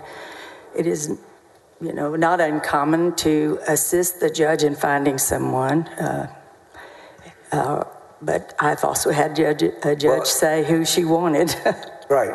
So if one is appointed pro tem, it ultimately results in a judicial order, does it not? It does. All right. Did that happen in any way? Any of those procedures you described, any of that happened involving anybody being asked to look into the complaint of Mr. Paul? No. Now, how would a special prosecutor work if you were going to appoint a special prosecutor? Well, the way we use the term special prosecutor, in my experience, has been that the district attorney appoints someone to handle a special matter, and that person is not on the payroll of the district attorney, but is sworn in by the district attorney and becomes essentially like any other assistant DA. It's under this, when the pro tem is appointed, the DA loses all control over the lawsuit. The DA is out of it. And it's with a special prosecutor, the district attorney continues to supervise the handling of the case. And are they actually sworn in by a judge? No, they're sworn in by me. All right. Did you do any of that in this case? No. So was either a attorney pro tem or a special prosecutor under that term, were either of those positions engaged in by you on this complaint of Mr. Paul? No, they were not. And when this file went from you to the Attorney General's office following the letter of Mr. Clemmer, did you, by that time, had you hired, retained, appointed, sworn in, any of those things, any lawyer to look into and work with you on the complaint of Mr. Paul? No. And after that case file left you and went to the AG's office, did you in your office have anything to do with investigating that file? No, we did not. Other than helping Mr. Kamek get his grand jury subpoenas, other than that, did you do anything to assist Mr. Kamek in investigating this case? No. And did anybody in the Attorney General's office ask you to aid in any way Mr. Kamek? No. Did the Attorney General ever ask you in any way to aid Mr. Kamek? He did not ask me. I don't know that he asked anyone. So was Mr. Kamek ever hired or employed by your office in any way? No.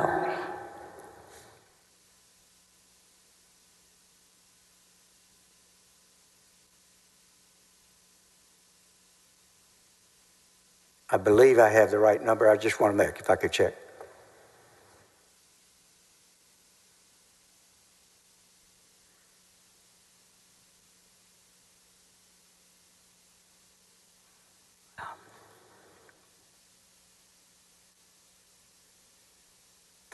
This is a video that is in evidence. I'm going to ask Stacy, Exhibit 249. I'm going to ask her to cue it up and play it for the jury, please. And I will ask you to listen, then I'll have a question afterwards. I want to talk about the appointment of special prosecutors, and I don't know if you or the general need to answer that. Is it rare for your office to appoint a special prosecutor? So, is this a general question about special prosecutors? Is that just at the AG's office in general? Okay.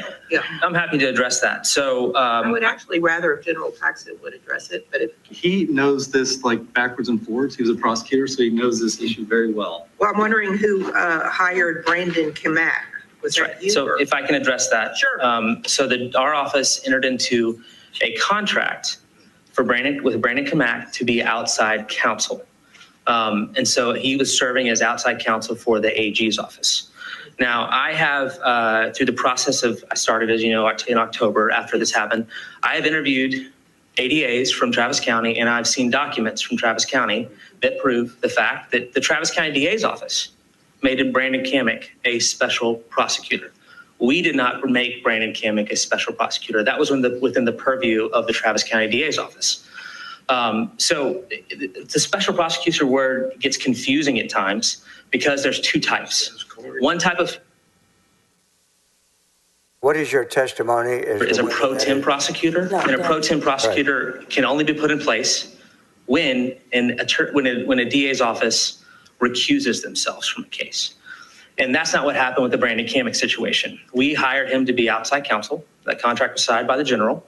And then he went to go work because he was hired on to assist the Travis County DA's office. And the news glosses this over. No one ever goes and looks at the Travis County DA's office's files. They don't give really deep interviews on these things. But the fact is, he went and said, I'm the guy that's going to be the outside counsel for the AG's office, and I'm here to assist on your investigation. And then through that process, he worked with them to get grand jury subpoenas, and that's how he became a special prosecutor. And I'm aware of the difference. I actually wrote the legislation that determined on pro tem who could actually be appointed. So yes, I'm familiar with this. Is that testimony truthful? No. How untruthful is it? In what way? It is astonishingly untruthful. There is no way that anyone could interpret the facts as my appointing Mr. Kamek as a special prosecutor. I couldn't pick him out of a lineup today. I don't know him. Pass the witness. Mr. Busby?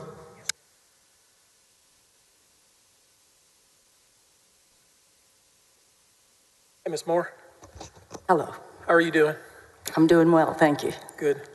Eric, could you pull up Article 5, the impeachment article, so we can look at it real quick? As he's doing that, Ms. Moore, you're telling us all that there was never, in this situation, an attorney pro tem, true? Correct. Let's look at the article of impeachment. Article.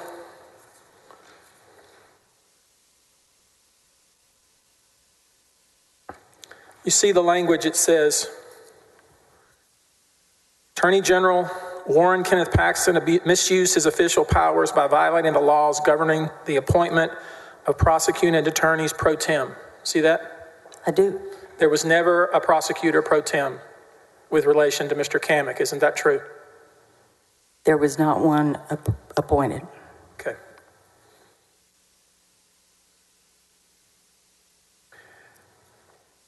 It sounds like when you learned about the complaint of Nate Paul, your initial gut reaction was, that is absolutely ridiculous what he's alleging. True? True. But you know, of course, that sometimes the FBI does in fact violate people's rights. Right? I've never witnessed that. But you certainly read the news reports about it, haven't you? I've read news reports alleging that. I mean, there's a lot of them, but did you hear about the FBI admitted flawed forensic testimony in 32 death penalty cases? No. How about when the FBI conducted improper searches of U.S. officials using a foreign database?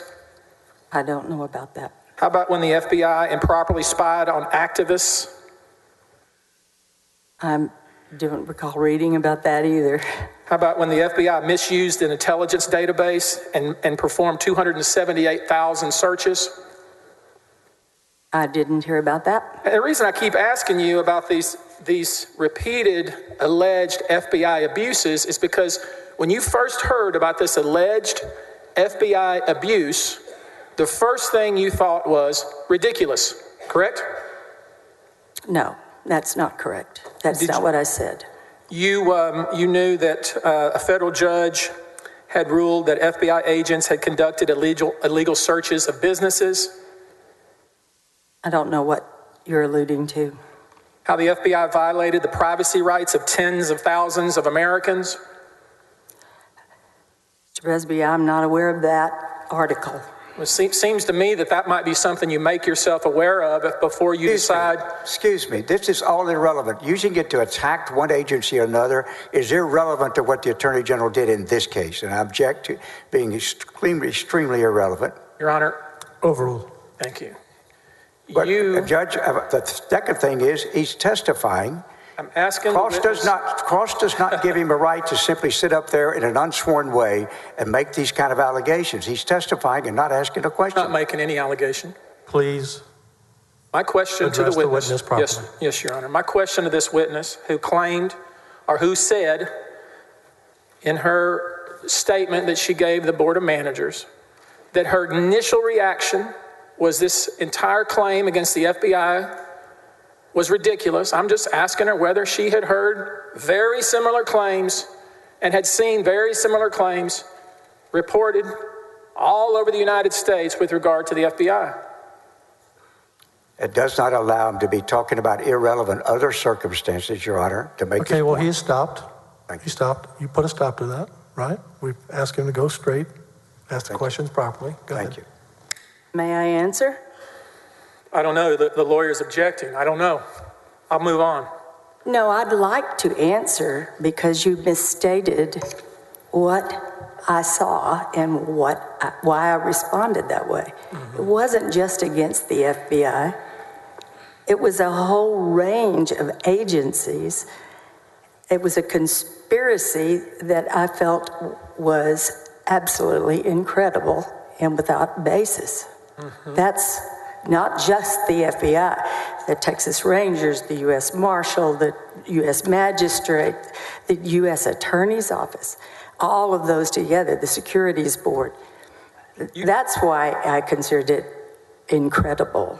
Well, could you have just said, you know what, I don't think the Rangers would do that. I don't think the magistrate would do that. But you know what, those FBI folks, they may have done that. You could have just investigated that, right? What you could have done. Mr. Busby, I worked with the FBI. I worked with the FBI to have a prisoner, an accused murderer surrender at the border the very first month I was in office. I worked with the FBI investigating the bombings in this city.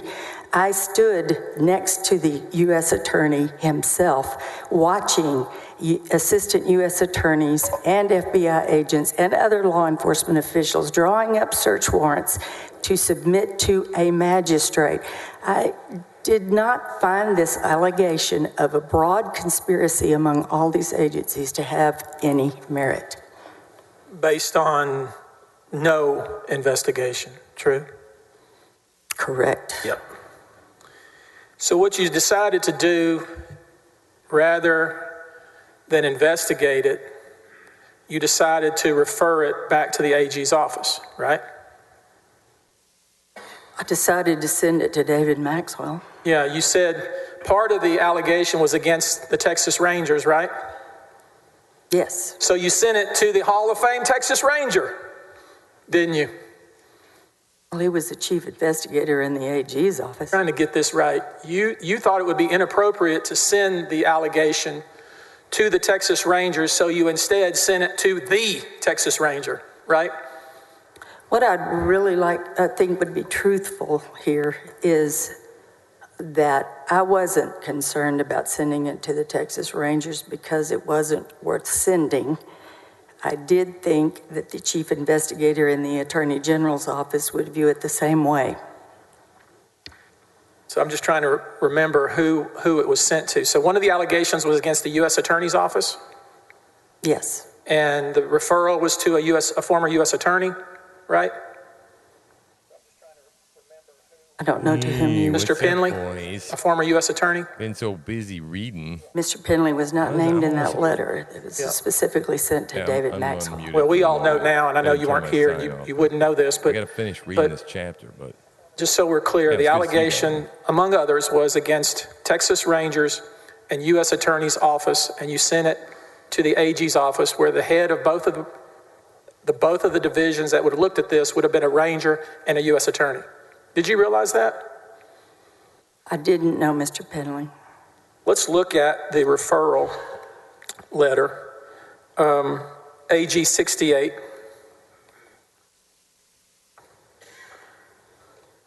Eric, please. Just to correct the record, I believe he mistakenly referred to Mr. Penley as a U.S. attorney, and I don't want that to stay unchallenged. He, of course, was an assistant U.S. attorney, but I don't want a suggestion that this was being looked at by a U.S. attorney.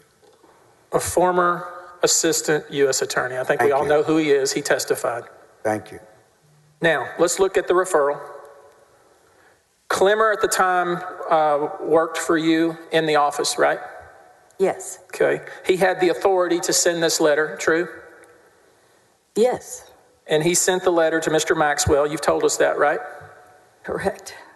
And he says, I would typically forward such a complaint to the Public Integrity Unit of the Texas Rangers for review, right? Yes. However, since an employee of the Department of Public Safety is one of the subjects of the complaint, referrals to the Rangers would appear inappropriate, correct? Yes, he says it. Okay. Now,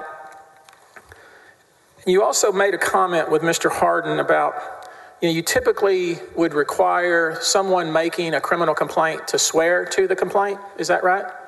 Yes, the form. Is it required? I didn't review every single complaint, but it's my understanding we had that policy, yes. That was the policy in the office, is to require the complainant to swear to the complaint? Yes. May I approach the witness?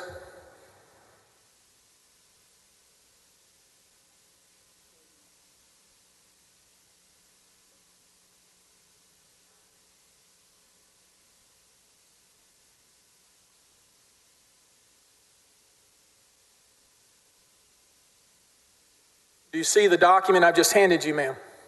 I do. And it's an email, is it not? It is. An email from whom to whom? From who to whom?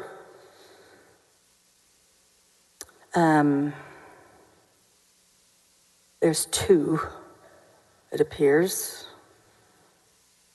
Is this email from people within your office?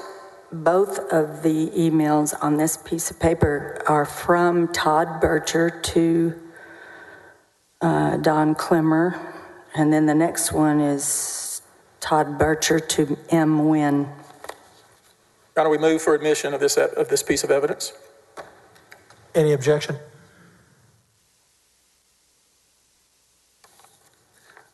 No objection. Admit AG Exhibit 0242 into evidence.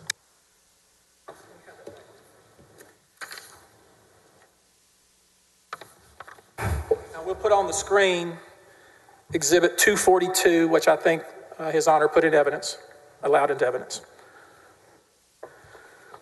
And let's just so we know what your underlings, Mr. Bircher was one of your subordinates, was he not? He was. And let's look at what he told Mr. Paul's lawyer in writing. I'm going to read it. You tell me if I get it right. Please see the attached RTI, which includes instructions on submitting your client's complaint. Feel free to contact me with any questions you may have. Again, no need to get a notary signature on it. That's what your people told Mr. Paul's lawyer. Isn't that true? That's what this email says, yes. And yet, there's been suggestion here that the complaint, Mr. Paul, a suggestion that he knew that was baloney, and that's why he didn't get it notarized. Did you know that was the suggestion being made? Did you know that was the suggestion being made? I've been under the rules, so I haven't heard anything. I figured that. But what we know specifically is exactly what Mr. Paul's lawyer was told is what he did. He did not get it notarized, did he? No, he did not.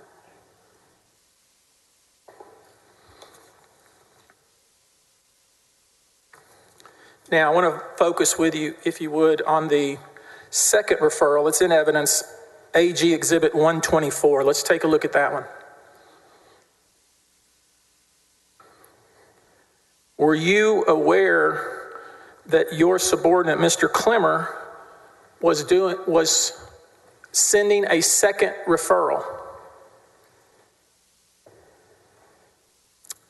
I don't know when I became aware of that. It very possibly was after this. I don't know. So it could be the case that when Mr. Clemmer sent a second referral directly to Mr. Kamek in Houston, you didn't have any idea about that at the time.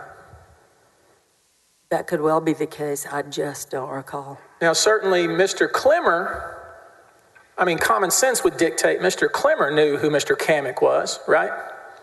I don't know what he addresses this to him. Right. He knew who Mr. Kamek was. Otherwise, why would he send him the letter in Houston, the referral in Houston, right? That's common sense, isn't it? It would appear. Yeah. Okay.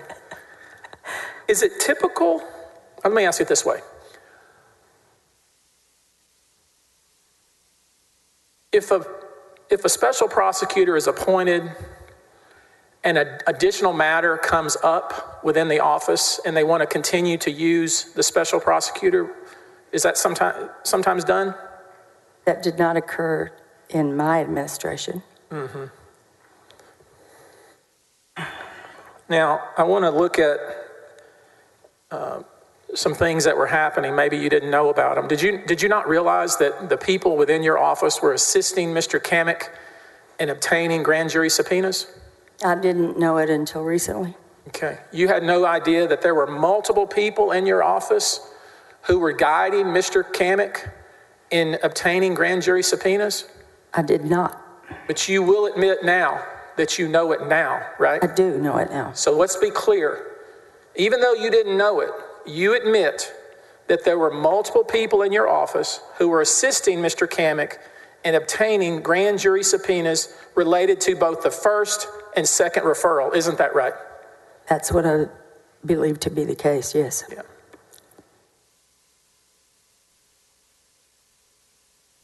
As an example, let me offer, hopefully without objection. I need to know if this is in evidence. House Managers Exhibit 186.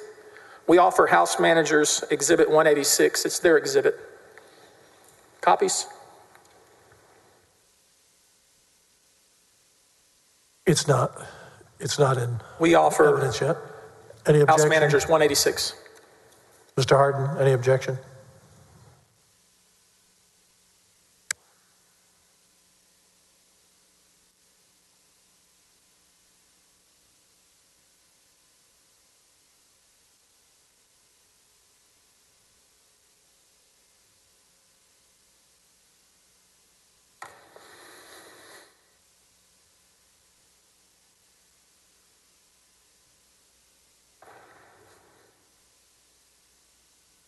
May I have just a second more, Your Honor? Yes, you may.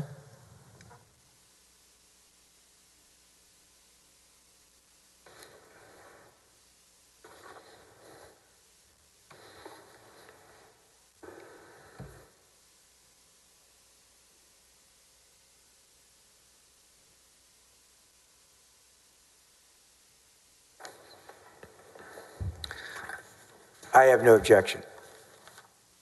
Admit 180, is it 186? Yes, 186 into evidence. Yes, Your Honor. And Eric, bring up House Managers Exhibit 186 that's now in evidence and go to the third page.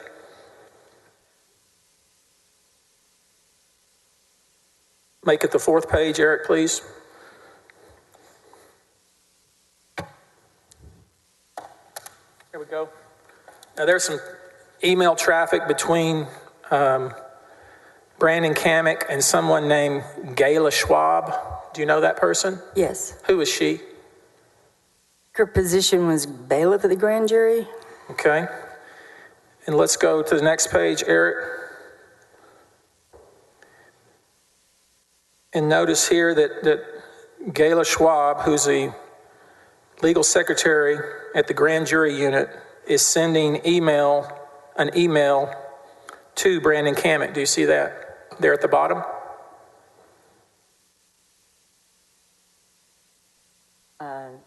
No, not on this page. I'm seeing the email from Bailey Molinar. Look at the email. It says, "Hi, Brandon. I was directed to forward your request to Don Clemmer, director of our Special Prosecution Division, to handle this matter." Do you see that? No, that's not the page that's on my screen. Okay, well, my eyes are terrible, so I can't see really your screen. Eric, third page, Exhibit 186, email at the bottom to Brandon Kamek from Gayla Schwab. There we go. Now, can you see the email where she is referring Mr. Kamek to one of your subordinates?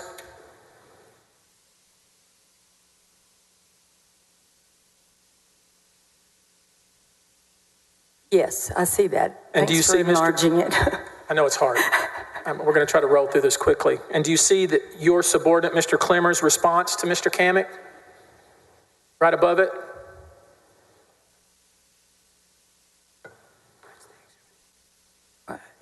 I've seen it, but this is illegible. Okay, about now? here we go. He says, let me know what type of case this investigation involves so I can get the right people to assist you. Thanks. That's what he says to Mr. Kamek, right? Yes. He says, Kamek, let me know what case this is so I can get the right folks to help you, right? What he says. Okay, and then... Your Honor, excuse me, Mr. Busby, can I ask if the witness would like a paper copy to have in front of her? If so, I'll be glad to give her one. Can you read this? I can when This they one? enlarge it. Yeah, Okay. you can read it. He's just trying to slow us down. All of us need it enlarged, so. Yep. And we'll enlarge every part very well. the best I can. I can't see it either, Ms. Moore. And do you see Mr. Kamek's response? Bring it up. It says, it's on September 23rd, 2020 at 4:25 p.m.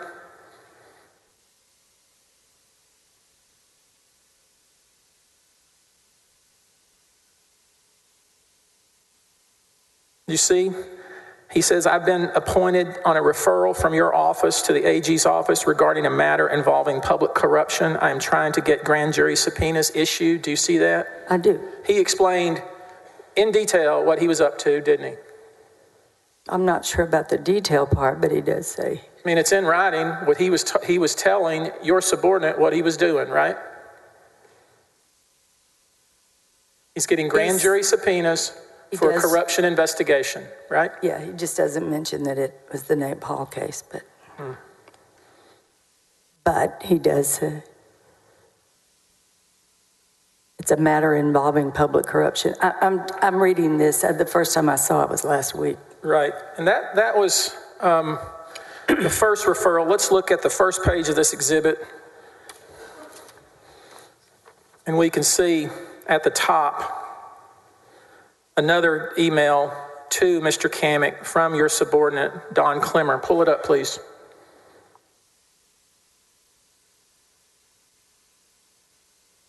And here's where your subordinate is sending a referral to Mr. Kamek. That is the second referral, isn't that right? Yes, September of 20. Okay, so if there's any suggestion by anybody that your people weren't helping this young man obtain grand jury subpoenas, that would be false. Isn't that right? They did help him. They even filled out the forms for him and sent it to him via DocuSign, didn't they? Yes. Let's let that sink in. They filled out the form, emailed it to him using DocuSign, and all he had to do was DocuSign the applications for the subpoenas. Isn't that right? That's my understanding. Who put the word special prosecutor on the DocuSign that was sent to this man? I do not know that.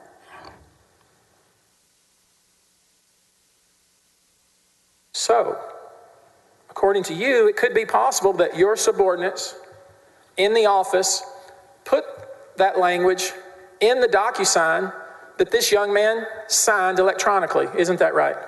Hi, Larry. Yes, but I noticed that he uses that term, special prosecutor for the OAG. Yeah. So I wouldn't be surprised if they used his language. I mean, they certainly didn't tell him, don't use that language, did they? No, I wouldn't think that a secretary to the... It was more than a secretary, ma'am. You know it was more than one person, don't you? There was... You know there Mr. Busby, do you want me to answer these truthfully, or do you want me to just... I prefer you not lie. Yes, of course, I'd prefer you not lie. I'd prefer you to follow your oath. Will you agree that there were multiple people involved in your office in assisting this young man and getting grand jury subpoenas issued? Oh, I don't know. I'm not. I would agree that multiple today or people anything, man. offered to assist him. I do not believe multiple people filled out the forms. All the time. I want to show you something that's in evidence, and you just tell me if it's true. Face, you know, then I get I'm going to get yelled at for this, but it's Exhibit 127, Exhibit 19, Eric. It's already in evidence. Turn into a stupid ass. You're going to catch a little bit of it. Whatever, you know. You can call it whatever you want, rage or hate speech or whatever you want to call it, Larry. I don't care. 127, Exhibit 19, Eric. There we go. Now, here's some language in this letter sent to Mr. Kamek shortly thereafter, and it says, it has come to our attention that you appeared before the Travis County Grand Jury. Can we agree that Brandon Kamick never appeared in front of any grand jury? Ever? I have with no relation idea. to this particular matter? Well, he wouldn't have appeared in person before a grand jury. I mean, all he did... All the grand jury proceedings at this time were, in fact, over Zoom. Anyway. He didn't even do a Zoom. All he did... I don't think he did. Yeah. I mean, it would not... It would be... May I finish? Yeah, I'm sorry. Go ahead. It would be unusual for anyone issuing a grand jury subpoena to actually appear in front of the physical grand jury. Right, because what we know happened was some of your folks in the office helped him fill out forms and he signed them electronically with DocuSign, right? That's what it appears to me happened. Now,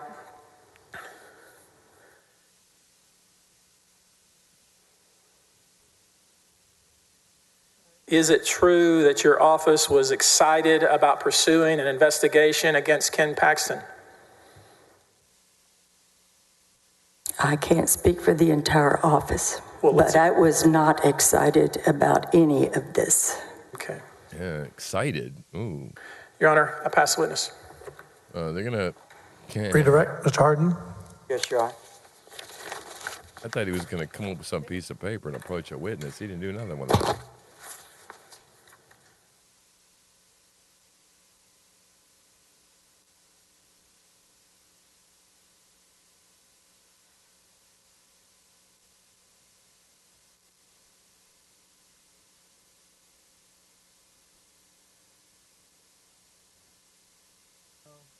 That might be it for today. I think that's probably going to be it for today.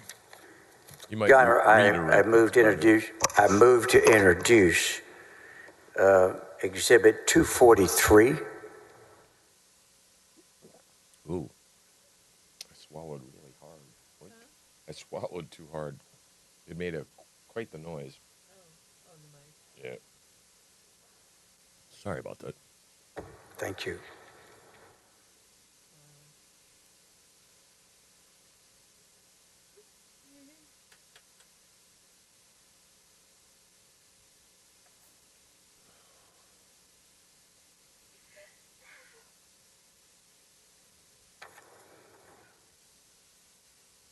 What happened? It got on my and I couldn't move it. It kept burning my hand. You okay? Any objection? This is, of course, beyond the scope of her direct, as you know, and so I object to it.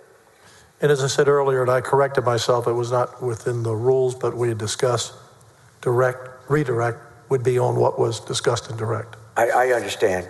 But part of this cross was challenging whether or not her office was involved and what her office's involvement with this and what they did. This is her answer to an Attorney General public relations statement that he made, which also sets out her position about this entire matter. And she sent it to him on October the 9th, long before any of this was looked at. Hold on 1 second, councilors.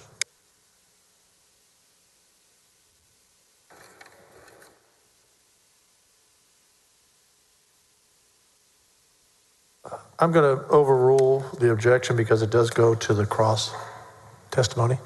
Thank you. Can you put it up, please? Now, I'm going to ask you to publish it by reading it. If you look up close to the microphone, I'd like for you to read to the jury what you told Mr. Paxton on October the 9th of 2020 through this letter. Well, it's addressed to Ken Paxton, Attorney General of Texas, the Office of the Attorney General, via email and by hand delivery. Dear Attorney General Paxton, on June 10th, 2020, my office sent to David Maxwell a letter referring a request to investigate, in parentheses, RTI, filed in our office by Nate Paul.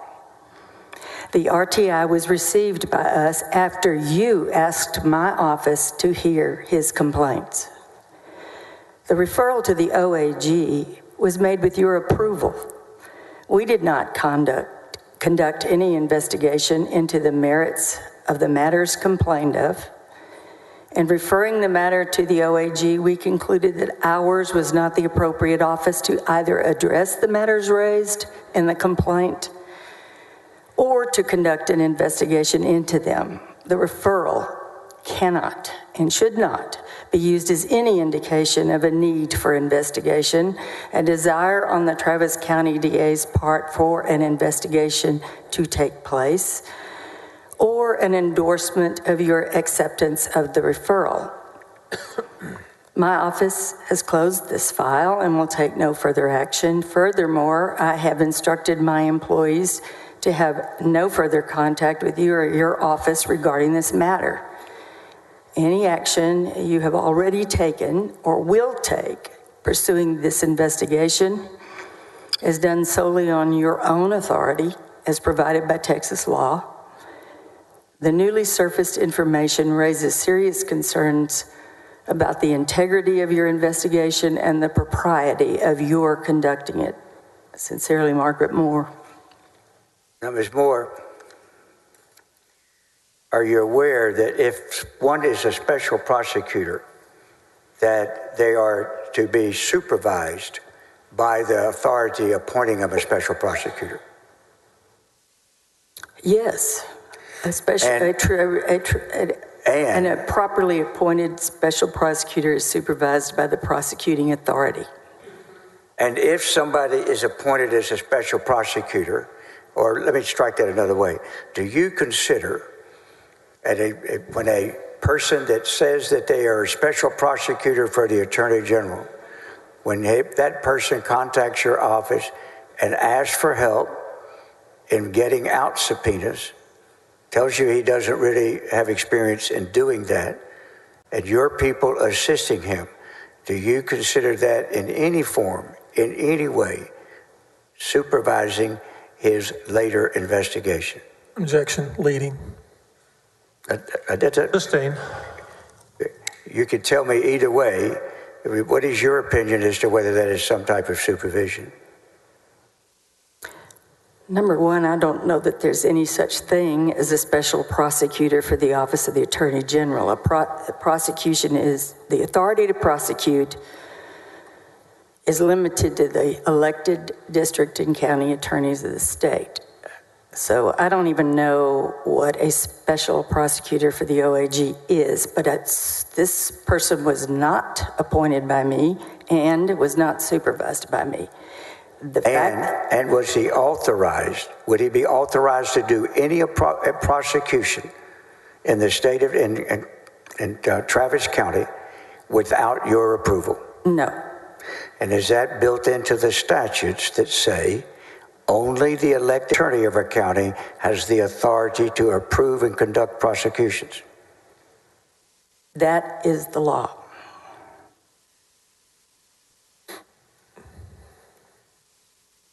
And I knew that. Finally,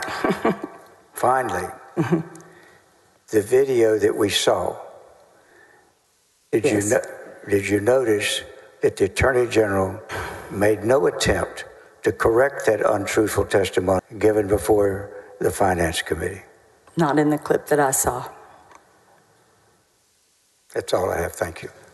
We need to admit Exhibit 243 into evidence, which I had not admitted into evidence yet. Thank you very much. Mr. Busby, recross. Yes, Your Honor. Let's look at, you said 247 is what it was, or 243? 243. 243. Yes, sir. Put on the screen, Eric. It's RAG 19, same exhibit. Ms. Moore, at the time you wrote this letter, you didn't even know about the second referral, did you? I easily could have. It's October 9, and the second referral was sent to Kamek on the 23rd. What happened in between is the motion to quash the subpoenas issued by Mr. Kamek were granted by, the motion was granted to quash those subpoenas. And when that happened, all of this was brought to my attention, so I could, by October 9th, have seen the second referral. Let's just make sure that we can agree on something. You didn't mention any second referral in this letter, did you? No, I didn't. No mention whatsoever of the second referral in this letter, is there? No. Okay. One thing you said in this letter, in the third paragraph, your office has closed this file, right? I do say that. So up and until that point, y'all had an open file on this referral, didn't you? I don't know that we did. I saw this. I don't have a full recollection of exactly what was going on at that moment, but I don't think we ever actually opened a file. So you just closed the already closed file? Is that what you're saying? Could have, yeah. So how many times do you have to close a file before it's closed? Well, Mr. Busby, I'm sorry, but this matter was dead on arrival, and it remained that way in my mind, and conviction non-responsive all along. Sustained. Now, one of the things that happened after all this came out of the newspaper, in addition to you sending this letter, you also told one of your subordinates to put everything that had happened in writing, didn't you? You want to be a little more specific? You remember Mindy Monford? Oh, yes. You encouraged Mindy Monford to do a full statement of what the office had done with regard to these referrals, right? I encouraged her to make a statement about what occurred, yes. And that statement is AG Exhibit 44, and we offer it, Your Honor. Can you give us a copy? Is it in evidence or not? It's in evidence, Your Honor. It's already in evidence. I'm sorry about that. Eric, please put Exhibit 44 on the screen. In response to your encouragement, one of your subordinates, Mindy Monford, did in fact put everything that had happened, at least from her point of view, in writing. Isn't that right? Yes. Let's look at what she put in writing. And she swore that this was true, did she not? Yes. The scope is being exceeded by this based on the court's rulings. No. I don't believe anything that this is relevant to I never mentioned Mindy Monford. I didn't discuss that at all. Your Honor, you let him put into evidence over my objection her letter about how things went down. And now to complete the record, I've put into evidence, it's already there, what her subordinate who was directly involved said went down. And it's perfectly within the line of the recross. He's perfectly entitled to call her as a witness, and we would welcome that. But I'm not objecting to the exhibit. But going into this subject is what I'm saying is contrary to the court's previous ruling. I think he gave the explanation why it's not contrary to the court's rule that we discussed, because it had been introduced, overruled. So let's look at the affidavit that was done. And just, Eric, so everybody knows, look at the last page of Exhibit 44. So we'll know when Ms. Monford swore that this was what actually happened under oath. Go to the last page. Can you confirm with me, Ms. Moore, that she did this in January of 2021? Yes. Okay, now Eric, go back to the second page of this exhibit. Last paragraph. Ms. Moore, I just want to make sure that I get this right. Don Clemmer and I discussed the meeting with Margaret Moore by phone. That's true, isn't it? The meeting with Nate. We're enlarging it. There we go. Is she referring to the meeting with... the lunch meeting with Nate Paul. Meeting. Okay, yes. Yep. She goes on to say at the beginning of the last sentence in that paragraph, the district attorney's office no longer has the resources to conduct broad-based investigations. Go to the next page, Eric. Pull it up so we can read it. This is what she said was the truth at the time.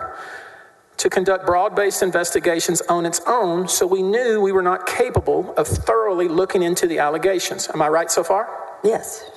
She said, when we receive complaints from individuals such as Mr. Paul's, it is our normal course of business to refer these cases to the Texas Department of Public Safety, the Office of the Attorney General, the FBI, or a local police department with jurisdiction to investigate. That's what she wrote, true?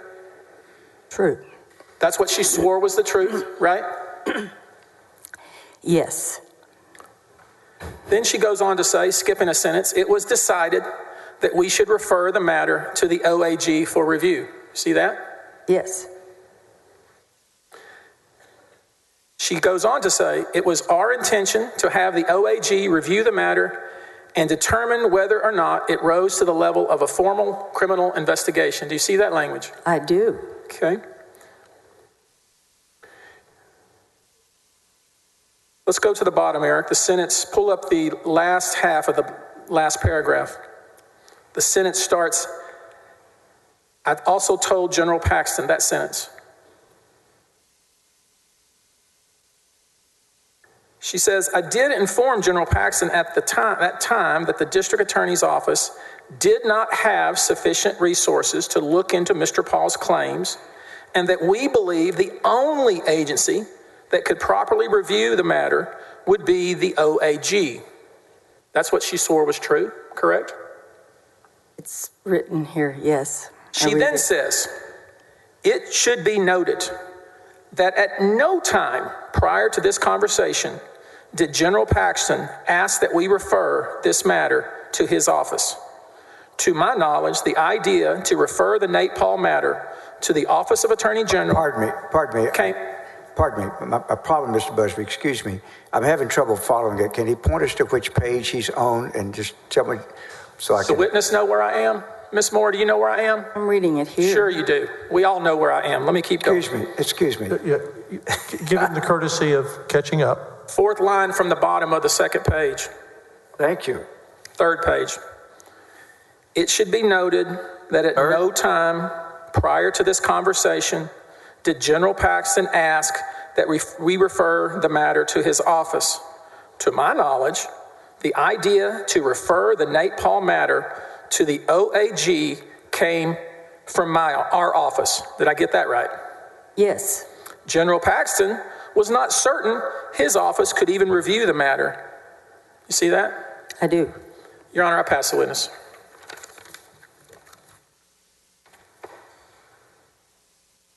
That we'll adjourn in a moment. I want to get you the time stamp here.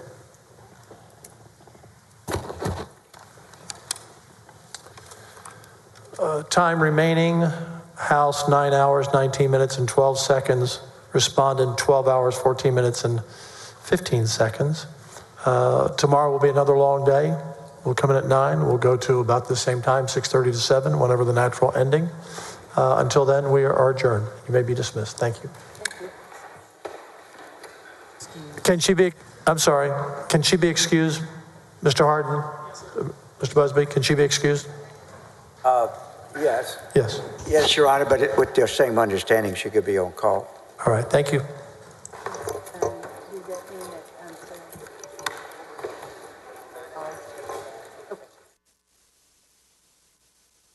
Okay, so the Senate, these proceedings have adjourned for the day. I have to say that I am really confused about this second referral and who did what and, this whole thing that we just heard, because they have made a big deal, this idea that Paxton asked the Travis County DA's office to refer that to the OAG. So that, to me, that's a discrepancy I would really like some clarification on. Understanding exactly how this all went down. I know, and I got confused at the end, especially when Busby read the letter saying that it all became confusing. And I'm hoping that they would clarify that, because that has been a topic through the whole trial, this second referral. And this testimony just left me more confused. Bernadine, I'm with you. At the end of this, I'm like, okay, I would like to ask a few questions too. Help me understand the second referral. Help me understand exactly what Ken Paxton did or did not do with regards to how these referrals are made. And I think that the prosecution on this particular point has not done a good job of illuminating some of these matters, some of these really important matters about how this came to be and how, now that doesn't negate the fact that all of Ken Paxton's top, lieutenants thought that this was without merit and didn't think it was worth pursuing. But the how it lands into these hands is still very confusing. And I hopefully, this Mindy Montford memo certainly did not kind of just muddied the waters more and made me have a whole lot more questions than I had before. That's when I got more confused. Now, I thought that Margaret Moore cleared it up when she said that she sent a letter saying that she would have nothing else to do with it. And then Busby brought this other letter up, and it leaves just totally confused. Yeah. And matter of fact, as we're going to go back to this dog whistling again, because he didn't even try to have her explain any more about what this letter is, and it's very interesting. It's, as you can tell, I'm totally confused. I thought that I was clear until this last part. Yeah, I'm in the same boat. Okay, well, Bernadine, it has been a very, very long day, and we're going to wrap it up because, frankly, I don't know about you, but I am really tired, and and it's going to be a really long day tomorrow. I think kind of based on what we're seeing, they're going to wrap testimony up probably Wednesday. I think so, too. And I'm kind of expecting we'll see Don Clemmer. Hey, Bernadine, I have a question. Do you have your the volume on your laptop on? Because I'm hearing feedback in my ear. Well, actually, Let's it see. went dead. Hold on. Let me make sure my phone is off. Huh? Do you hear it now? Is it feedback now? I don't know. Maybe they're not hearing it. I'm hearing it. I don't know. Okay. All day long we've been kind of enduring some technological issues. I think it's like the way of testing my patience, and I'm really working on it as I get older, trying to be more patient. Yeah, because anyway, my laptop is dead. Patrick said we have about 9 hours left for the House and about 12 hours left for Paxton's team, and of course, I kind of would expect we're going to hear from Clemmer. Are we going to hear from somebody with Paxton's security team? We still haven't heard anything on these house renovations. That's one of the articles of impeachment. So, you wonder, are we going to hear some of these additional things? But, time is running out, really running out. And so, we'll just have to see. But we will be back tomorrow. We will have Bernadine will be back tomorrow, and we'll have attorney Todd Shapiro, who is from Collin County. So he should know all these people pretty well. And presumably would be familiar with Ken Paxton since he's from Collin County. Anyway, we'll be back tomorrow, and thank you for watching. And thank you.